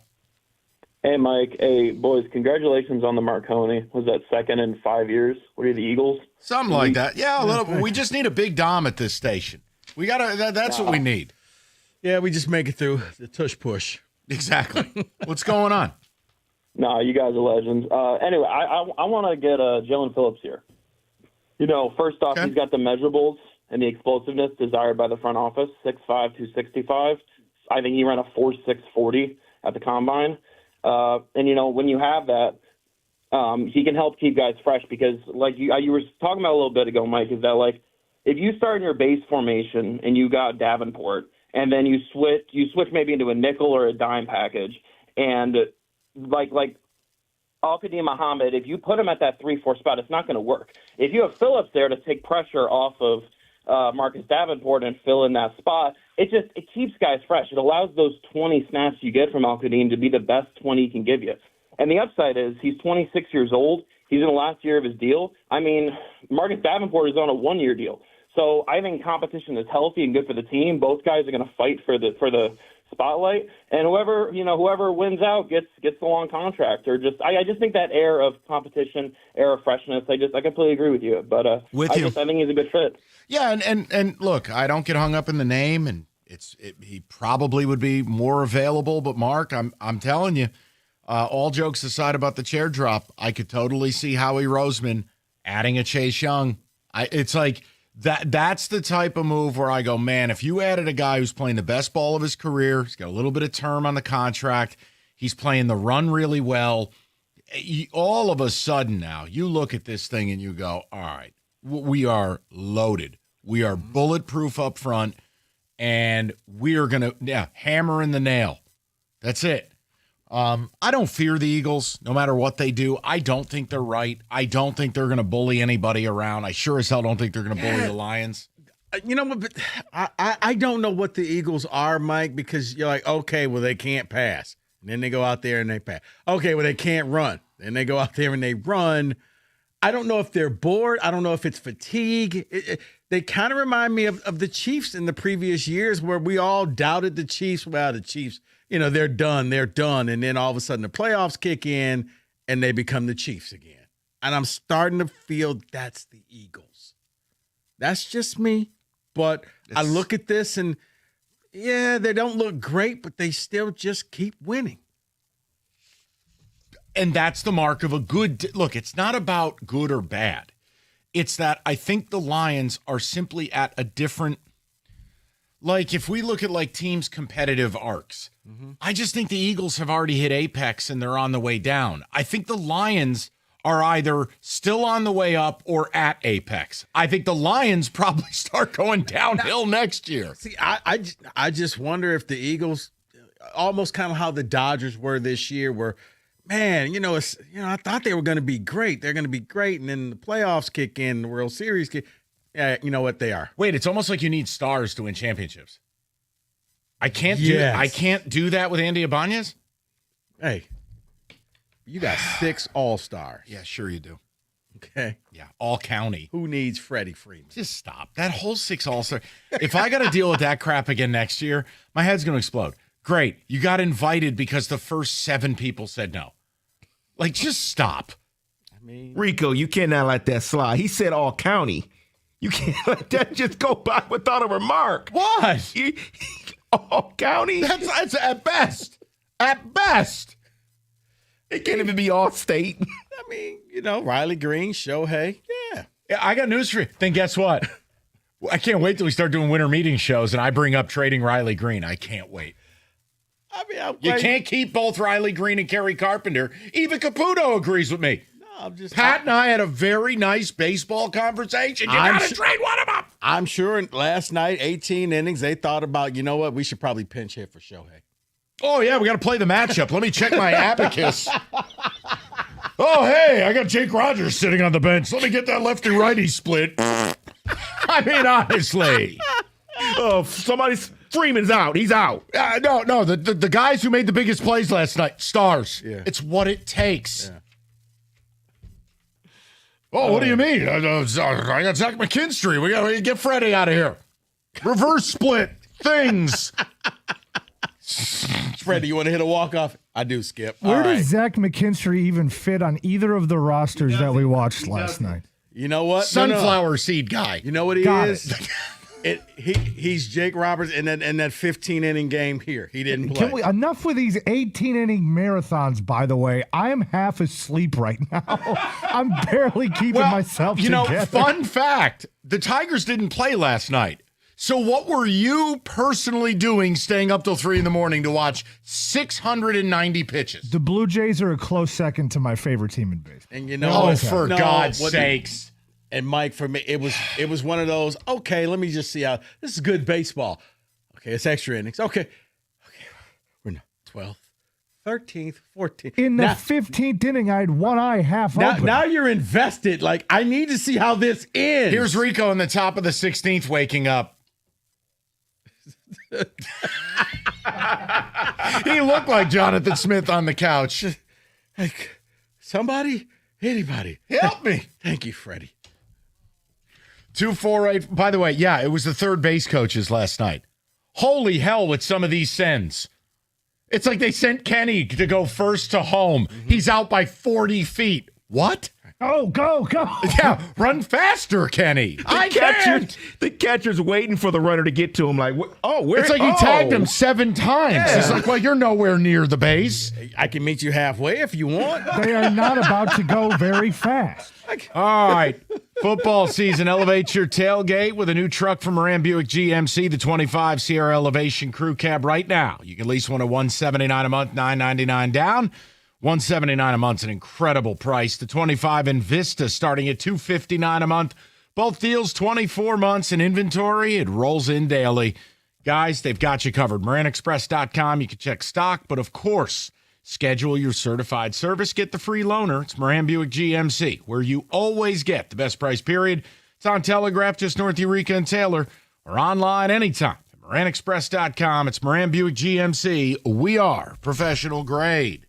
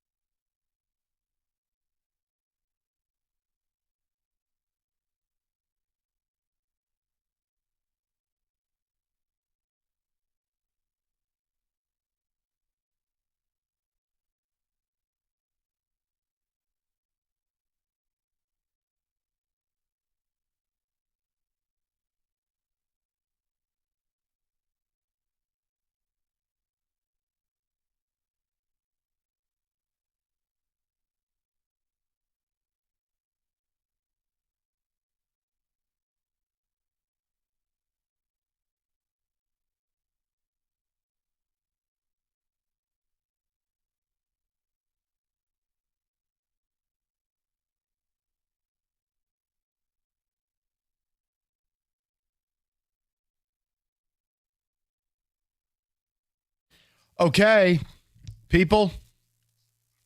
David, do we want to do receipts here? Can we do receipts here? Yeah, we can. Let's do receipts right here. Right now. David, hit the damn music. As Kenny says, let's all feel stupid. Here we go. This is NFL.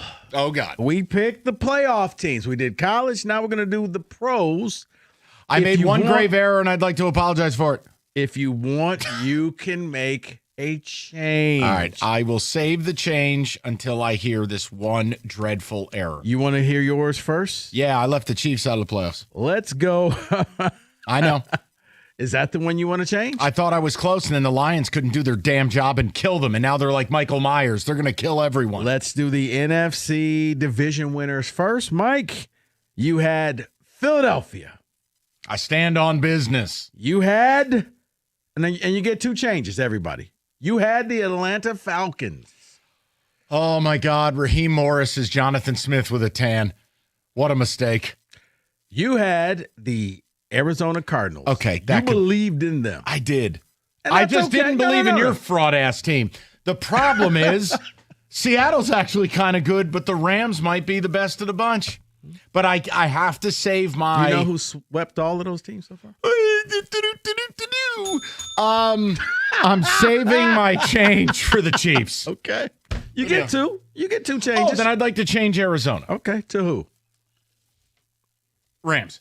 Okay. He's going Rams. And you also had the Green Bay Packers. I have no reason to change it right now. I know I'll probably be wrong, but I have a fighting shot. Okay. David, Philadelphia. Okay.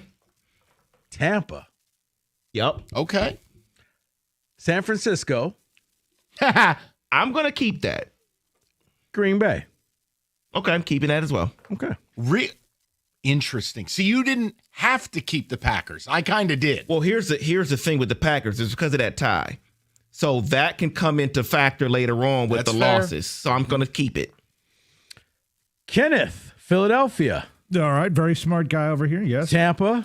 Yes, still As very a smart. married man. As a married man, you had the 49ers. And you also had the Packers.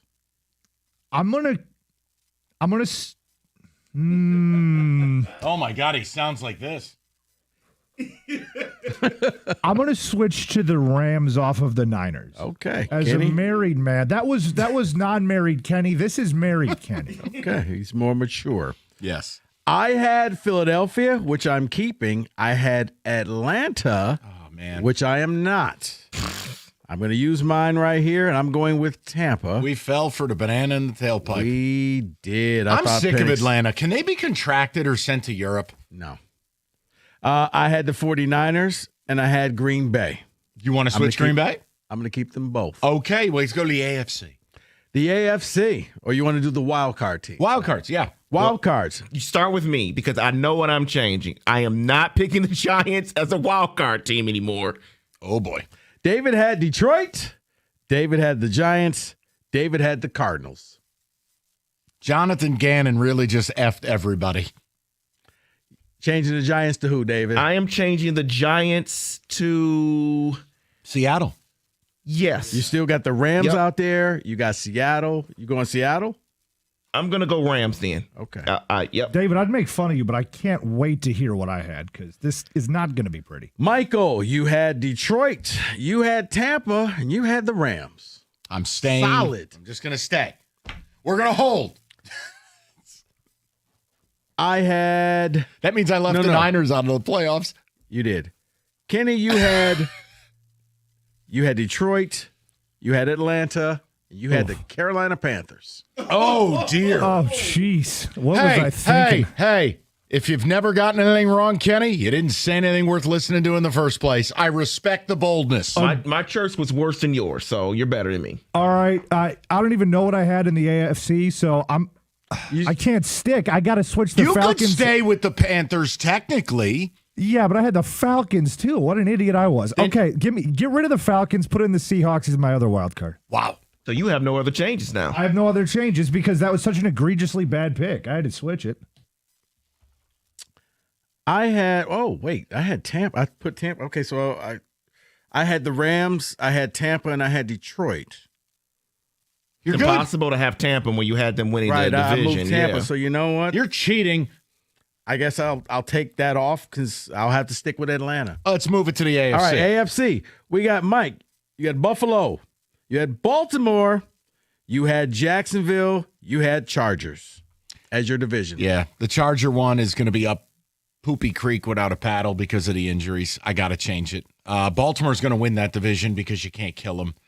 Buffalo, I love the Patriots this year, but I don't know that they'll win it. So, yes, let me change Chargers. I'd like to change it to Chiefs. Okay. David, Buffalo, Baltimore, Houston, Kansas City. Ooh, crap. I need to change Houston. Wait, whoa. Houston's won 3 out of 4, David. I got to change them to the Colts. Alrighty. I have to go Colts.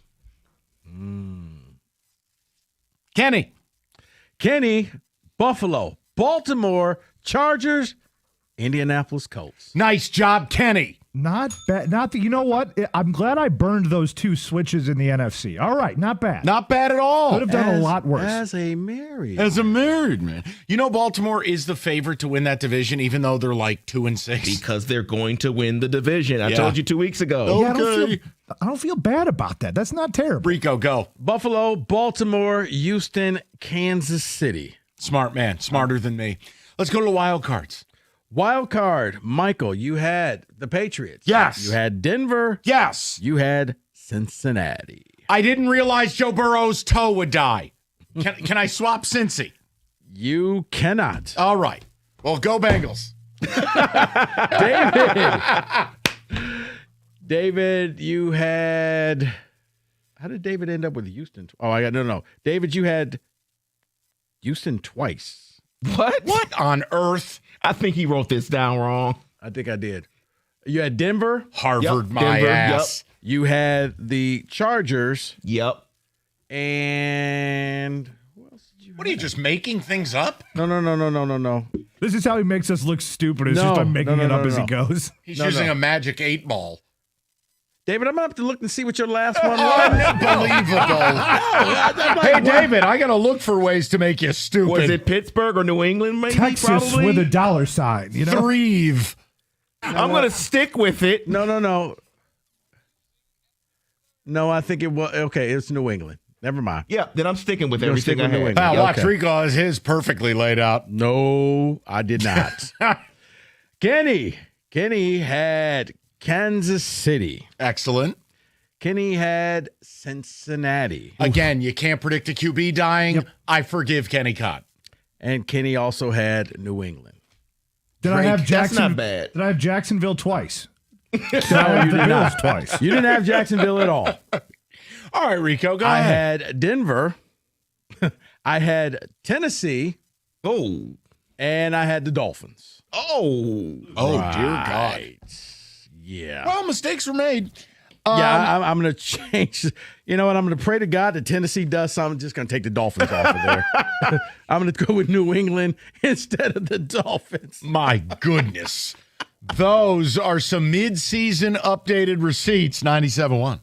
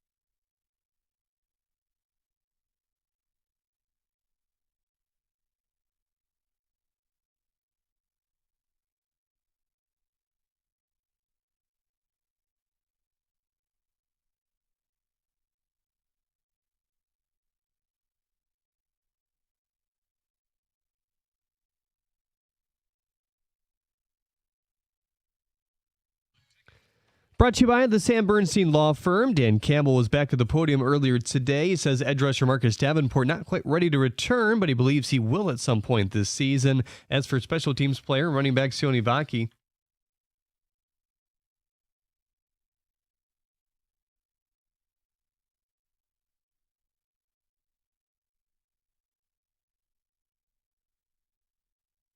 Commanders quarterback Jaden Daniels' rehab went well yesterday, and the team plans on him practicing this week at least. Red Wings coach Tom McClellan spoke about his team taking on St. Louis in back-to-back games.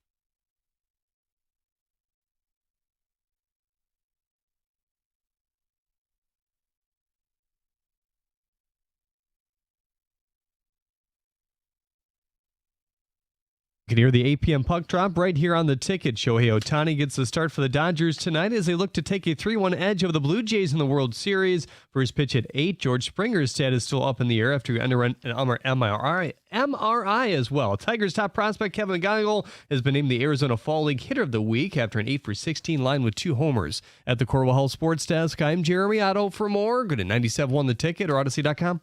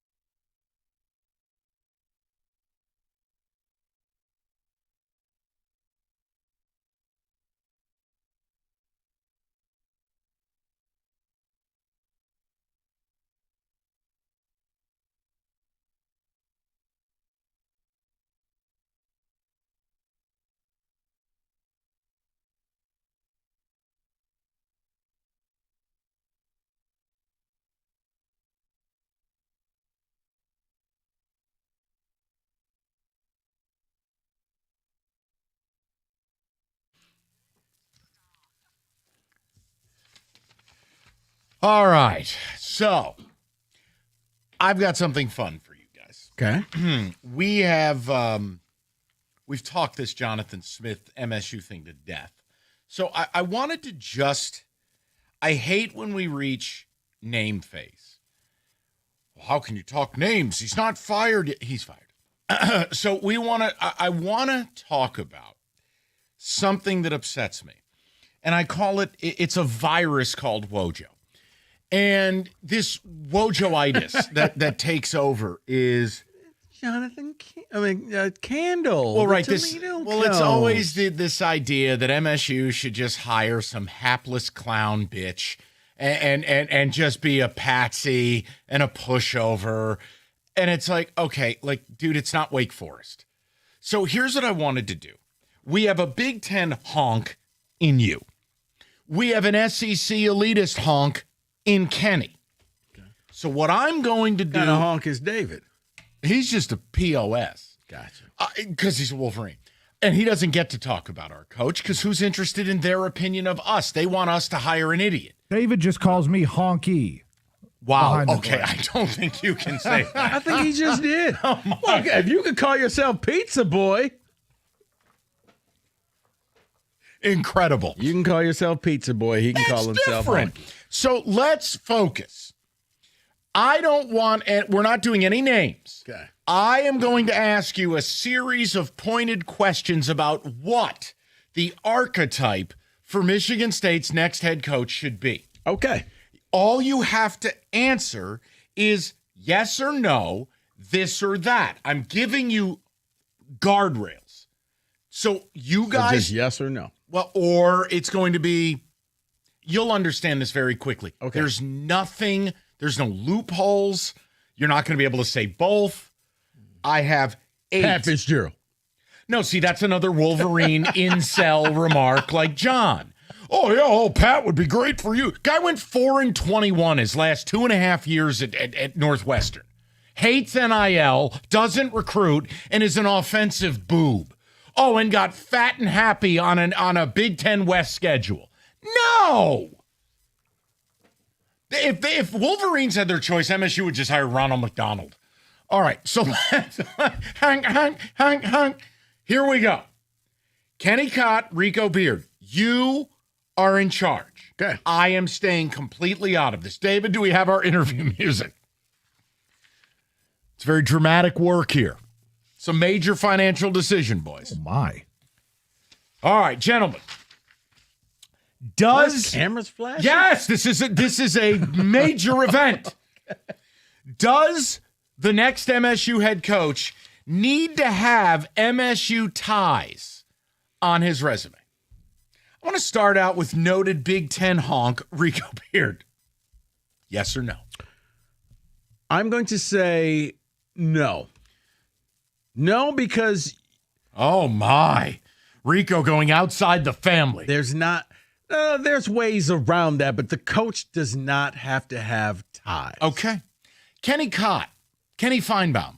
I will agree with the Big Ten honk. No, rivalries have never meant less than they do right now, and it seems to me that whether they're from here or not, as long as they can recruit, as long as they're willing to spend on players, no. Okay. Go to our next question. Should Nick Saban be consulted? A reminder, he gave you Captain Beanbag. I would say, why? Thank you. Why would he need to be consulted? No. Nick Saban coached at Michigan State 25 years ago. Once again, he also gave us Mel Tucker. We move on. Kenny Cott. I would agree also, no. He opted out of college football for every reason that we hate college football now, and I don't think it's necessary. Does the next MSU head coach need Midwest ties? I'm going to say yes, because he needs to know where Michigan State stands in the unholy pyramid of Michigan, Ohio State, and Notre Dame. SEC honk Kenny Cott. I would say no. Flow chart back to my first answer about MSU ties. Wow. All right. Gentlemen, should the next MSU head coach be an offensive mind or a defensive mind? Not that they will call plays. We'll get to that later. What do they need? Which side of the ball should they be rooted on? That's a great question, Mike. Well, it's not a hat rack. You know what? I'm going to go defensive. Okay. Defensive because it travels. Defense because you're going to go and get the best athletes and then have them be on the defensive side of the ball. SEC honk Kenny Cott. I mean, I've always been offensive minded. I've always thought offense wins titles now, especially in the current state of the game. I will say offense. Okay. Should the next MSU coach, that plays into this question, should they be more of a CEO type of a program or be more, and not this type of guy, but more of a Lane Kiffin, hands-on, this is my side of the ball. I may not call every play, but I heavily influence that side of the ball. More, thank you, Mark. More, it's a celebration. More CEO or more scheme guru? I'm going to go scheme guru. I think that you need to go out there and at least, especially if it's a defensive coach, you need to set up something and then you could hire somebody to run your offense. Okay. But yes, scheme guru. Kenny Feinbaum. This is maybe the most SEC answer to this question that I could give you, CEO. Okay. Has to be. Well, thank you. Well, this plays into it then. A recruiter or a tactician? I'm going to go recruiter. And does recruiting also include portal as well, correct? Absolutely. Just want to make sure. Then recruiter. Okay. I need somebody who can bring in NFL-type players. Okay. Kenny Cott. Recruiter also, you can scheme and tactic your way into a couple of wins here and there, but if you don't have the horses, you don't have the horses. Should the next MSU head coach be a heel or a hero? Meaning, be a little bit more villainous, be a little bit more outspoken, stand up for your school, or be this virtuous, quiet, respectful. So D'Antonio would have been considered a heel? Absolutely. Heel. Oh, okay. Let's just go heel. I need somebody who people just hate. Okay, Kenny Cott. Whatever Rico just said, I agree with completely. Absolute heel. Okay. Well, the last one would be you can be a heel while being quiet. D'Antonio wasn't very talkative. Except for one time. No. There were just a couple occasions. But quiet and respectful or outspoken social media Brian Kelly dance videos. You got it? This factors into program marketing. Why you had to put it with the dance videos? Do you want this? Or do you want this? You pick. I guess if I have that, I would go with outspoken. Okay. Kenny Cott. I kind of am in the middle with this, but you're making me pick one or the other. Have to. I'm going to go quiet, but when you speak, you damn well better mean what you're saying. All right, so here's the rundown.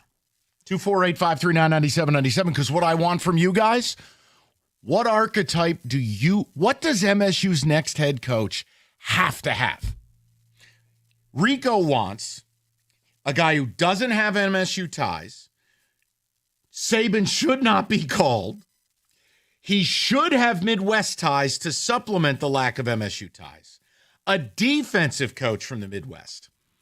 A scheme guru who absolutely can recruit and is a bit of a bastard who's a heel and outspoken. Kenny Cott says no to MSU ties. To hell with Nick Saban. No to MSU. Offensive-minded, CEO delegator, expert recruiter, heel but respectful heel. Walk softly but carry a big stick. What do you say, people? I'm staying out of this because I'll poison the jury, and I don't want to do that. Tell me what, in your mind, guys, the next head coach at MSU needs to be. Like, what they need to be like. Well, I try to mildly entertain you and the people. I mean, the either or, because I'm with Kenny on that final question. I would like somebody right down the middle, but if I had to choose, I'll take outspoken. By the way, Rico, I don't hate your coach. Your coach sounds not that far away from my coach. No, Kenny, I think my coach could be Kirby Smart. Well, the reason I don't want to bring up names is it's a fruitless pursuit. We don't know the financials yet. I always love it. You name a name, it's either too grandiose or it's too beneath you. It's right up there with, you should go after Chase Young. No. America's favorite place to watch football, Stadium Swim, located at Circa Resort and Casino. The biggest games, best viewing experience, and it's built for you, the fans. 6 pools, 3 levels, perfect view with the big screen. It's at Circa Resort, downtown Las Vegas on Fremont. Stadium Swim. Book your spot today at circalasvegas.com.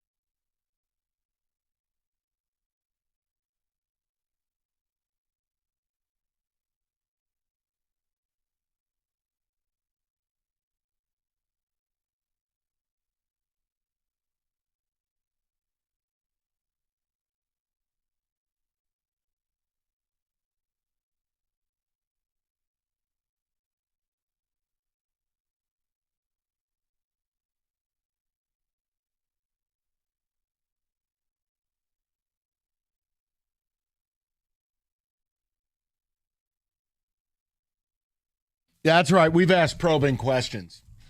I have asked the qualities that Michigan State's next head coach has to possess. You guys can answer that any way you want. I only gave Kenny and Rico parameters. What I don't want to do is, primarily, I don't want to do names. If you bring up names, you can. I'm not going to be mad. But, it's a fruitless pursuit. I mean, again, I'll warn you, every athletic director, and I mean, this has been said so many times. You don't believe me? Go read a book. Athletic directors always have a piece of paper in their pocket of a short list. Oh, my coach died in a hot air balloon. Let me go down my list. Oh, my coach just left in the middle of the night. They have a short list. Coach got caught in a scandal. And here's the other thing. AD's phones blow up because coaches' agents are calling. Some of it for leverage, some of it to get their guy a raise, some of it is genuine interest. Look, I'm not doing the name thing, but you can. David, what's the early returns on Ticket Text when I ask these guys their 8 critical questions? His first text is trying to be slick here. Didn't say a name, but he says State needs to be bold and hire the head coach from North Texas program. Needs to lift and to think outside of the box, mainly for the next hire. The guy's name is Eric Morris. He runs one play per 21 seconds. It's a pure air raid offense. He was Washington State's offensive coordinator. I know I'm a loser. I know all this. I'm sorry. I don't know that you go that route. So very kind of like the how Western Kentucky was for a while. Yeah. Okay. Yeah. And you've seen the Western Kentucky coaching tree kind of blossom with like Zach Kitley and some of these other cats. I don't know, man. You really bringing that offense up here? I'll just leave it alone. I wonder for a guy like that, would he, and I know we're not doing names, but would a guy like that take the OC job? No. Definitely not. He's going to get a gig. Okay. He's doing a really nice job down there. Go ahead. Someone has another question. One more question says, should there be head coach experience? That is from Ed. That's a good question. But you know what? I don't have to answer that because he didn't ask me. I just didn't feel like that even really matters at this stage of the game, because if you answer these questions a certain way, like for instance, you can be a head coach who's more of a CEO. You can be an assistant who's more of a tactician or a scheme guru. To me, it was just an idea of let's get a baseline. If you want to add it to the list, go ahead. Do you want a guy with head coaching experience? It's not necessary. Okay, Kenny? Not necessary. There you go. Like, did Dan Lanning have head coaching experience? Did Kirby Smart have head coaching experience? Freeman. Did Marcus Freeman have? Right. So you can go both ways. I think when you hire the right coach. Did Jonathan Smith? Oh, yeah, he did. Plus, there's a learning tree effect, too. If you learned under the way Kirby Smart learned under Saban, like if you learned under the right guys, I don't think it really matters if you've done it yourself yet. Yes. All right, David, go ahead. Someone says, I don't care if the next MSU coach has MSU ties, but he better know how to navigate the new college football landscape 2025 with NIL and a transfer portal where none of your players are ever safe. That is from Jeff. Mike, you would call me a dirty Wolverine, but here's what I want. Either Big Ten ties or Midwest ties. And I would want more of an outspoken guy, somewhere between D'Antonio never saying anything and Harbaugh jumping into pools. That is from Ryan. That's fair. It is. Midwest ties, proven success at multiple levels, and a quality program at branding. So branding the program, that's the kind of coach that they're looking for. All right, let's go to some of the people, see what they've got to say. We'll go to Jared, 97.1. Jared, what's going on? How you gentlemen doing today? Good, Jared. What's up? Not much. I got 3 names. I know you don't want names, but I was just wondering what you think about it. Yeah, go ahead. One has West Coast ties, proven winner, Brian Kelly. I know he's older, but he can get the ship back on the right course. Okay. And he cussed. Oops. No, I think he said ship. Oh. I thought he said something else. I thought he did too, so we took care of it. Sorry about that. Let's focus on the name he brought up. Ship. Got it. Look, here's all I'll tell you with the Brian Kelly thing. Well, I don't think MSU's above anybody. You got to be real sure you want to do business with that guy. Have you read the stories coming out today from LSU players who have basically said he's the worst human being that I've ever dealt with? Mm-hmm. Have you seen the reports where he logged 400 rounds of golf during roster construction season? I mean, again, I don't need my coach to be a great guy or, you'd let him date your daughter. But I also don't know if I want human puke. No, but I don't know. I'm always leery about that, Mike, because it almost becomes the X type of factor where all of a sudden you find out how this horrible person was, and it's like, okay, but you stuck with them during all of this time. I know, and they hired a guy who he got a kid killed at Notre Dame. We know. Right. I know. Right. That's why I said I'm not going to go down that road, but I would tell you, do I really want to hire a 64-year-old who's made more money than God? What motivation does he really have at this point in his career? Truly. He has a lot. You know why? He doesn't want his career to end like this. No coach wants it, Mike. It's you want to retire on top. You want to be, you know what? I won a national title and then I walked away. Even Saban is looking back saying it didn't end the way I wanted it to end. Okay. Like I said, I'm not yelling about it. But I think that's his motivation is if he never coaches again, it's like, man, I kind of got, kicked out of town because the governor had a meeting and didn't want me there. I am happy to read you that news story in about 10 minutes. It's awesome. It is quintessential SEC. It just means more. We'll go to Mike, 97.1. Mikey, what's going on, buddy? Hey, guys. I'm big fans. I'm a lifelong Spartan, grew up in East Lansing. I've known Max Bullough since he was in 7th grade when he moved here. I've got 3 boys all the same age. I know he's 35. Guys, if we don't take it now, this is the perfect opportunity. We get him cheap. He brings in expensive coordinators. The guy was made to coach, okay? We all know Mike Vrabel said he's the smartest football player he ever coached. He worked with Nick Saban. He's worked at Notre Dame. I'm telling you, everybody that's been around this kid knows that he's ready to do it. He'll come in, and it'll change from day one. And that's what we need. I mean, they took a chance on a guy in Indiana. That was a total flyer. But, Mike, the only problem is he hasn't even been a coordinator, if I'm correct. Yeah, I totally understand what you're saying, and I wouldn't say that about almost anybody. Let me tell you, I played 2-on-2 with him 6 years ago when he was in the NFL. I had my youngest boy playing basketball. He played it like it was the Super Bowl, Rico. This guy, he is unbelievable. Listen. And he has a computer mind. He was a finance major. I just look, I'm fine bringing him here. I'm fine bringing him here as a part of a staff, Mike. But I'd love to do that. Yeah. As long as he's a part of the staff, I don't know if I could find my way to defensive coordinator because, again, that's a big reach. There is no scenario, like less than none. You could seriously face the music and hire him as your head coach. It's just ridiculous. Even Dan Lanning, who was like 12 years old when Oregon hired him, was the defensive coordinator of the Georgia Bulldogs for 3 seasons. I'm happy if you want to bring Max home. I'm happy if you told me said he's going to be the DC. I might be able to get there, and even I think that's a reach. But okay, fine. You need pedigree. You need guardrails. So whatever goofball you hire has someone they can lean on who understands the rivalry in the place. Cool.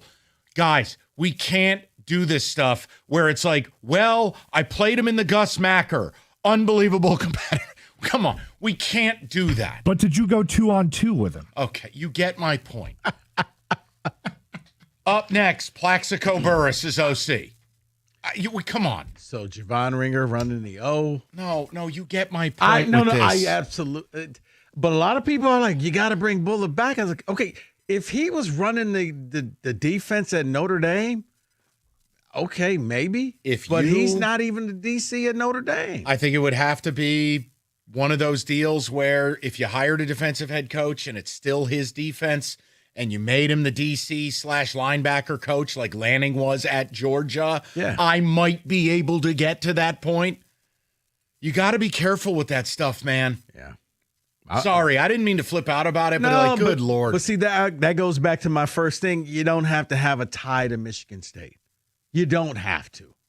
You can just come in here and run your program. But I do think that you need to at least know the area and the landscape and what you're actually dealing with. The other thing, too, is if you're looking for that Dan Lanning type, you're going to need money because that's like how Dan Lanning does what he does. But Dan Lanning, okay, forgive me. I think he was a recruiting coordinator at 2 previous stops. 2 before he got to Georgia and became this ace recruiter plus defensive coordinator. Look, there's a way to do it, but it ain't head coach. That's just insane talk. No, I'm with you. To me, who the hell am I? I got you. Rico Beard. All right. The other day, over at a friend's place, watching football because he was pumped, but his setup, hot mess, lagging, buffering, switching between apps. Yeah, that was him trying to find the game. He claimed he was a big fan, but felt like I was fan fish. See, if you call yourself a football fan, you got to have Xfinity. It's the ultimate sports destination. I can find the best games and my favorite teams all in one place. And the way I watch, it's next level. It's the perfect fan flex. Look, I got all the action right there to watch. Plus, with Xfinity's best picture and sound with enhanced 4K, it's so clear, it feels like you're right there at the stadium. Sometimes I got 4 games going on at once. Why? Because why not? On top of that, I get real-time notifications and live stats right on my TV. It's the best seat in the house every time. Next game day, make sure that big fan isn't a big fail. Learn more at Xfinity.com. Xfinity, imagine that. Restrictions apply.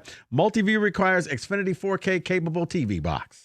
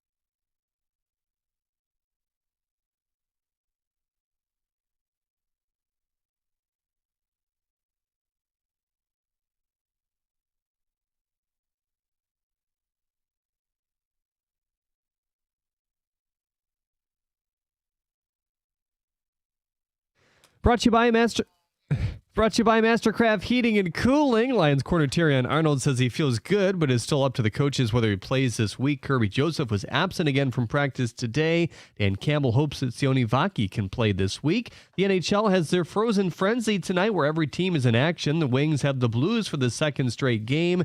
No Patrick Kane once again, and John Gibson will start in goal. Hear that 8 p.m. puck drop right here from St. Louis on the ticket. The Dodgers look to extend their 2-1 World Series lead over the Jays tonight at 8. At the Corwell Health Sports Desk, I'm Jeremy Otto. More at 5 or at 97onetheticket.com.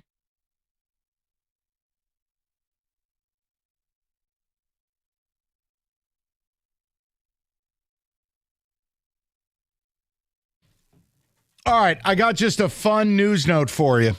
When they say it just means more in the SEC, this is the most quintessential Southern football, but even more specifically, if any of you have been there, this is quintessential Louisiana. The headline, how Louisiana's governor played a major role in Brian Kelly getting fired. Woo-hoo-wee. I'm here for it. So Louisiana Governor Jeff Landry factored into the firing, this is according to Yahoo. He reportedly has significant influence over the school's board of supervisors and hosted a secret meeting at the gubernatorial mansion Sunday prior to Kelly's dismissal. That needed to be pay-per-view. It just had to be. So, okay, continue. I can't imagine. Hey, Gretch, can we meet at the house? Fix my roads and fire bag of mayo. Gretch, where are you? Come on. Here we go. It's the most Louisiana thing ever that the governor is directly involved in a decision over a football coach, one LSU influencer told Yahoo. We all know the details of it, but basically, the meeting featured prominent figures, and in this case, top-level members of both the school and donor base. People were zoomed in if they couldn't attend live. How was this not on Netflix? Wait, you're not kidding me. The text, hey, Matt, send me the link. I'll be there. I'm out of town. Send me the link. Bob, your mic is muted. Can you imagine the governor of a state taking time on a Sunday night at his 8-acre Louisiana mansion, which I know the New York Post wrote was not 10,000. They said it was 250,000 square feet. Sorry, that's the size of a planet. It's not. The point is, that is the most SEC thing ever. Ever. The governor playing a role in getting Brian Kelly fired. Where's Gretchen? Look, I know you didn't fix our roads. Fix our football program. Plus, you're a Sparty. Come on now. I can just see magic. I got this LA thing going on with the Dodgers. Send me the link. I got something to say. Billionaires, assemble. Right. HBS from, I'm in Phoenix, but send me the link. I got something to say. Listen, Kenny, I did this because whenever someone challenges, it just means more. Cite things like this. Yeah, flow chart back to this. That's exactly right. Flow chart. Governor got coach fired. Yes. Yeah. Truly wild headline if you actually think about it in the context. I don't even think like the governor of Pennsylvania stepped in there for James Franklin. No. I've only heard about this once, and it wasn't like, I don't think there was a secret meeting at the gubernatorial mansion, but it was Marshall that I think it was the governor didn't get along with Doc Holliday, and they got him fired because he didn't like him. It was something like that. I do remember some strange story about but that. It's just Marshall. It's different. LSU. Yeah, I mean, you know what? That would be a great 30 for 30 or documentary just from the right after the game of him and the AD getting into a shouting match. And it looks like it just, okay, it's like that. You're not going to get rid of your OC? Let me call the governor. Can we book a room? How do we get Gretch involved? Can we book a room? Yeah, no problem. Come on in, man. What do y'all want to eat? Gretchen Whitmer had a private event at the Lake House to fire Jonathan Smith. That headline, it would never get better. It would be a career top. It'd be amazing. It would. I mean, I know you don't want that, but you kind of do. Because you kind of don't. Right. It's not even a normal firing. It's like, no, we're going to do this because we care about football a little bit more in the South. It's gangster move. Right. That is I just want to. When they tell you it just means more. It probably just means more. The only thing that would be better if like Uncle Luke had a meeting in Miami. Yes. That would be the only thing better than this. David, Ticket Tech. Sorry, I had to share that with the people. Ticket Text here says, after a dominant year under his belt as DC, I think Matt Patricia is ready for a head coach job at the collegiate level. Here we go. All right. Up next, Captain Kangaroo is head coach in his red jacket. You know, here's the thing about Matt Patricia. Maybe college is his level, or maybe he's just a DC. I don't know. But I don't think the NFL is, and maybe he just says, all right, I'll be a college coach. It's working. Laugh all you want. It's working. It's also easy to work when your safety's making $2 million like Caleb Downs. He walked into a Ferrari dealership and pushed the pedal down. Congratulations. You're about to go very fast. I mean, but doesn't always work if you got a quarterback making that My much. point is, I'm not hiring him to run my effing program where he won't have. You know what he'll have? He'll have Caleb Downs in a wheelchair. That's what you'll have. Okay. Go ahead, look smart now. No. I'm saying, is it because you don't think he can do the job, or are you tainted on what he did with the Lions? I don't want to look at his face. So it's tainted what he did with the Lions. Lions. It's all of it. No. All right. Ticket Text here says, the next coach should be able to recruit and go 1, take back the state. Then goal 2 is to win against Ohio State. Coach needs to know the Big Ten and the history. Why? Can I ask that texter why? What is the relevance of knowing the Big Ten anymore? For the same reason that Brian Kelly just got $54 million to F off. He was a bad fit from the start. We talked about it on this very show. I go, that's not going to end well. I do think you need to understand your surroundings, Kenny. A little bit, Kenny, yeah. I think we're a little jaded and cynical because it's like, well, it doesn't mean as much. But when you show up to tailgating, you show up to stadiums, you want your coach to know the history and the culture that was there in the past. Like it or not, college football is still a sport that is based on what you did 10 years ago. It's the only sport like that. It's important to have an idea of it, but the direction that college football is going, I have a very strong suspicion that that's going to be less and less relevant as the years progress. But Kenny, you may be correct, but it hasn't reached that point yet. No, it hasn't. But so you need to know, like, you know what? I know what this rivalry is. I know these plays. I know these players. If an ex-player shows up, you don't just blow them off. You're like, hey. Okay. Hey, fellas, guess who bothered to show up here? Yeah. Here we go. Here's between this the guy. Lines. David?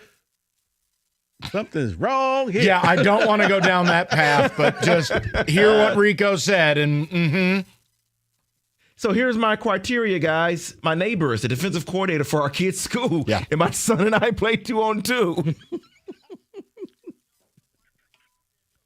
He's kept opponents to 17 points all year, he says. Great. He's the guy from the Tom Brady commercial. Go ahead. I just want... Come on. Do it again. Just rip the seam. It's not that hard. Not to look at it. Now do it again. I just want peak Mark D'Antonio attitude and demeanor. Better CEO abilities, though. Replacing bad staff and a more modern recruiting. That's Jared and Fenton. I will say this. I think it's more important than ever to have a CEO type coach because that's really what you are.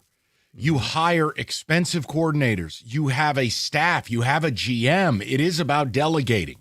You can't do it all anymore. You think about this. In the old days, the college life was viewed as the harder life than the NFL. Now it is satanic. Because you're recruiting all your players every morning. That's when people are like, well, go get Robert Saleh. Why?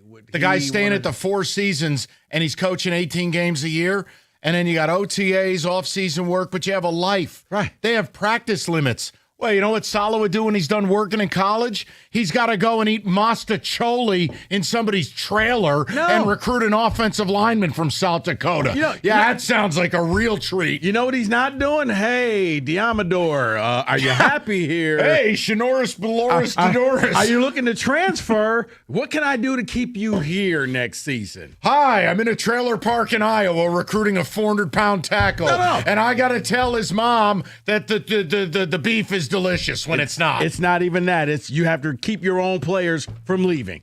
Oh, every this year. hamburger helper is dynamite. Unbelievable, Mrs. Smitherman. Cutscene. He's at the Four Seasons eating shrimp scampi. Is there walnut in this date loaf? Wow.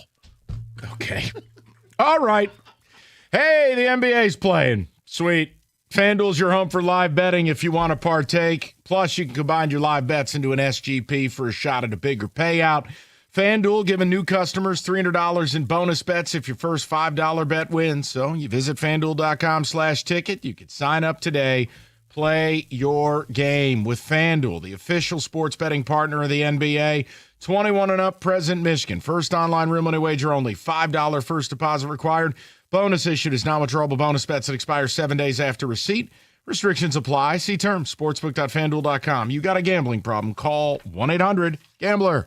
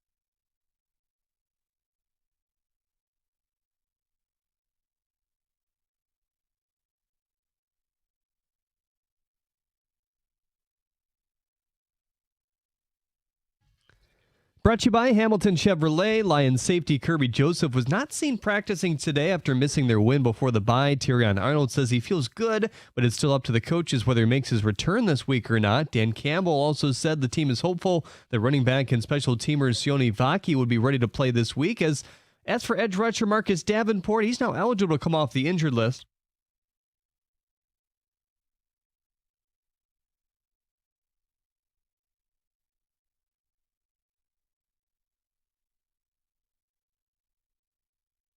The Red Wings have the Blues tonight in St. Louis. John Gibson will start in goal. Hear the game at 8 right here on the ticket. They're not filling that open roster spot made available yesterday. Pistons have the night off before tipping off against Orlando tomorrow. The injury report not great. Asar Thompson questionable with an illness. Marcus Sasser and Karis LeVert also have that same questionable designation.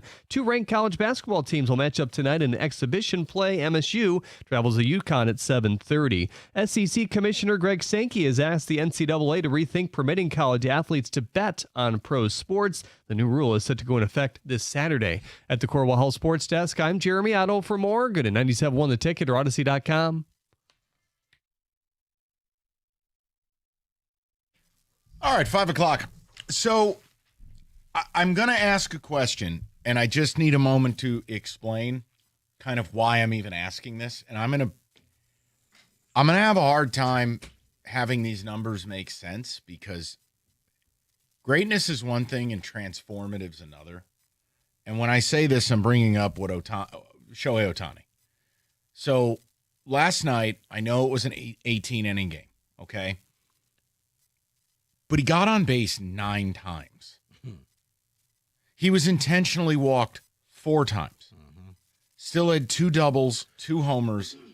Shohei Ohtani's WAR for that game was 1. It takes players a year to be a 1 WAR player. In a night, he was all of that. It was arguably the greatest game ever played, and then you juxtapose it with, oh, golly gee, Dodgers are up 2-1 in the series. Who's on the bump for Game 4? Oh, wait, the same guy who just destroyed Game 3. Ohtani's on the bump for Game 4.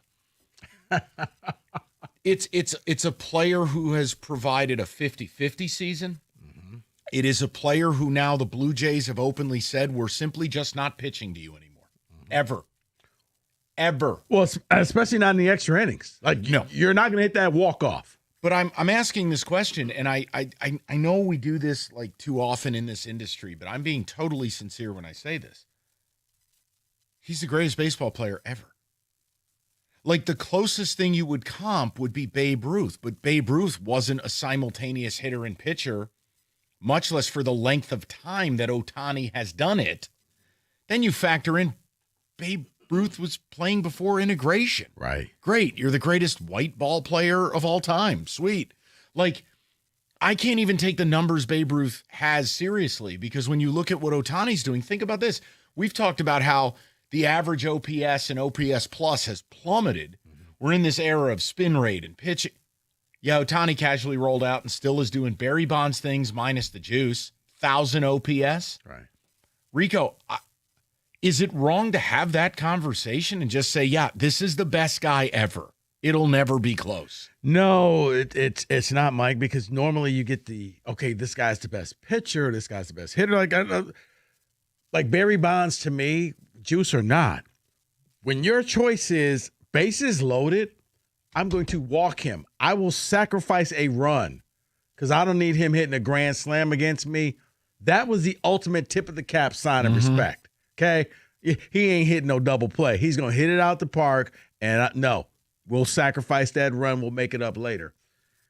But you're right. Then all of a sudden, because I thought maybe Ohtani was going to give up pitching, like it was just going to be one thing here, but then he started pitching again, and then he was actually really good at it, and now it's like, and then it was like, okay, his hitting was off, and people were like, well, look, when he gets to the playoffs, he's not hitting that well. He shut everybody up now. And look, he's already endured a catastrophic injury that cost him the ability to pitch. He endured COVID. No, I'm not saying in a martyr way. I'm saying from a career interruption standpoint. We're not turning this into Ted Williams flying fighter planes in World War II. The other thing that's going to happen, I don't want to be the bearer of bad news. I don't think we're going to have baseball in 2027. So hopefully your calendar's open for the summer. If they don't get a salary cap, there's going to be a strike. There will be some, if not all, of the 2027 season. It's another part of the Scooble thing that we can just, let's leave it alone. Is it crazy to say that Ohtani is simply the best ever in a sport like baseball that is rooted in tradition and history books? Yes. Rico, I'm only 45. I've never seen anything like this guy. No, Mike, I mean, I haven't, and you've seen like great players, but it was a hitter. It was like, Ken Griffey Jr. and look at the fun he's having, and he was a kid, and he's wearing his hat backwards, right? Or back in the day, it was like, wow, when Doc Gooden first came out here before the drugs, it was like, wow, 19, him and Strawberry, like they're so young, they're gonna dominate. And up next, cocaine, right? But this guy is doing something that you're told is impossible. You can't do that in the pros. You can't be both on the mound and also an everyday player. You got to pick one. And he said no. Do things like last night, and I know this is going to sound hyperbolic. It's not if you value numbers. Last night is arguably, or to some, inarguably, the single greatest game ever played by a player. Think about what we just said. In the history of this sport, this guy in a World Series got on base 9 times, had a 1 WAR, and is going to pitch game 4. What? And that's coming off his last pitching appearance to close out the Brewers, where he hit 3 home runs and struck out 10. That's coming off of that performance. Wait, guys, I got a better performance. But wait, there's more. Watch this. I'm going to get on base 9 times, then I'm going to pitch the next day. Right. I'm taking a little nap. So you're having this October no one's ever seen in a career no one's ever seen. And I understand he plays for the evil empire. They have replaced the Yankees as everything hateable about baseball. The point is, I think it's okay to just talk about it. And I don't think there's a Jordan LeBron debate here. I don't. So, wow. Will he take over the new moniker of Mr. October? He can have it. A team literally just turned into Jerry Falwell and said, we're walking you every time. He's up to nope. That's essentially saying the pool boy can have their way with your wife. We're walking you every time. We're scared bleepless. Right. But I would still say the 10 strikeout, 3 home runs. No doubt. The fact that we have to compare all-time insane games. But hey, 6 All-Stars here. Might just be a small gap between All-Star McKinstry and All-Star Ohtani. And I just, he's going to come out after yesterday, and he's probably going to strike out 10 again, lead off with a home run again tonight. Oh, God. It's going to, otherworldly. This is crazy. But you understand what we're talking about is like you can, like I remember like 25 years ago, right? And I'm doing radio in Lansing.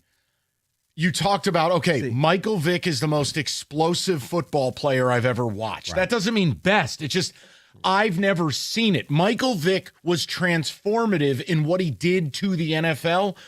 Ohtani's transformative in that no one can duplicate. But see, it's funny because I just kind of conceded he's a one of one. Yeah. David and I were talking about this, like, okay, kind of like him or Wemby. Like, who's the best?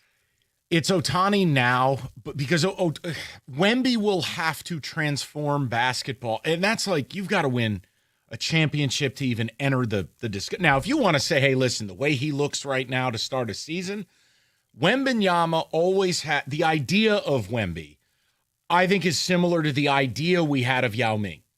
Remember, when Yao first came to the league, you're like, okay, that's a distinct problem. Before him, it would have been Shaq, before Shaq got fat and became the big George leprechaun. Mearson.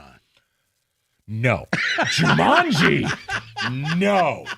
But you get my point. Yes. Like, we've seen the idea of these play, but it's never Shaq in his prime. Yes, unstoppable. But this is just, you could write a movie script, and you could try to take it to a studio and go, so here's what we're going to do. We're going to have this guy be the best pitcher and the best hitter ever simultaneously at the same time and destroy the World Series. And you'd be like, I don't know, man. I thought Angels in the outfield was a little unbelievable. This is a little further than that, but it's real. I just had to ask a question. We'll talk to the people about it. We'll get to them next. Truck Month, Moran Chevrolet. Perfect time to elevate your tailgate at Moran, Michigan's #1 selling Chevy dealer. Game days start in a 26 Silverado crew cab. Lease one at Moran starting at $179 a month. The new Silverado at $179 a month. Impossible good deal. 25 Equinox LT, $299 a month.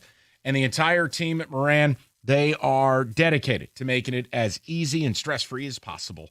MoranExpress.com. You can stop by on Gratiot, just north of 15 Mile in Clinton Township. Moran Chevrolet, where you always get the best price, period. Chevrolet, together, let's drive.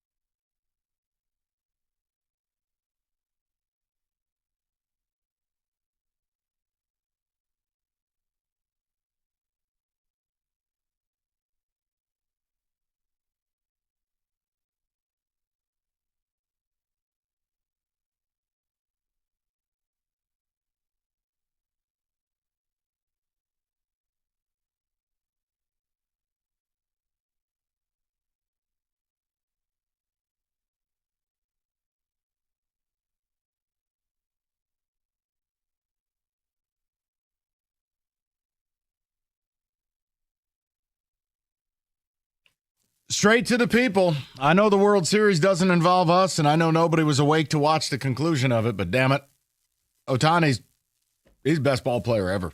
And I don't think it's wrong to talk about it, and I gave you some of the numbers and stats from last night. It's just mind-blowing. Let's go to Julian, 97.1. Julian, what's going on, buddy? Gentlemen, bottom of the afternoon to you. Thanks for having me on the show. Yes, sir. I apologize in advance if I'm not articulate. I'm on about 3 hours of sleep right now, so a little foggy. You and Kenny both. So what do you make of the opinion? Is that hot take hyperbole, or are we rooted in reality here? I mean, first of all, right, we talk about it often. It's not just about performing, but it's about players that can perform at the highest level. So the fact that this is happening in the World Series, the fact that he's been performing in the postseason the way he has, that is a feather in the cap that you've built. I have him in cheat code territory. I mean, don't get me wrong. I can't stand the guy. There's a little bit of history there with the Jays on the rumors of did he renege, whatever. I put that to the side, and I give him the credit of, the things that he does are otherworldly.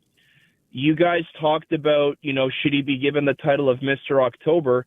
Let's not forget, it wasn't more than a week or two ago that was Vladdy Guerrero's title, where he single-handedly decimated the Yankees. He's been unbelievably consistent and is just a monster at the plate. And I'm watching this game last night, and I'm like, next to Ohtani, he's like a pinch runner or something. He's a backup player. Yeah. And what pisses me off is you look at Ohtani's at bats. Leadoff double, okay, I could live with that. Second at bat, single home run, all right, fair enough. Third at bat in a pivotal situation where I think the Jays were up either 4-2 or 4-3. Hits another double to bring in a run and either tie the game or bring it within reach. And the one that made me lose my mind, where I blame John Schneider. Bottom of the seventh, Jays are up 5-4. Pivotal moment in the game. Dominguez comes in as a reliever. I think it's 1 out, nobody on, and they pitch to Ohtani. And I'm like, how many hits, how many home runs, how many clutch hits does this guy need to get for you to realize that he's Barry Bonds? Unless you're going to walk off a run, you don't pitch to this guy anymore, ever. Like, I don't understand what they were doing. Well, you're not going to anymore now. And it's why. You're right. Maybe his first at bat, but you're right. Anybody on base? Nope. Yeah. Late in the game? And then you got this guy out there. And now he's stealing bases. He's out there. He's stealing bases. I'm like, guys, what are we doing? Like, well, and I think the interesting thing too. I mean, Julian, like, I always get a little skittish when you're, like I talked about the Babe Ruth stuff.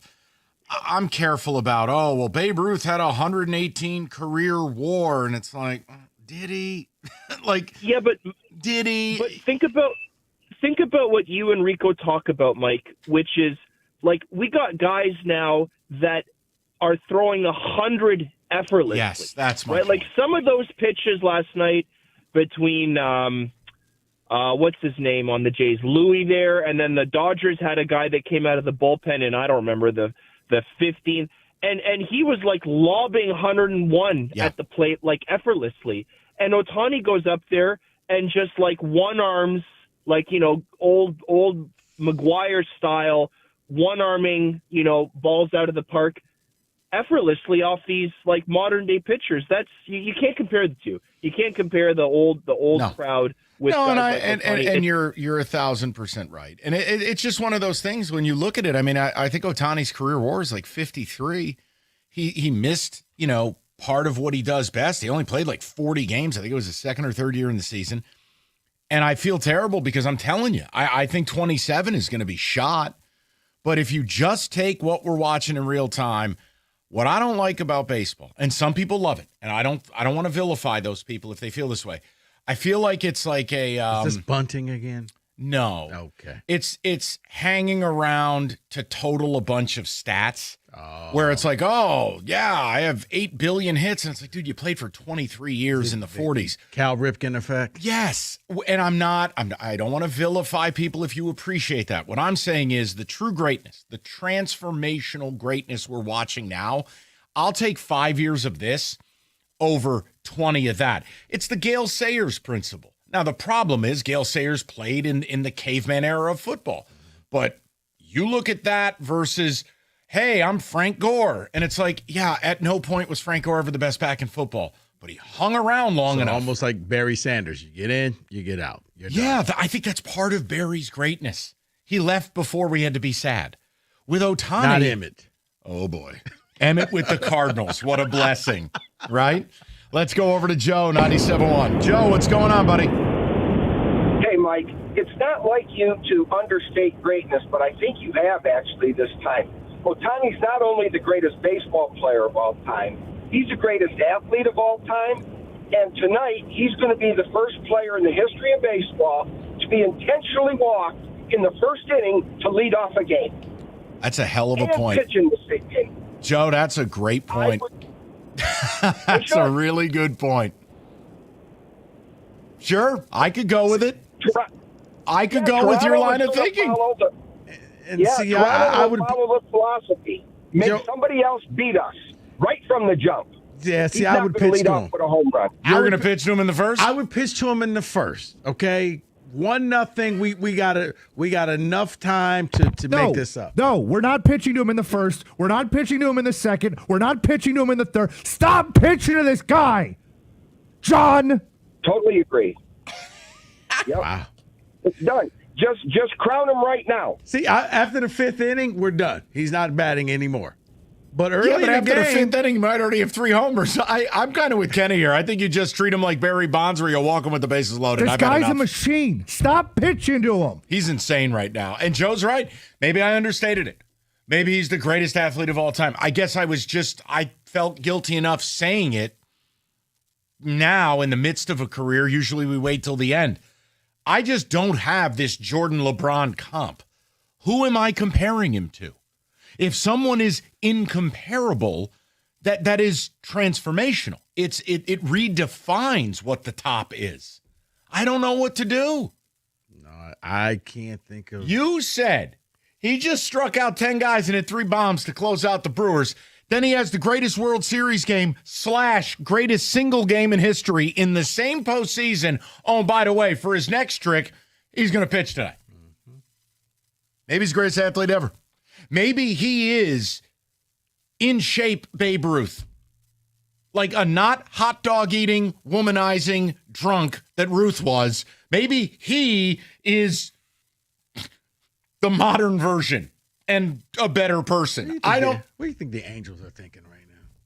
Which ones? The ones in heaven with No. Oh, you mean what they're thinking is, I can't wait for the Tigers to get nothing for their star like we got for ours. That's all. Artie Moreno is probably sitting with his pants around his ankles, just waiting for the Tigers to hold on to school. And to make it worse, somebody let me off the hook. He just drove down the street. He didn't go to New York. He still lives in the same house. Same house, same neighborhood, go to the same church, Who's everything. the dude in Metro? I remember this story. The guy in Metro Detroit, he bought the house next to his ex and he put up a giant middle finger in the backyard.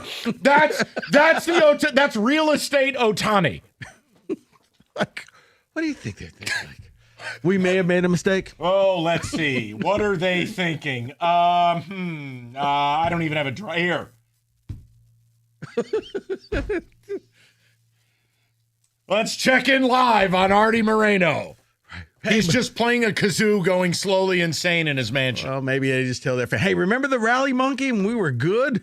Yeah. If John Snyder is listening, and I don't know why he would be listening to us, don't pitch to him because Kenny is still yelling in here. Kenny's got every right. I mean, Why would you pitch to this guy? Okay, all right. Why would you pitch to this guy? He's a machine built in a baseball factory. Why would you pitch to this guy? It's like David Ortiz and the dumb cop in the outfield. I hate to break it to you, Kenny, he's also going to be the reason baseball implodes. Well, because of the way his contract is designed, and that has only furthered the appetite from an ownership side for a salary cap. Ohtani is both the blessing and the curse. And maybe that's why it was the world's fastest investigation.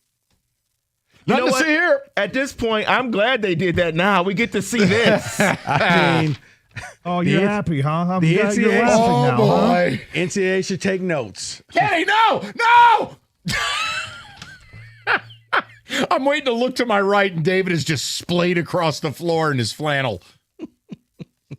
Yeah, it's all yucks back here for Hey, sure. hey, listen. At least And you're, he gets to pitch tonight? Yes! at least you're not the Awesome. Yankees. Get one good year of Blue Jays baseball, Mike. And You had it. It's called 1993. Dude, it's not over. It's 2-1, Kenny. It's over. They're going to pitch to him again. It's All over. right. David Femininio. Every lawyer says the same thing about experience and blah-bitty-blue. But that doesn't mean a lot if you're just treated like a taxidermied marlin on the wall. For David, it's personal. Why? Because it's personal to you. You're the one laid up in a hospital bed. It's about getting you what you deserve and getting your family back on their feet. Yes, the experience matters, but so does caring. David, if you're in an accident, you call them 855-65-CRASH or visit them online anytime at getdavidgetpaid.com.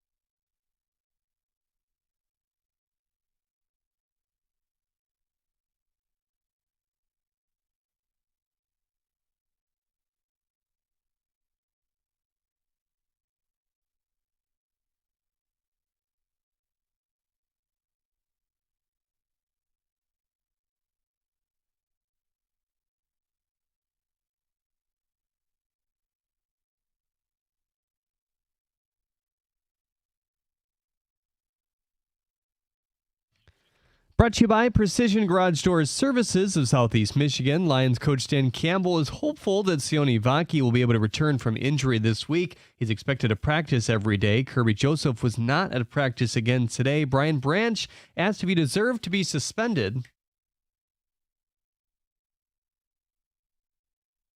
The Red Wings will play without veteran forward Patrick Kane for the fifth straight game tonight. They're on the road against St. Louis after beating them at LCA 6-4 on Sunday. Detroit sticks with John Gibson in goal. You can hear that 8 p.m. face-off right here on 97.1 The Ticket. Pistons forward Asar Thompson has been added to the injury report for tomorrow's game. He's questionable with an illness. At the Corwell Health Sports Desk, I'm Jeremy Otto. More at 6 or at 97.1theticket.com.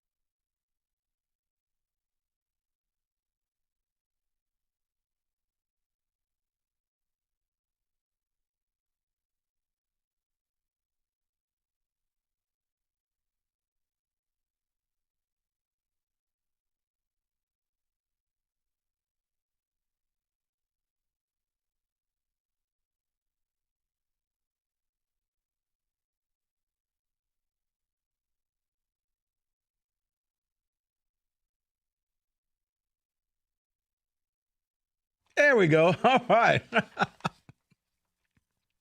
Good, David. All right. Ever wonder why Fanatic Sportsbooks is America's fastest online growing sportsbook?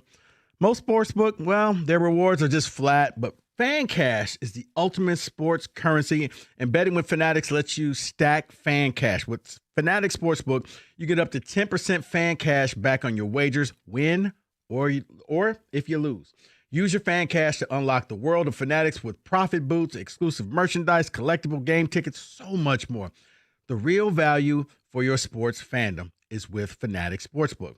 Did I mention they like giving away millions in Fan Cash this year, like with games like Fan Cash Drops that's offered live in the Fanatic Sportsbook app every single Friday? Hint, hint, hint. So switch to the sportsbook that always has your back. Go check it out for yourself and download the Fanatic Sportsbook app today. Winning hits different here. Got to be 21 or older. Gambling problem? Call 1-800-GAMBLER.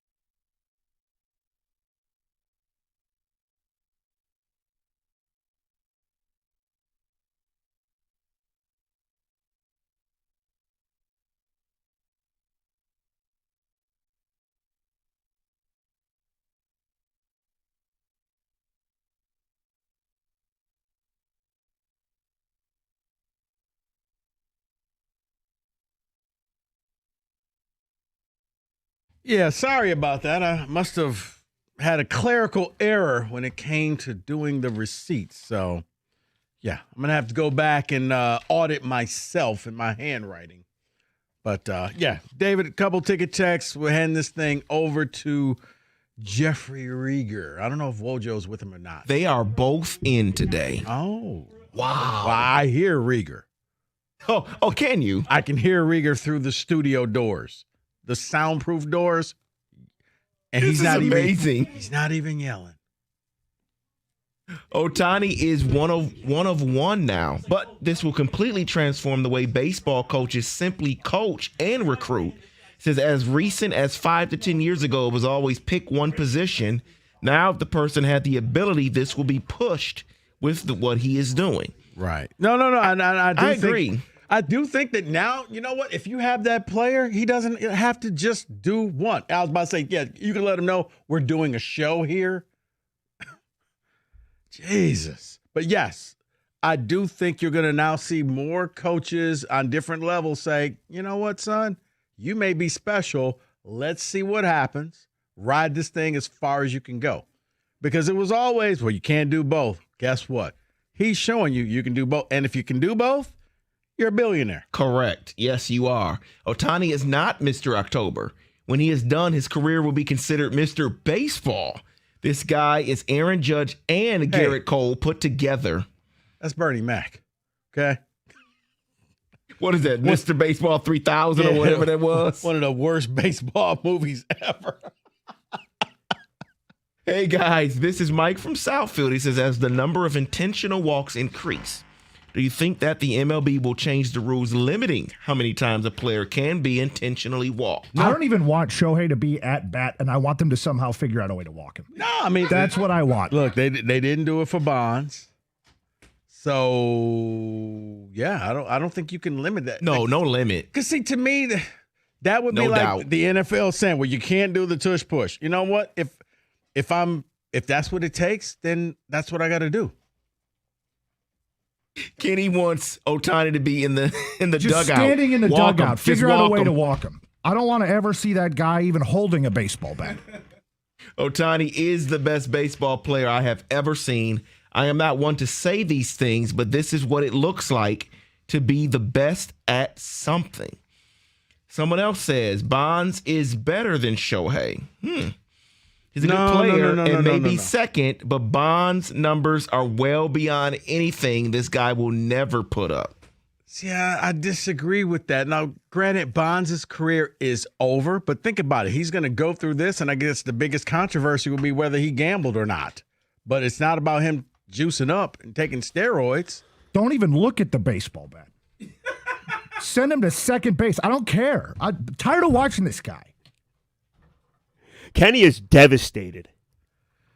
This guy is rethinking his entire life, Okay, Rico. because his team lost, and I do believe when you stay up late to watch your team play and they lose, it's a double loss because you're exhausted the next day. I mean, at least had Vlad hit the game-winning home run, Kenny would be have sky high. He would have energy. He would be like waiting for this game. But when you lose and you've been up late, especially on a Monday. I mean, a Monday is pretty bad going into a Tuesday. At least when Tiger fans got knocked out, it was a Friday night. And you had the whole weekend to try to get over it. No, but and then Michigan and Michigan State lost, and the Lions lost Right, too. but I'm saying that. Well, yeah, State had a late night game the next day, I think. But Well, Michigan did. They were at USC. Oh yeah, State played early, and they got. Did that game end yet last night? Is that still going on? Yeah, it's still going on. Joe Davis is asking for another fruit plate from Fox. Do we know what time? Because I think I fell asleep about 2:15. Did the game end at 2:47? I was about to say almost 2:47 Yeah. Eastern. Closer to Wow. So if you listen to the Joe Davis call, he's saying just short of the clock striking midnight, which Right. is West Coast, and And that's West close to Coast, 3 o'clock. right, okay. Us. Yeah. I mean, it was Wow. amazing. I stayed up the entire game, and then bottom of the 18th, because you guys need to know this, I went to go to the bathroom. We 'cause really I'm like, don't. You do. I'm like, I got to go to the bathroom real quick. And I'm lying in bed. That's very interesting. And I'm like, in the bathroom, I'm like, I guarantee you it's going to be one. And sure enough, I come back, and Freddie Freeman hit the walk-off. You know what was lame, though? I should have went At to the least- bathroom in the 12th inning. I'm sorry it took you that long. Yeah, exactly. At least the Tigers Mariners extra inning marathon, There were runners on base like every inning. Every innings, there were 2 men on base. Someone's going to score. This one, I mean, there was drama, of course, but that was very good. There wasn't the that drama many. was okay. What's chances. the next pitch that's going to happen? And finally, Yeah. Freeman was like, "All right, let me show you how it's done." Yeah, how are the Blue Jays going to get thrown out on the base path? How What about that Will one? Smith thinking he went yard and he has the bat flip and everything, and it's Yeah. caught in the warning track? The Oh, game had yeah. a little bit of everything. I thought it was great. No, it was. Although it was tiring, yeah. All right, what do Today you guys, would be nice if it was a 2-hour game. What do you guys got going? We got some Lions stuff that Wojo feels very strongly No, about. I don't. Oh, yes, I do. No, I don't. We're going to break down. Are you inning, okay? Yeah, we're going to break down inning by inning the baseball game last night. Yes, we're and gonna do a little college football too. Well, we're going to ask the question: at any point, if you're up 15-0, would you pitch to Shohei Ohtani? Make it 18-0. And think about it. I got to get to the World Series for you. It's unbelievable. That guy is unreal, and he's pitching tonight. You guys are not wrong, and no one's wrong to say he might be the greatest, and probably is the greatest of all time, which might be the earliest in someone's career as far as their age that you could say they're the greatest of all time in that sport, right?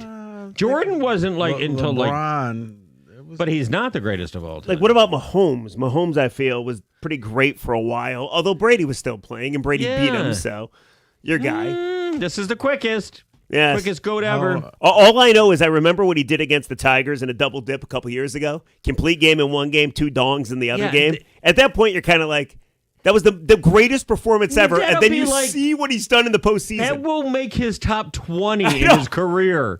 Please. really will. He's going to have 15 strikeouts today. Yeah, all right. Hour show. Yeah. Half 2 show? hours, Rico. 2 And then we hours. have, it's the, what's it called, Mojo? The Frenzy. Oh, the what's it called? Frenzy. Kenny, what's it called? Frozen Frenzy. All the NHL teams are playing today. It's Right. It's go crazy hockey. And the Wings are now like the best team in hockey. After scoring 6 unanswered against the Blues, who they play tonight. Woo! Big game. Wojo, Rigger, up Whoa. next. Woo. 97.1.